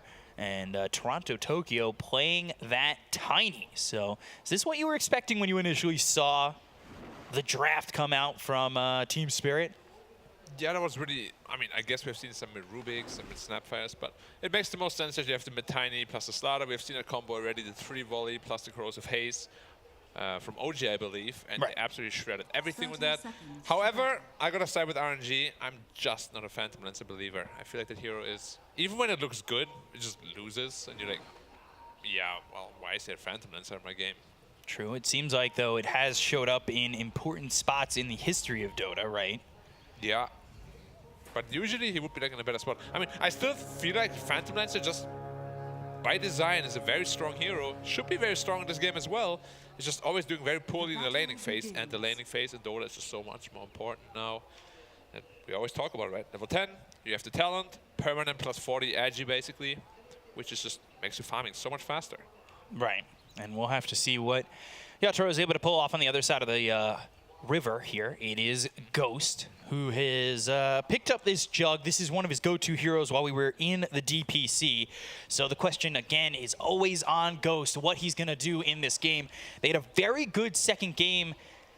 I don't want to say that that was all on Ghost. He played really well, but I feel like Somnus really picked it up with that. OD was the perfect counter pick to the Spirit lineup. And now Somnus, of course, on this Lina. Who are they more reliant on when it comes down to it on this RNG side? It would definitely have to be the Juggernaut. Like, he is the only real answer they have to the Phantom Lancer. So if he gets shut down, there won't really be anything other than maybe like a 25 Lion at some point. To be fair though, if Lion ever reaches level 25, this game I feel like is almost just over because that AoE Hex talent, all the illusions are instantly dead and you Hex the real PL. Like, it's such a hard counter. Probably won't be seeing it because it's like super late game. There's always a chance though. All right, we might, if we get to that point, probably be in about a 70-minute game if we do see Lion with level 25. We'll see. We take a look over mid. Somnus up against Toronto Tokyo. It's 4-0 to the Tinies, 5-3. So 3 early denies. Somnus, we've seen him have historic plays on this. The Rampage that came up during the Chinese DPC where he was just a sliver of health away from dead, ends up getting a Rampage with that Satanic. So we'll see, you know, if we're getting another instance of Somnus Lina and how it's going to be. He's always very solid on the hero. He scales very nicely on the 2. He gets into his Shadow Blade eventually. Blade Fury coming through, just trying to save X-Nova. And we've seen Slardar be very difficult to deal with. Amaru is one of those guys who played on this Slardar. His stance on this hero was just farm, farm, farm, and eventually when the team needs me, I'll be there. They'll go in with the rebound. Slither Crush is down, but they still have the Dispose. Scatterblast comes in, goes a little bit low. They've got themselves the Fire Snap Cookie. He doesn't have the spin, the Slither Crush again. And Ghost is down for first blood as Collapse gets credit for the kill. They're already 1K ahead in just 3 minutes. And they're all laughing a lot. A lot of ha's in there. Which is Chat, very nice. you can join them. Because especially after you lose a pretty rough game too, you know, getting a good start at this is always very nice, feels very good. It's the mental rebound you need, right? Yeah. I was going to make a Marcy joke, but I refrained myself. Okay. Doing so. No, I kind of set you up for him. That was good. That's good. So people always say I make lame jokes, you know. All right, I'll never make a joke again. My bad, boys. Hey, 50% of the time, it's funny every time. So you try your hardest. Just make some jokes. You've got your spike in onto the Rubik as well as the Hex. They have the continued control to allow Chalice to get a kill here. Yatoro, you know, doppelganger. And what's Chalice's objective here? Is it more to build utility? Is it to just be that pusher, to get these towers and open up space for Ghost and Somnus? Or is it both? Is it none? Like, what is the main goal here if you're the Beastmaster in this game? Beastmaster really only has one playstyle this game. Right. Or like, this patch rather. You get into the Dominator, you take the safe lane tower, then you slowly rotate towards mid, take the mid lane tower, get your Overlord. They've got the Earth Spike in the Hex again. It's certainly not a kill here for RNG, but it's putting that pressure on. It's putting that thought in the back of their mind that maybe if we go too far out, we're in trouble. Blade Fury with Collapse by himself, but again, not a killing blow, but a lot of damage done to the Slardar over bottom. And the mid lane is also starting to get harder and harder. As I said, he's looking for a toss back. Toss, there it is. With the rotation coming in from this Snapfire, LSA lands on the Tiny. They've got the help from the Marcy. They're going to look for the Dispose on Toronto Tokyo, but he doesn't have the mana. Ooh, that looked like it set up nicely for a kill there onto the Tiny, but X-Nova just a little bit short of the mana needed to get that toss. That leaves you Jug in the 1v1 scenario though, so Marcy's going to come back bottom to help back out again. Beastmaster though, he's free farming against the PL, who was usually just going to sit at the counter to the lane. Not anymore, not since Dominator uses Helm of Iron. You just don't care about Phantom Lancer anymore, which is what I was very worried about. You use lane as the PL, you get this Dominator, you lose your tower really fast, BM gets the free game, and you snowball from there. It's a very scary hero, Beastmaster is. Yeah, top of the CS, doing his thing. And Chalice very prominent on this hero, or dominant on this hero is probably the better word, is, well, with the mana drain Yatoro, you've got none of it. And Lion, we've seen the control, the Earth Spike, as well as the Hex. It's made things a little bit troublesome for them over top, but the question is, can they finally secure another kill up there? It was easy to get the Rubik, but if they could take down PL and make his game that much harder, I don't know if you exactly have the easiest time recovering in a game like this. Yeah, I mean, okay, let's just talk about the situation where PL is really big, right? He gets the fast defusal, fast manta, fast hard. This game becomes incredibly difficult for RNG to actually play. Right. Because it's only the Juggernaut can deal with it. If you ever doppelganger the spin, suddenly nobody can deal with you. You just kill the backline, Lina feels really sad, Beastmaster feels really sad. Will the game get to that point, though, is the question. Maybe. Probably not. PL usually just loses like in the early mid-game. It gets pressured too much. Mira in trouble. The Hex is out. They've rebounded. They've disposed. Probably not fine. And, well, with the Earth Spike, Fire Snap Cookie onto the high ground. He's fine. And he is, in fact, fine. That's well done there to survive, especially with the two supports coming over. It ends up still being a 1v1. between the Slardar and the Jug. You can see a little bit of a CS discrepancy between the two, but nothing too crucial at the moment. They're looking for a Slardar, but they have wards, so they see the rotation. I don't like this at all, because now you're leaving the Beastmaster solo, who's supposed to be the guy that snowballs from that good lane that he had. Right. But now he's still good in the lane, of course, but he could be dominant in this PL. Rebound again, looking for collapse. Not in range. Oh, X-Nova not in range for the dispose. They've got the scatter blast. It hits on a ghost. They slither and crush Kaka, but they've got the Earth Spike, the Fire Snap Cookie to get him away from the Blade Fury, as well as the little Shredder just coming down onto these heroes. It ends up being just a little bit of a skirmish that goes nowhere. But now Toronto Tokyo's showed up. Avalanche, Toss, Scatter Blast, and the tree thrown over. Still not enough. And that has drawn the attention of mid to come bottom and leaves Somnus alone. We've talked about how leaving these heroes alone obviously gives them a bit of an advantage, and we'll see if Somnus takes advantage of it. Chalice so far by himself against Yatoro. He's doing all right. He is a little bit less than the net worth on the PL, but they go for the Blade Fury once again onto Collapse. They've got the help from Mira, the little Shredder, the damage coming out onto Ghost. Oh boy, you don't want to give it up like that. And Toronto Tokyo, well, he's back. He's back like Godzilla, going in and going forward. X-Nova, he'll rebound away, trying to find some space. He goes into the trees, but Collapse should stick with him. Fire Snap Cookie comes out. Kaka in trouble, taking a lot of damage thanks to the corrosive haze that is in, as well as the tree. And it is just not going well anymore for RNG over bottom. Well, they do give some open space to Somnus as well as Chalice. Yeah, who now finishes Dominator, so the top tower shouldn't be long for this world, unless there's going to be some rotations and kill the Beastmaster. It's really not easy though, with Hawk Vision around everywhere. Yeah, this game is actually looking very, very good for Team Spirit. I didn't expect Juggernaut to get crushed in lane like that. Yeah, maybe a little bit too far forward there for Ghost. Kaka, he gets caught out. Low Shredder once again, but they do have the help of X-Nova. They're continuing to keep this a tri-lane. They really want to take advantage of all this, but it's just so easy to get out with the Fire Snap Cookie. I say that, but with the Blade Fury and going that far, he doesn't want to commit. Knowing that corrosive haze and with the tiny TPing in, he'd put himself in harm's way. So immediately Ghost, not as careless this time around, and retreats back, doesn't give up his life. Tiny isn't farming at all, though. His net worth is dropping massively. Yeah, he's now behind Ghost. It's like, cool, kill Ghost again or try, but Toronto Tokyo now losing the advantage that he had. It does, however, give Collapse solid spot, solid foothold at the top of the net worth. Sure does. And Yatoro is very happy in the jungle now as well. He got away with the laning phase that he wanted to have, so it's very good for him. But yeah, the top tower is taking a lot of damage and nobody can really go there to defend it. Ghost really isn't able to step up in this lane anymore. It feels like he is just doomed to be locked out. With the top tier 1, it goes down. Obviously, the pushing power is there from Chalice. He's got some help from Somnus, who makes the rotation. They open up the map a little bit, and they're going to TP down bottom, the Lina. So with this double damage, I believe it's about to run out anyway, so it's not going to matter all too much. But Spirit, they have smoked up themselves. They haven't exactly fallen off the lane just yet, but they are rotating towards mid, and they're in the jungle. Hoping maybe to get something. They are showing the line over mid, but the wraparound is in, and X-Nova, he's not in the best spot to break this smoke, but so far so good for RNG, while Team Spirit don't get anything out of this movement. It's Moposhka over mid, hoping to get his level 6. Already got it. Very fast. Obviously, he took like mid lane for like 3 minutes, so he's very happy as a 5 Rubik.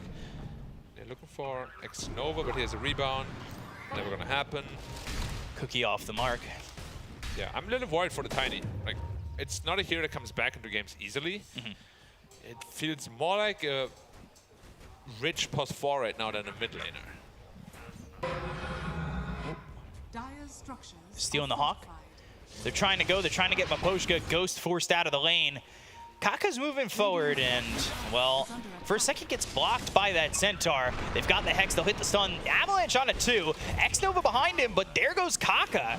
He's supposed to be legendary on this line, and right now it's been a little bit hurtful for him to be in this game. They go to the Mortimer's Kisses as well as the Omni-Slash coming out of the Toronto Tokyo. They get the kill on X-Nova. 2 heroes dead on the side of RNG, and the Blade Fury's not going to be enough to get the kill. Fire Snap Cookie at the end of the Blade Fury. They have the damage with the Corrosive Haze. Double kill in for Mira, and Team Spirit get away with 3, and they lose nothing. The Kisses from downtown slowing the heroes down, dealing a ton of damage.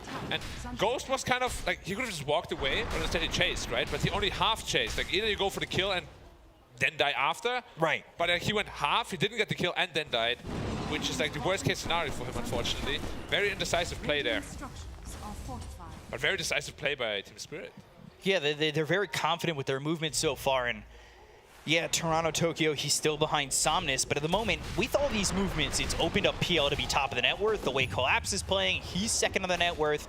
Things so far are all doing well, and you can see, you look at this heat map for Toronto Tokyo, and then compared to Somnus, Somnus spending a lot more time over mid. Just that little blue highlight over bottom is when he TP'd in, and he really didn't do anything with that. But you can see, Toronto Tokyo, back and forth like a Minuteman, looking for what to go for next. As he went through the river, he goes mid to bot to mid to bot. And Diffuser Blade already picked up on Phantom Lance as well, so his power spike is there. Also his farming item. So they found X-Nova, but he disposed them down to the low ground. Tree toss isn't going to do anything. They are still trying to catch up with the Fire Snap cookie and maybe get an avalanche out. 3, 2, 1, rebound. They're out. What an ability. A lot of movement on that one. So Chalice up here with Kaka and Somnus. I don't think we've seen a Finger used yet. They have a lot of burst damage. Yeah. Laguna and Finger. It's going to be tough to survive both of that, especially if there's extra control from the Primal Roar as well. Now, hold the thought. Oh, yeah, be careful. Primal Roar comes out. Mortimer's Kisses again from downtown. They've got the Laguna Blade. The LSA lands though. Oh, Somnus is in trouble, but he's saved by Kaka thanks to the Earth Spike. But the Avalanche comes in. Toronto Tokyo's there. They'll blast down Somnus and Kaka. 2 gone for their trouble. They only lose Maposhka. And well, he's happy to be the sacrificial lamb on that one when it's very easy for them to retaliate. They want Ghost. He's down pretty low as well. He's forced to go up towards top, and he's not really doing anything in this game so far. You know, I feel very worried for RNG right now. Somnus, he's had this history of, like, when his carry is not doing well, he's trying to just do it himself, right? So he has Travels queued up, first item, while his carry is already massively behind. And I don't know who of their team actually will have the fighting power or the staying power to take a team fight. Right. Like, Ghost can't do it, and if Somnus can't do it, then who? Like, Chalice alone? That's not gonna happen. Now, I'm not trying to throw shade, just asking a simple question. Do you think it would be like this with God King? Maybe. And it has been like that with God King, right? When God King had bad games, someone's like, all right, I guess I gotta do this. Then he takes a lot of the farm, he itemizes in a very greedy way. So he went Travels before BKB. What we saw a lot of Linas do, even Somnus as well, he goes BKB first, and then into the Travels on this game. Yeah, now it's Travels BKB, a little bit more greedy. The thing with God King is something that we learned, you know, we had those in-depth stats, was the damage to gold ratio, and God King, when he was with RNG, had one of the lowest. So he'd get a lot of farm, but he wouldn't really do anything with it. And that was one of the big reasons that they did end up pulling God King from the roster. They went to Ghost. Ghost is a 12k MMR player. He's been with SAJ, he's been with other SEA orgs, but this is his first time, big time international LAN, and there is a lot of pressure when it comes down to that. And it's really tough to maybe be able to take away those jitters of, oh, I had a little bit of a bad start, and I have to show myself. Avalanche toss up into the air, into the Slithering Crush, a little alley-oop from downtown, and they'll get the kill on Somnus, taking him out again, and a killing spree there for Toronto Tokyo. Yeah, and this game is starting to look really, really bad already for the like, he's not gonna get into his BKB too easily at all. And when he has his BKB, PL will probably have his Manta, and will be halfway to his heart already.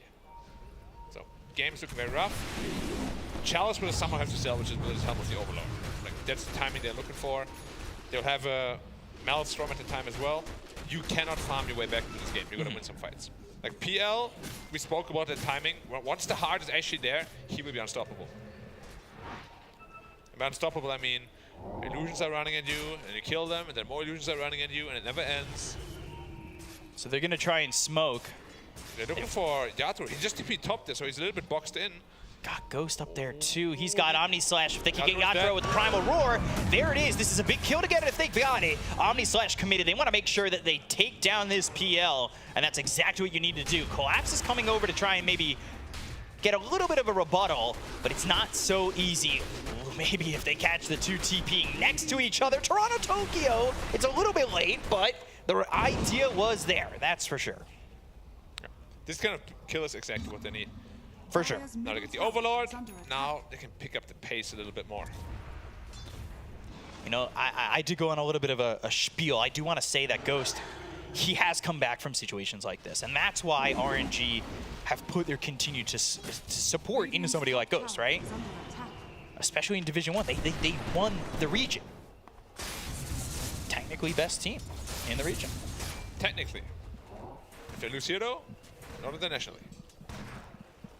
At least not at the moment, but it does put him in a good spot to feel confident about. You know, getting this far, thus far, is certainly a good point to be at. And obviously, with the change going into Kaka throughout the year, he's been a big veteran here for the side of RNG, and they've worked around him really well, and he has showed the changes that RNG can make to be in a spot like this. So they're down a lot, but can they bring it back? And a lot, you know, 3K. Maybe at this point of the game that feels like a lot, but it's certainly doable. But Spirit, they're doing a very good job, right? They lose Yatro there. That's probably their big down mark. They get Xnova in this situation. Their map movements, minus that one death on Yatro, has been pretty pristine. Yeah, definitely.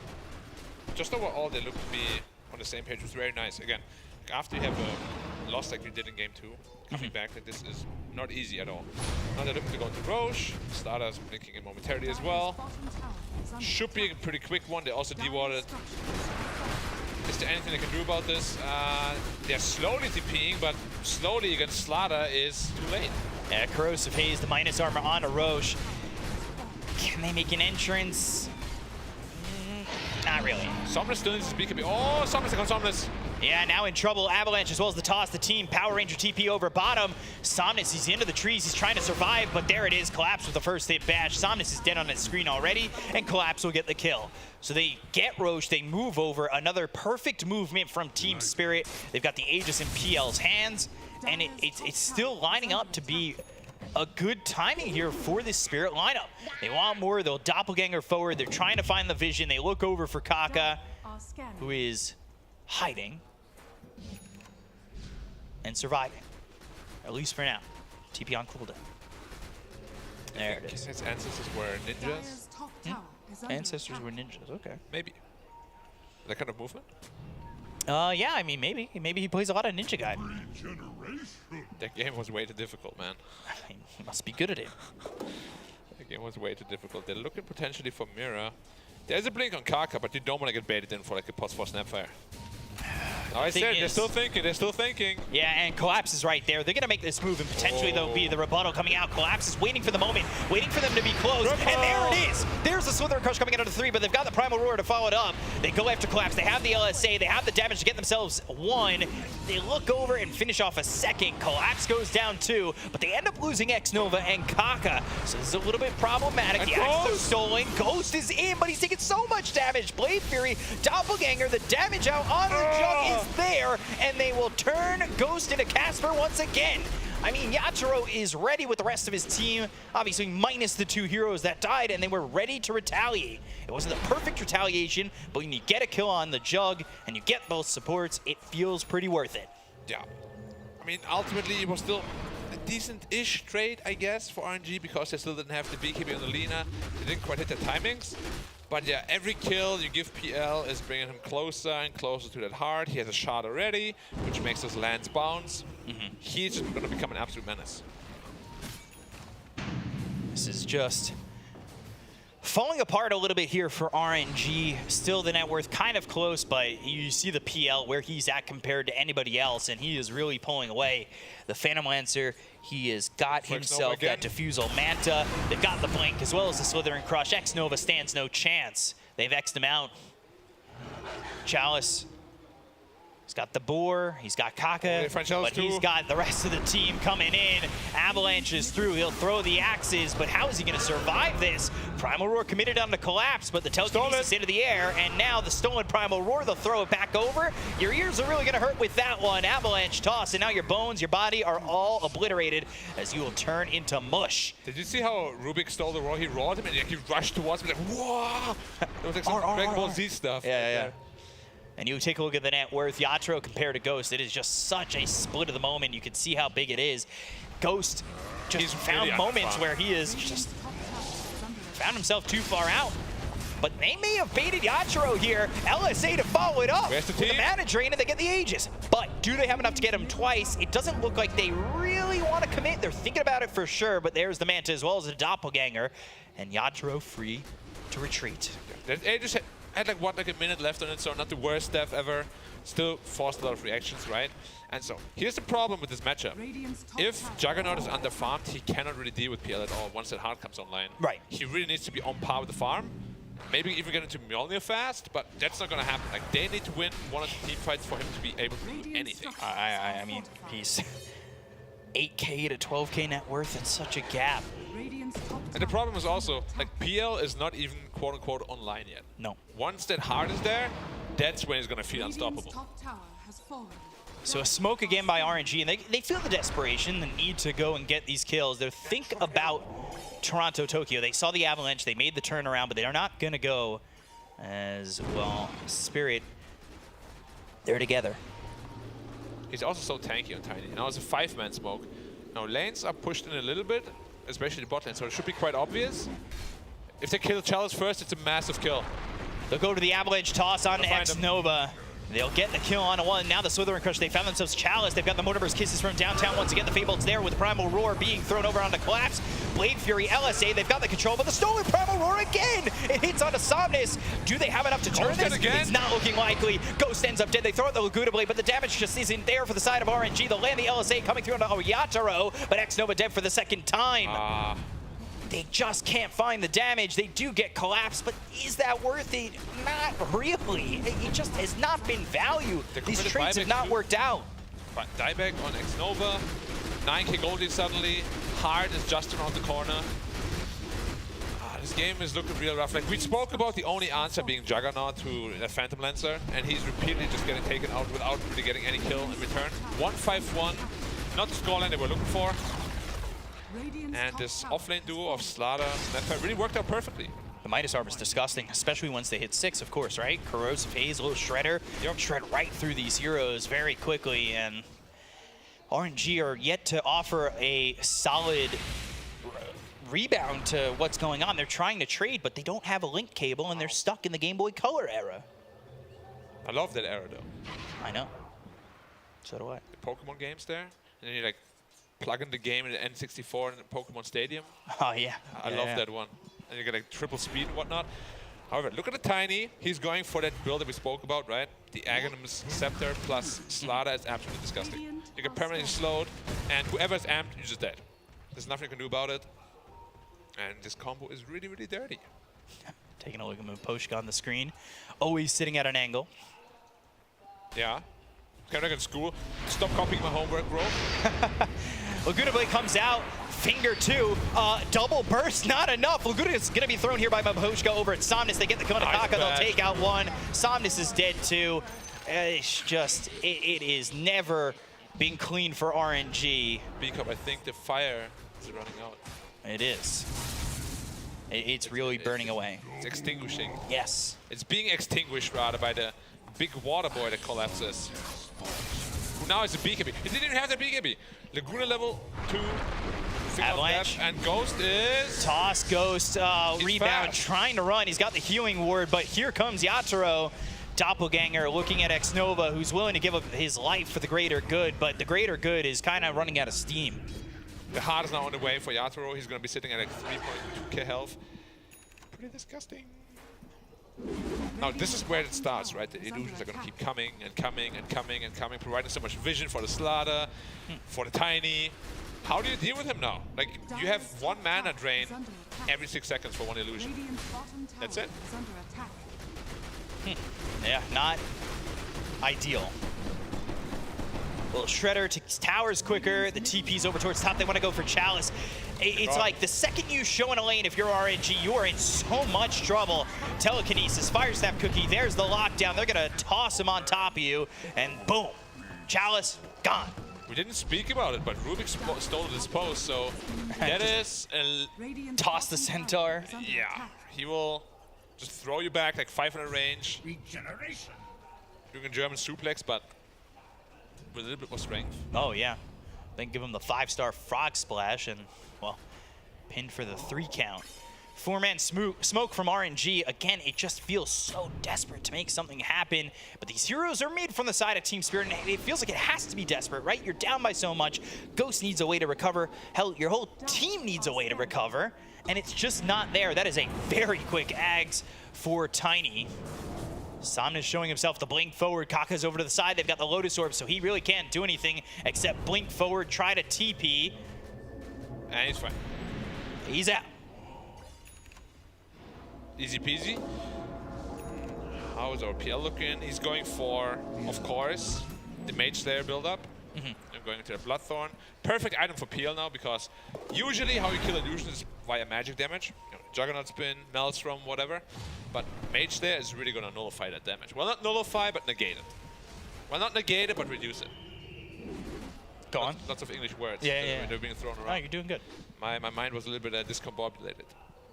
Doing good. I like that word. Me too. I learned from you. I know. A little bit of an English teacher myself. They'll go for the second Roche. They'll try to take it quickly. Try really isn't the optimal word I could use. They're gonna get it. They're thrashing. They'll secure it. Yeah, thrashing. Destroying. Smoking, killing. Thwomping. Brutalizing. Brutalizing, yeah, that's one as well. They'll throw the axes over. Is this really where you want to be? Xnova's gonna try and rebound away, but the rest of the team can certainly follow this up. And that is a dead Marcy. Ghost again, he's forced to run. Blade Fury out, but he doesn't offer any damage. You know this, B-Cup. You can run away from your problems, but eventually they catch up with you. You gotta solve them. How do you solve them this game? Well, luckily it's not my question to answer, because I don't really have one answer for you. Okay. PL is just too big. Like, this is really the only time PL looks unstoppable, right? Like, he has his Diffu, okay, he's strong, or like decent, he gets his Manta, yeah, not bad. But after hard, completely different hero. Yeah, he has been pretty unstoppable. Toronto, Tokyo looking for a way in to get Somnus. They're sitting on the high ground. Blink Avalanche is certainly what they could go with, and that's exactly what they're going to do with the BKB being popped by Somnus. It's already a little bit too late. They'll go in with the rebound. They'll look for the Laguna Blade. The right-click damage is out on the Baposhka, but Collapse could go in if he so pleases. The BKB is no longer available on Somnus, so they have to retreat up the steps with no Rubik. They do kind of back off a little bit, but they've got this Aegis. They don't have to go too far back. So Mjolnir is online now, so at least there's some damage to the PL, but he's already getting his Mage Slayer very soon. So yeah, it's tough. He also does not have his Manta style yet. There will be an Orchid on the Phantom Lancer, so if he gets Orchided before he spins, he's just dead. So many problems. Oh yeah. There's a new problem every time. Okay, now I have a damage item for the PL, but he has magic resistance already. Oh, I need my Manta Style too, because there's an Orchid. Like, what do you even do? Take the tier 2 bottom and move on for more. Now Phantom Lancer also has the rush range talent, so these illusions are becoming even more pesky. Here they go up on the high ground. At least Yachiro's here so far. How did they stop him? He has an Aegis. And do you want to step on that? Because there's 2 heroes waiting to blink right on top of you. Or really, Collapse will blink, and then the Tree Volley will come in. These heroes are top. They're not even trying to defend on the side of RNG. All they have so far is Chalice. And kind of X-Nova. Yachiro pushing them back just with his presence. They've thrown the Lotus Orb on an illusion. Maybe trying to trick them to jump in. Throw that Primal Roar. Who knows? Bottom set of racks. Not looking good. And neither is Chalice. He's in trouble, but he gets back into the base. X-Nova not so fortunate. The Mortimer's Kisses are used. They've finally got Ghost and Somnus back into the base. but it's on to the top and mid set of racks. Right now, mid's in their eyes, mid's in their gaze, and they're going to go for it. It's very quick that they can just really make things happen. They go to the air spike. They're really going to look for the finishing blow, but they've got the Lotus Orb. There's the Blade Fury doppelganger away. Toronto, Tokyo. He's going to be telekinesis by Maposhka down to the low ground thanks to the shard, and it's just very easy to disengage. Spirit really don't have to commit too much. They've got Doppelganger, they have the telekinesis, and they really can just run from these heroes. Again, the Lotus Orb keeping them safe. They've got the silence on to Somnus. There's nothing he really offers at this moment, and another tier 3 goes down for the side of RNG. Yeah, and now they're finally going to back off because Yatoro is obviously pretty low, so no need to really force anything. Phantom Lancer is the king this game, so just wait. You can even wait for next Roshan if you want. Keep RNG in their base, outscale them. It's a pretty easy win for Team Spirit from here. Granted that they won't mess up, and so far they haven't really messed up at all. Yeah, they're not diving tier 4s. They're not doing anything too crazy just yet. Still Aegis for 50. We'll see how aggressive they want to get, or if they just want to run it out. Blinks. Lots of blinks. Not meeting. Well, he actually just went straight for an A on this gun tiny, playing it super safe. I love it. When you head this far, just play safe. Why take any risks? Especially in an elimination game like this. Yatoro feeling very confident to just frontline here. That Lotus Orb is certainly going to help. They've got the Avalanche coming through on a 1. They use the Primal Roar. It's going to be out on Toronto, Tokyo. They'll go to the Dispose, throw him back, and now the Force Staff away. Yaturo's onto the back lines looking for Kaka. They're trying to get the damage to finally take a collapse. They've got themselves sorted with no buyback, but look at Somnus. He's on the run. He's silenced up, and here come the kisses from downtown. But into the base they go. They are diving a little bit. They need to be a bit careful with what and how far they go. Aegis ran out. Are they going to go back? Are they still feeling confident? He's not going back. He has to be careful, though. Yatoro. Was he? He's still safe for now. They've got the Fire Snap Cookie. They get the kill on X Nova. He'll be forced to buy back into the game. And again, they go after the racks. I'll take away none. At least not yet. Okay, never mind. With that buyback, they respect it. We'll deny it. But 22k gold lead. Again, they do not have to finish this game just yet. They can wait for the next Roshan, play it really safe. Aeon just was on cooldown as well. No need to force anything. Without your big fish. All these games have been so one-sided. I mean, this one is no different. That's pretty much the name of the patch. Like, you lose one lane, or 2 lanes even. It's so hard to get back into the game. It really is. And then after that, you lose one team fight suddenly. You hear like PL, just completely out of control. I mean, look at Toronto, Tokyo too. 7-0-12. They've all been playing amazingly this game. Are scanning. Oof. That graph is not pretty if you're hoping RNG can come back here. There was a chance before PL had his heart. Is there still a chance? It's very difficult. As I said, like, Team Spirit will have to make mistakes while RNG has to play perfectly. That combined together can definitely create a comeback here. Their 5-man smoke, despite all the lanes pushing in, that screams desperation usually. Yeah. It is super obvious. They're just using it to deward, get some map back. But yeah, Roshan is just around the corner. They've tried to do this a couple times. They've gone to a lot of those like 4 or 5-man smokes and really haven't made it work. The one time it did work, they got Yatoro, but yeah, I mean, they didn't really make anything now 5-man smoke with Team Spirit, which is not as obvious because all the lanes they actually push in, they have 0 info on RNG. Just holding the high ground, trying to, I guess, bait it out, but they're all going to the bottom. Oh, Somnus might be the unfortunate one. Somnus, be careful. Somnus, Maposhka ready to go, but he's not going to be needed just yet. They'll get the kill on Somnus. He's got buyback. They're into the base again. The mid-racks still scratched up from the last time. Buyback and back. And no need to stay around. Yeah, they don't have to, but they could. They could if they wanted to. But again, no need to risk anything. Elimination game is 1-1. You lose this, you're out. There's a lot of money on the line. All right, Earth Spike, blink forward, and that's not where you want to be. However, Aeon Disc. So Toronto Tokyo is going to be A-okay. They go to the Omni Slash immediately, and Kaka's gone. He's got no buyback. RNG have come to them and given up a kill. Yeah, but this Aeon Disc was not like new news, you know? Well, Now there's no Omni Slash for the next fight. It's gonna be even more difficult to fight, and they know that. So they're just gonna start sieging. Basher. Again. If Summoners dies again, this game's just over, and he just might. Yeah, Avalanche comes in. They've got the telekinesis. They're going to toss him up into the air. The Avalanche hit on a 3. They'll get the kill on a Ghost. They'll take out Chalice. They'll call GG, and Team Spirit will eliminate RNG with ease. Wow. Game 2 wasn't exactly theirs, but 1 and 3 were certainly stomps, and they will step on RNG and kick them out of the tournament. Yeah, and in Game 2, where they had like a big draft disadvantage, they got mopped the floor with, but even draft, Team Spirit looked really scary. They outplayed them from beginning to finish pretty much. Right. Very difficult game for RNG, unfortunately. And that's -1 Chinese team in this tournament. LGD, the sole flag there. Yeah, they're going to try and get a way to finish it all and win it all, but Team Spirit are doing the same thing, and they look real clean right now. It has been a good series from them. I know they lost game number 2, but when they are playing the way they should, obviously, very basic phrase, when they're playing good, they should be good, but like, it shows there how much the other team just struggles to even have anything to try and retaliate, right? Like, they just don't have any answers. These teams are sitting there twiddling their thumbs.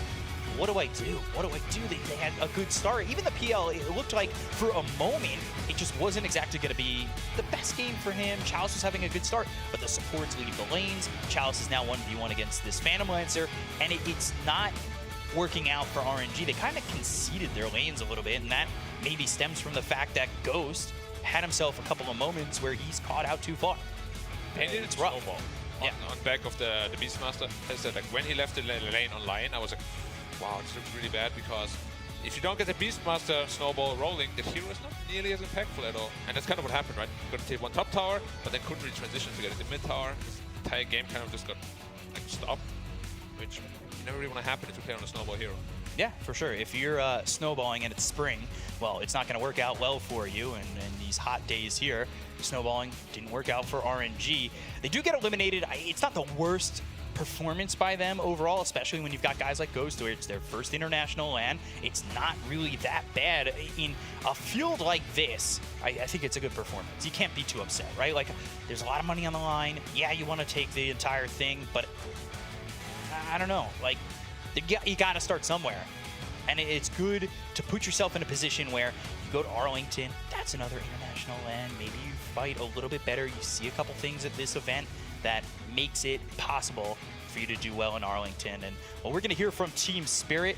They're the ones that we really want to hear from since they won, and we're going to throw it over to the interview. We are now joined on the stage by the one and only Mira from Team Spirit. Congratulations, Mira. Thank you. Okay. First thing I've got to ask, Mira, this hair, it's beautiful. What's the hair routine? How do you maintain it? I'm sorry? The hair, it's my magnificent. What do you do to keep it like this? Actually nothing, just clean one time per week and it's fine. So. معنا أحد لاعبين فريق سيكرت بعد فوزهم القوي في المباراة نصف النهائي أو تأهلوا للنصف النهائي الآن، لكن كان سؤالنا الأول إنه كيف يقدر يخلي شعره زي كذا رهيب، لكن كان الجواب إنه يقول غسل مرة واحدة بالأسبوع وخلاص أمورك زينة. Okay, talk to me a little about Game 2, Bud, because I recall a moment with the Troll Warlord specifically being stuck on a certain high ground. Talk to me about the comms. Was there a lot of laughter? Was there a lot of fun with that moment?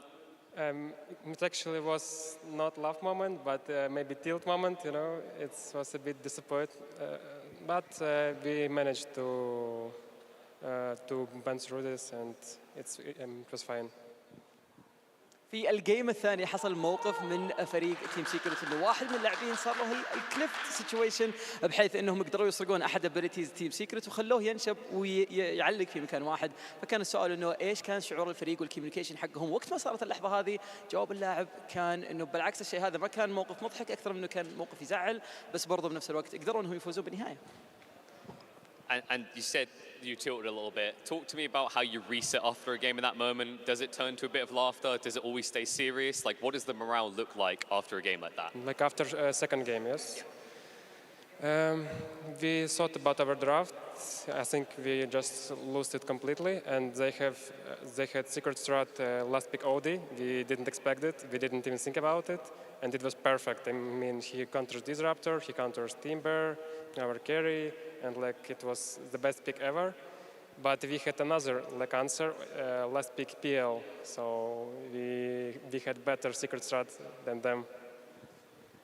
الجيم الثاني كان كله تركيزهم على الدرافت، بحيث انه الجيم الاول في الدرافت حقهم ممكن ما كان عندهم ذاك التجهيزات الكويسه، لانه فاجئوهم بكاونتر بيك اخير كان جدا قوي، لكن بنفس الوقت الاسترات حقت فريق سيكرت كانت افضل، وبفضل الدرافت حقهم هو اللي خلاهم يقدروا يفوزون الجيم. And you know, being a TI winner, it puts a lot of pressure on you. There's a lot of expectations. You're the most recent winners. How do you feel you as a team compare to your TI form if you look at it now? How you're doing now? We had hard times previous seasons. Second and third season on DPC was hard for us, but now I think and I feel like TI magic vibe is coming back. I can feel it, that we can like pick whatever we think is good in particular game, and we can play on it. And I think we are getting confident over time, especially on this tournament. It's like a super good opportunity to like try our drafts against the best teams. So we're just trying to improve, and it's getting better and better.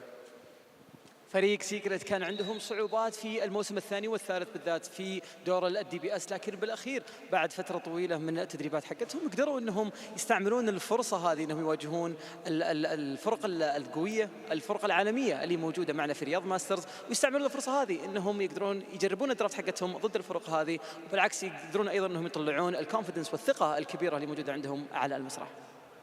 So what I'm hearing is you're going to win the Riyadh Masters. I think yes. We have a big chance to win it. Okay, I think we're going to round it up here. Thank you for the interview. Congratulations. Look forward to seeing you tomorrow. Go celebrate with the team, and we'll catch you up with you later. Thank you. Bye.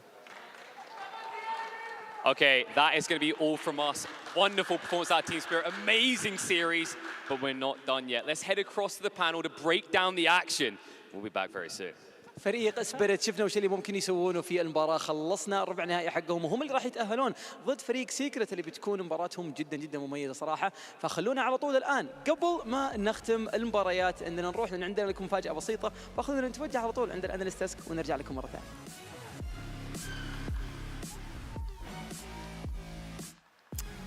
Indeed, the last match, the last good match of the day is over.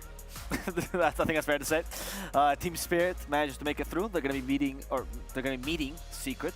Perhaps beating Secret. Perhaps beating Secret, yeah. They've already done it once rematch, before. The only one to take that game off of them. That'll be exciting. Yeah, it's very, very exciting because, you know, in a 1-1, it's like a story that hasn't been told entirely.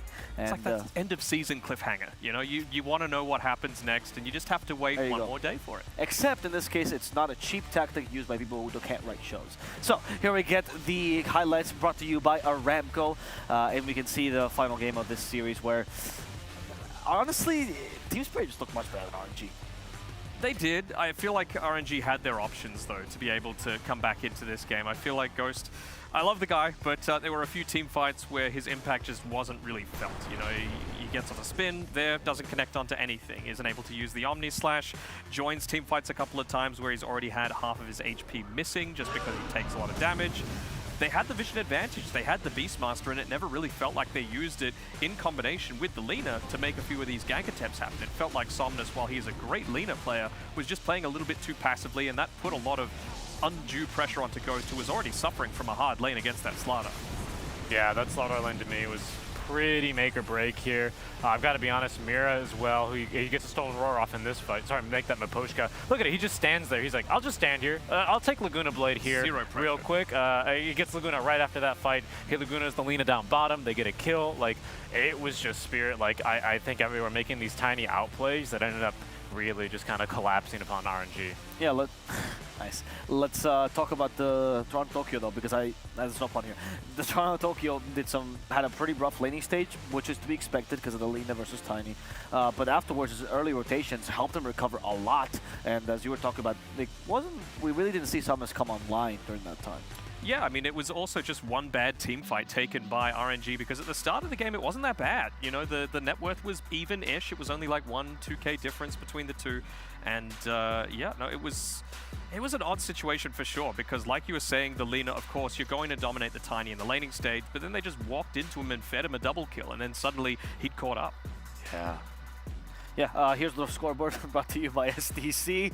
Thank you for that confirmation, Richie. And something else I would like you to confirm is, was that perhaps the best showing that we've seen from Team Spirit in this tournament? Or do you think they still have more to offer? I think they have more to offer, honestly. I still quite like this game from them. I don't want to take anything away from this victory, especially because it was hard fought. You know, it was kind of a stompy one way, stomp the other way, and then it swung back here in game number 3.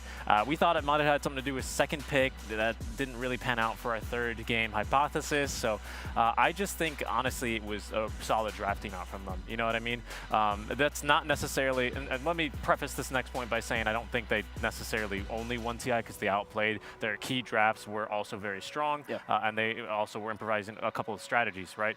But I think this was a series where when it comes down to it, and when you boil it down, is going to come up to a lot about the drafts. Yeah, I mean, I think it's honestly a little bit, like obviously the heroes that you pick are a factor in some way, but it was really to me the bans that Spirit did. They took away that Nature's Prophet. They took away these heroes that are really sustainable in the lane.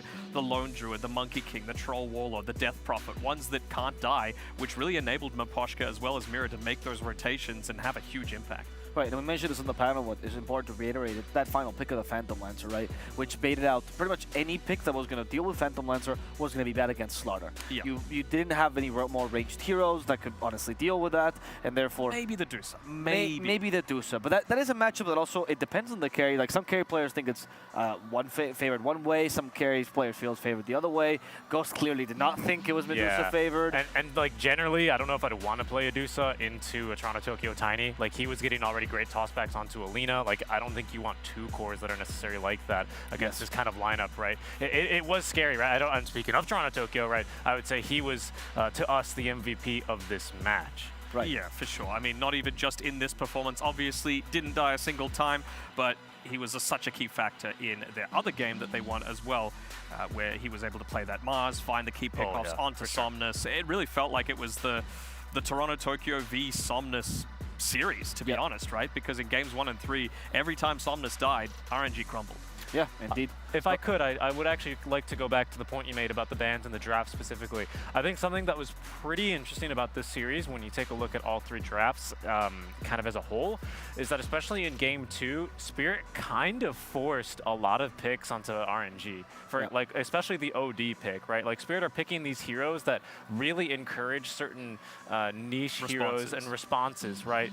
It worked obviously for RNG in that second game, but it did maybe kind of offset them a little bit for the rest of the drafts. You know, as soon as you're not playing like super on meta stuff, and you have to start thinking about like, what about OD? What about the troll? Do we ban the troll? And then like Spirit banned the troll, and you're like, we weren't even gonna pick that. You know, it puts you in a weird headspace, I imagine. I like that point. You know, drafts, there's always one team that's proposing, one team that's responding in a draft, right? Usually the proposing team is first pick and responding is second pick, but it can change. And I think we saw this. They were in control of the drafts most of the time, and they showed the difference between what was Team Spirit went first pick and RNG with first pick.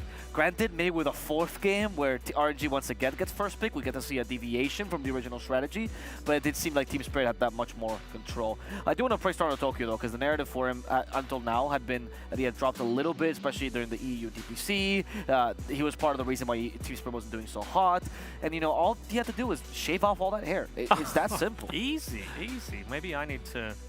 No, I wouldn't. I couldn't. I don't think you have enough hair. I think you need to grow it further, and then you have to shave it off. It doesn't look good when it grows, trust me. I don't think it'll go shaved either, but like, that's not the point. You're gonna win Dota games with it. Anyway, that's not the point that we're trying to make. I want to go back to the proposing, because this is something that Team Spirit will probably bring against Secret. And it's not just RNG can't, they don't know how to control a draft, but Secret is definitely a team that likes to control a draft as well. Sure, but they have only really played one very similar style in almost all of their games so far, right? So are they going to be able to adapt to that? I feel like Team Spirit, yeah, obviously they had to be preparing for this series today, but they've had time to prepare for the inevitable as well. Obviously they've got Silent here as their coach. He is such a strong member, and we were talking about the strength of the draft this time around. So I feel like given that they had that 1-1 result in the group stage, the only team to take the game off of them, Team Spirit could take it to Team Secret, but Secret is still looking so strong. We talk about these matchups, so let's actually view them here on the screen as we get the bracket for you guys. Bloop. Hey, it worked this time, yeah. All right, so as you guys can see, tomorrow is the last day, so we have all the matchups in this kind of easy schedule. We're gonna start off, we have OGPS versus PSG LGD. Spicy. Then, yeah, it's very spicy. Actually, all matchups are spicy, let's be honest, at this point in the tournament. Then we continue with Team Spirit versus Team Secret, and then we'll see who makes it to that grand final.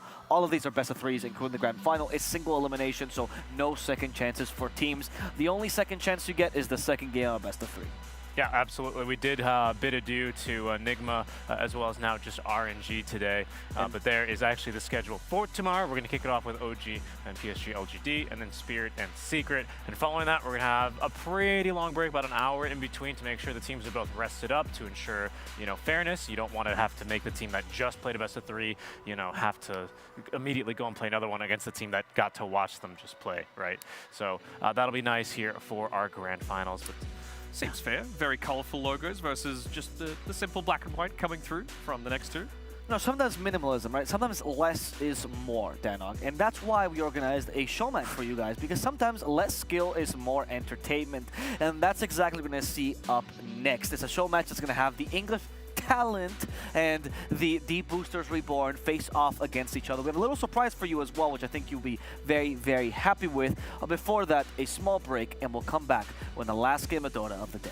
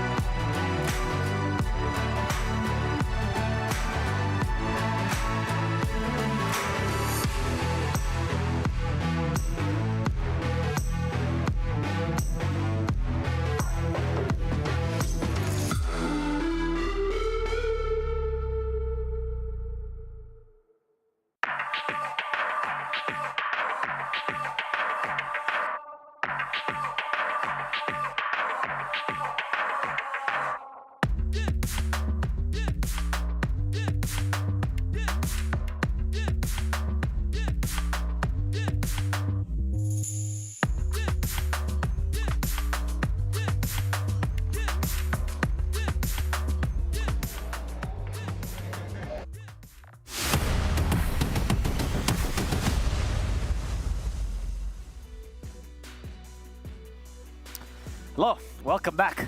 We're here ready for the show match. You notice there's a four-person panel here. We have a wild crate. I know it's the first time Lacoste is seeing it. It is a very, very fast crate shot. Yeah, you know, let's present the panel here. This is the show match, right? We have the English, once again, talent. Very important, the quotation marks. That was a big part of their contract against Deboosters Reborn. They've kicked you out, man. Like that's really unfortunate. Yeah. And to analyze this wonderful series, we brought the panel of experts. Right, these are people that are too high MR to actually play this game.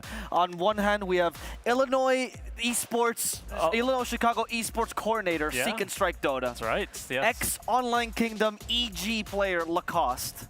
Show match expert. Whenever there's a show match to cover, you know I'll be there, and yeah, I'm gonna be saying a lot of analysis. A lot of analysis. A lot of words. Exactly. A lot of professional things. Next to me, you might know him as Mad Frog. He played in this very tournament. He's position 5 from Deboosters.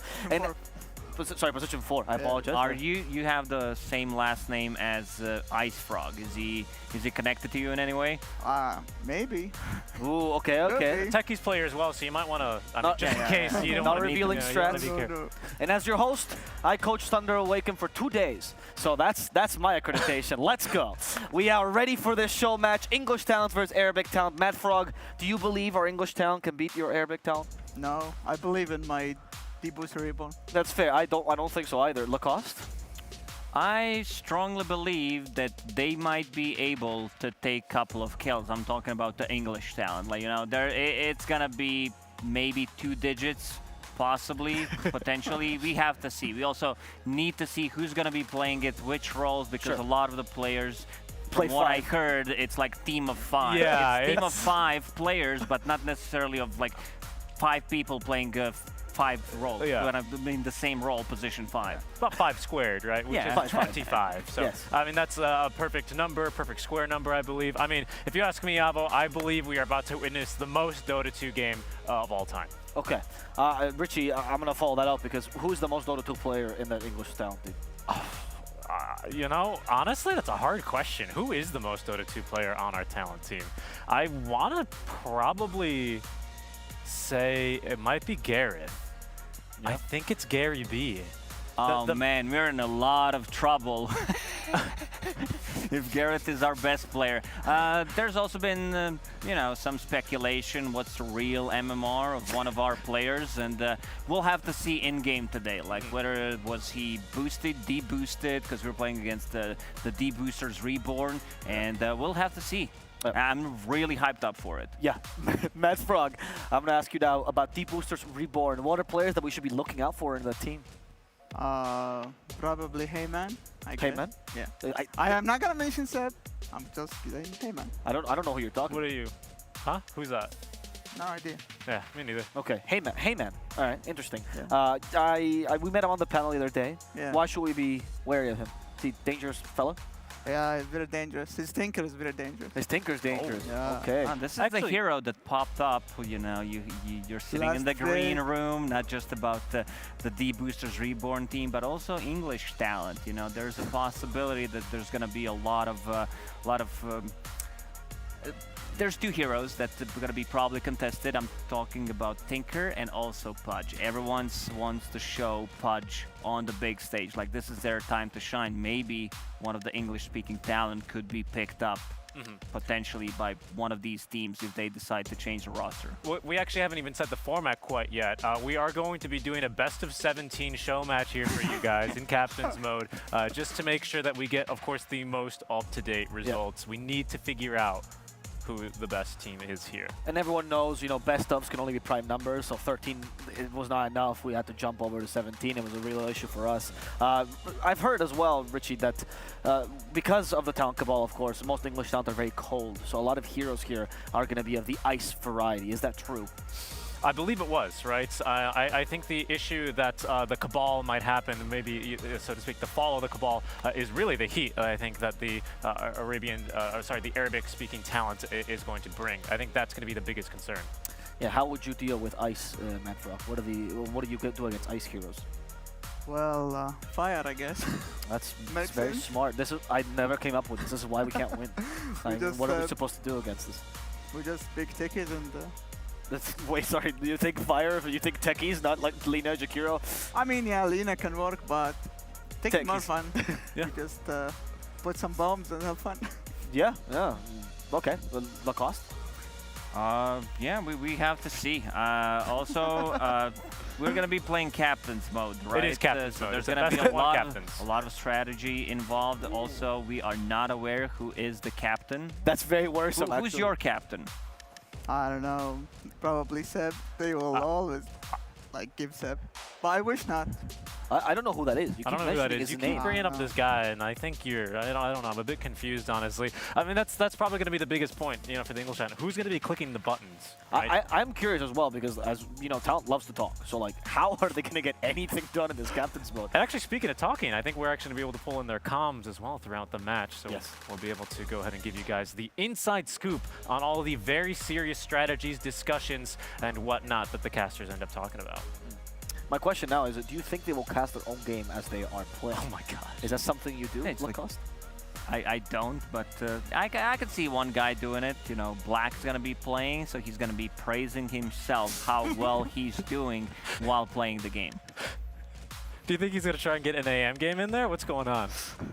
We have to see, but we can also listen to it, so that's cool. That's the beautiful part. Yeah, it really is. Now, we've been talking about all these names, and I know the chat's just going, who the whole time? Don't worry. We have a video for you guys, so you get to meet them a little bit more intimately. So let's roll that in.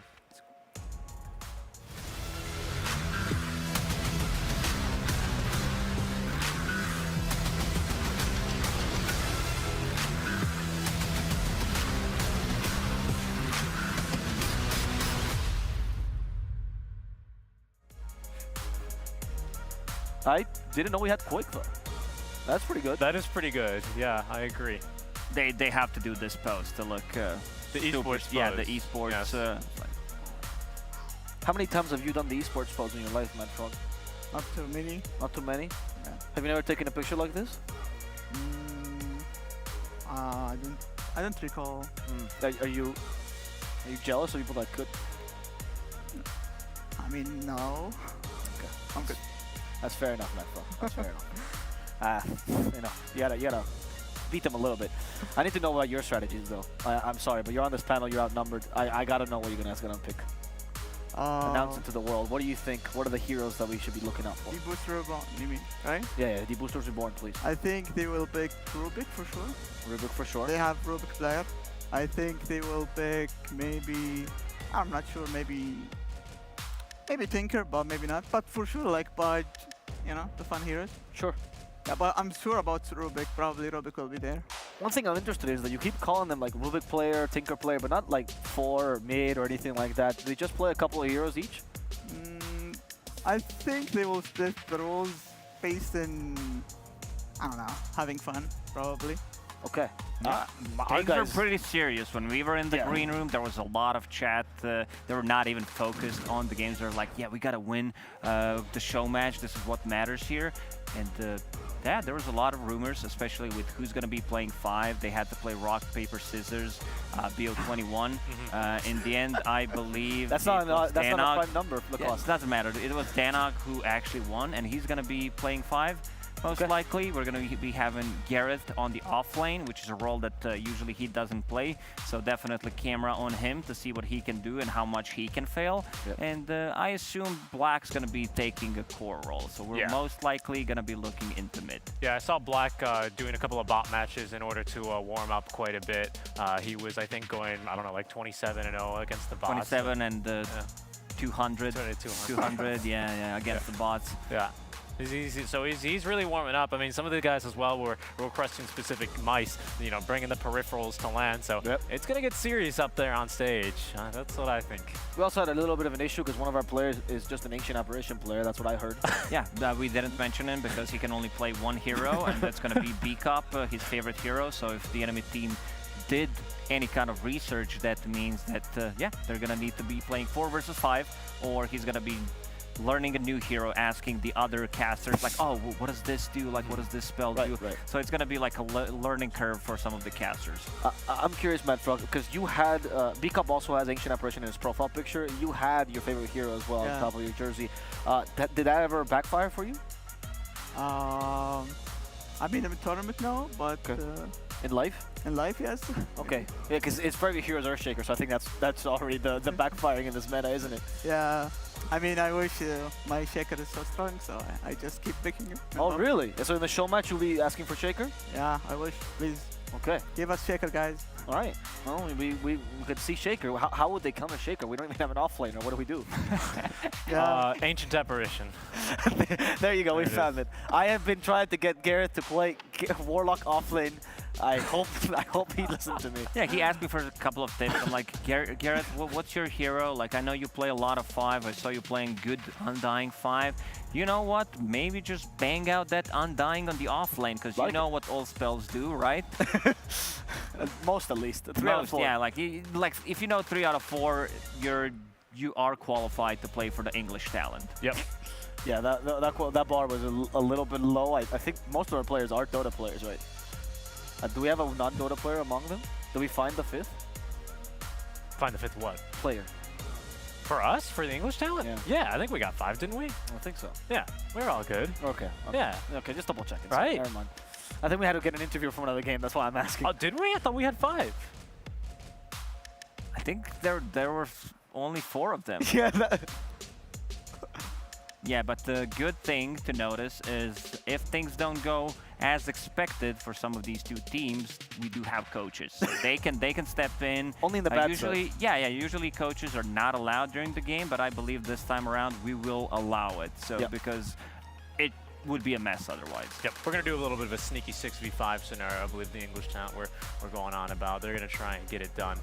Yeah, absolutely. It's a little bit awkward because we announced this rule and immediately we got a call from GD, but we have to turn him down for this role. I think he's too strong. Do you guys have any coach in mind for your team to help yourselves out? Or you don't need it? I don't think you guys need it, but... I think they have, but I'm not sure.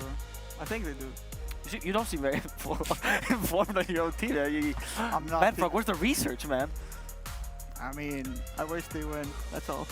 I wish they win. That's good research. Yeah. Did you feel offended when they took your name and kicked you out of the team and called themselves Deboosters Reborn? No, all good. I just cheer for them. You gave it to them?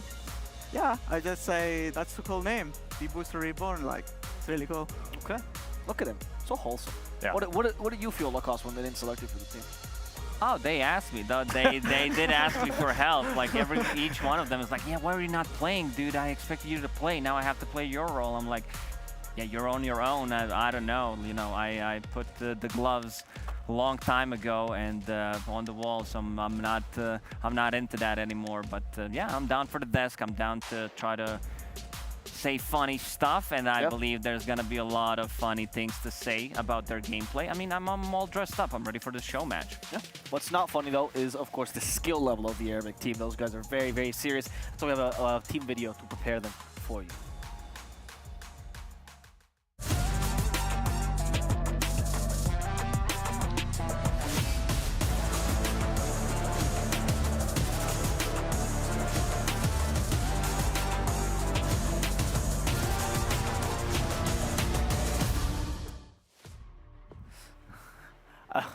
One of them was holding an Angry Birds. I don't know if that's good or bad for us. Do you think that means they're going to play techies? I'm not sure, but probably they're so angry. Yeah, right. It makes sense. Like they go, wow, like the blast off. I also saw our talent manager in the shot. I don't know how he managed to sneak in, but good for him. Yep. He usually doesn't play. Maybe he did. Did he say that he played Dota? He's never played a match of Dota in his life. He never played a match of Dota. So even if he steps in as a substitute, I still think the chances for English-speaking team to win this match are gonna be very low. Yeah, I mean, I've seen some accounts, Black has many of these with 10, 20 matches, and they already are like 8K, 9K, so that's totally possible for people. Yeah, I mean, I don't know. I've got a little bit more faith, in the English-speaking talent. I think that when we tune into the comms, it's all going to be crystal clear. We won't have anyone, talking over each other. It's going to be really good. Comms. I mean, we always have like the most clear of comms, don't we? Absolutely. I mean, and when you look about it, I mean, because it's about our job having clear comms, isn't it? And not talking over each other.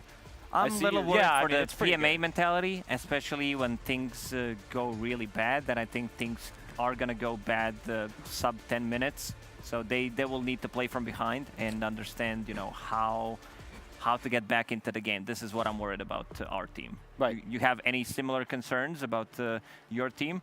No, I just believe in them. Let's go. Okay. So, yeah, the weak mentality is a problem. How do you think we can go about fixing that? Do we need to band together? Can we cheer on from here? Is that possible? Can we give them hope, faith? What would you do if you had a team of useless people? I will just say, let's go in, guys. That's all.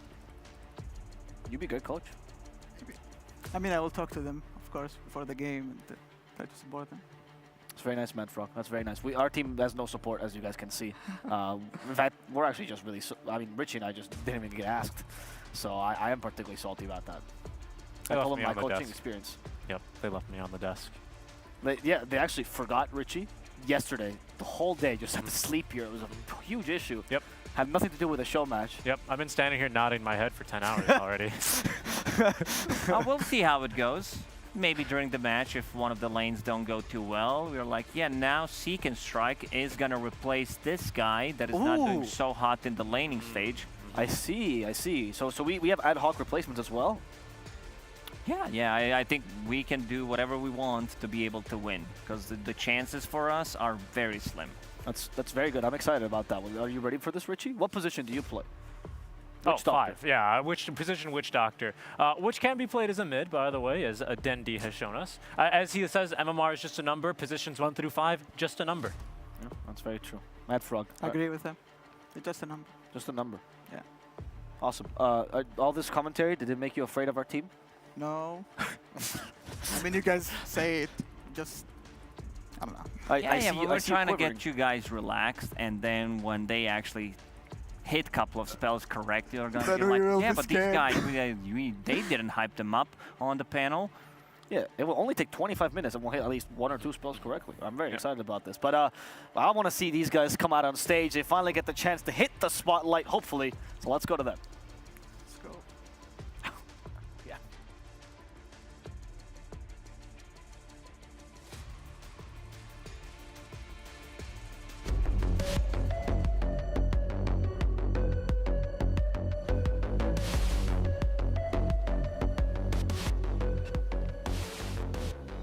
Oh, wasn't it so wonderful to have these competitive teams up here? We've seen some amazing series today, but I feel good. The right time has arrived. The match we've all been waiting for. We have something special coming up next.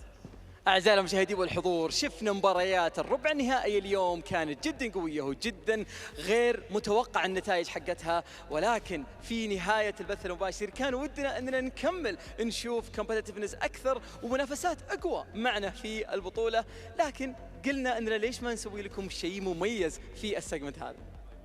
That's right, because what we've got now is the moment we've all been waiting for. Who is better, Arabic talent or English talent? Oh, that's right. This is where it gets down and dirty. Yes, I might have some wash players, but they are about to do the washing on this stage. Welcome to the stage, English talent!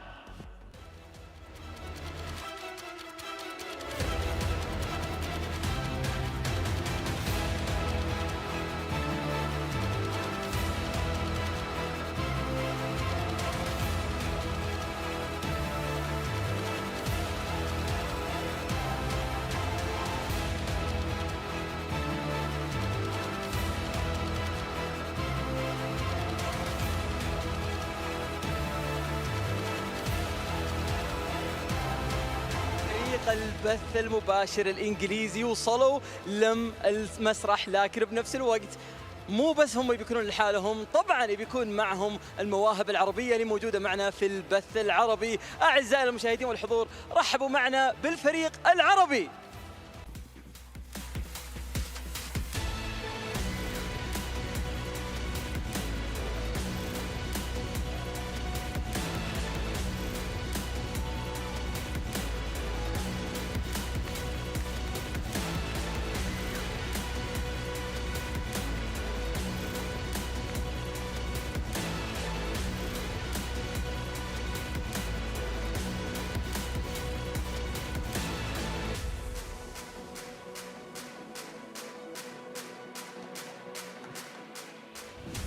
Now, you may notice a weird number on the English team. That's right, we're so we're so confident about our talent. We're so short of our victory that we said we only need to bring 4 to the stage, Fancy. Oh.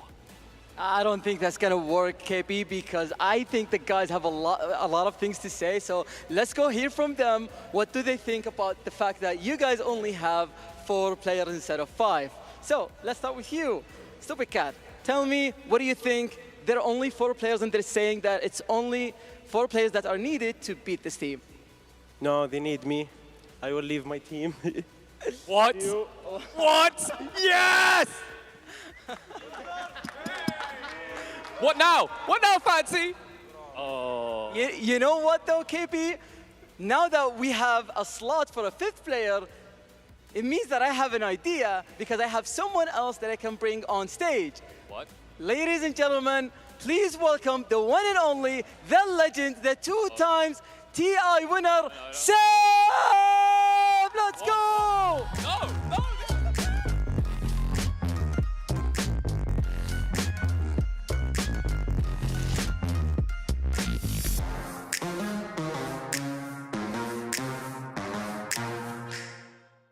It's over, KP. It's over, you guys. It's done. You messed up, Stupid Cat. Oh, no. We don't have a slot anymore. No, we don't have a slot anymore. Get back there. All right, we're going to hype this up. All right, boys, pep talk time. Just don't let them ban Ancient Apparition, okay? You probably shouldn't even be here right now. How does it feel knowing this is your only Dota game for the next month? I would like to take this opportunity to apologize for my smurfing sins, and I'll repent by absolutely dumpstering them. I expect nothing less. Otherwise, we'll cover you in blue paint. Well, Gareth, it's a tough one. How does it feel knowing you're probably the only British player we're going to see on the main stage this year? The main stage in Dota 2 in general, right? Okay, kick some butt for me. Oh, hello, Mr. Magnificent here. I see how it is. Aussie Esports on high, Dark Zero, they're going to sign you next? No. What? Okay, you gotta help me here. They're not hyping it up. You're going to slay them, right? You're going to beat them. Yeah, I will tell them Seb is not enough for you. I will beat you. Oh, that's not Yeah. going to happen, though, Yeah. Stupid Cat. So let's see what the guys have to say on this side. Let's start with you, Seb. You're playing with these bunch of talents. What do you think? A dream of mine to play in a Middle Eastern team, and it's finally happening. Oh, that's amazing, man. I mean, you got the dream happening to you, but like, let's see what the other guys have to say. Let's start with you, Asim. What do you think about this roster? I mean, it's an easy game. We have an imposter, somebody who already paid, and Black. It's easy. Yeah, okay. Let's see if it's actually easy, because a lot of people are having a lot of confidence to you guys. Let's see what Ghazi has to say, though. I will only say to Black, just try not to type GG very quickly, huh? That's so good, dude. Hey, man, tell me, you used to be a pro player, so what are you gonna do with this team? I will try my best. I know if they lose, they will say, oh, because we didn't try too much harder, but try hard, please. I completely agree, to be honest. That's exactly what they're gonna say. But Ibrahim, so this is the match that you've been waiting for, because you used to also be a pro player. Tell me, are you gonna beat this team? Hopefully. I think they're gonna try hard, so there's gonna be a lot of sweat. So both teams are gonna try hard. That's amazing, man. We're gonna turn you guys down so quickly, you have no idea. Fancy, this isn't... Come on, can we just... We got a two-time TI winner. It's not even fair, I know, but we're winning this because you took Stupid Cat from us, but we got Seb, though. You know what? Teams, take your positions. I'm done with you. Okay, looks like this was rigged from the start. Not fair at all. All I can say to my boys, don't feed and give up by 15 minutes. At least hold out to 20. Over to the desk, because it's time for Avo, Seek, and Lacoste to give me some form of inspiration to look forward to. فريق المواهب العربية عندنا راح يبدعون في الجيم، أنا كله متأكد، وسب موجود معنا في الفريق، فخلونا نشوف إيش ممكن يسوونه. مباراة صراحة بتكون تاريخية، فخلونا نشوف إيش ممكن يسوون كل الفريقين على طول على الاستوديو التحليلي.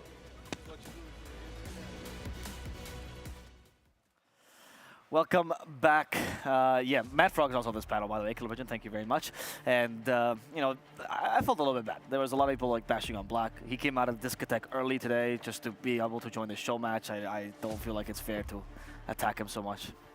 Yeah, we were wondering who the fifth player is gonna be. They gave us... stole it? Yeah, they kind of stole one of our guys, right? And yeah, now we're gonna have to take one of your guys and see how that's gonna go. And now this lowers our chances. You know, I'm not gonna say anything, but you know, having Seb on the team now ruined our chances even more.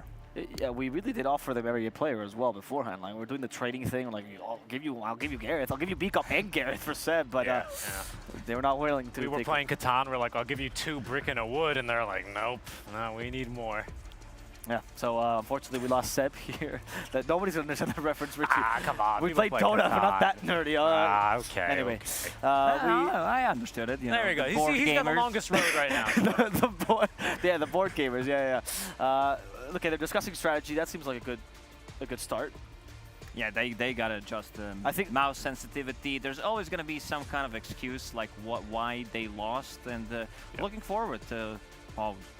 Yeah, I mean, you know, English talent, especially English casters, we just always want to wait to start game, right? I mean, that's always true, need to actually. make sure that we're ready, right?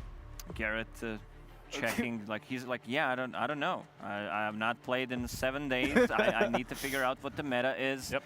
Yep. And Seb, like I talked to Seb before he came on stage, and he's like, yeah, I have this OG jersey. When I wear this one, you know that I'm gonna be playing 100% serious. I saw Black also trying to talk to Seb about like, yeah, you can't pick puck, come to me on a mid lane, don't play with a mouse. I'm like, he's still gonna win the lane, you know, so it's gonna be very difficult for English talent to play this game. Yep. B-Cup is now checking his mic. It is important because yeah, I gotta do what casters do, especially during rehearsals. Is like mic check, mic check, 1, 2, 3. Very important, and this is what they're doing right now. It's crucial to the studio for B-Cup, especially here, because again, if his English aberration gets banned, he's gonna need some help from his teammates to learn the second hero. Yeah, that he is. Yeah, it's gonna be a bit difficult here. Are you guys aware of any alternate control schemes that the English talent uses? You know, anyone like plays with a racing wheel, or you know, primarily uses, I don't know, motion controls? Yeah, I think this game would have been balanced if Denok plays with a Wii. Yeah. No, because Seb might play with the Steam Deck this game to be able to balance things out. Also showing the screen and potentially revealing strategies, and yeah, a lot of chat going on. I see the chat moving real quickly. Oh, you can see the vest has come off. That's how you know. You don't want it to like, you know, restrict the arms, you know. It's also to get updated with the meta, right? Because now, as much like his clothing has advanced 30 years, hopefully that's also his Dota knowledge. We'll see what they're able to do. Danog is going to keep playing with his glasses. That's a bold move. I don't know if that's boding well for us. That's our coach, by the way. Oh, that's our coach. Okay. Is Mark their coach? Mark is their coach. That is one. Okay, Matt Frog, you got a talent manager. That is not good for you. I mean, what can you do to it when you have a coach like that? Probably losing a game. Right, there you go. So are you starting to quiver in your boots now?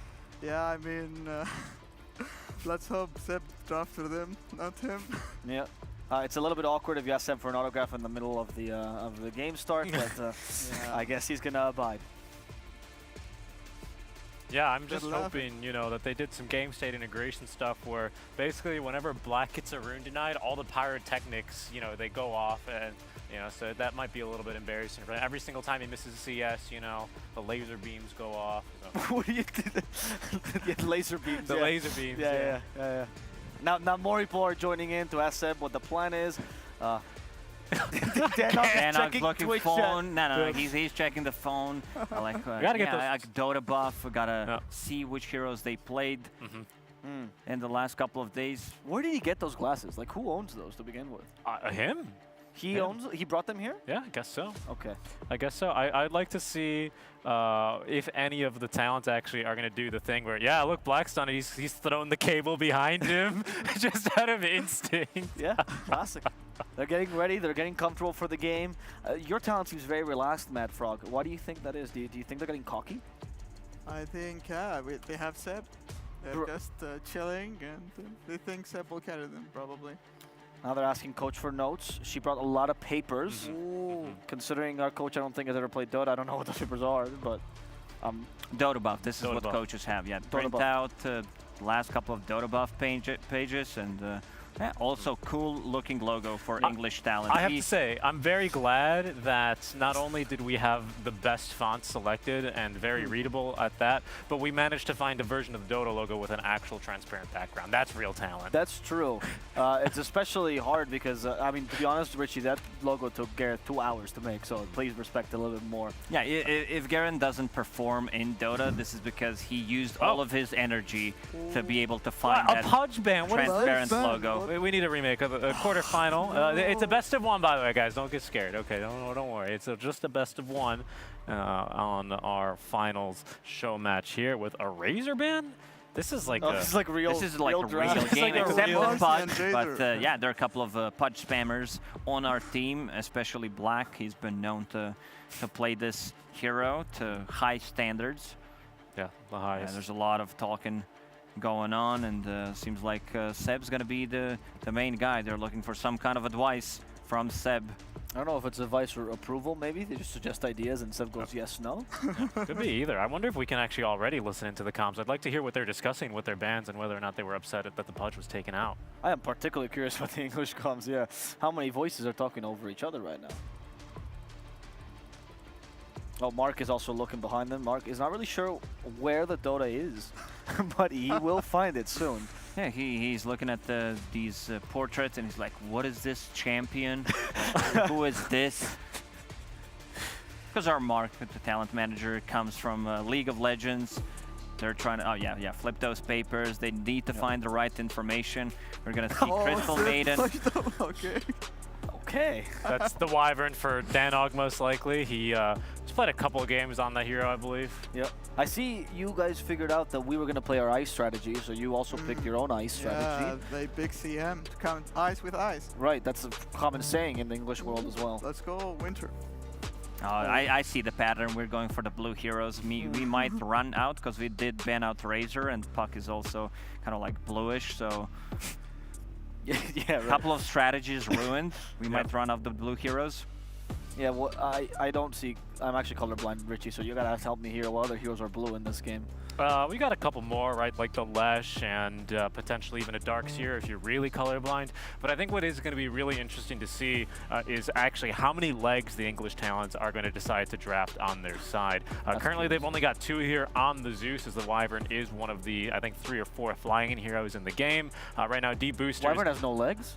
That's correct, yes. Deboosters already matching us. It does have legs. Just hind legs. I don't believe they count as legs according to the attributes table, because that is, for some reason, in the Dota. I'm pretty sure these are... This is Wyvern. It has legs and wings. This is not a dragon. Yeah, exactly. That's entirely the difference. That's how it works.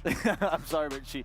But Richie, Wyvern needs when to the House of Dragon drops on HBO, you should definitely watch it. not learn something about the dragons.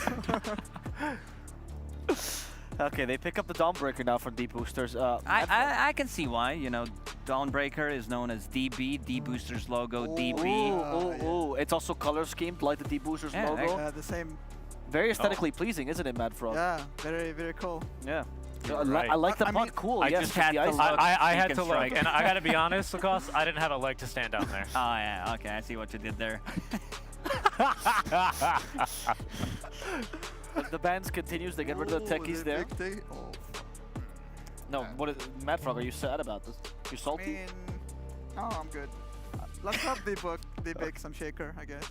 Okay, yeah, Shaker's still fine. Oh, you know what? Actually, B-Cup still has his blue hero in the pool currently. It's true. Ancient Apparition's still there. Hopefully, Deboosters not figure this out. Yep. Pretty good against the healing, I guess, actually, on the Dawnbreaker. Yeah. Which role does Cat play? Is he a mid player, safe lane player? He's a mid player. Mid player? Yeah.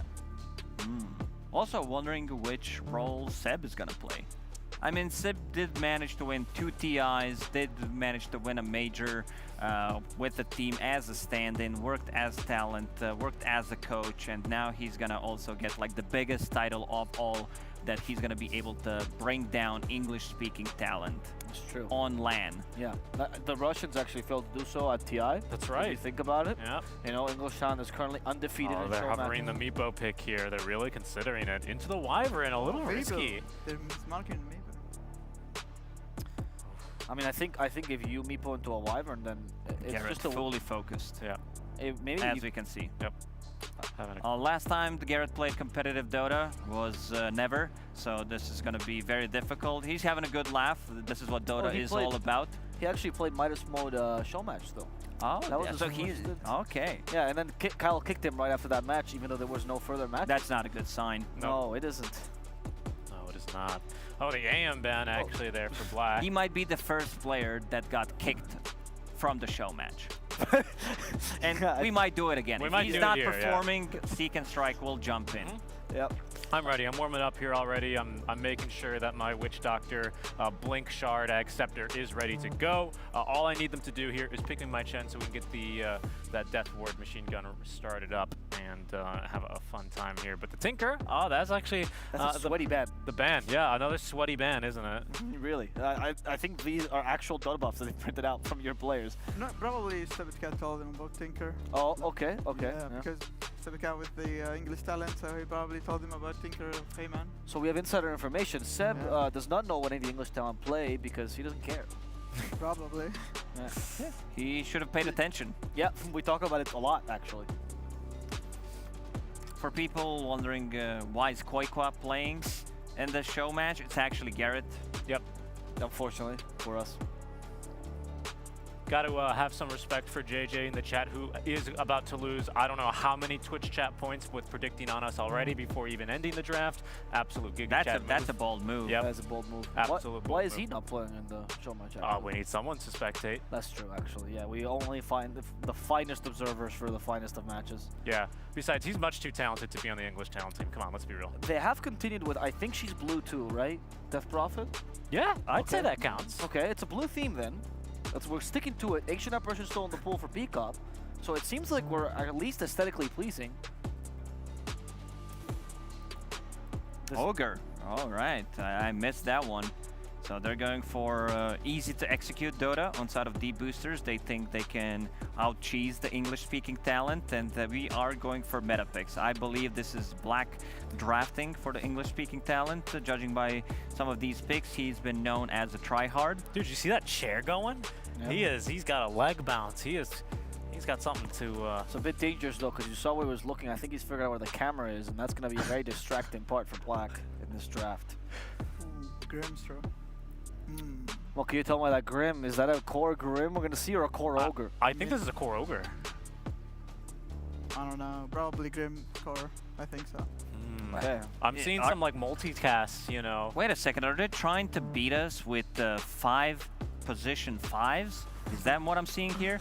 That could be. I mean, that's going to be at least, you know, potentially, you know, you got to beat us at our own game.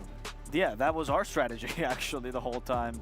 Ooh, keeper. Let's go. We did choose Coddle, which breaks our color scheme, unfortunately. Huge deboost to us.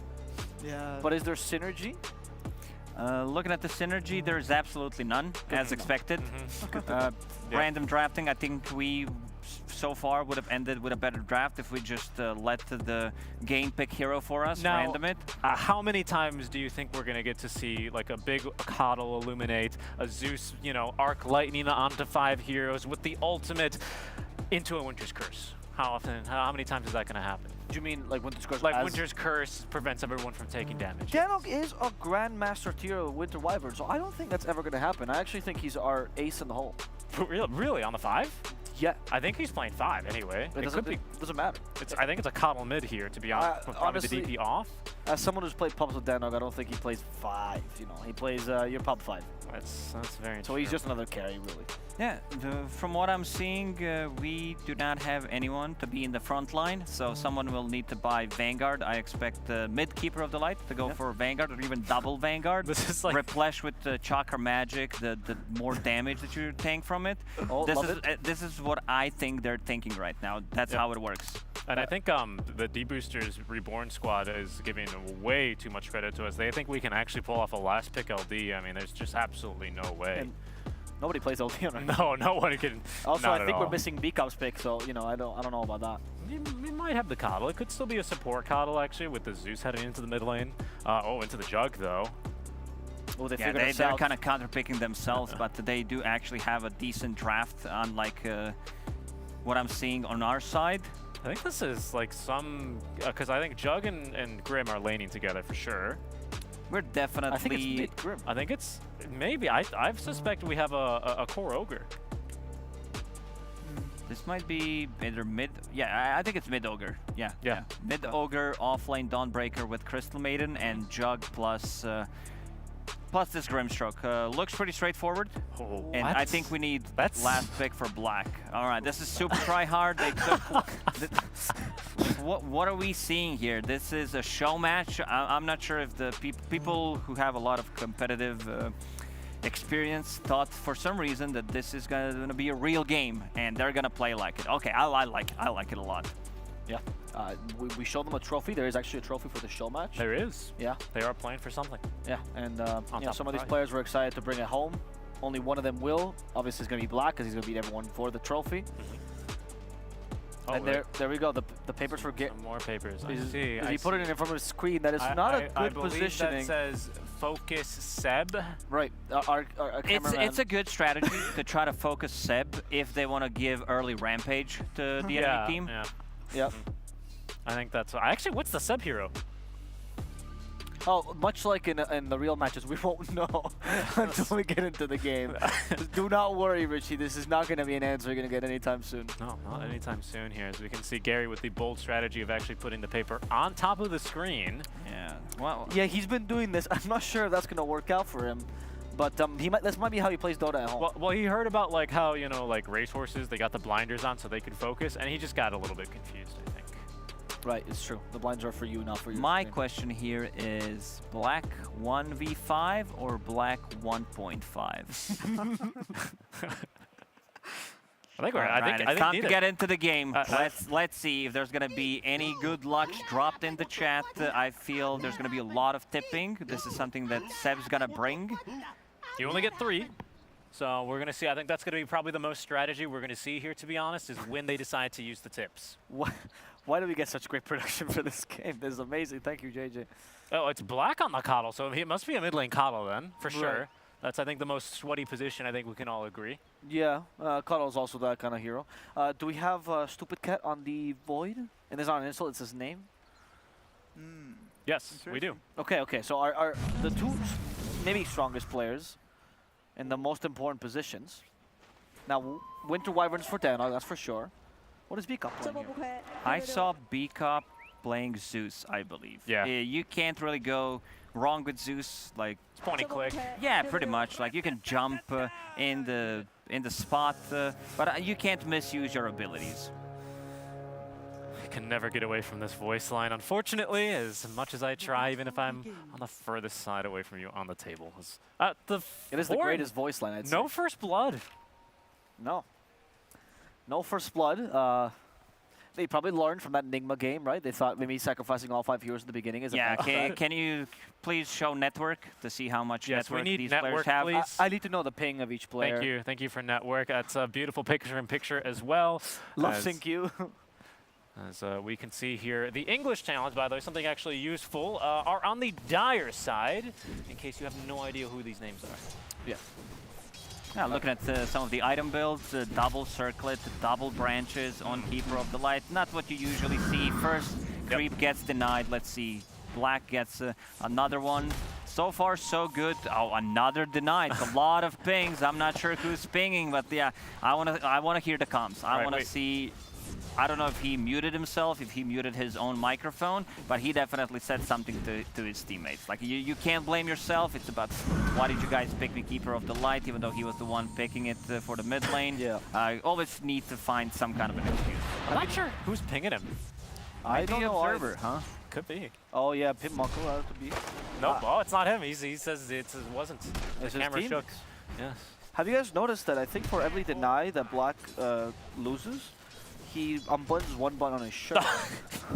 I think if he keeps losing this lane, we're not going to have broadcast. Oh, I thought that was a little close. Okay, no, he's not going to chase uphill. Pretty restrained. Black actually not having a very easy time versus the Dawnbreaker. Can we check which hero Seb is playing? Because I still haven't checked. He's on the Maiden. Oh, he's on the Maiden, level 2. You know what we were discussing earlier? We were discussing Maiden offlane here, so I think this is a Maiden off, and you could see he's actually kind of... I want to see Ogre's items. Yeah, this is offlane Crystal Maiden, and he's putting in some work. B-Cop, is that B-Cop? No, it's Danog.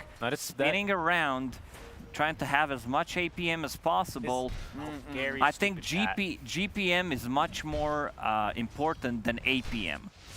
Yes. That's a good point, yes. Honestly, I don't know. I mean, we should have the fantasy points up now. GPM last hits in lane. I mean, yes, there we go. I think that's the most important part here for the laning stage. Get up your fantasy cards, boys. If you have B-Cup or Stupid Cat, you are losing. Yes, you are. And I think right now still losing his lane is actually Black. There he is. A couple more points to eliminate. Deny right in front of him, though. And a couple more pings even, as he really got nothing to do versus the Dawnbreaker in his lane. It's a good strategy, you know, where you're outclassed by 6k MR. It's probably best to just play a lane that's easiest to play for you. Coddle, very non-interactive. Garrett? Yeah, you don't have any Spirit Siphon. The tree planted? B-Cup's fighting him. B-Cup will have another one. Does he have his jump? Cancel the cell. Mango consumed. One more hit. Sage Mask, the only item on Zeus. What is this? And it's gonna get the first blood. Oh, the Unmuted big and the pause. pause immediately. B-Cop.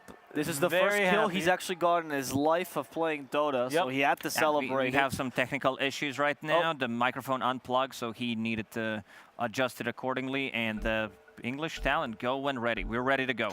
Could you guys read his lips? He was saying, "Thank you, Dr. Suleiman Al Habib." I believe that's probably what he was saying, as he does get first blood there. A little bit of bonus gold now for the Zeus, who can now maybe get a second Sage I'll mask. be honest, I have never seen a Zeus with only a Sage mask get a first blood. Oh, look at this. Wow, Seb is, harassment. He's not messing around, dude. Danog is going to need to run Ogre, though, without mana. 3 wand charges, stick charges, but he's got Bloodlust ready to go for the Maiden. Obviously, that's one of the more popular strategies, the Bloodlust team, the Maiden. Right, because you give him movement speed, then you go for the shard, right? It's all part of the same strategy. We were discussing this earlier with Seb, and yeah, Boots of Burying. No Darks here to pair with him as well, which does cap your movement speed at 550. But I do think he might end up going for the Boots of Burying Shard Acceptor build, which is fairly exciting. And BKB, he of course. brought some items. All right, I like this a lot. They get to kill top. Seb is already popping off in the first well, tip. now I can see why you guys wanted to swap the players with us. Oh, I mean...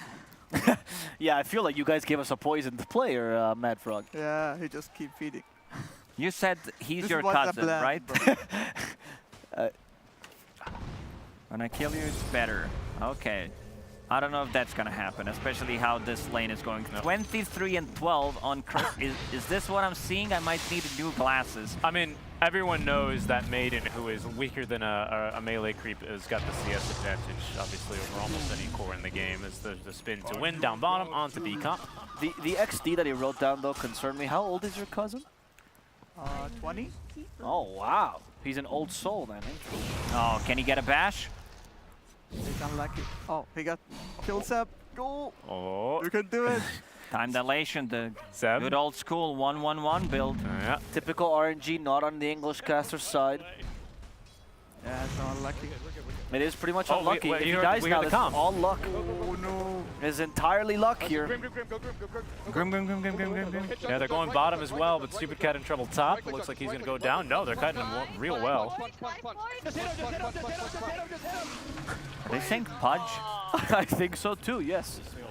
I feel like they're using this repeating the same word strategy. Oh, B-Cup is actually asking for advice in the middle of the game. Actually, on support Zeus, it's like 1-2-4. No, it's 2-4. Go 0-2-4.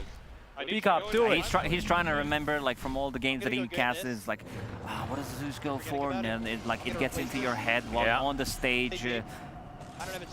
It's difficult because when B-Cup casts his games, the UI is in Chinese, right? So he doesn't really remember what the spells are called in English.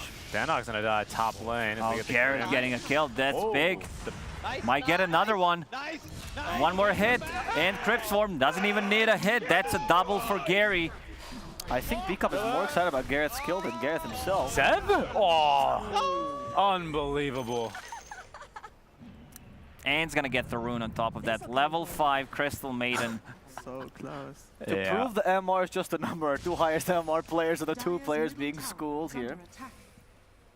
Yeah, and well, at least the denies have not really increased here for Seb. The Dawnbreaker a little bit worse for Wear after the ulti on in.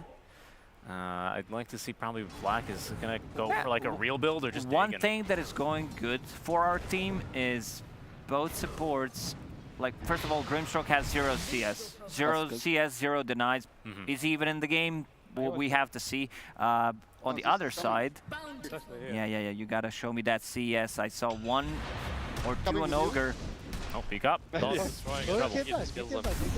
okay, it's Peek up. He has enough Sage Mask to survive this. Yes, he does. Full ring of Bazzi now.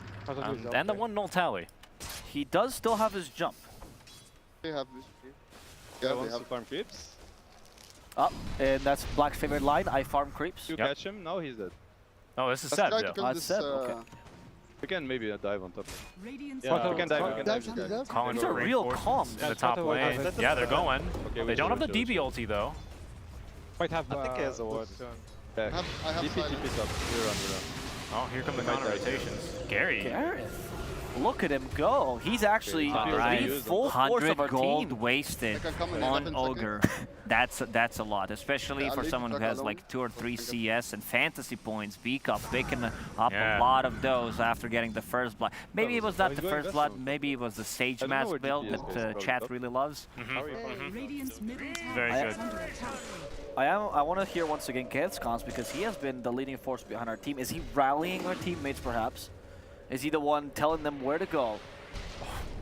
Or is he just farming the jungle so our carry can't recover? Wow, Seb has double the CS, or sorry, net worth currently of the Faceless Void.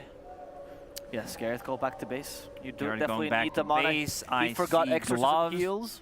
Yeah, he also forgot that he has a clarity and some extra mana regen items. But going back to safety in the base means, it means that you're gonna have like 1 death less in this game. Oh, absolutely. They're going top though. Whoa! Nuke initiation and the Dawnbreaker ulti on in for the kill. I'm not pointing fingers, but can we check how many deaths we have? Good juke from B-Cup. Yeah. He pressed the button. He did. That he did. And he is still going to, well, embrace here from Danog. They're giving it a go, but looks like still B-Cup will be damn. There's going to be the 3 deaths for him. And Danog, we'll join him for a second. Nice showcases that Danog is a good winter wyvern, but not a very good player. Now they're schooling the top lane just a little bit. Keeper of the Light, very close to Boots of Travel, I believe. Okay. They also, one thing to point out, and this is something that happens when you don't communicate with your team, is we have 2 Urn of Shadows on our team. 1 on Dead Prophet and 1 on Keeper of the Light. Interesting. We should maybe raise that to Gareth and try and see if we can hear his reaction to that. I imagine there might be some discussions between Gary and Black on that. I have the feeling that Black will overpower him in this decision. The thing about this is you're never gonna get an earn charge against Dead Prophet because she wants to be able, you get whoever's the closest one gets the charge. Right. Keeper of the Light wants to keep the distance while Dead Prophet wants to be close. Yep, and there's the DP going down. That might be earn charges for Black, though. No, he was out of range, unfortunately. No. Well, he's not going to be able to They haven't figured this out yet, though. How long do you guys think it will take them to realize? It's gonna take a while. Yes. 10, 15 minutes? Yeah, usually some of these players, they don't click on other heroes, especially the allied heroes, because why would you? Yep. Because this is why you're on Discord talking about the itemization and everything. Sure. So yeah, I expect it's never gonna happen in this game. They're not gonna even realize. Could we get a little bit of English comms once again, see if they're actually talking or who is talking? It's complete silence. That seems to be, yeah. Awesome. It's not good signs, though. The fight's breaking out bottom here, at least. It's quite promising. At least. Oh, Rono onto 2.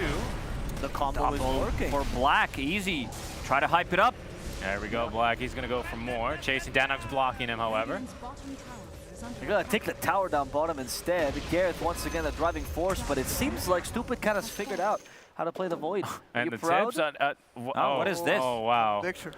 That's our man on the panel, his Twitter profile picture. Good rotation from our talents. They saw this from one of the teams that is playing there. They understood the tower needs to be taken. Good curse. B-Cop. Oh no, not like this. B-Cop, no, that doesn't work. Okay, they still. Oh, Danog with the self-heal.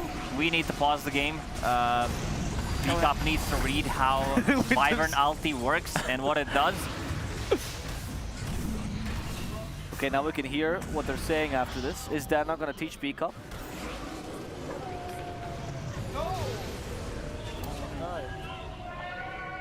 Oh, they got the big streak. B-Cup bought back, used the ulti, wanted to redeem himself, and gets 500 gold for the kill.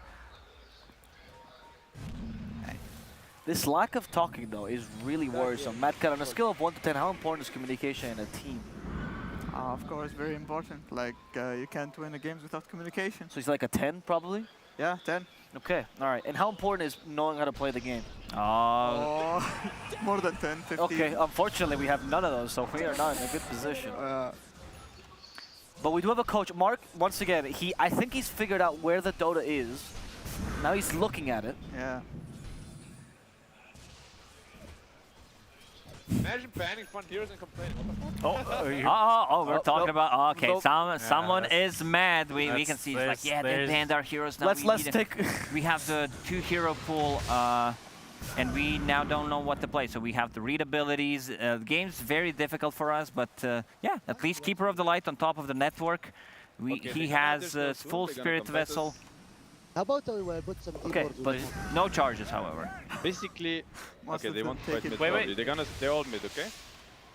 It's good for maybe Ogre to tank the spells. Yep, okay. Okay, I'm coming. Seb is being positive. Actually, there's no void here. reinforcement. We can defend easily. Yeah, vision. Okay. It's good, it's good. And look at them. They're actually listening to Seb. Good call. Can Ogre's relax, tanking can the relax. spells. Extra's been used, however. Garrett's going in. powerful. Garrett is going ham. I also believe he sold his urn, if I'm not mistaken. Okay, they will go here on me. Okay, the real team Chrono. player. I don't They know got if the they Chrono out as well. They know Maybe you Seb can is adjust the important target. They're going to try to kill him. Winter Spell, however, will stop the damage. Will B-Cup try to hit him regardless? Not yet. It's actually going to be Black who finishes him off instead.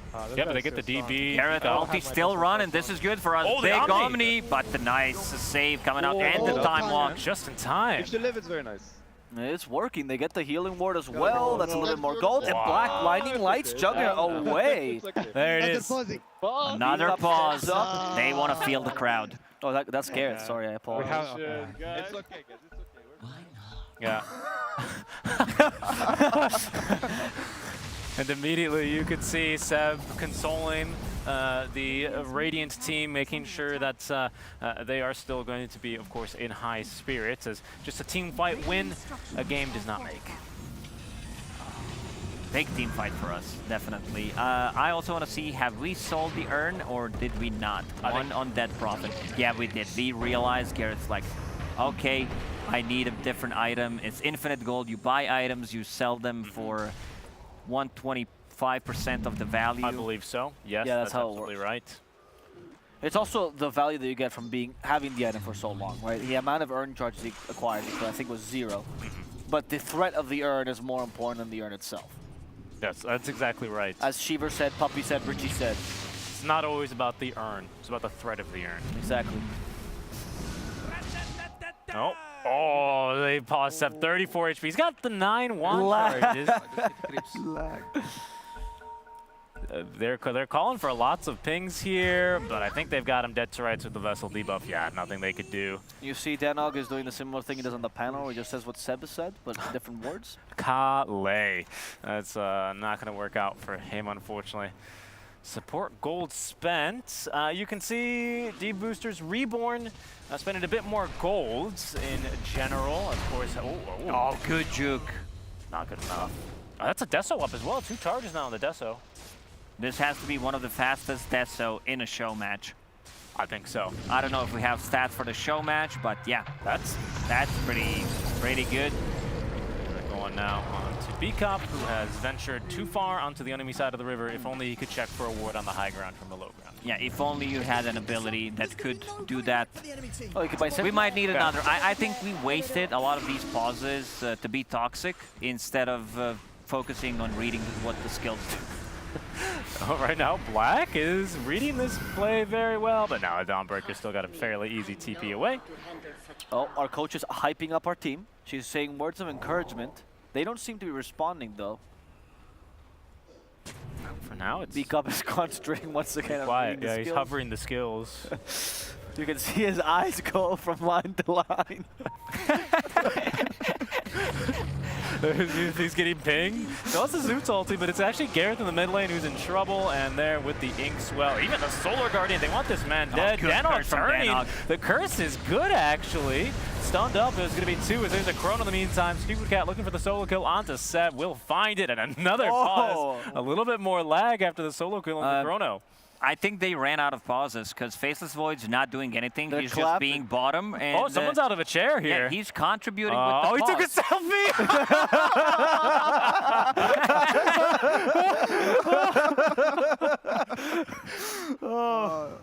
He took selfie. That's really hard to pronounce. There he is. Oh, goodness gracious. That selfie was the best play in the game. What a move. I think that's certainly going to be on our end of day highlights, brought to us by Dr. Suleiman Al. End mid, Seb is already... Drop your items. Oh, goodness. Careful though, they do have an urn. They can't do that here. All right, Seb thinking about like try hard. All right, Black is memeing it up a little bit, going for E-Blade into Dagon 5. That's a meme build. 1K gold lead finally for English-speaking talent. Yes, actually, observers can type in the chat. As there is going to be JJ. Of course. Let's see, actually. So far, no move. Seb continuing to sit bottom. He's almost got his BKB up online and then immediately back into upgrading the drums. He's going to need shard, the build. Yeah, that's the build. Yeah, it's even the right orders. We got a replay of the selfie. Awesome. Oh, he had to make sure he got 2. It's okay. The game was paused, right? So they didn't miss any action. I'm glad our agent finally fulfilled his destiny. I might need a USB-C charger for my phone so I can look at the chat as well, because this is where I'm getting information from. This is what... all right, we were going to bang out one of the other mobile phones that we have. We also have chat on the full screen. Thank you very much. And yeah, big fight again. Stupid Cat going for Seb again. We don't know if he's going to pause the game. No, not yet. And take another one. Maybe with a different pose. Yep. Seb would probably not be as happy as taking the first one. I don't think so. I don't think so. Seb really need to get that BKB online, but now the threat of Chrono going to be a bit scarier as English down here pushing for a nice push down bottom. Danog tanking the wave here nicely with the Cold Embrace. Definitely a Wyvern spammer. Gareth once again, the one that's actually taking objectives, making sure this progresses forward. Just likes pressing his buttons, doesn't he? Yeah, I can see Black on top of the network. And my boy Garrett playing really well. This Dead Prophet going for very innovative item build. BKB. That's true. Well, listen now. Is he Garrett saying that's making the Grim? call. Grim, Yep, they're chasing after the Grim. The focus fire. Interesting. I didn't know Gareth learned Bahasa Malay, and he's realized that if you repeat the same word 15 times. Yeah, like this is how communication works. This is one of the worst communications that I ever witnessed. I played, you know, a long time ago for a couple of teams, and this is not how you should communicate, because if you say it once and they don't listen, someone has a hearing problem. And yeah, if you have to repeat it more than once, it's no good. Oh yes, I think Gareth is using the Eternal Enemy method of communication. Grim. Or just Grim. Yeah, drop. Go. That's a smoke and go, Kotel. I like to build the Wyvern for Ether Lens. Mark seems a little worried as a coach. Things are not going too well for their team. Oh, big one. Let's see the combo. Omni Slash. That doesn't work, but it's going to work in the end. Without BKB, they've noticed a weakness. But there's the Chrono. It's your cousin, Mad Frog. Yeah. Oh, the triple. Wow. It's space. So you can see Seb saying it's space. Help. Yeah, B-Cup actually, I've seen Space it for him. They want, yeah, they want BKB on Seb. This is their big timing that they're looking forward to. But it might be too late. I'm not so sure here. I don't think Black is going to build a single defensive item. He's used to not really having to worry about it in his games. Yeah, he has E-Blade, which is going to be more than enough. He's going to E-Blade someone, and then Ogre's going to multicast, so that's no good. Let's get in there here to the build. One of the dispatch fastest, breaking the record. A lot of pings coming up from JJ, our observer. Yep. Problem is he's still going to need that shard for this build to really feel quite impactful. And the booster bearing, to be honest. At this point, you need so many items, but he's probably going to get there because our team doesn't know how to close games yet. Danog as well is feeding. He is, but he is feeding to make sure his carry can escape. And in fact, Danog? Nope. He decided to cold embrace himself in the middle of Stroke of Fate. It's okay. These things happen. B-Cup decided that if Roche. he dies... They know if Roche is being pinged out, they're going to get the solo kill. Gareth Usually it doesn't work that way. Our coach is showing something on the papers, guys. You need to focus. You need to turn around from your monitors, see what the coach is saying. This is called camaraderie, though, and this is what English Town truly has. If one dies, they all go down with them. That's exactly right. Yes. I don't think they are aware of this Roche attempt. Nope, they're going to be completely oblivious. It is until the observer, of course, is going to have to show them. And, this is way too fast. I mean, look, this maiden, easy Roche taking team. I think they pause. Oh, how much HP does Roche have? 19 HP. I don't think we ever had a pause. This was a perfect time for us to regroup, talk about it, and potentially try to steal Roche. Never happened. No, it's really I might be a little bit biased toward our team, but it's okay. Yeah, I think we're still in a good spot. Wow, getting Roche in a show match. Oh, okay. I think that was smack talk. Yeah, I think the move would be like the Chad move, deny Aegis, just to show dominance. I agree. They're going to give it to the Dawnbreaker, though. So we'll have a look out for that one. As Black has taken one, and that's not going to do, well, anything here to save him. He's dead. Yep. Oh, and an immediate... Oh, what's going on here? GGG. They're taking a selfie again. This time with Black. Easy. Nah, there to say. The coach even as well. Oh. The coach is... I am not. Come. Seb rallying the boys. Black is explaining why it wasn't his fault and it was his teammates. The coach explaining things to the team. Couple of all chat here is the keyboard warriors, the English talent coming out. I mean, I don't know. Kretzy killed a 1.5 KMMR player. Yeah. We like our flags and stuff. Yes. Of course, since we're casters and not professional players, they didn't know that you have to put the banner takes both sides, so they have cut them in half, unfortunately. That was another 2 hours of Garrett's time. Yes, but JJ knows if we look at the back, we get to see Atla's better side. Oh, why is the Chrono? Wait, why? It's a good Chrono. He's going to respawn inside the Chronosphere. Will be able to blink out.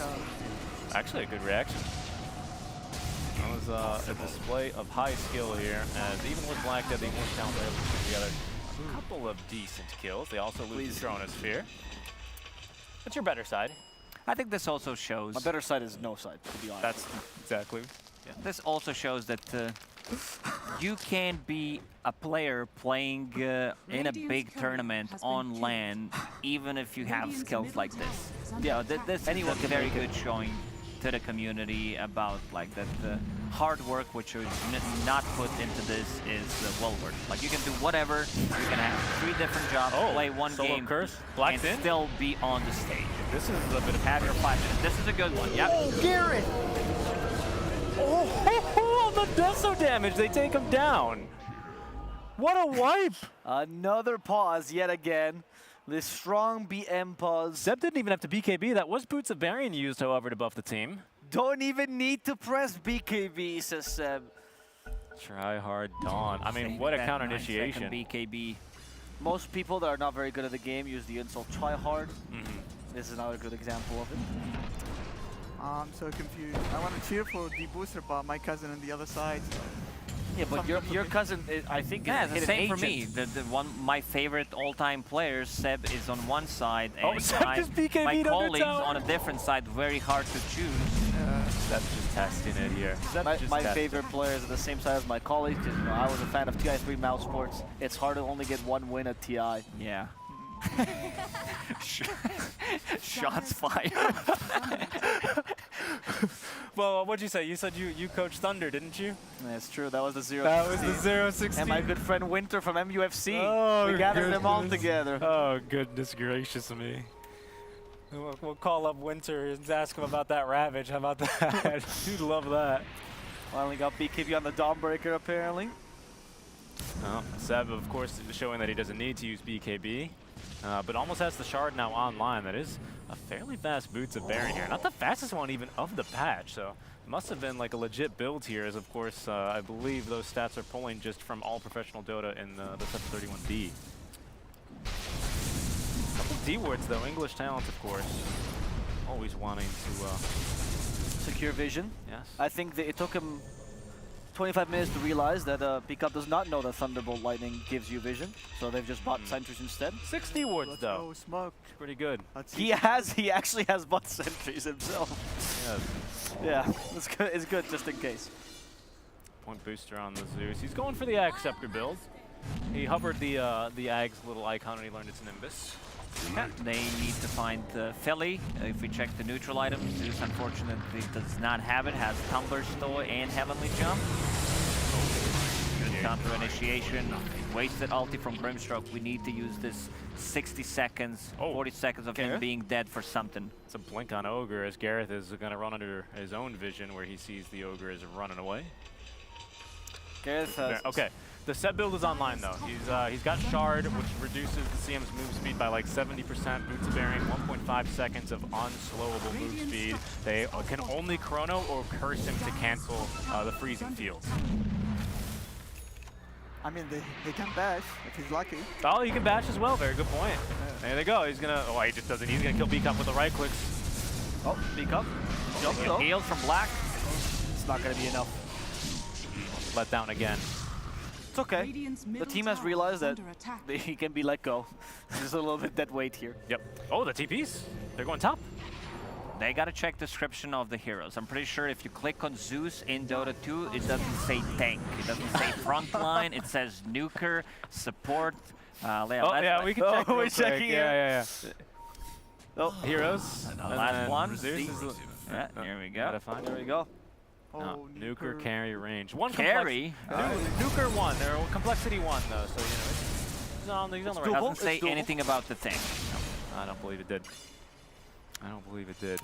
Well, with Beakup now respawning, English Sounds are going to smoke up. You're dead. I might be able to hear their comms here as they seem to be looking for a big team fight. It'd be interesting to listen on in and see what they're saying. A bit of chrono. Black finally can set up for his Illuminate. The take on works. And they kill Heyman. Wow, Black with a tip as well against his adversary in the mid lane. Yep. Oh, Blink's online now for Seb. Getting there. No longer has to fear the chrono, but the Winter's Curse here is still potential, and I'm sure Danog is going to be on the lookout for that. Oh, but Black, he's overextended. Oh, there goes Seb. Oh, the curse immediately from Danog. What a Danog being run down. They're realizing Danog is the most valuable player in our team. He's flying through the trees. Danog is surviving, and Beakup pressed R. That he did. However, they got him. They got Seb. He's down for the count. The Erebus Talent is falling around. This is going to be the full team wipe, as in the XCD. Cat. Let me ulti. Yeah, Seb just wants to go for it. Danog not letting him have any fun times here, unfortunately. The lull from Gareth. Disrespectful here. Take on 3. Gareth has been playing well. Yeah. I think that Zeus Bolt on Vibrant ulti was my highlight, MVP highlight of the game, and then buys back, uses ulti, gets a kill, redeem himself. This is going to be first set of barracks.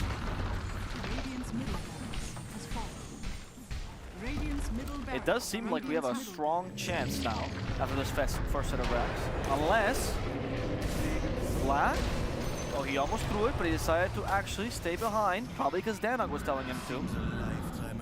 Win probability 20% for Radiant team. We'll listen in now to hear what the English Sounds have to say as they're being routed from the Radiant jungle. So far, nothing. Ooh, Danog. what a silence. Unfortunately, Danog. Damn it!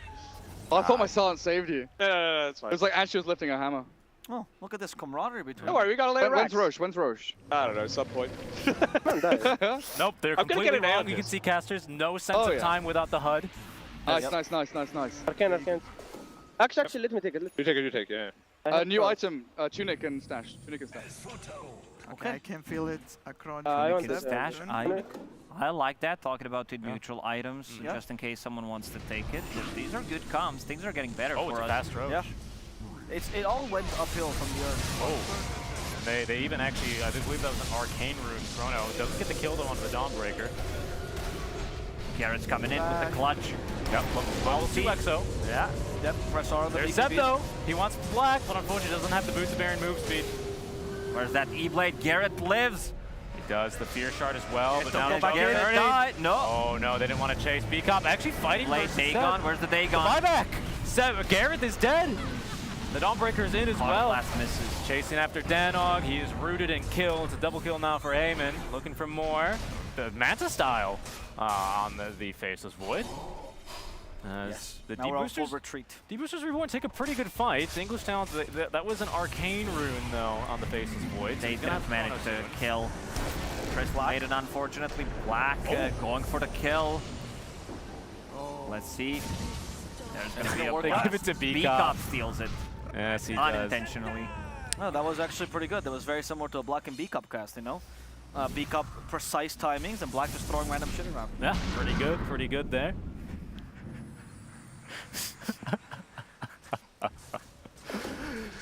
That one was well received here. We'll see now how the English Talents will proceed from here. We surpassed the 30-minute mark, 30-33 with an 8K9 rid lead right now for the English Talents. I'd like to see how Seb as well is looking to transition now. Is he perhaps thinking, oh, he's taken the 20 talents already, and he has gone for attack speed. That's what I predicted here on the Maiden. Nice. Yeah, you know why? Because he wants to kill his own teammates when Wyvern uses ulti. That'd be great. Near Crystal Maiden. What is that? True The 75% win rate. These are professional stats, by the way. Yeah. I can't believe. I'd like to see the game that's been taken in. Yeah. That's fascinating. That 4 is games at least. Well, to be honest, you know, you can deward with it. Like Tlacoste said, you can punish your teammates. That's good for morale. Against Phoenixes. It's good against Phoenixes. Look Maybe at him like go. Snapfire, but ice. Yeah, and the right-click damage, a long-distance route, Phantom's Embrace dispelled there by the Manta. There's another Chrono ready to go here as well. As Seb, he's on in now, but the Chronosphere going to cancel the freezing field. And a good Chrono as well onto BKB active. Wow. Ulti on top. The English Talent, they've seen a couple of combos before. They're going to string together one of their own and find 4 kills. Once again, BCOP pressing R. Very, very important part of the team fight there. BCOP pressing R, Garrett not pressing R. We still win a team fight. They're saving it for the high ground push. They know that there are no buybacks. They actually don't know because they're not paying any attention or making sure Black is diving for kills. Write down any of the timings. Black going for a solo kill. Important to Dagon before you E-Blade, otherwise it's too much damage. Black a little bit too confident. Cool guys don't look at explosions, and neither does Black.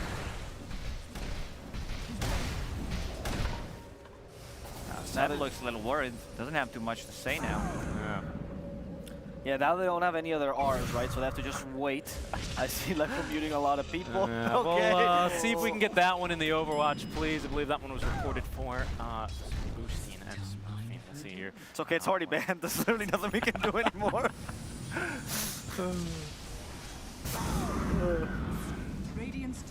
And staying on 5 though, just Octarine now, and then Black's pretty much 6-slotted and tapped out. A-Man going for Divine Rapier. Risky item. He's 2K there, so he comes another 4K gold. Oh, initiation. Well, no Divine Rapier just yet. No time BCOP covering him as well. The best Use the BKB. And he's fighting. He's fighting. Oh, He's going to beat Heyman. Time dilation on top of that, but the BKB is about to run out. Where's Danog with the Winter's Curse? Oh, he's too late. On to Gareth.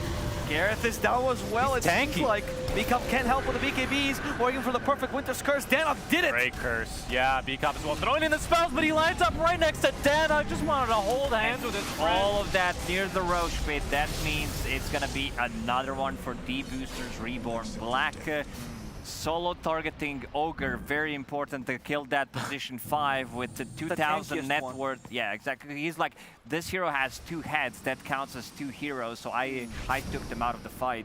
Oh, yeah. Absolutely. Oh, wow. Your base under attack. Gareth having a bit of a giggle. Yes, but you can also see that he speaks again like a 35-year-old person with a Lamau still being used here. No need base. They have sent someone back to at least deal with the illusion push. Oh, good here. Seb progressing fairly nice. I believe that's going to be a Daedalus here on the way. Yeah, first time this patch. This is absolutely going to ruin poor Knoxville's days when he gets probably a push alert that freaky item's been bought. This is probably going to count as a professional match. It is on the ticket. Go into the stats, unfortunately. Tier 1 tournaments. That's going to be a kill, though. Black and BCOP are going to take down the Dawnbreaker. Roche is being started up, and Seb here with some damage and attack speed. close to level 25 territory. I'd be curious to see here what the hero damage stats are and what the spread is, as Jacob did not like what he saw there in the Roche pit, as that is second Roche down. Something's on the ground. I believe that's a branch. It's a lucky branch. Yep. Jug holding onto the Ag Shard. You can see hero damage fairly good for the Dawnbreaker, but Seb's starting to get in there a bit faster now. There is a free Ironwood branch. That could be a turning point for the English talent team. Yes, I believe the Arabic talent team let us know that they do call that a toothpick. Call it a toothpick? Yes. What do they call a toothpick? The Ironwood branch. The Ironwood branch. Really? Call it a toothpick, yeah. We call it a GG branch. I believe I was honest talking. We're ulting creeps, by the way. What? Oh, he did ulti the creeps. I did not know Gareth was this toxic. Oh, me neither, especially against Sed. Yeah. Keepy Cat, close to the chase. Oh, he's even got Shivas for the vision. Oh, they whipped the Chrono! I mean, they got this player. They gave it to us. I've seen better acting in Netflix TV shows, I swear.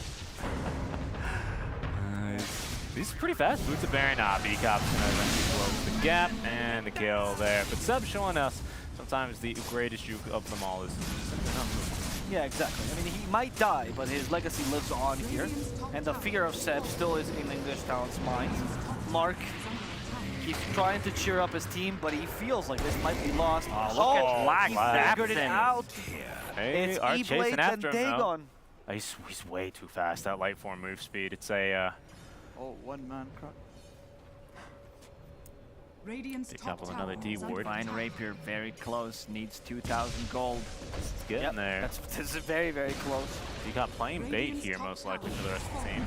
Gareth activated the exorcism a little bit before. It's important, so they know you're coming. They don't have Seb, though, for 45 seconds. English talents, though, they don't know. They have no track of buybacks whenever they don't have the ability to see it on the top left. So, Or Roche. Yeah, or Roche. So they're just going to back off. That's true. Radiant's top tower is under They attack. have no clue when that's going to be expiring. We'll see. The last time that Gareth wrote in a pen and paper, was when he applied to join Dota. He's going for E on this. He understands. Needs to be able to tank up some of the spells. Gareth not messing around. No. He told me before the game started, I'm very tired. I can only imagine what he would have played if he gave his 100%. Honestly. Yeah, it wasn't a mantle. Yeah, exactly. Seb calling them out as they dropped a full null talisman. And Seb is requesting that TP into the tier 3. Really wants to finish off the Daedalus. We'll see if it makes a difference. No. I will say as well, B-Cop's posture is not very good. I'm kind of worried for his back. He almost has Refresher. Double ulti, double Nimby. That's gonna hurt. Pulls it off correctly. First Gleipnir. First Gleipnir's match here now on the Juggernaut. For a reason. Look at Black. Because only he can be this innovative. Oh, Seb? They're chasing after him. Oh, he's getting baited by the... Oh, well, now he knows. He for knows. sure. He knows the illusion. Now he's gonna get away, but Black, he has. Oh, there he goes, Black! He's going for Black, but the Correlator Stab hits him. Juggernaut's joining him, but unfortunately he does have Gleipnir, so he's not gonna use it onto the Caudal. Black is gonna go down. They find the kill there. Buyback. 2 for 1. The insta buyback now. Oh, but a good time walk there. It's gonna ruin what was a very good kill attempt there on the Omni Slash. A bit of a rage buyback there. Let's see what we can get it from it. And Black just TPing back into the fight now on that second wave, but they have now taken down the Ogre. Seb after that assist, though, still with the gold now for buyback. Yeah, they got a lot from this buyback. 2 creep waves full on Keeper of the Light. Well worth it, I'd say. And for now, English talent pushing up to the high ground, 13k net worth lead. This would be the Megas for them. And Gareth wants Megas. He likes the sound of that. Yeah, Mega sounds good. Mega sounds great. Mega Creep's problem. Yep. Seb is saying that Mega Creeps will be a problem. You can see that TI experience really coming in handy there. Yeah. But he says that Divine might help You them. have to help him too. I can buy, but I'd rather not. He doesn't want to buy back. Let's not take it because it's gonna be hard. That in the go. Oh, زي الغبي ولا ايش؟ ايه خليه يسوي عليك jump. Okay, the Gleipnir. Forced the BKB, that's not bad, but then Juggernaut seems to want to commit. Good silence from Gareth. Oh yeah, I don't think they quite have him now. She was not gonna clip. But the Focus exorcism to is down. barracks. That's Megas, however. And that will be a problem according to our tier winner set. Blind on the 2. The body blocks by Gareth, fails. They go to B-Cup. What an Inksoul's done on to 2. Seb now on the way on in. Will collect the kill on the B-Cop. He's dead for 70 seconds. Gareth, though, continuing to fight, and Black will be tossing in a couple of blinding lights, and turns out that's a superfluous cast of the ultis there. We got what we came for, right? We got those megas. Level 25 Crystal Maiden.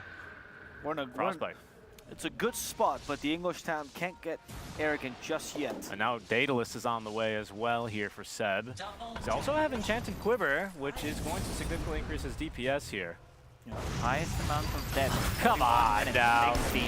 And this gets procced. I'm sure Danog even assembled it to make sure that he could be ultra efficient. DD rune on him. And it's now for Black. He did not know about disassembling it, I suppose. It's okay. You don't do that at 1.5k yet. No, you don't. It's okay, he's still learning. It's pretty good efficiency here, actually, I would say. Coach getting fist bump, that's nice. Gareth feels approval now. Yep, Gareth drinking a little bit of a bottle of water.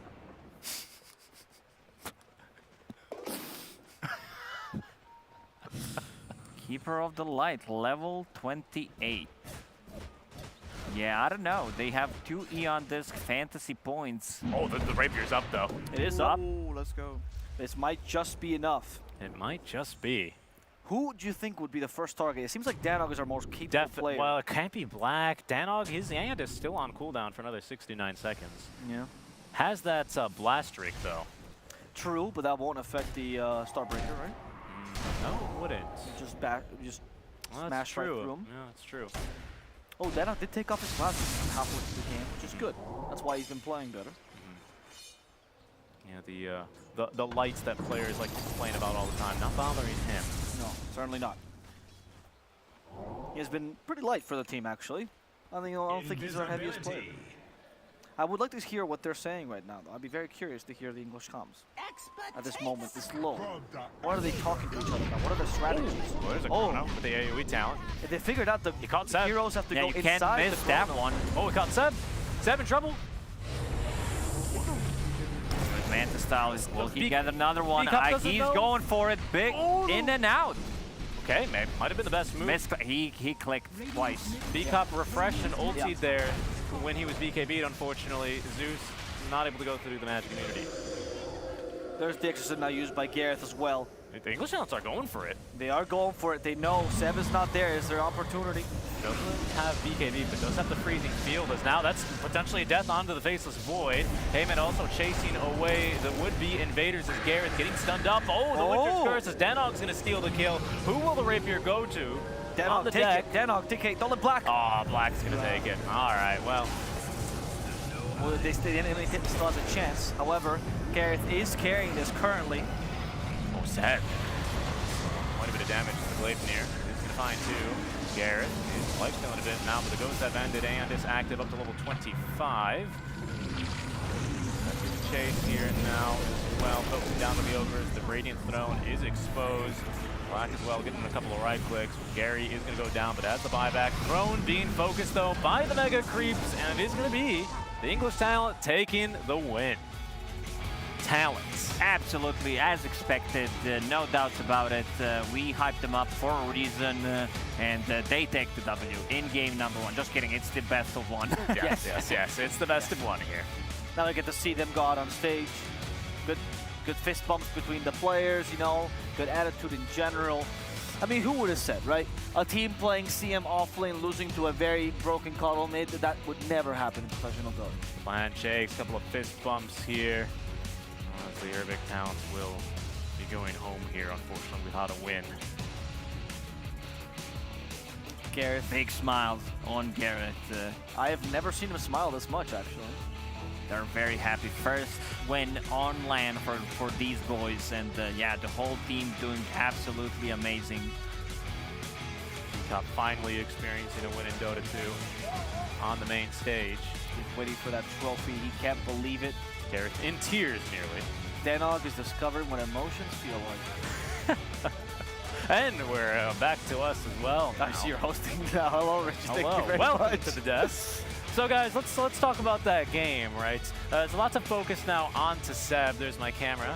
Lots of focus onto Seb throughout that series. Do you think that was the strategy for the English talent? We'll start with you, Lacoste. I don't know what you asked, but I believe the question was, and I will answer that my MVP for this series was Garrett. He's frontlining with the Dead Prophet, selling and earn, understanding that you can have 2 earns. You can, but the chances of winning the game are pretty slim, and he sells it like a good teammate he is, allows Black to get the Spirit Vessel, which does allow them to take these mid-team fights. For me, I'm family first, of course, the BitCat. He's my cousin, I have to say it. Some great Chronospheres there and solo kills on the Seb. Abo plus for you? I think MVP is not always about the impact of in the game, but also about the growth, right? B-Cup started this game not knowing what Zeus does and what his spells can do, and after a lot of reading, he's figured it out. He pressed R a couple of times. I would give my MVP to him. Yep, certainly seemed to work out fairly nicely for him. Lacoste, I kind of liked your point as well. As of course, I think if they did not end up selling that second urn, we might have seen perhaps a couple of items dropped and Shadow Amio. Absolutely, you know, some of these players are known to be tilters, and we had to, we listened to their comms after the urn was sold. Everything was pretty much smooth sailing and PMA. Oh, sorry, Sequence Strike. Someone else wants to give some sort of information for the panel. Black is saying he was the MVP. Oh, I understand. Okay, I actually am receiving a phone call right now. It's just actually just a bunch of text messages from Black. He says he is the MVP. Actually, he's yeah, that makes sense. That makes sense. It has been confirmed. I won't give it to him, but you know, he did want to say it. Now, host, please. We are going to be having an interview here. Who do you guys think we're going to hear from, and how do you think Black is going to react? No time, because we're going to go now to the main stage with KP and that interview. Oh, there was never any doubt in my mind. I knew they were going to do it. Of course they were going to do it. The English talent win. Let's check in on with them. Well, you're English talent now. You're adopted. How do you feel? I feel good, man. Can I add? Go. I want to say to Bobby, come out tomorrow against me. Hell yeah. All right. We talked about Dark Zero. It's got to happen now. You're getting signed, right? Yes. I love the emotion on this, man. What was going through your mind? Well, how did you feel? The best moment in the game? First blood, obviously. Blew my voice out first blood. Haven't gotten it back yet. Grand final tomorrow, I'm in trouble. Well, this will be the final moment we see you on stage for quite a while because you're banned. But you won. And I'm proud of you, brother. Can I take this opportunity to say something? I would like to take this opportunity to apologize for absolutely nothing. We destroyed them. Woo! You made the homeland proud, Gary. We done it. We done it. The only time it's going to happen. How does it feel? I mean, I bought BKB, so I feel a bit dirty, you know? First time BKB is a bit rude, isn't it? But we won. That's all that matters. Oh, I need to see. Show me the notes. Can I see the notes? Well, obviously, first up, Seb's washed up. I think that just speaks for itself. We also have Focus Seb. Focus, focus, focus. And I can't reveal the rest of our strats, but we had a hell of a lot. All right. A lot of strategy coming in. And our victors, they need a reward. Here is the trophy. The moment of glory. Honor it. Cherish it. As long as you live. Claim your trophy. Together. Ladies and gentlemen, your Showmatch champions, the English talent. Oh no, it's already begun. The turmoil. Good luck splitting that prize. Of course he's got to carry it. The magnificent man. Okay, that is finally it. That's right. We have one more day of Dota 2 action ahead of us. So you need to get some sleep because it doesn't have to be too long before it begins. Tune in tomorrow at 1 p.m. local time, Saudi Arabia, so you can catch the final day of action where we will be crowning the true champions here in the Master Riyadh 2022. Let's go!